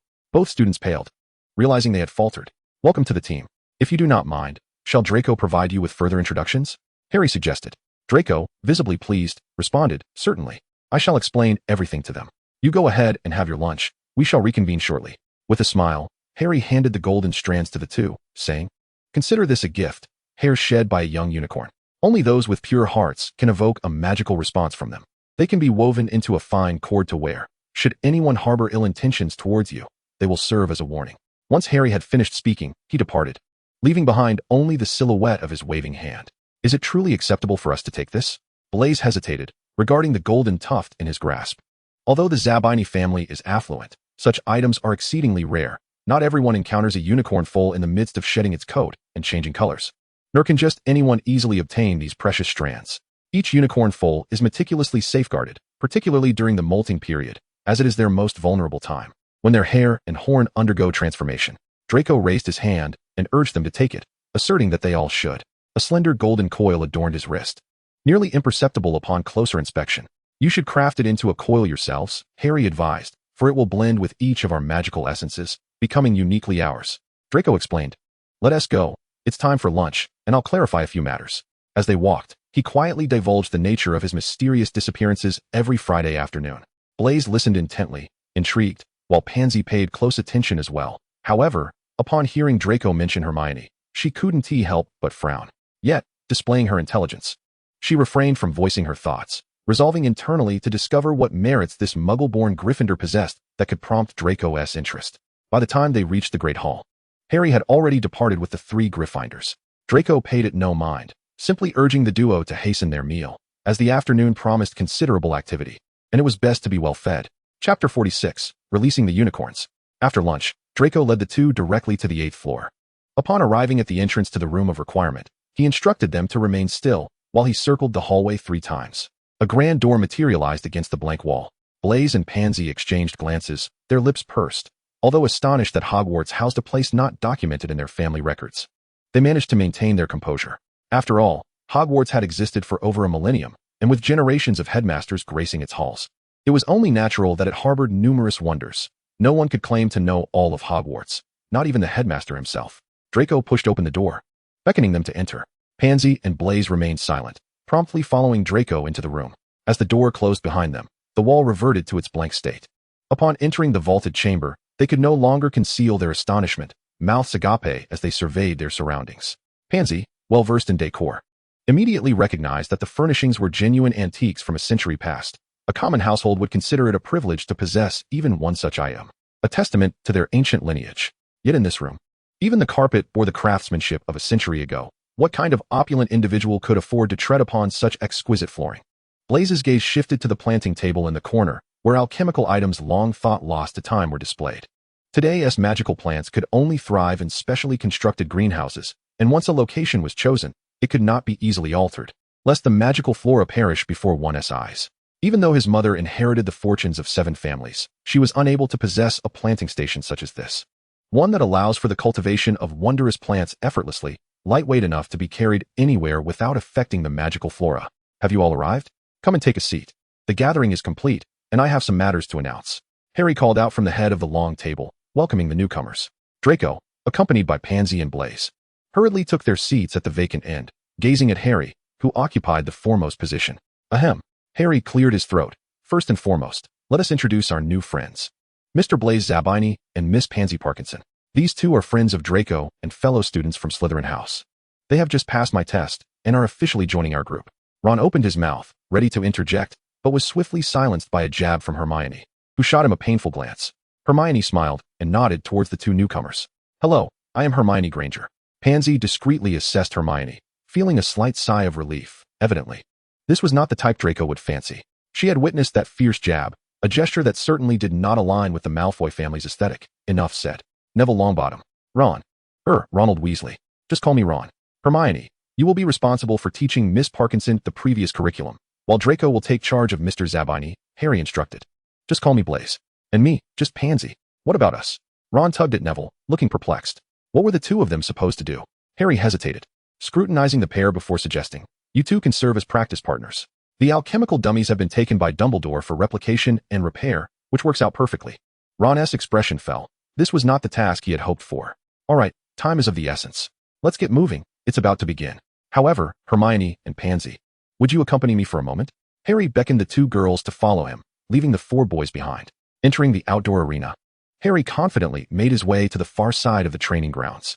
Hermione, her eyes gleaming with excitement, eagerly pulled Pansy along, her face alight with barely contained enthusiasm.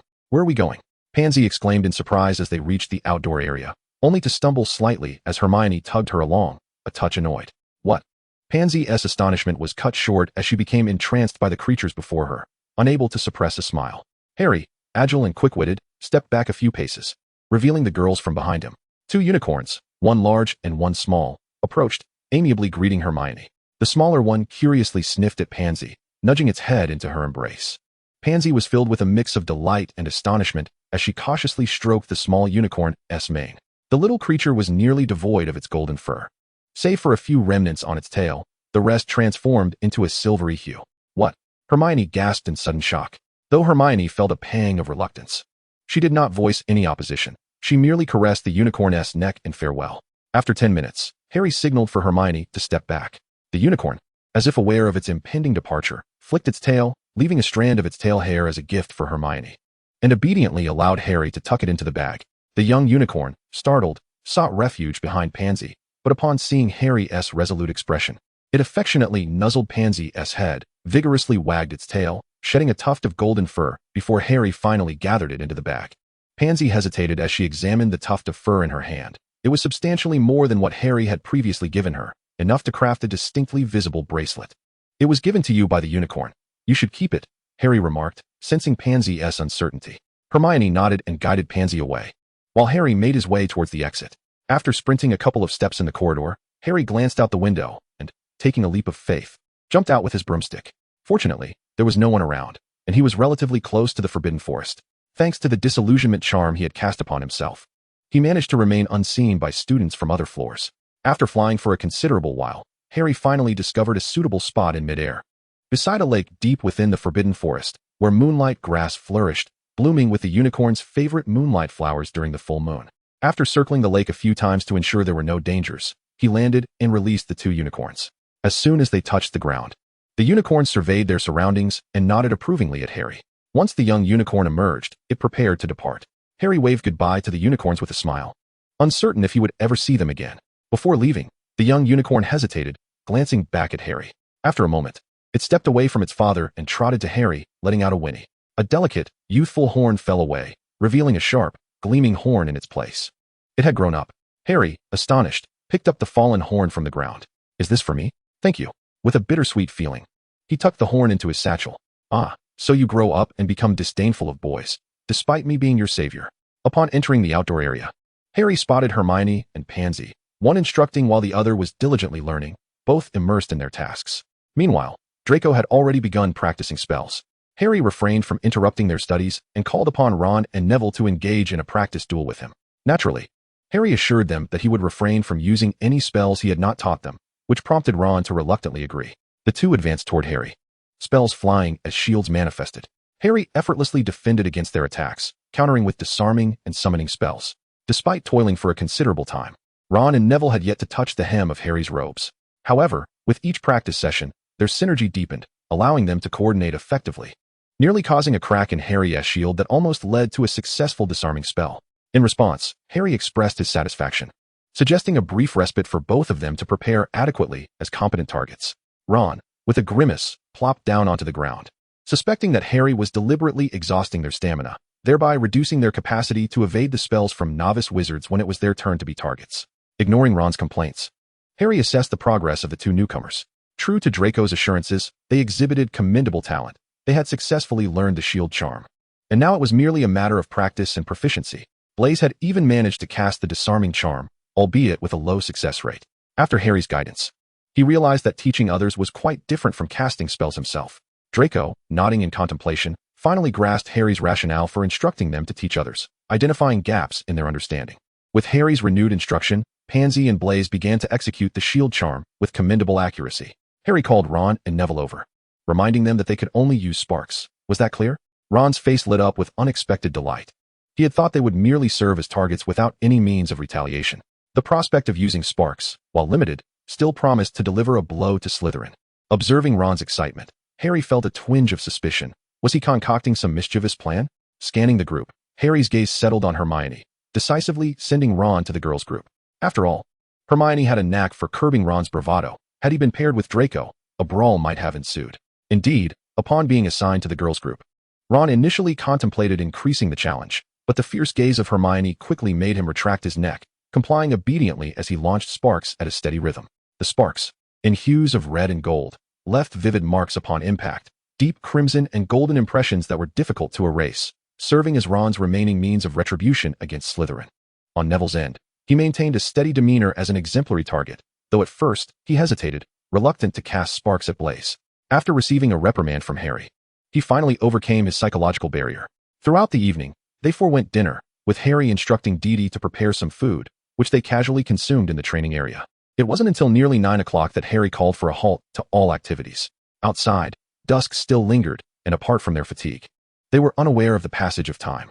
Only upon exiting the room of requirement and seeing the pitch-black sky did they realize they had engaged in intense physical exertion for an entire afternoon and evening. A wave of belated exhaustion washed over them, and even the most resilient, Ron and Neville, found their eyelids growing heavy. After escorting them to the entrance of the common room, Harry turned to leave. Glancing at the time, he noted that his appointed meeting with Snape was imminent. and he made his way directly to the potions master's office. Soon enough, Harry stood before Snape's door, where the portrait of Medusa, upon spotting Harry, excitedly hissed in greeting. Unfortunately, Harry was not in the mood to engage in conversation with her at that moment, merely standing quietly as he awaited the clock to strike 2200. Chapter 47. You will help me, won't you? As the hour approached, Harry knocked on the door. The office door swung open in response, and Harry, disregarding Medusa's mournful gaze, stepped inside and closed the door behind him. Timeliness was commendable. Severus's voice echoed from the depths of the room.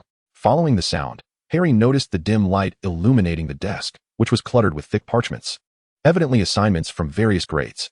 Is there something you need? Harry inquired with a hint of indifference.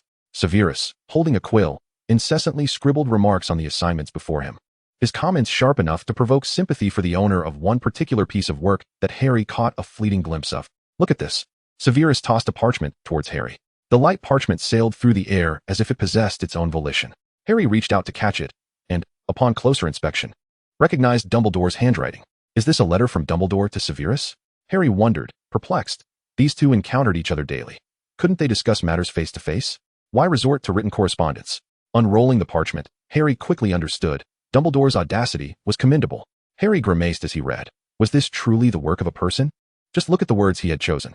Not to boast, but even without the use of dark curses like the killing curse, if Harry were to unleash his ancient magic, Severus might survive, but his dignity would undoubtedly be tarnished, considering Harry currently possessed only that single throwing spell. What have you done to provoke him? Dumbledore seems rather severe, Harry remarked, rolling up the parchment and tossing it aside. Severus lifted his gaze to Harry. Does the illustrious Mr. Potter believe that his poor professor would be bested in front of the entire school? Or does the savior intend to deploy the killing curse upon his unfortunate old professor before the whole student body? Harry frowned at the sarcasm. Could they not converse in a more civil manner? Reaching into his satchel, Harry rummaged for a moment before producing a piece of parchment he thought he would never retrieve again, placing it before Severus. See here. You may choose to selectively believe Dumbledore's words, but you can place your complete trust in mine. I am certain of what I wish to accomplish, and you are well aware of it. You will assist me, will you not? Harry spoke with conviction. Over the past 6 months, most of his courses had not assigned homework, granting him ample time to delve into the student notes from the library. He even stumbled upon some old grievances in a tattered Gryffindor girl's notebook regarding the relationship between Lily Evans and Severus Snape. However, this was sufficient for Harry to ascertain that Severus had known his mother prior to their enrollment and had even introduced her to the magical world. Thus, extrapolating from his obsession with Hagrid, it was clear that their initial feelings were likely positive. Yet, what had transpired afterward? By piecing together the timeline, Harry had gleaned a general understanding of the situation. The rift between the two individuals stemmed merely from differing circumstances and beliefs. As for Harry's father, whether he took advantage of a fleeting opportunity or not, Harry was indifferent. From all the information gathered, it was clear that Lily Evans was not someone easily swayed. She chose James for reasons that undeniably resonated with her. Later, with his mother falling victim to Voldemort's hand, and recalling the memories witnessed in Dumbledore's presence, it was evident that Snape's feelings for Lily transcended mere affection, laden with complexities beyond simple love. However, one thing was crystal clear to Harry. If his objective was to vanquish Voldemort, Snape would undoubtedly serve as his most capable ally. Snape's hand trembled slightly, leaving a scratch upon the parchment of his assignment.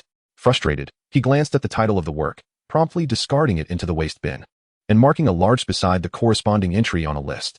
With the surface of the desk now visible, Snape reached for the sheepskin parchment that floated before him. Though it was well preserved, the passage of time rendered the report somewhat shabby. Ordinary wizarding level examination results. Passing grade, excellent. Failing grade, poor, good, very poor, pass, extremely poor. Slytherin House Harry James Potter's results are as follows. Snape glared at the results sheet, mostly filled with poor grades, as if he aimed to burn a hole through it with his gaze. Swiftly grasping his wand, he incanted a spell designed to verify the validity of the report.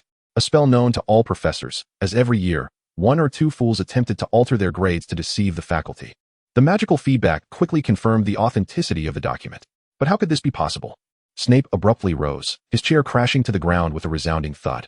Ignoring the fallen chair, he clutched the report tightly, the parchment wrinkling under his grip, and for the first time, he met the gaze of the boy before him.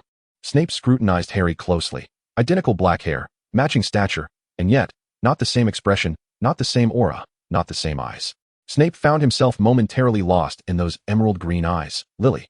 Harry lowered his gaze, breaking Snape's trance, casting a sympathetic glance at the crumpled report in Snape's hands. Could you return it to me, Professor Snape? Snape remained silent, his grip on the wand tightening.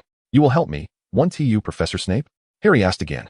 He needed an answer today. Impatience was beginning to creep in as he realized that such negotiations, steeped in calculation and self-interest, were ill-suited for him. No wonder Gareth often remarked that he was in the wrong house.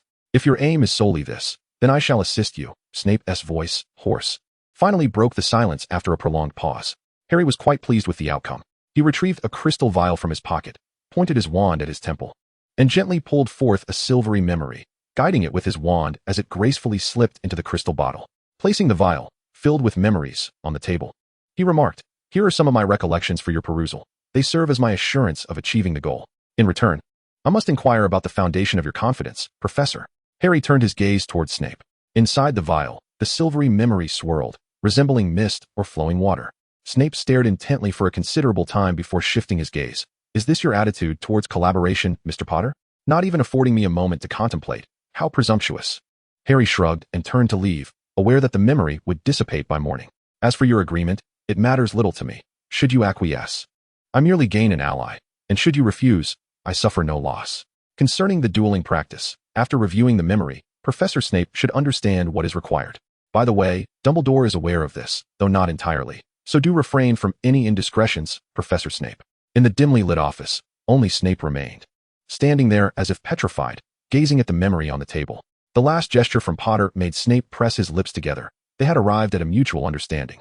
He had also withheld information from Dumbledore regarding the potion. Could this be considered a strategic reserve? Snape scoffed, suddenly filled with anger. How dare he act so benevolently? Grabbing the crystal vial from the table, he clenched it tightly, narrowing his eyes, contemplating whether to examine its contents. Time slipped away, until an abrupt howl from outside roused the motionless Snape. Glancing at the clock, he noted it was already 2 a.m. Cursed Potter. Did he think the pensive was available to everyone? He strode toward the cabinet, pulling out a shallow dish from the very bottom. Silently, Snape opened the crystal vial and poured the memory into the dish. This vessel was not a pensive. Thus, as the memory flowed in, it exhibited a tendency to dissipate. Maintaining an impassive expression, Snape flicked his wand, confining the silvery mist of memory within the dish. As a master of occlumency, he was equally adept at legilimency. Reviewing a memory required no pensive. Moreover, this memory was a mere replica, a transient entity that needed no pensive for storage. Snape's dark eyes fixated on the swirling mist of memory, and images began to emerge in his mind. A frail boy boarded a train, made friends, entered Hogwarts, was sorted into Slytherin, and inquired about Hagrid. He diligently studied, faced various trials, embarked on adventures, explored ruins with friends, learned dark magic, fell out with friends, and ultimately reconciled. The final image depicted the boy once more as a slender child, awakening in his room. As the horizon gradually brightened, the memories on the plate had completely dissipated, and Severus Snape sat motionless in his chair. So it is, he murmured, unable to suppress a slight upward curl at the corners of his mouth, yet it felt as though he had forgotten how to smile, resulting in a distorted expression that resembled both laughter and tears. He was indeed, no doubt about it, a Slytherin. The corners of Snape's mouth rose even further, and he finally could not resist raising a hand to cover his eyes, obscuring half his face and revealing only his gaping mouth, accompanied by a sobbing laughter. "Lily, he will succeed. He will undoubtedly succeed." Harry decisively signed his name on the list of students remaining at school and turned to Dumbledore to obtain the necessary approval. He was permitted to spend 3 days outside of school, though his movements were limited to Diagon Alley, and he could even borrow Professor McGonagall's fireplace for transportation. Following their conversation that day, Snape had remained noncommittal, but Harry was not anxious. He would learn Snape's answer at the dueling exhibition at the end of the holiday. As for his agreement with Dumbledore to remain in Diagon Alley, Harry reasoned that he was the headmaster of Hogwarts, not the mayor of Diagon Alley. And as long as he did not exit the leaky cauldron, no one would know if he ventured into Knockturn Alley. Draco was still young, merely a first-year student, and his influence paled in comparison to that of Mr. Lucius Malfoy. It was still uncertain what Mr. Malfoy's stance was, and it was too early to make an approach. Patience was required. In the blink of an eye, Hogwarts seemed almost deserted, with the usually bustling students nowhere to be seen. Harry lounged in an armchair by the fireplace, idly flipping through a newspaper. Ron, beside him, was scratching his head and rifling through his textbooks. The professor must have taught this, he pondered, perplexed as to why he couldn't recall it. After perusing his notebook, Ron's expression transformed into one of sudden enlightenment, and he excitedly began to write his assignment. He now felt that the homework was no longer a challenge. Gradually, he discovered a sense of enjoyment in it, as he found fulfillment in resolving what had once seemed difficult through his notes and textbooks. Content. He closed his book and curiously glanced out the window. What time was it? Why was it still bright outside? Ron was even more astonished. I've actually finished my assignment. I wrote it myself. Merlin's beard. Harry chuckled. Congratulations. You've earned the remaining time of your holiday. Chapter 48, Christmas. As Ron wandered about in a daze, eager to boast about completing all his assignments, time flowed slowly by. Ron, don't you want to attend the Christmas feast? Harry called out. Ron, startled back to reality, glanced outside and gasped in shock. Why is it almost dark? We must hurry, lest we be late. Didn't you say a few days ago that you would ask the house elves to help prepare the Eastern dishes? Indeed, Harry replied. Checking his attire, which was quite presentable, he ran a hand through his hair, attempting to smooth it down, but ultimately abandoned the effort and strode purposefully toward the exit. Ron closely followed behind. Is there that rib dish? I have a fondness for that. And also, what about the spicy fish? Will there be any? Harry suddenly found himself missing Hermione. Only she could silence Ron so swiftly in such moments. For now, all Harry could do was quicken his pace, hoping to shorten the time spent on the journey, as once they reached the Great Hall, Ron would have no time to chatter. Unfortunately, after 6 months of training, Ron's stamina was remarkably beyond what one would expect for his age. While Harry was slightly out of breath, Ron seemed utterly oblivious. It appeared that Harry, too, needed to engage in some physical exercise, he thought to himself. As expected, upon seeing the array of food on the long table, Ron abandoned Harry and swiftly found an empty seat, beckoning Harry to join him, as there was still space beside him. Today, the hall was not arranged with 4 long tables, but rather a single elongated table shaped in a semicircle, with the professors having descended from their high table to sit along the curve. Merry Christmas, Harry, Hagrid bellowed, waving enthusiastically. Harry smiled and waved back, wishing him a Merry Christmas in return. Not long after Harry sat down, several Ravenclaw students arrived in the hall. It seemed everyone was present. Once Dumbledore and all were seated, he stood to speak. Today is a joyous occasion, and I do not wish to utter any disheartening words. So let me simply wish you all a Merry Christmas. With that, Dumbledore raised his cup. Everyone followed suit, the professors' cups filled with exquisite beverages, while the students enjoyed pumpkin juice, milk, and various fruit juices. Merry Christmas, everyone chorused. In a hurry, Ron set aside his pumpkin juice, which he had barely sipped, and deftly picked up the serving chopsticks to skillfully grasp the sweet and sour ribs before him, to ensure he could indulge more during their feast. Ron had diligently practiced using chopsticks. Now, even Harry could not match Ron's proficiency. The dinner was satisfying for all, with an assortment of festive crackers scattered across the table. Upon pulling one, it would explode with a puff of smoke, revealing small trinkets. Harry grabbed one, which popped open to release a tiny white mouse that scurried away from the table in an instant. Snape, with a scowl, held a lady's wizard hat that had just popped out, tossing it carelessly to Dumbledore. Dumbledore, unfazed, promptly exchanged his own hat, cheerfully clinking glasses with Professor McGonagall. At the Dursleys, he had also been part of the festive dinner, though the roast turkey was never within his reach. All he could salvage were the remnants of ham, roasted vegetables, and an untouched slice of jam pie while clearing the table. When everyone was pleasantly full and their smiles slightly rigid, a tipsy Dumbledore declared the banquet over. Harry loosened his belt a bit, supporting Ron as they slowly made their way to the common room, having overindulged. Upon returning to the common room, Harry eagerly challenged Ron to a few rounds of wizard's chess, only to be thoroughly defeated. The chess pieces were reluctant to heed Harry's commands, creating a cacophony that left him with a throbbing headache, and in a moment of distraction, he lost a piece to Ron's chessman. Of course, these were merely excuses. Harry vowed that once he became familiar with the pieces, he would seek vengeance against Ron. Ron, brimming with confidence, patted his chest, declaring he was ready for any challenge. I won't shy away from anyone when it comes to wizard's chess. Even Bill has lost to me, he boasted. Bill, the eldest and most accomplished of the Weasley clan, had famously lost 12 matches, a tale that still echoed through the halls of Hogwarts. Harry, feigning indifference, responded, that means nothing. Just wait. If these pieces obeyed my commands, you wouldn't find victory so easily. Ron raised an eyebrow, smirking, fully aware of Harry's true capabilities, yet choosing silence on the matter. Such things were understood between friends. With a roll of his eyes at Ron's antics, Harry declared, I'm done for the night. I'm going to sleep. Ron chuckled, let us go to bed. Tomorrow morning brings gifts. I certainly won't be giving you anything this year. Harry shot a glance at Ron's wand, snorted in disdain, and strode up the stairs. Ron shrugged, I know, but I haven't forgotten your gift. The night passed without incident, and Hogwarts fell into a serene silence, occasionally pierced by distant howls from the Forbidden Forest. Harry, wake up. Just as Harry opened his eyes, he heard Ron's excited voice. He put on his glasses, pulled back the deep red velvet curtains, and found Ron sitting at the foot of his bed, unwrapping gifts. Following Ron's gesture, Harry saw a mountain of gift boxes piled high at the foot of the bed. Upon closer inspection of the ornate wrappings, Harry easily identified the opulent packages adorned with silver ribbons as gifts from Slytherin, certainly from Draco and his entourage. The bright red paper tied with golden ribbons. A common sight in the Muggle world, must have been Hermione's handiwork. There were also a few parcels he couldn't discern, including a large one. He carefully extracted the sizable package and examined it, finding no accompanying letter. "Oh, you received this too. It's from my mom," Ron peered over, a bit awkwardly stating. "She knows we're friends. I hope that's all right." "Of course, I'm delighted to receive a gift from Mrs. Weasley," Harry replied with a broad smile. Eagerly tearing open the wrapping, out came a vibrant green hand-knitted sweater, which he unfolded to admire. The thick fabric felt soft to the touch, with a large yellow emblem stitched across the front. "Mine is always maroon. I'm not particularly fond of this color," Ron muttered, plucking a piece of creamy fudge that had fallen from Harry's parcel and popping it into his mouth. The fudge this year is exceptionally delicious." Suddenly, the dormitory door burst open, and Fred and George rushed in, clad in blue sweaters adorned with yellow lettering. "Huh, you received one too." Fred laughed heartily. Harry sat on the floor, raising his sweater high as a signal, then promptly pulled it over his head. "Please thank Mrs. Weasley for me. This sweater is absolutely perfect." "No problem," George exclaimed, rushing over to yank Ron's sweater and slip it over his head. "What are you doing? I never said I wouldn't wear it." "Let go of me," Ron shouted. Fred seized Ron's arm, allowing George to successfully get the sweater on him.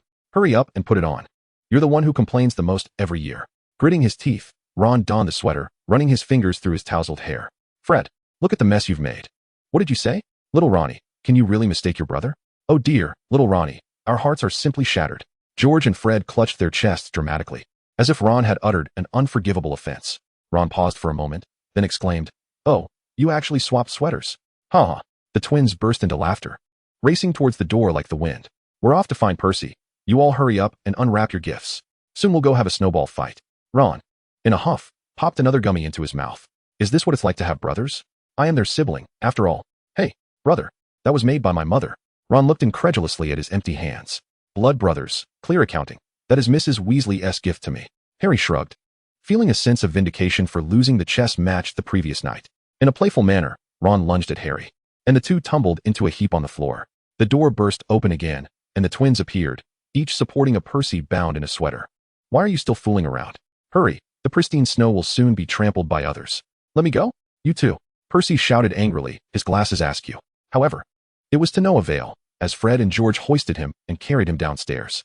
Harry laughed until he could barely stand upright, regaining his composure to continue unwrapping gifts. Draco had sent a box of exquisite confections, accompanied by a card stating that they were handmade by Mrs. Malfoy. Harry tried one and found it delicious. No wonder Draco had his family send them every few days, treating them like treasures, preferring to spend money on candies for his friends rather than sharing from home.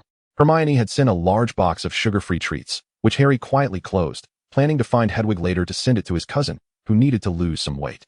Pansy gifted a jeweled brooch, seemingly a trendy gift, while Blaze's present was more thoughtful, consisting of a handwritten book of spells, reportedly discovered in his family's library. As he continued to sift through, Harry came upon Hagrid's gift, which contained a large bag of rock cakes and a handmade flute. Harry picked up the flute and managed to produce a few notes, satisfied as he placed it on his bedside table, tossing the rock cakes directly to Ron, who could certainly use the extra weight. Looking at the last two packages on the floor, Harry's expression turned curious. One was from Dumbledore, bearing his characteristics slightly crooked, circular handwriting, while the other was surprisingly from Snape. Harry decisively averted his gaze and unwrapped the gift from Dumbledore, revealing a pair of dragonhide gloves that could adjust to the size of his hands and could transform from fingerless to full-fingered according to his will, truly a practical gift. As for Snape's parcel, Harry hesitated for a moment before deciding to open it.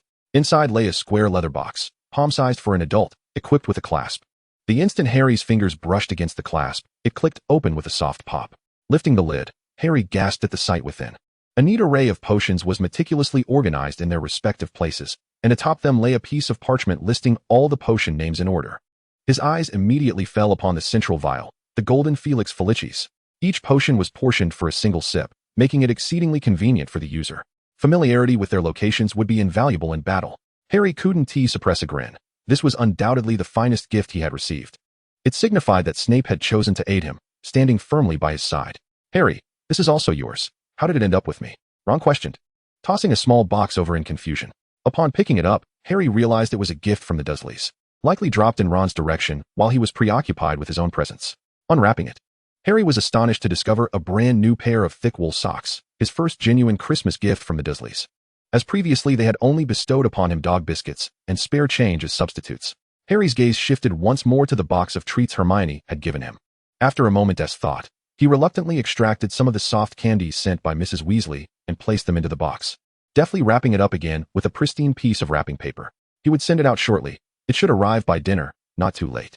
Fred and George had come to call for him for the third time, and they paid no mind to the mess around them as they hurriedly donned their jackets and dashed outside. Harry changed his clothes, picked up the boxed gift he had prepared, and rushed to the Ollery, ensuring he sent it off just in time. Glancing at the clock, he calculated that it should arrive before dinner, which was not too late. Chapter 49, True Family. Watching Hedwig disappear into the overcast sky, Harry descended the stairs. Noting it was already lunchtime, the Great Hall had returned to its usual layout, with 4 long tables spaced apart, sparsely populated by students from various houses, though some lively individuals mingled across the tables. For instance, the Weasley twins were stealthily exchanging something with an upper-year Ravenclaw student, their actions carefully concealed. However, spotting Professor McGonagall at the staff table, Harry could only pray for the twins' luck, as her keen eyes were fixed intently in their direction. "Harry, where have you been? Come eat." After a morning of snowball fights, "Aren't you tired?" Ron mumbled through a mouthful of food. Harry hurried over, swallowing his last bite before responding. Ron hastily chewed a few bites, forcefully swallowing his food, only to find himself choking and rolling his eyes in distress. Harry promptly handed him his cup, and Ron took several gulps of juice. "Ah, he's back to life." Ron, still shaken, glanced at the bones on his plate and cautiously reached for a piece of pie. Harry shook his head in exasperation. "Can't you pay a bit more attention?" "What?" Ron replied, a look of confusion etched on his face. "Never mind. It's nothing," Harry responded, closing his mouth and also taking a piece of pie. After all, once the holidays were over, he would have to teach students, and by then, he would surely have to make some changes to maintain appearances. Before he had finished his pie, a piece of parchment appeared before him. Wiping the remnants from his fingers onto Ron's clothing, Harry picked up the parchment and began to read. "Hey!" Ron glared at the crumbs on his arm, looking utterly dismayed. "Ah, my apologies," Harry said, his apology lacking sincerity. Ron rolled his eyes and, with his greasy hands, reached towards Harry. In a swift movement, Harry stood up and turned to evade him. "Cut it out. I have important matters. Dumbledore summoned me." "I don't know, but first, I need to fill my stomach," Harry replied, shifting a couple of seats away to sit a meter from Ron, and resumed eating. Ron nodded. "Right, eating is indeed a priority."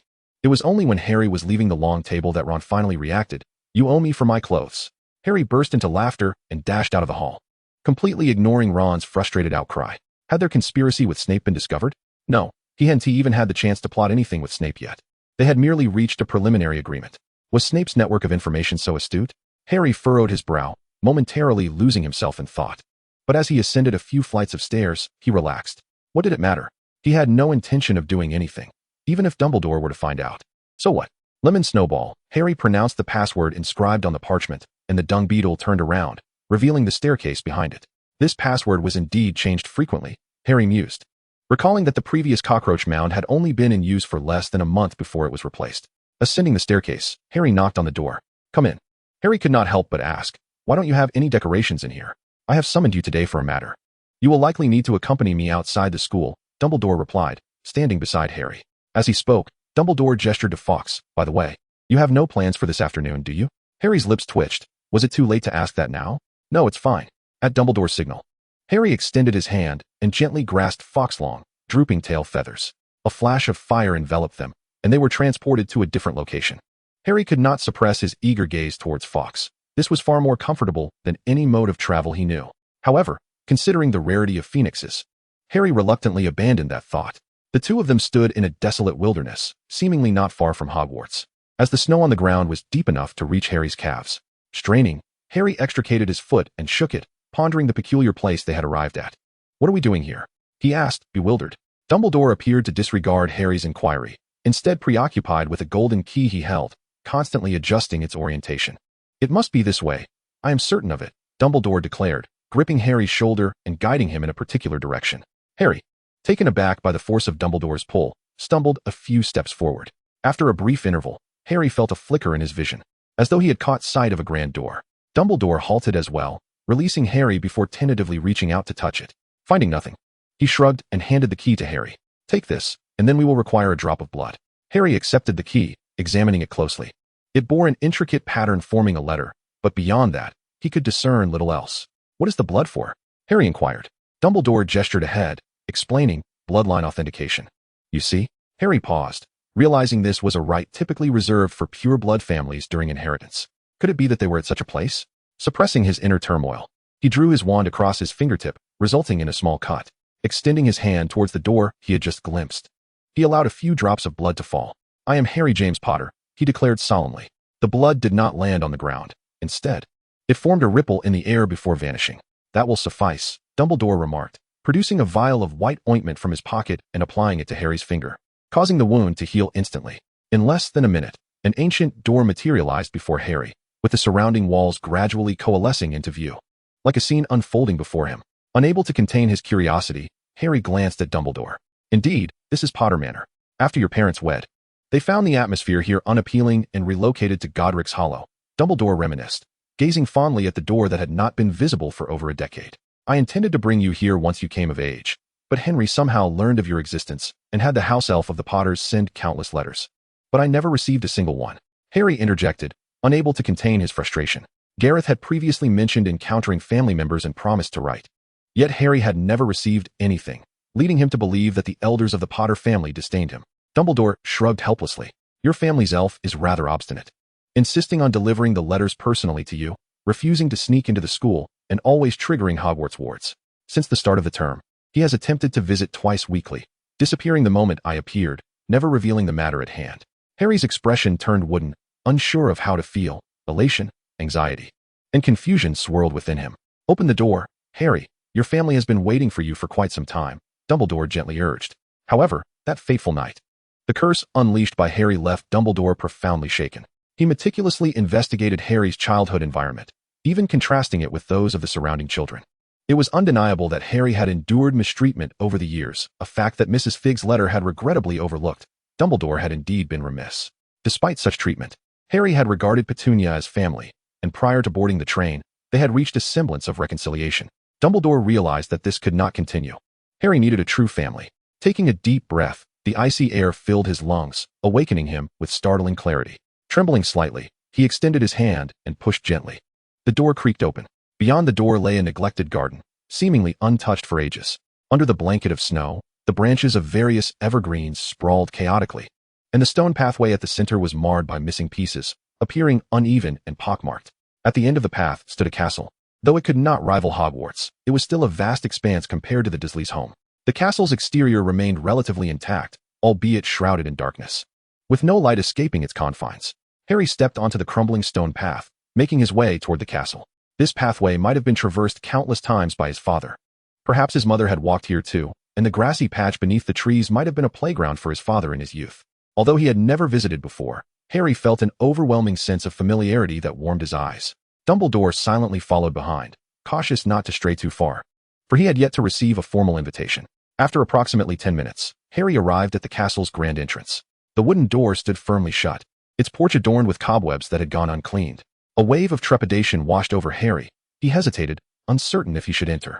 Would the ancestors of the Potter family welcome him? Yet, soon enough, he steadied himself. He was no longer a child. If the Potters did not accept him, he still had a place to go. After all, he had lived in a cave in the wilderness. What was there to fear? With this resolve, Harry approached and pushed the castle door, which creaked open. Inside was enveloped in darkness, nothing visible, as the outside light failed to penetrate.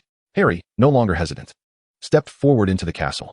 Candles along the walls ignited with a soft hiss, one after another, illuminating the entire foyer. The interior of the castle appeared remarkably clean, in stark contrast to the dilapidated exterior. It seemed that there were windows at the back, concealed by thick drapes. No wonder nothing could be seen from outside.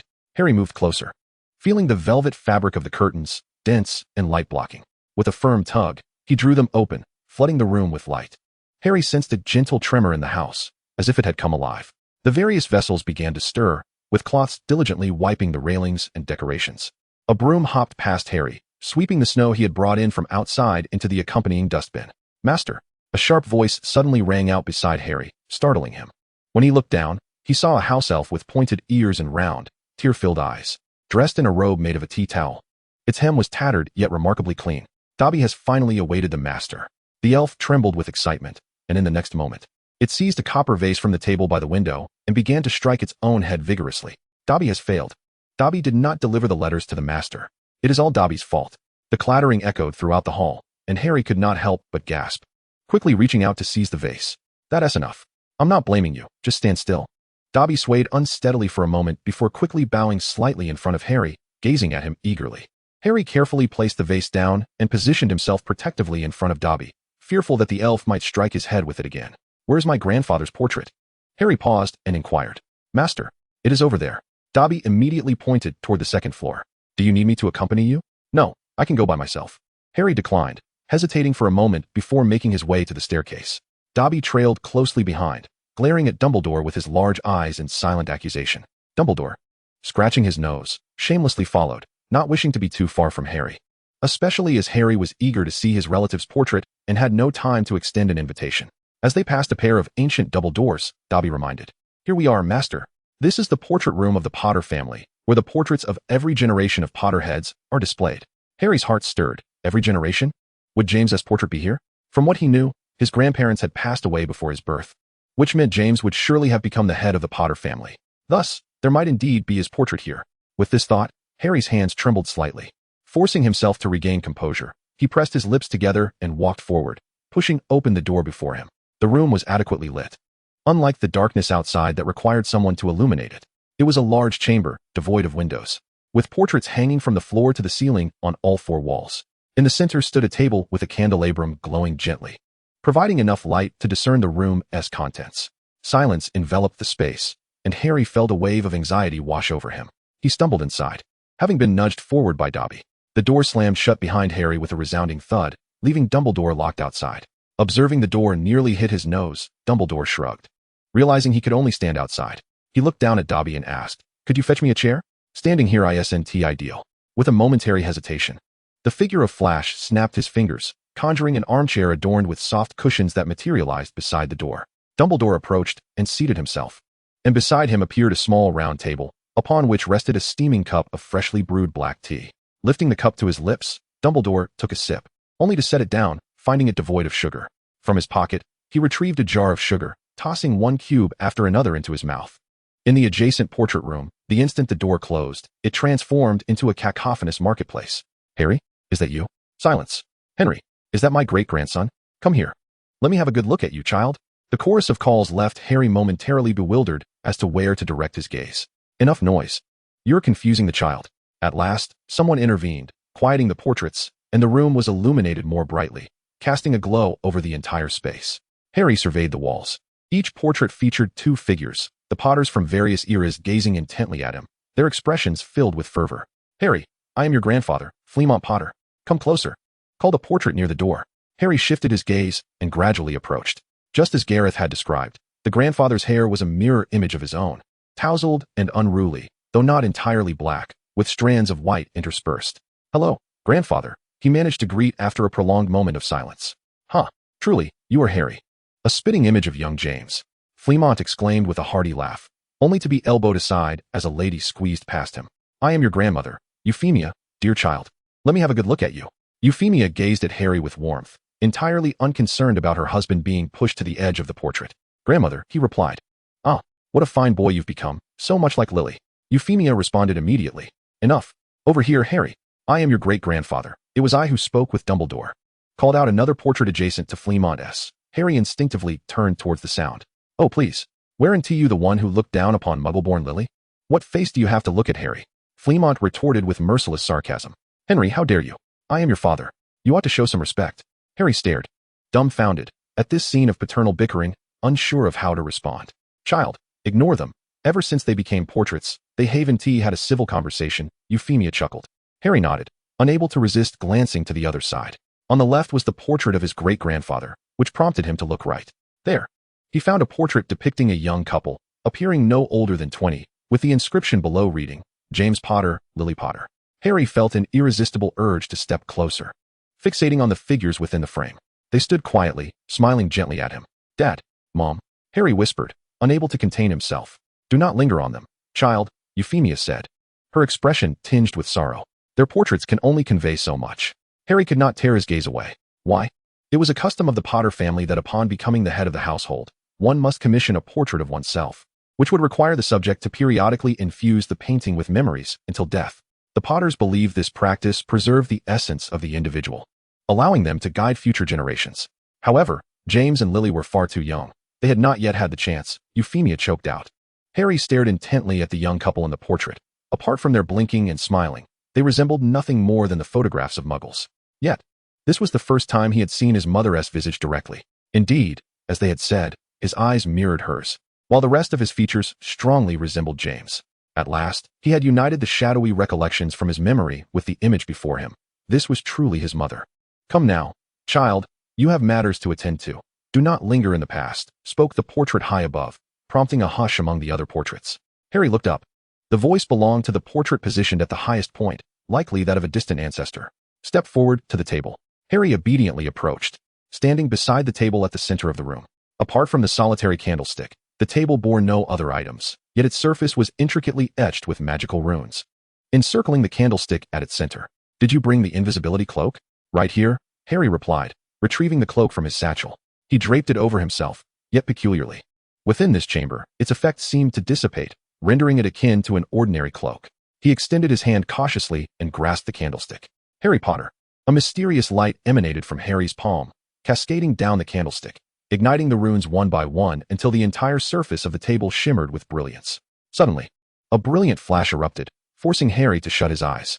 When he reopened them, the atmosphere felt utterly transformed. Where the castle had previously seemed dormant, it now thrummed with life.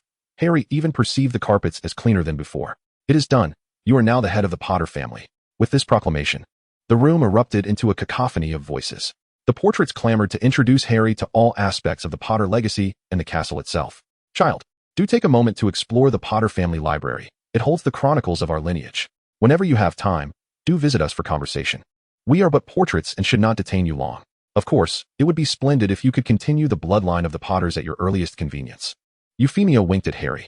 This left Harry in a state of bemusement.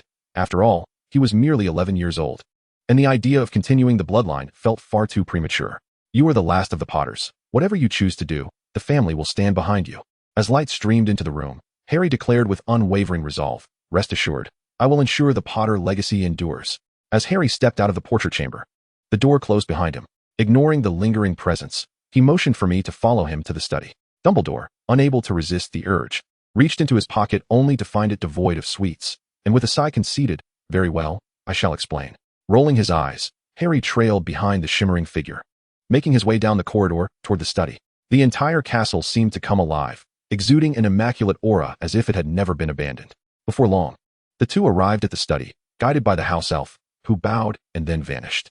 Harry paid no heed and simply pushed the door open, entering without hesitation. Dumbledore followed suit, and the door to the study closed behind them. Harry surveyed the room. It was modest in size, lined with towering bookshelves filled with numerous well-preserved volumes. At the far end stood a grand floor-to-ceiling window, in front of which rested a large desk. Harry approached and took a seat in the high-backed chair behind the desk. Resting his arms on the table, almost instantly, a steaming cup of tea appeared at hand, complete with sugar cubes and a milk jug. "Please, have a seat, Professor," Harry said with a smile, gesturing invitingly. Dumbledore settled into the armchair opposite, and a cup of tea materialized before him, this time accompanied by sugar cubes. He dropped several cubes into his tea and added a splash of milk, the teaspoon stirring itself as if by magic. Dumbledore retrieved an ornate key and gently tossed it towards Harry, who caught it and examined it closely. "What is this?" he inquired. "It is the key to Vault 102 at Gringotts, entrusted to me by your father during his lifetime. It belongs to your grandfather's private vault," Dumbledore explained. The golden key, in addition to granting access to the Potter Manor, could also unlock Vault 8 at Gringotts, the ancestral vault of the Potter family. Holding the golden key aloft, Harry placed both keys side by side and shot a sidelong glance at Dumbledore. After a prolonged silence under Harry's scrutiny, Dumbledore cleared his throat awkwardly and said, "I may have appropriated some funds from Vault 102. Harry remained silent, his expression unchanged, still wearing a gentle smile, yet his gaze unwavering. "I have never entered Vault 8. I merely held onto the key for safekeeping," Dumbledore confessed candidly. "To what end?" Harry pressed. Dumbledore fell silent for a moment, contemplating his response. "The expenses for the Longbottoms at St. Mungo's, the care and burial costs for Peter Pettigrew's mother, and the support for Remus Lupin," he recounted, itemizing them one by one. Harry listened intently, realizing that all the funds had been expended on others. Dumbledore had indeed taken nothing for himself. "Who are these people?" Harry finally inquired as Dumbledore paused. "The Order of the Phoenix, a group I formed to combat Voldemort," Dumbledore replied. Harry furrowed his brow. "Then why utilize my family's wealth? I recall you possessing a number of patents." Dumbledore twirled his fingers, avoiding Harry's gaze. You are aware that I am a headmaster, and such profits would carry an undesirable taint, thus I chose to share them. All of it, Harry exclaimed in shock. Dumbledore's expression turned somber. Indeed, all of it. While he could choose not to contribute, the wealth generated from those patents could certainly establish more than one Order of the Phoenix. Yet, as the headmaster of Hogwarts, he found himself elevated to an esteemed position. Should he amass significant resources and riches, the Ministry of Magic would inevitably grow uneasy. For the sake of tranquility within the magical community, he felt compelled to act accordingly. The Order's funding has always stemmed from the contributions of its members. Lombard, Weasley, Potter, and Dumbledore hesitated, refraining from uttering a particular name. Chapter 51. I Want the Order of the Phoenix. After enduring multiple wars, the Lombard family had fallen from grace. While the Weasleys had never possessed much wealth, only the Potters remained affluent, owing to the fact that the hair potion invented by Harry's grandfather had yet to be deciphered, ensuring a prosperous business. Dumbledore remarked. Harry's eyes widened. Are you referring to that hair potion that sells for 20 galleons a bottle? Indeed, that very one. Have you purchased it? Dumbledore inquired. Harry scratched his messy hair, finding it cumbersome to use daily, thus he had never bought it. So, that belongs to my family, and now it is also my property? Harry asked in a rather nonchalant manner, not exhibiting the anger Dumbledore had anticipated. Yes. What about the ledger? Harry pressed further. Dumbledore retrieved 2 thick, bound parchment volumes from his pocket, casting them towards Harry with a flick of his wand. Harry noted that Dumbledore must have employed an undetectable extension charm. Otherwise, how could such bulky volumes fit within his pocket? Receiving the ledger, Harry began to peruse its contents, and even with prior preparation, he was astonished by the staggering profits recorded within. After a few moments of scrutiny, he set the ledger aside and continued. What is the significance of the 618 vault? He had noticed this expenditure while perusing the ledger. Truth be told, it was quite substantial, an annual deposit of 1,000 galleons, amounting to 10,000 galleons over the last decade. Coupled with the legacy left by James, the 618 vault likely held around 50,000 galleons. In his youthful naivety, Harry had hardly paid attention to the fluctuations of the vault's contents, content in the knowledge that it had not been depleted. However, in the Hogwarts of a century past, Harry had once ventured to Gringotts with a key, only to discover that the vaults then numbered in the 500s. The 618 vault was non-existent, and he had nearly been detained by goblins for this oversight. After all, the keys were indeed crafted by goblins. Yet they had no recollection of how the 618 vault had come into existence. Had it not been for Omenes, who leveraged the Gunter name to extricate Harry from the predicament, he would have been cast into the lower vaults to feed dragons. Subsequently, due to financial constraints, Harry endured a rather embarrassing half-year, as Headmaster Black's stringent requirements demanded considerable expenditure. Later, Sebastian discovered a lucrative part-time job and invited Harry along. They began as errand runners, gradually earning a reputation for themselves, which led to their newfound wealth. Through that half-year of hardship, Harry learned to manage his finances, vowing never to find himself in such a predicament again. Relying solely on the hair potion, the Potter family garners an annual income exceeding 100,000. After all, this single-use potion, which renders one's hair silky smooth, is a consumable item, cherished by every witch who typically stocks several vials, albeit swiftly repurchasing them. Many wizards, too, partake in this purchase, as there exists a fair number of long-haired wizards in the magical realm. Furthermore, the Potter family boasts other enterprises, such as the ancestral ranch and farm, which, despite being diminished somewhat by Muggle development, still constitute a significant source of income. Thus, a new query arises, dear Headmaster. With his arms propped on the table, hands interlaced before him, and his chin resting gently on the back of his hands, Harry wore a wry smile as he regarded Dumbledore. How do you intend to compensate? No, to reimburse my losses. I trust my father, James Potter, did not entrust the Potter family's assets to you for your unfettered disposal, did he? Dumbledore removed his glasses, methodically polishing them. You are correct, Harry. Yet James also stated his intention to support all endeavors of the Order of the Phoenix. But not entirely, is that not so? Dumbledore paused momentarily, then continued candidly. What is it that you desire, Harry? Let us refrain from beating around the bush, as neither of us favors such tactics. Considering that nearly all expenses of the Order of the Phoenix are borne by the Potter family, I believe it is not unreasonable for me to claim a voice in the Order, is it? With a mischievous grin, Harry expressed his intent. Dumbledore hesitated, yet responded. The Order has already been disbanded. Are you serious, Headmaster? Harry was skeptical of this assertion. I can authorize you to continue utilizing the Potter family's funds, but I require a say in the Order. Dumbledore adjusted his glasses, peering at Harry through the crescent-shaped lenses. What do you intend to do with the Order? Whatever you do, I shall do as well. Can I trust you? You must trust me, Harry replied, for the Longbottoms remain in the hospital. Neville lacks the means to earn, and Madame Longbottom is surely unable to bear the medical expenses at St. Mungo's. After a moment of silence, Dumbledore suddenly laughed. You have succeeded. Harry chuckled in return. Then let our collaboration be a pleasant one, Headmaster. You may call me Albus, for you are now, in a sense, my employer. Dumbledore reclined back against the sofa, visibly relaxed. Harry paused, then slapped the table with a resounding clap, rising to his feet. You old trickster. You did that on purpose. Dumbledore burst into hearty laughter, having contemplated directing his resources toward Harry even when the young man confided in him. The subsequent events affirmed Harry's capabilities, aligning perfectly with Dumbledore's vision of a savior, save for that unforeseen killing curse. Following the unbreakable vow, Dumbledore had considered relinquishing the order as well, yet lacked a suitable pretext. The arrival of the Potter family's house elf provided the perfect excuse. Dumbledore felt the weight of age upon him. Although his magical prowess remained formidable, his physical stamina could not compare to that of youth. Now over a century old, it was time to seek an heir. In Harry, he perceived the most perfect and ideal successor. Possessing formidable strength, a mature mentality, the bravery of Gryffindor, the cunning of Slytherin, the wisdom of Ravenclaw, and the sincerity of Hufflepuff, he now lacks none of these qualities. Harry clenched his teeth in frustration, realizing he was still too young. He had initially thought he could challenge Dumbledore, but to his surprise, he found himself not only unchallenged, but rather willingly jumping into Dumbledore's embrace. With a scowl on his face, Harry's mood soured. All right, cease this demeanor. I am not retiring just yet. You still require training. Before the war arrives, I shall assist you in fully mastering the Order of the Phoenix. With a chuckle, Dumbledore wiped away the tears of laughter that had escaped the corners of his eyes, feeling a sense of unprecedented ease. The Order of the Phoenix is, after all, merely a loose coalition, comprising wizards from all walks of life within the magical community. Initially, individuals joined voluntarily, seeking a glimmer of hope under Voldemort's oppressive reign. Presently, the magical realm enjoys a semblance of tranquility, resulting in a diminished number of members and capabilities within the organization. What I can offer you is my support over the coming years, helping you to galvanize the remaining members and establish a noteworthy reputation within the magical community, ensuring you are not at a disadvantage when facing Voldemort due to a lack of personnel.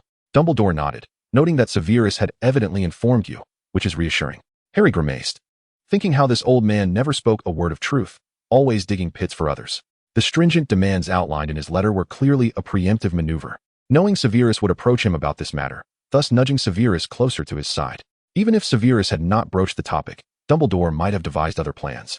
Confident that Harry, in his quest for vengeance against Voldemort, would inevitably choose to assume leadership of the Order.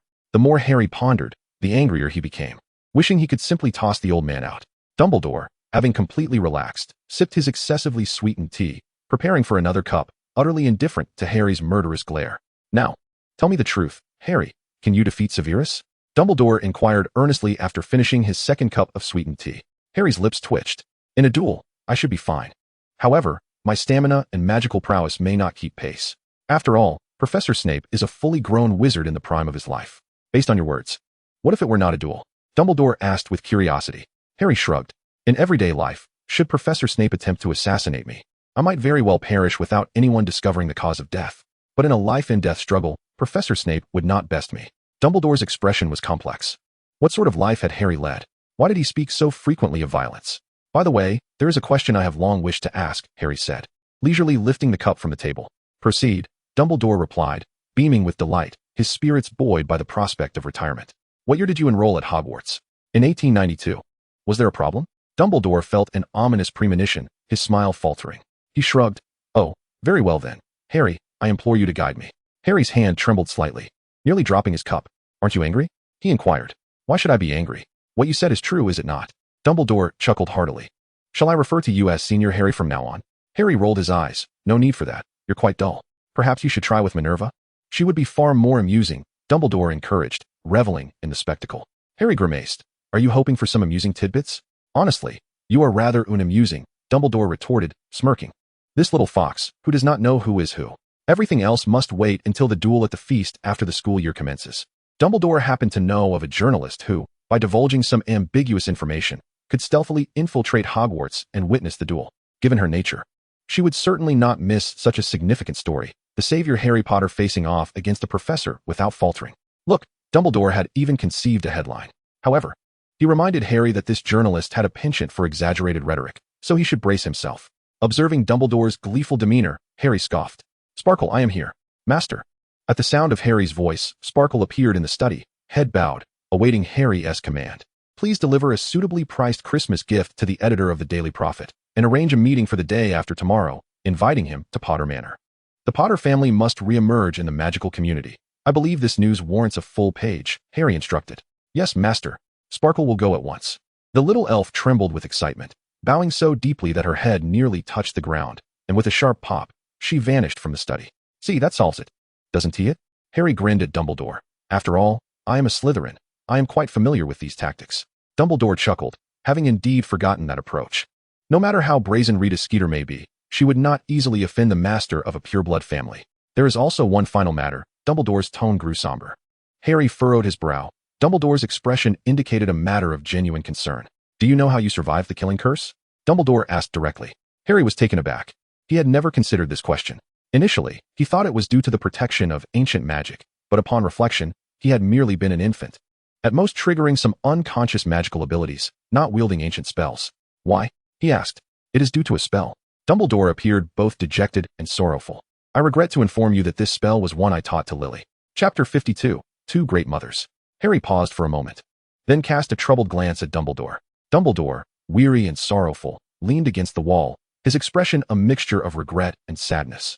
I had cautioned her, he said. After their marriage, the prophecy emerged. I searched the world for the child foretold in that prophecy, but then James excitedly approached me one day, announcing that Lily was with child. I congratulated him, yet he added, if my calculations were correct, the child would be born at the end of July or early August. Dumbledore gazed at the teaspoon as it stirred the tea, his voice heavy with melancholy. I had contemplated urging them to abandon the child, but the words failed to form on my lips, and such interference with the prophecy could yield even graver consequences. I held on to a glimmer of hope. Perhaps the child would arrive in August. Neville? He inquired. Indeed, Neville Longbottom, Dumbledore affirmed, then continued. I contacted the parents of both children and explained the situation.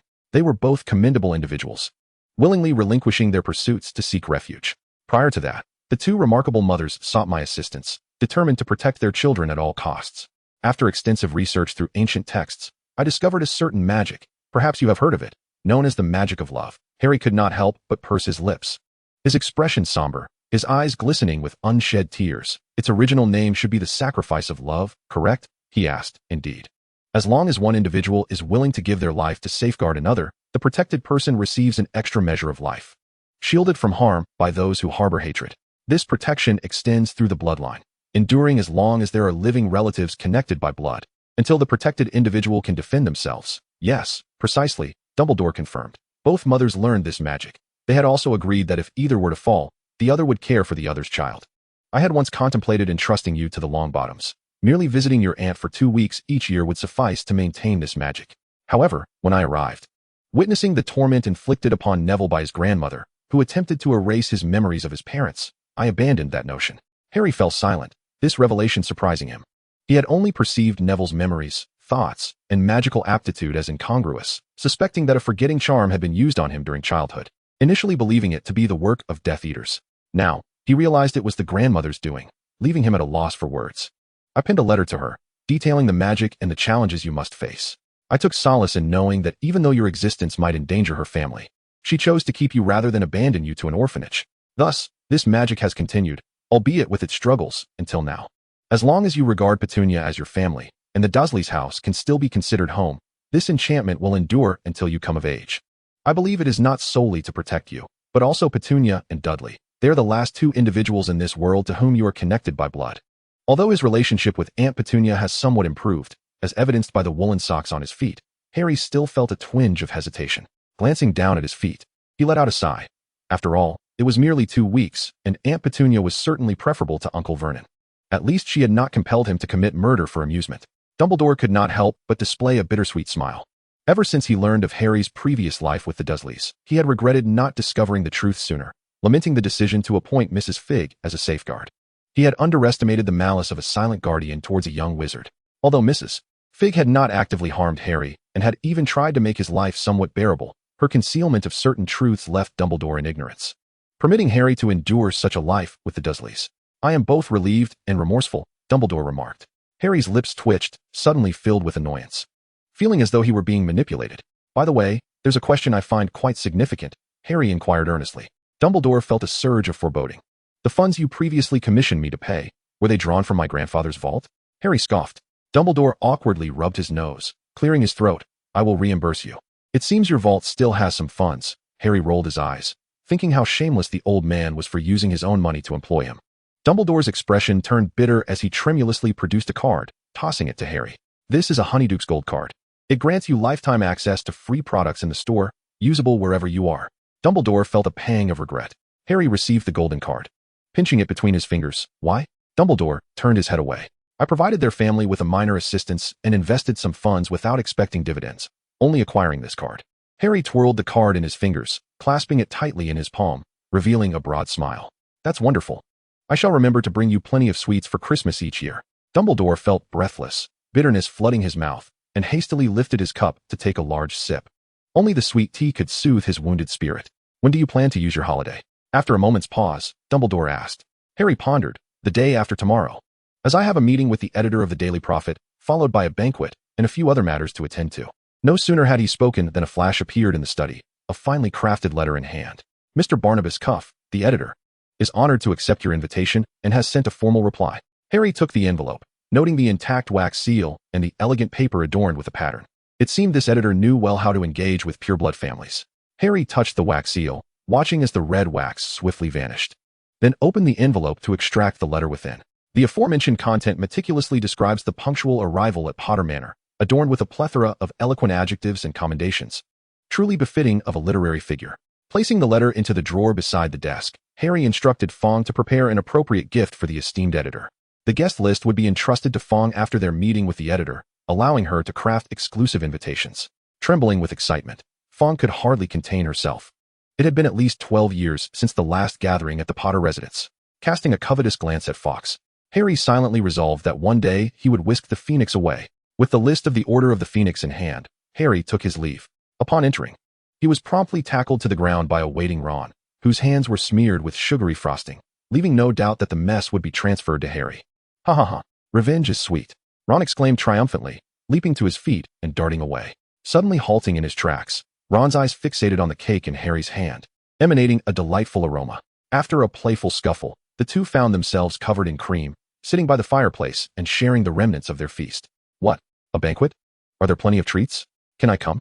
Ron's eyes sparkled as he jumped up with enthusiasm. Of course, as long as you can get a leave from Professor McGonagall. Harry shrugged. Holding the cake, Harry watched somewhat dazed as Ron, covered in cream, tugged at Percy, smearing the mess onto Percy's new sweater. Percy's furious roar drew the attention of their dorm mates, who peeked out from their rooms. Harry shrank his neck, diligently munching on his cake. Fong's baking is truly delightful. Suddenly, a pouch of coins dropped before Harry. Bewildered, he looked up, questioning its origin. Ron, brimming with pride, declared, "This is my hard-earned money for repaying my want. And by the way, you still owe me a Christmas gift this year. So don't think you can weasel out of it. Make sure to repay me." Wiping the cream from his clothes, Harry opened the pouch to find a mix of sickles and galleons. After counting for a while, he confirmed it indeed contained 7 galleons. How did you earn this? Impressive. Harry chuckled, pouring the coins into his satchel. Ron S. I shifted nervously. Let us just say I earned it from Fred and George. Nothing wrong with that. Harry shivered at the thought. He scrutinized Ron closely, relieved to find no peculiarities about him. After all, what kind of legitimate money could one earn from the twins? It must have been through some experimental means, but thankfully, they had shown some concern for their brother's well-being, sparing him from any bizarre side effects. Contemplating, Harry retrieved a flyer from his bag. Here, a Christmas gift for you. Ron accepted the flyer, bewildered. What is this? It's a flyer for the Tailored Garments Boutique. You can select a suit. Aren't you going to my house for the banquet? Would you like to be mocked by Draco for not having formal attire? Harry arched an eyebrow. Choose an outfit as your Christmas present. Ron immediately began to sift through the options, scrutinizing each one with a furrowed brow. By the way, choose something for your family as a token of gratitude for the gift from Mrs. Weasley, Harry remarked. Ron's face flushed immediately. No need. The sweater is hand-knit by my mother, and the candies are homemade, not worth much. The worth is not for you to determine. This is the first heartfelt gift I have received, a meticulously crafted garment, which is profoundly precious to me, Harry replied with a smile. Ron glanced at the prices of the dresses, unable to suppress a gulp, his expression turning sour. Would he have to dip into his future Christmas gifts again? Frowning, Ron quickly resolved to his expression. At worst, he could earn some money from the twins. After all, it was no great concern. He called over his brothers, and the 4 of them gathered around the flyer, deliberating for quite some time before selecting dresses for everyone. Harry, observing the gaudy pink dress they chose for his little sister, couldn't help but grimace in silent mourning for the Weasley family's little lady. surrounded by this group of straightforward boys. However, out of respect for Mrs. Weasley, Harry ultimately deleted the glaring pink dress, opting instead for a deep blue frock. Having compared the hair colors of his brothers, he believed this hue to be far more aesthetically pleasing than the bright pink. Once they had finalized their selections, Ron composed a letter to his family. Percy pondered how to request leave from Professor McGonagall, and the twins continued to tinker with their gadgets. It was then that Harry exited the common room, seeking to find Snape for an important matter. Chapter 53, At Your Service. The night at Hogwarts was tranquil. The candles on the walls flickered, illuminating every corridor. These flames would extinguish at curfew, casting the castle into dimness. At this hour, curfew had not yet arrived, and the entirety of Hogwarts was aglow, even though there were not many students present. As Harry traversed the hallway, he encountered Filch. "Good evening, Mr. Filch. Where are you headed?" "Curfew is approaching," Filch grunted, his tone rather unwelcoming.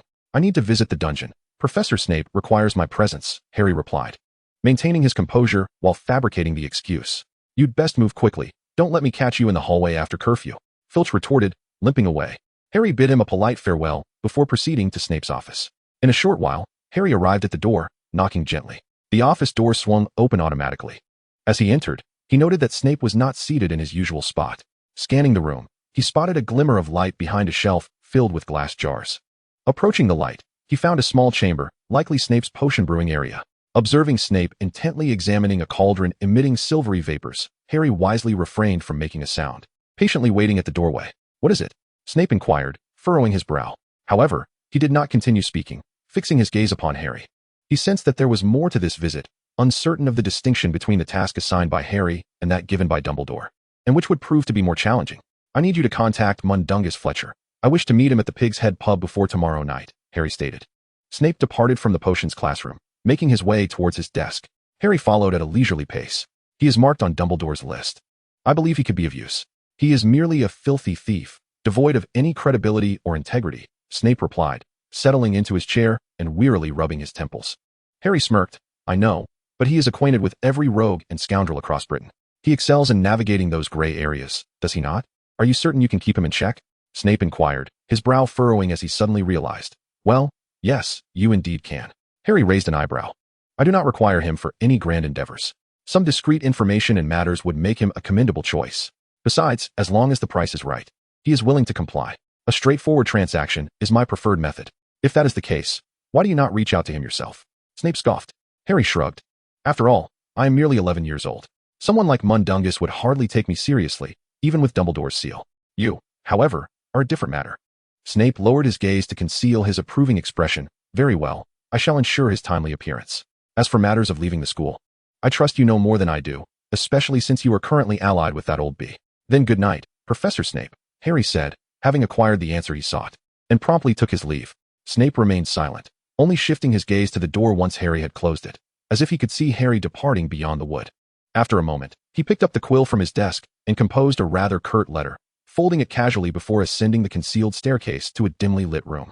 He opened the window and cast a light with his wand. An owl flapped its wings and landed on the sill, and Snape rolled the letter and allowed the owl to grasp it. The following morning, Harry was awakened by Ron's jubilant cheers. "Harry, Mum agreed. How will we get there?" Ron exclaimed, shaking Harry excitedly. Yawning, Harry shrugged Ron's arm away. "I will send you an invitation. It will include the portkey magic. When the time comes, you can arrive directly at Potter Manor." "A portkey? What is that? Can't we use the fireplace?" Ron asked, bewildered. Harry looked at Ron with disdain. "Have your brothers gone? Did you grow up in the Wizarding World, or did I? Why are you asking me such elementary questions? It seems you have truly become lax. Don't wait until school starts, only to lose to Draco, or worse, fall below Pansy." Instantly deflated, Ron began to reflect on himself. Indeed, he had been somewhat lax during the Christmas holiday, neglecting his daily physical training, let alone his magical practice. After his moment of introspection, Ron immediately assured Harry that he would recommit himself starting today and would not bring shame upon Harry. Harry pursed his lips, indicating that Ron should handle matters as he saw fit. Ron's character was excessively languid, requiring occasional reminders. Otherwise, he would truly let loose. Observing Ron's grave expression, Harry turned and made his way to the washroom. During breakfast, Harry received a note from Snape, which contained nothing but a string of numbers, 1400. Folding the note away, it seemed a meeting was scheduled for the afternoon. How peculiar. Shouldn't Mundungus have arranged something for the evening? What was referred to as a list was, in truth, a substantial tome filled with entries detailing each member's specific information and their areas of expertise. It remained uncertain whether the members were even aware of such a compilation's existence. Hence, Harry exercised caution, ensuring that no one glimpsed the document. Even while perusing it himself, he employed a confusion charm, making it appear as though he were merely engrossed in a book. With Ron absent from the common room, Harry could discern him from a distance, engaged in rudimentary exercises in the snow. To prevent him from catching a chill, Harry kindly dried his clothes, receiving a half-hearted expression of gratitude before Ron collapsed onto the dining table. Glancing at the time, Harry did not linger and proceeded to the secret passage of the Honeydukes. Before emerging from the passage, he cast a disillusionment charm upon himself to evade detection. As he surveyed the 3 broomsticks, he turned and made his way to the Muggle clothing shop. There, he purchased a hooded cloak, donning it before heading toward the pub. Upon arrival at the 3 broomsticks, the clock struck 2 precisely. Entering the establishment, Harry refrained from ordering anything and instead settled into a secluded corner. After 5 minutes, a somewhat stooped bald wizard entered, clad in tattered robes that clinked with an assortment of concealed items. He scanned the pub, his gaze ultimately landing on Harry. Mundungus, wary of the figure in the corner, felt compelled to heed Snape's summons, yet the patrons were engrossed in conversation, showing no interest in his arrival. Only the solitary figure in the corner appeared to be waiting for someone, though it was evident that it was not Snape. Hesitating, Mundungus contemplated retreating. He dared not approach an unknown individual, even if the figure bore an air of youthful innocence. However, the next moment, his feet froze in place. His eyes, greedy, fixated on the slender fingers of the figure, which were toying with a gold galleon. The coin gleamed brilliantly in the dimly lit pub, casting a spell upon Mundungus's feet, rendering him immobile. After a prolonged moment of indecision, he noticed another galleon appearing in the hand, being tossed up and down playfully. Unable to resist any longer, he hastened toward the figure. Once seated, Mundungus cautiously uttered a single letter, and immediately, a galleon was tossed before him. He swiftly covered the gold galleon with his hand, picked it up to confirm its authenticity, and instantly broke into a broad smile. "Sir, what brings you here? I can assist you with anything, for just a modest reward." Harry, hidden beneath his hood, smirked slightly and tossed another galleon in his direction, gesturing towards the staircase. Mundungus caught the galleon with remarkable speed, glanced at the staircase, then at the figure before him, and nodded in understanding. "Please wait a moment." He rose and approached the bar, exchanging a few words with the bartender before obtaining a key and heading up the adjacent staircase. Harry stood and followed him up the stairs. Upon reaching the second floor, he found Mundungus waiting by an ajar door, a broad grin plastered across his face. Harry walked into the room without a sideways glance. The room was quite simple, featuring a bed in the center, 2 armchairs and a tea table by the window, and a small door on the opposite wall, presumably leading to a washroom. Harry approached the window and leisurely sat down in one of the armchairs. Mundungus peeked outside the corridor to ensure no one was watching before entering the room and carefully closing the door behind him. Noticing Harry seated, Mundungus instinctively positioned himself at the bedside, his face beaming with anticipation. "What can I do for you?" Harry removed his hood, revealing his face. Mundungus's expression changed dramatically, and he instinctively turned to flee. Alas, it was too late. He stood frozen in place, pale and motionless. This was utterly terrifying. He had heard no incantation and seen no wand. Silent, wandless magic. Mundungus Fletcher? Harry toyed with the galleon, a sardonic smile gracing his lips. "My lord, what is it that you require of me? I am merely a lowly pawn, here at the invitation of Professor Snape, the potions master at Hogwarts. Surely you do not wish to court trouble?" Mundungus stammered, his trepidation palpable. He had sensed that something was amiss. He feared he might not leave this place alive, as the tasks he was summoned for were undoubtedly dubious. With the childlike figure revealing himself so readily, it either indicated the gravity of the situation or that the boy cared little for the implications of his revelations. Who is the best keeper of secrets? The dead. The thought sent a cold sweat down Mundungus's spine as he cursed Snape, who had summoned him, with fervent disdain. "Do not be anxious. Please take a seat." "I prefer not to speak while standing," Harry smiled. Mundungus, unable to control himself, shuffled forward and plopped down onto the bed. "What is it that you truly want from me?" "Dumbledore stands behind me," Mundungus exclaimed, his voice rising in urgency. He had encountered many people, but never had he felt such a sense of danger. "First, allow me to introduce myself. I am Harry Potter," Harry said slowly, flicking his fingers to let the galleon drop onto Mundungus. Instinctively catching it, Mundungus realized he could move again. Having witnessed Harry's power, he dared not flee. As he tucked the galleon away, he finally comprehended what the boy had just said. "Harry Potter," he nearly gasped in disbelief. "The Order of the Phoenix now belongs to me," Harry declared succinctly. Mundungus's expression shifted dramatically, yet Harry paid him no mind. At some point, a golden galleon reappeared in his hand. Time seemed to stretch indefinitely as Mundungus gazed enviously at the galleon dancing between Harry's fingers. "Since Dumbledore is willing to trust you, I shall be at your service, Mr. Potter, Mundungus stated, rising to bow with a sycophantic smile. Excellent, Harry replied with a grin, tossing the galleon towards Mundungus. Remus Lupin. I expect to see him here on the night of the 31st, no matter what it takes. Is that understood? Harry asserted. Mundungus hesitated, stammering, but, isn't he also a member of the Order? Why not contact him directly?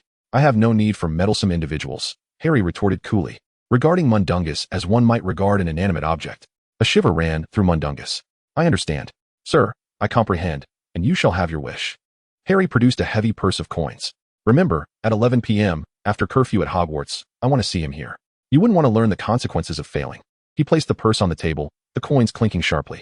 Mundungus felt the weight of Harry's pressure, cold sweat trickling down his forehead. Understood, understood. I will bring him on time. Harry stood, donned his hood, and strode out. Mundungus remained frozen until the noise from the first floor stirred him. And he plopped down onto the ground, wiping the sweat from his brow. He swiftly grabbed the purse from the table, opened it, and found it brimming with galleons, causing an immediate smile to spread across his face. Following this individual promised far greater rewards than following Dumbledore. Though this so-called savior was somewhat intimidating, he was certainly generous with his money. Mundungus carefully stashed the purse away and promptly exited the room. At the bar on the first floor, he extended the room's reservation for an entire week before hurriedly leaving the Hogshead Inn. Harry stood by the window on the second floor of the Three Broomsticks, a glass of juice in hand, watching Mundungus disappear into Hogsmeade with a satisfied smile. Mundungus was indeed useful, but such individuals required a firm hand and must be kept in check with potent authority. With galleons paving the way, they would be willing to do anything. Fortunately, Harry possessed both of these qualities in abundance. According to Dumbledore, they had been inseparable during their school years, and even after graduation, their bond remained strong. Wholly unaffected by time, the frail youth depicted in the wedding scene was none other than Remus. Harry had gleaned some insights about his parents from Dumbledore, and his curiosity about them was insatiable. However, of their close friends, one had perished and the other was imprisoned in Azkaban, leaving only this werewolf as the last remnant. He had also come to understand why Peter Pettigrew's mother received that pension and burial payment, as well as the nature of the crime that had sent the other into Azkaban. He was perplexed, filled with confusion. The individual in that photograph, along with the clues he had unearthed, eluded his understanding. He felt compelled to seek out someone who possessed a comprehensive knowledge of the situation, or rather, someone who could illuminate the majority of it for him. That individual was none other than Remus Lupin, his father's steadfast friend since their school days, who undoubtedly knew a great deal. A night passed in silence, and the following morning, Harry presented a note of absence to Professor McGonagall and borrowed her fireplace. His own room had been prepared, situated in the castle's highest tower, expansive and more grand than the Dursley's abode. The furnishings were exquisite, each piece meticulously chosen to gleam with elegance. The wardrobe was brimming with newly tailored attire, including formal robes for dueling and even some garments from the Muggle world, leaving Harry somewhat astonished, unsure of how these items had come to be. Selecting a black ensemble that exuded understated luxury, Harry then rummaged through the accessory cabinet for matching cufflinks, a bow tie, and a brooch, adorning himself in a manner befitting nobility. Just as he completed his preparations, a knock echoed at the door. Master, Mr. Barnabas Cuff has arrived, announced the voice of his house elf, Winky, from the hallway. Harry opened the door and invited Mr. Cuff into the sitting room, assuring him he would be there shortly. At your service, master. Winky vanished down the corridor as Harry adjusted his cuffs and strolled leisurely towards the sitting room. Upon reaching the door, Harry rubbed his face, donning a subtle yet warm smile before entering the room. The sitting room was adorned with antique decor, featuring solid wood furniture and silver candlesticks that gleamed in the soft light. The plush wool carpet offered a delightful comfort underfoot. Mr. Cuff was a middle-aged man with brown hair, albeit thinning, and he wore a constant smile that made him seem quite approachable. Good day, Mr. Cuff, Harry greeted. I sincerely apologize for the imposition of your visit. Mr. Cuff was inspecting a plate of dainty fruits on the table, pondering whether it was truly gold, and quickly rose to acknowledge Harry's presence. Ah, Mr. Potter, I am delighted to receive your invitation, he beamed, taking a few steps forward to extend his hand. Please, call me Harry. Mr. Cuff, do take a seat, Harry replied, shaking his hand lightly before gesturing for him to sit. Mr. Cuff's smile widened, and recognizing how to comport himself before the young master of the Potter family, he settled into his chair. So, Mr. Barnabas, I trust you are aware of the purpose of my invitation? Harry inquired, lifting a cup of tea that had appeared before him and taking a sip.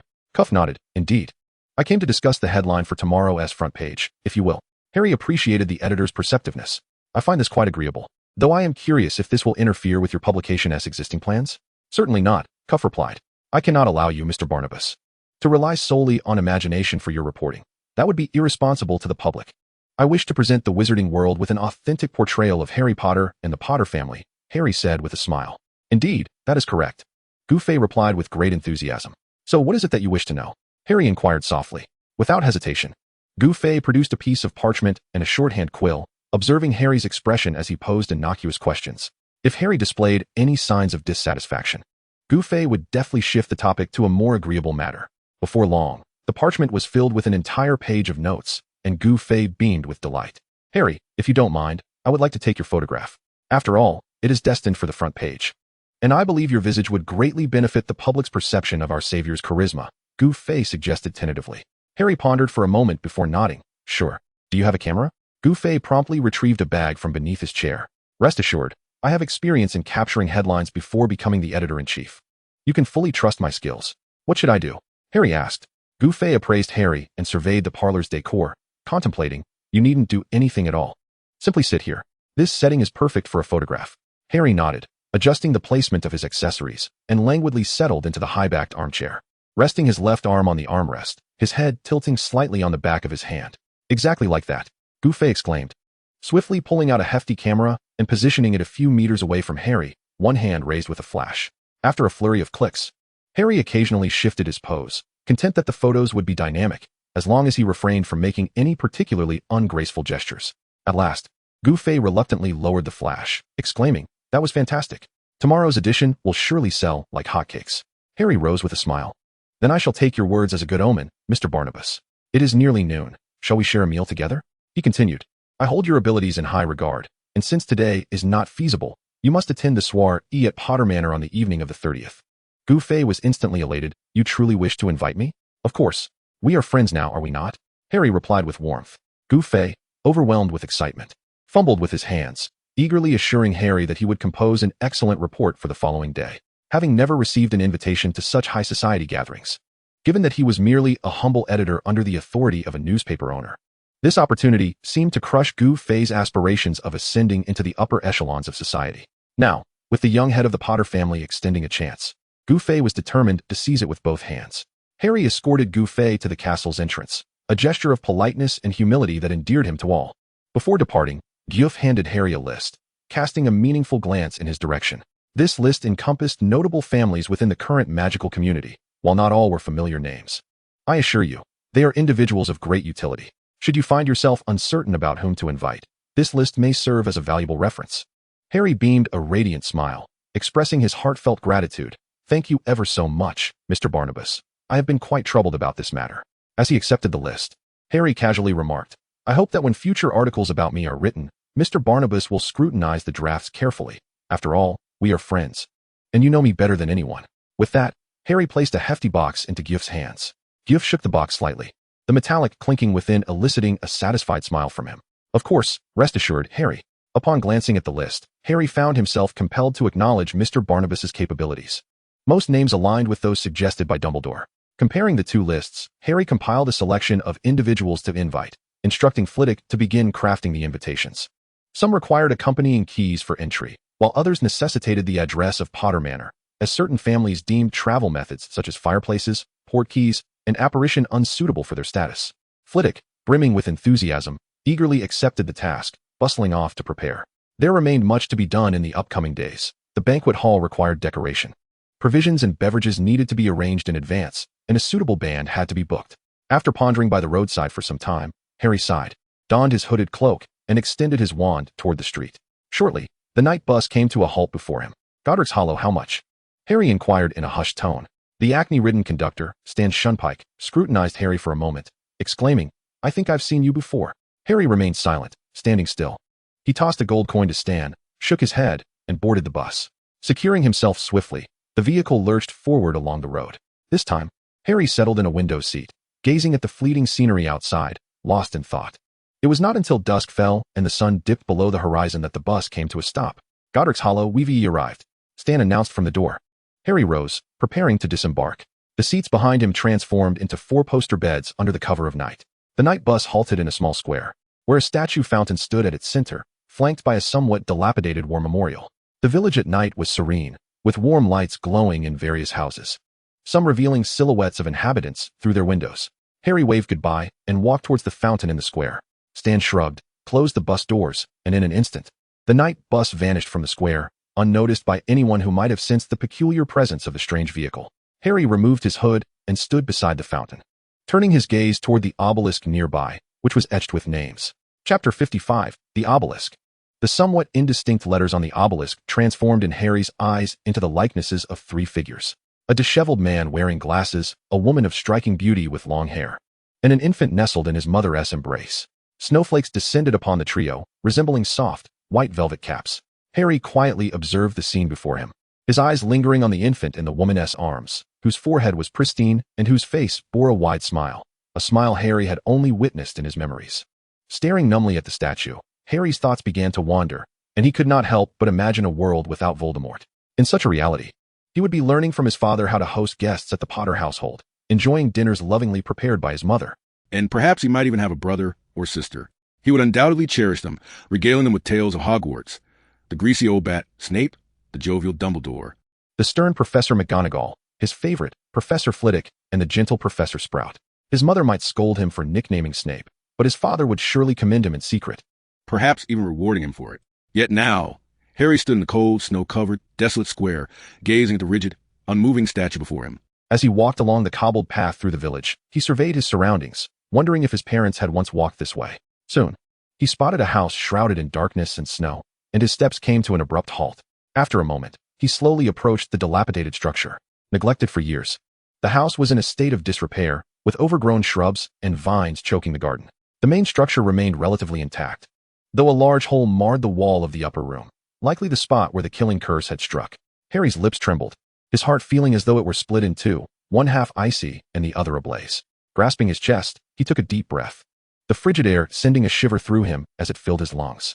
As he cautiously approached the rusted iron gate, Harry could not resist the urge to grasp the railing, not with the intent to do anything, but simply to touch a part of this house. The moment his fingers brushed against the gate, it seemed to awaken something. A wooden board rose from the thicket of weeds. October 31st, 1981, Lily and James Potter perished here. Their son, Harry, was the only wizard to survive the killing curse. This house, invisible to muggles, has been preserved as a monument to the Potters, serving as a solemn reminder of the violence that shattered their family. The handwriting is neat and striking, accompanied by numerous inscriptions, likely left by those who have paid homage to the heroic family over the years. Some have inscribed their names with indelible ink, while others have merely scrawled their initials, and some have penned messages. The varied handwriting densely fills the vacant spaces on the wooden board, with most sentiments expressing wishes of good fortune for Harry and invoking Merlin's blessing upon him. Harry scrutinized each inscription, as if attempting to commit every name to memory. It was not until the chill of the iron door numbed his fingers that he finally released his grip. As he watched the board gradually sink into the ground, he shifted direction, retrieved his broom, and soared over the wall, landing directly in front of the house. Tentatively, he extended his hand to push the door open. Surprisingly, it creaked open soundlessly, as if meticulously maintained. Stepping inside, Harry surveyed the disheveled hallway, devoid of any dust. A flicker of light illuminated the interior, and with a subtle flick of his wand, the illumination gently ascended, settling upon the ceiling to afford him a clearer view of the surroundings. A tall coat rack lay toppled beside the foyer, its garments strewn across the floor. To his right appeared to be the sitting room, with several armchairs surrounding the fireplace, reminiscent of the Gryffindor common room, albeit with slightly more plush cushions. On both sides lay the dining area, where tables and chairs lay overturned, and shards of porcelain dinnerware littered the floor. Directly across from the foyer stood a wooden staircase leading to the second floor. Before him, a scene transformed. Within the warm and radiant house, a small infant rode down the stairs on a child's broom, giggling joyfully. James stood below, arms outstretched to catch him, while Lily, donned in an apron in the kitchen, shouted at James to prevent Harry from playing with the broom indoors, fearing he might get hurt. James caught Harry as he slid off the broom, showering him with affectionate kisses and boisterous laughter, exclaiming how splendidly he flew. Truly his son. Dad. Mom, Harry murmured, and the heartwarming tableau was abruptly replaced by the cold disarray of the house. This must have been a memory from his childhood. Harry raised his hand to wipe away the tears at the corner of his eye. Ascending the staircase, the second floor revealed even greater chaos. All the doors had been destroyed, hanging in tatters from their frames. He halted before the doorway of a room that bore a gaping hole. Inside, the remnants of an explosion lay scattered, debris littering the floor and burying various childhood toys beneath. The most intact item in the room was a wooden baby carriage, adorned with colorful wind chimes. Once more, the scene flashed before Harry's eyes. the ghastly green light intertwined with his mother's screams and the position in which she had fallen. He stood beside the spot where Lily had collapsed, kneeling down after a moment to gently trace the floor with his hand. An open photo album had fallen nearby, and Harry couldn't suppress a grim smile, pondering whether his mother had been using this very album to teach him to recognize faces. As Harry picked up the album, he turned its pages one by one. Within, there were only a scant few photographs of James and his friends. The rest were of Harry, newborn, at 1 month old, crying, laughing. Harry scrutinized each image, striving to envision the scenes as they once were. A torn photograph slipped from the album, and with quick reflexes, Harry caught it before it could touch the ground. In it, James held Harry, beaming with joy, the missing spot presumably occupied by Lily. Harry fell silent for a moment. He was certain that no one else could have accomplished such a feat. This was the only photograph he had found of their family of 3. Seated by the roadside, Harry gazed at the house before him, taking his time to calm his emotions before making his way to the church. The village cemetery lay there, and the primary reason for his visit today was that very place. As night deepened, Harry opened the small door at the back of the church and entered the serene graveyard, methodically searching through the rows while carefully examining the names on the gravestones. From a distance, he spotted a gravestone adorned with a bouquet of lilies that appeared remarkably fresh. Harry's heart raced. It had to be the right one. He hurried a few steps closer and beheld the gravestone. James Potter, born March 27, 1960, died October 31, 1981. Lily Potter, born January 30, 1960, died October 31, 1981. The last enemy that shall be destroyed is death. Crouching before the gravestone, Harry gazed at the succinct inscription, as if he could see Lily and James smiling down at him. He reached out, tracing the letters with his fingers, a smile tugging at his lips. Father, Mother. I'm sorry I'm late. After sitting for a while, his legs grew numb, and he chose to cross them in front of the gravestone, simply watching in silence. The sky brightened with the first light of dawn, and unbeknownst to him, Harry had spent the entire night there. Had it not been for his proficient use of magic, he would have surely succumbed to the cold by now. Pulling up his hood, Harry exited the cemetery and stood at the secluded roadside, summoning the night bus. Though the bus boasted beds, it was hardly an ideal place for slumber. He fell into a deep sleep that lasted until the next morning, roused by the blaring lights. Subsequently, he commenced a meticulous process of preparation. First, he tended to his hair, which had grown unruly after 6 months without a cut, cascading below his ears. It was said that longer curls would be more appealing, and Harry, reluctant to part with any length, simply brushed his hair back, revealing his forehead while allowing the strands framing his face to obscure part of it. He grasped a handful of hair, lamenting its insufficient length. Perhaps in the future, he could tie it back to avoid the disheveled look. Adorning himself in a specially tailored dark green suit, he paused to affix a gold lion brooch set with rubies, a nod to Gryffindor, ensuring a touch of his house remained with him. Invitations had long been sent out, and today, Harry was determined to make a significant effort. As the banquet had yet to commence, Harry found himself plagued by a headache, pondering the perplexities of the situation. The host, Mr. and Mrs. Weasley, along with their children, had arrived early. A flash of respect greeted them at the door. Taken aback, Harry glanced at the clock. It was still too early for the festivities to begin. What could possibly account for the Weasley family's premature arrival? Not wishing to delay, he made a final check of his attire and swiftly descended the stairs. From a distance, Harry could hear Mrs. Weasley admonishing her children. Today is a significant day for Harry. You must comport yourselves properly and refrain from your usual mischief. We are not merely entertaining our close acquaintances. The Slytherin family will also be present. I do not wish for you to cause Harry any embarrassment at this gathering. Especially you two, Fred and George. Behave yourselves. We know, Mom. Are we truly your biological offspring? Mom, we promise to be on our best behavior. The twins chimed in, their postures straightened, fully aware of the day's gravity. After all, Harry was their stakeholder, and as self-proclaimed employees of his, they would not dare to cause any disturbances today. Mrs. Weasley? Harry called out, reminding them of his presence. Molly Weasley, a plump and affable woman, turned at the sound of his voice, her face lighting up with a delighted smile. Harry? My dear, may I call you that? Of course, Mrs. Weasley. Harry replied with a smile as she opened her arms and enveloped him in a warm embrace. What brings you here so early? He inquired. Molly chuckled. We are well aware of the situation at the Potter household. I feared you might be overwhelmed, so I brought the children along to see if there was anything you needed assistance with. I hope we haven't disrupted your plans? Not at all. I am overjoyed. I was just fretting over how to conduct myself without causing offense. I can hardly split myself in two. Harry exclaimed, his spirits lifted. Then give us our orders, Harry. We are all at your service, Mrs. Weasley declared, gesturing grandly to her bustling family behind her, exuding an air of command. Harry couldn't help but chuckle, while Ron cleared his throat and stepped forward. This is my mother. You should know her, Molly Weasley. And that's my father, Arthur Weasley, a humble employee at the Ministry of Magic. Hey, Ron, show a bit of respect for your father. Arthur's expression darkened momentarily, though he worked in a less mainstream department. He held a supervisory position, not merely a minor role as Ron had suggested. Mr. Weasley was a slender, balding middle-aged man, wearing black-rimmed glasses. Despite the reprimand aimed at Ron, his face betrayed no trace of anger. "Hello, Harry." Mr. Weasley stepped forward, extending his hand for a handshake. Harry quickly reciprocated. "It's a pleasure to meet you, Mr. Weasley. Thank you for coming to help." "No need for thanks. It is our duty.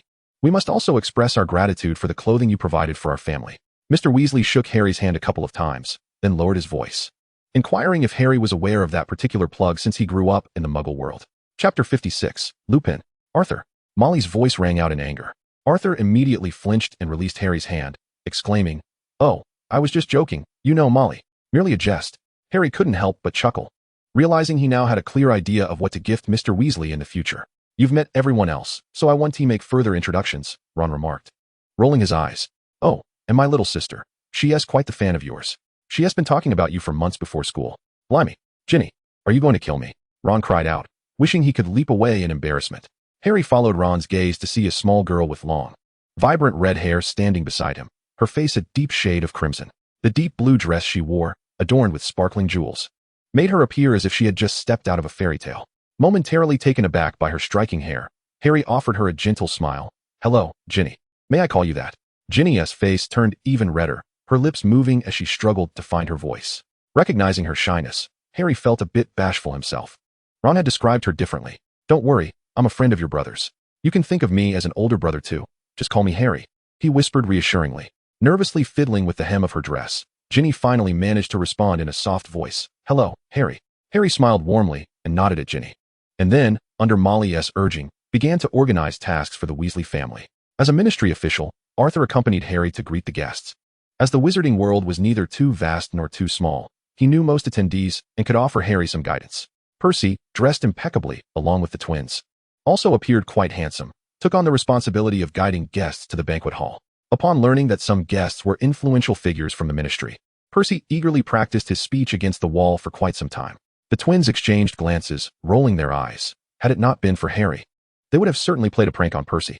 Ron was tasked with welcoming their classmates, such as Draco and Pansy, who had already informed them they would be arriving with their families. As for Ginny and Molly, Molly confidently took on the responsibility of hosting the other ladies, assuring herself that she wouldn't say anything to offend and complicate matters for Harry.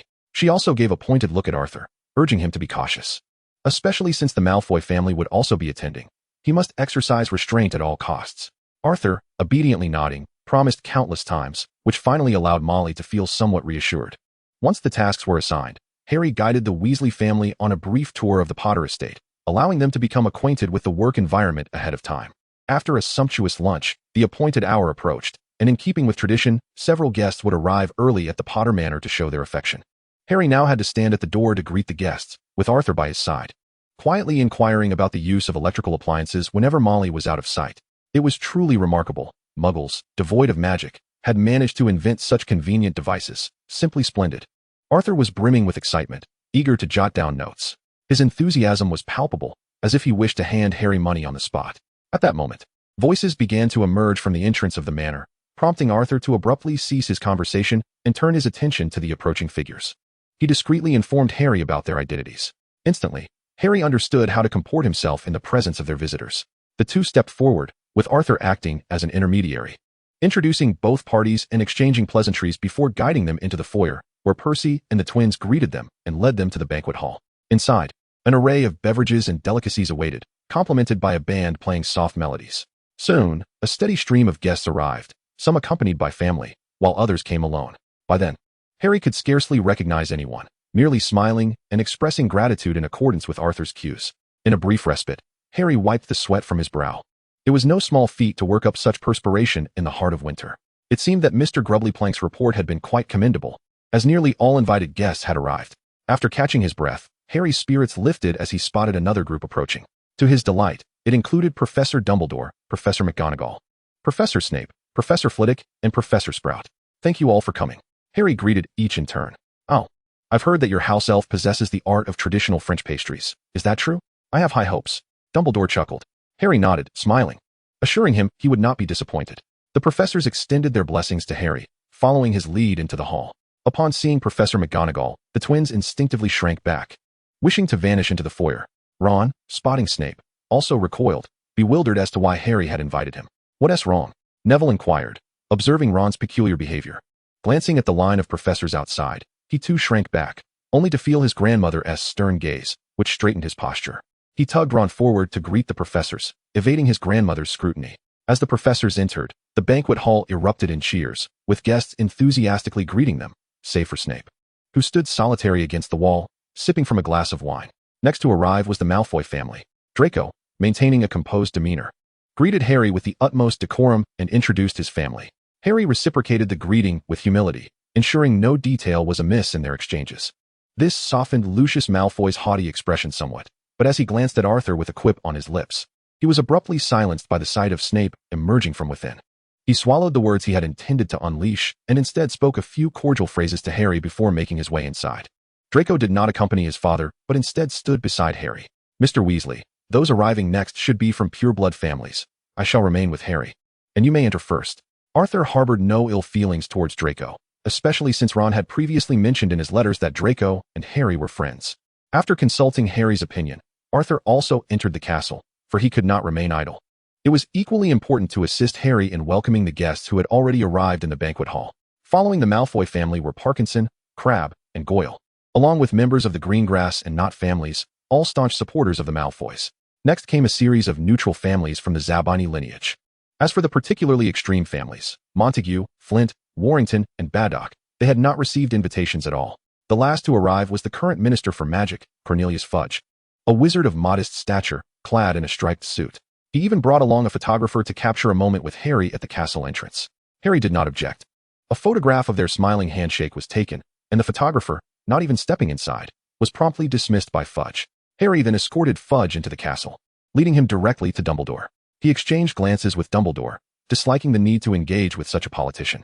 Dumbledore appeared somewhat reluctant, but upon noticing Harry's impatient demeanor, he reluctantly greeted Fudge warmly. Fudge, eager to showcase his closeness to Dumbledore in front of the assembled guests, initiated conversation and adopted a humble demeanor.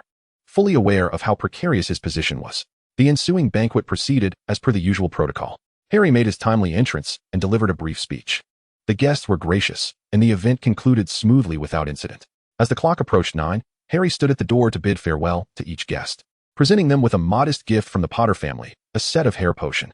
Finally, after seeing off the last family, nearly 11 o'clock had arrived. Harry directly invited the Weasley family to stay over, as there were plenty of rooms at Potter Manor, and they had been of great assistance that day. Without pausing for rest after arriving at school, Harry hurried towards Hogsmeade. He was nearing the time agreed upon with Mundungus and did not wish to be late.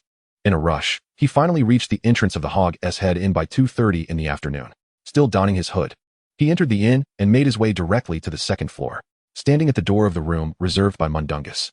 Harry listened intently for any sounds from within. Once he confirmed that there were indeed people inside, he extended his hand to knock. The door was swiftly opened, but Mundungus only cracked it slightly, peering cautiously outside. Upon recognizing Harry, he let out a sigh of relief, bowing with a broad smile as he fully opened the door and invited Harry inside. Upon entering the room, Harry immediately spotted Remus Lupin, bound tightly with strips of cloth, with only his head exposed, lying unconscious on the bed. Harry cast an inquiring glance at Mundungus. Nodding, he tossed him a pouch containing 10 galleons. "You may leave now. I trust you understand what can and cannot be said." "Of course, esteemed sir, my lips are sealed. You need not worry," Mundungus replied, accepting the pouch with a grin of delight. Noticing Harry's lack of movement, Mundungus quickly realized and made his way to the door. "I shall take my leave, rest assured. You have a day in this room, ample time for your needs. I will speak to the barkeep. No one shall disturb you."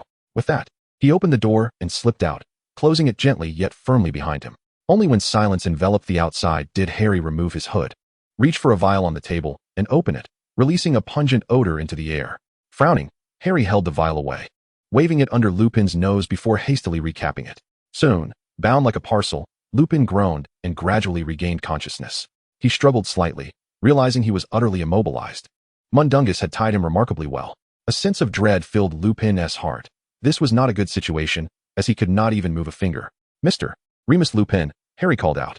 Startled, Lupin finally noticed another presence in the room. For a moment, he was taken aback by Harry's resemblance to James, infused with Sirius's essence. Who was this? In the next heartbeat, recognition dawned upon him, and he murmured, "Harry? It seems you've recognized me. Should I address you as Uncle Lupin? Or what would you prefer?" Harry sat in a chair, showing no intention of loosening Lupin's bindings. Just call me Remus, Lupin replied, ceasing his struggles. Upon seeing Harry, he felt assured of his safety, though he remained puzzled about Harry's connection with Mundungus. Ignoring Lupin's movements, Harry proceeded to inquire about matters that piqued his curiosity. Lupin, somewhat taken aback, hesitated, parting his lips, unsure of where to begin. We met on the train, the four of us in a compartment. After a considerable pause, he continued. Later, due to some minor issues of mine, they taught themselves to become animagi. James transformed into a stag, that one became a large black dog, and Peter turned into a rat. They accompanied me. Lupin paused. Accompanied you through your transformations? Harry interjected coolly. Lupin's expression shifted slightly. You know? I know more than you might think. So, Remus, tell me everything you know. Harry maintained his unwavering demeanor, sitting quietly in the chair.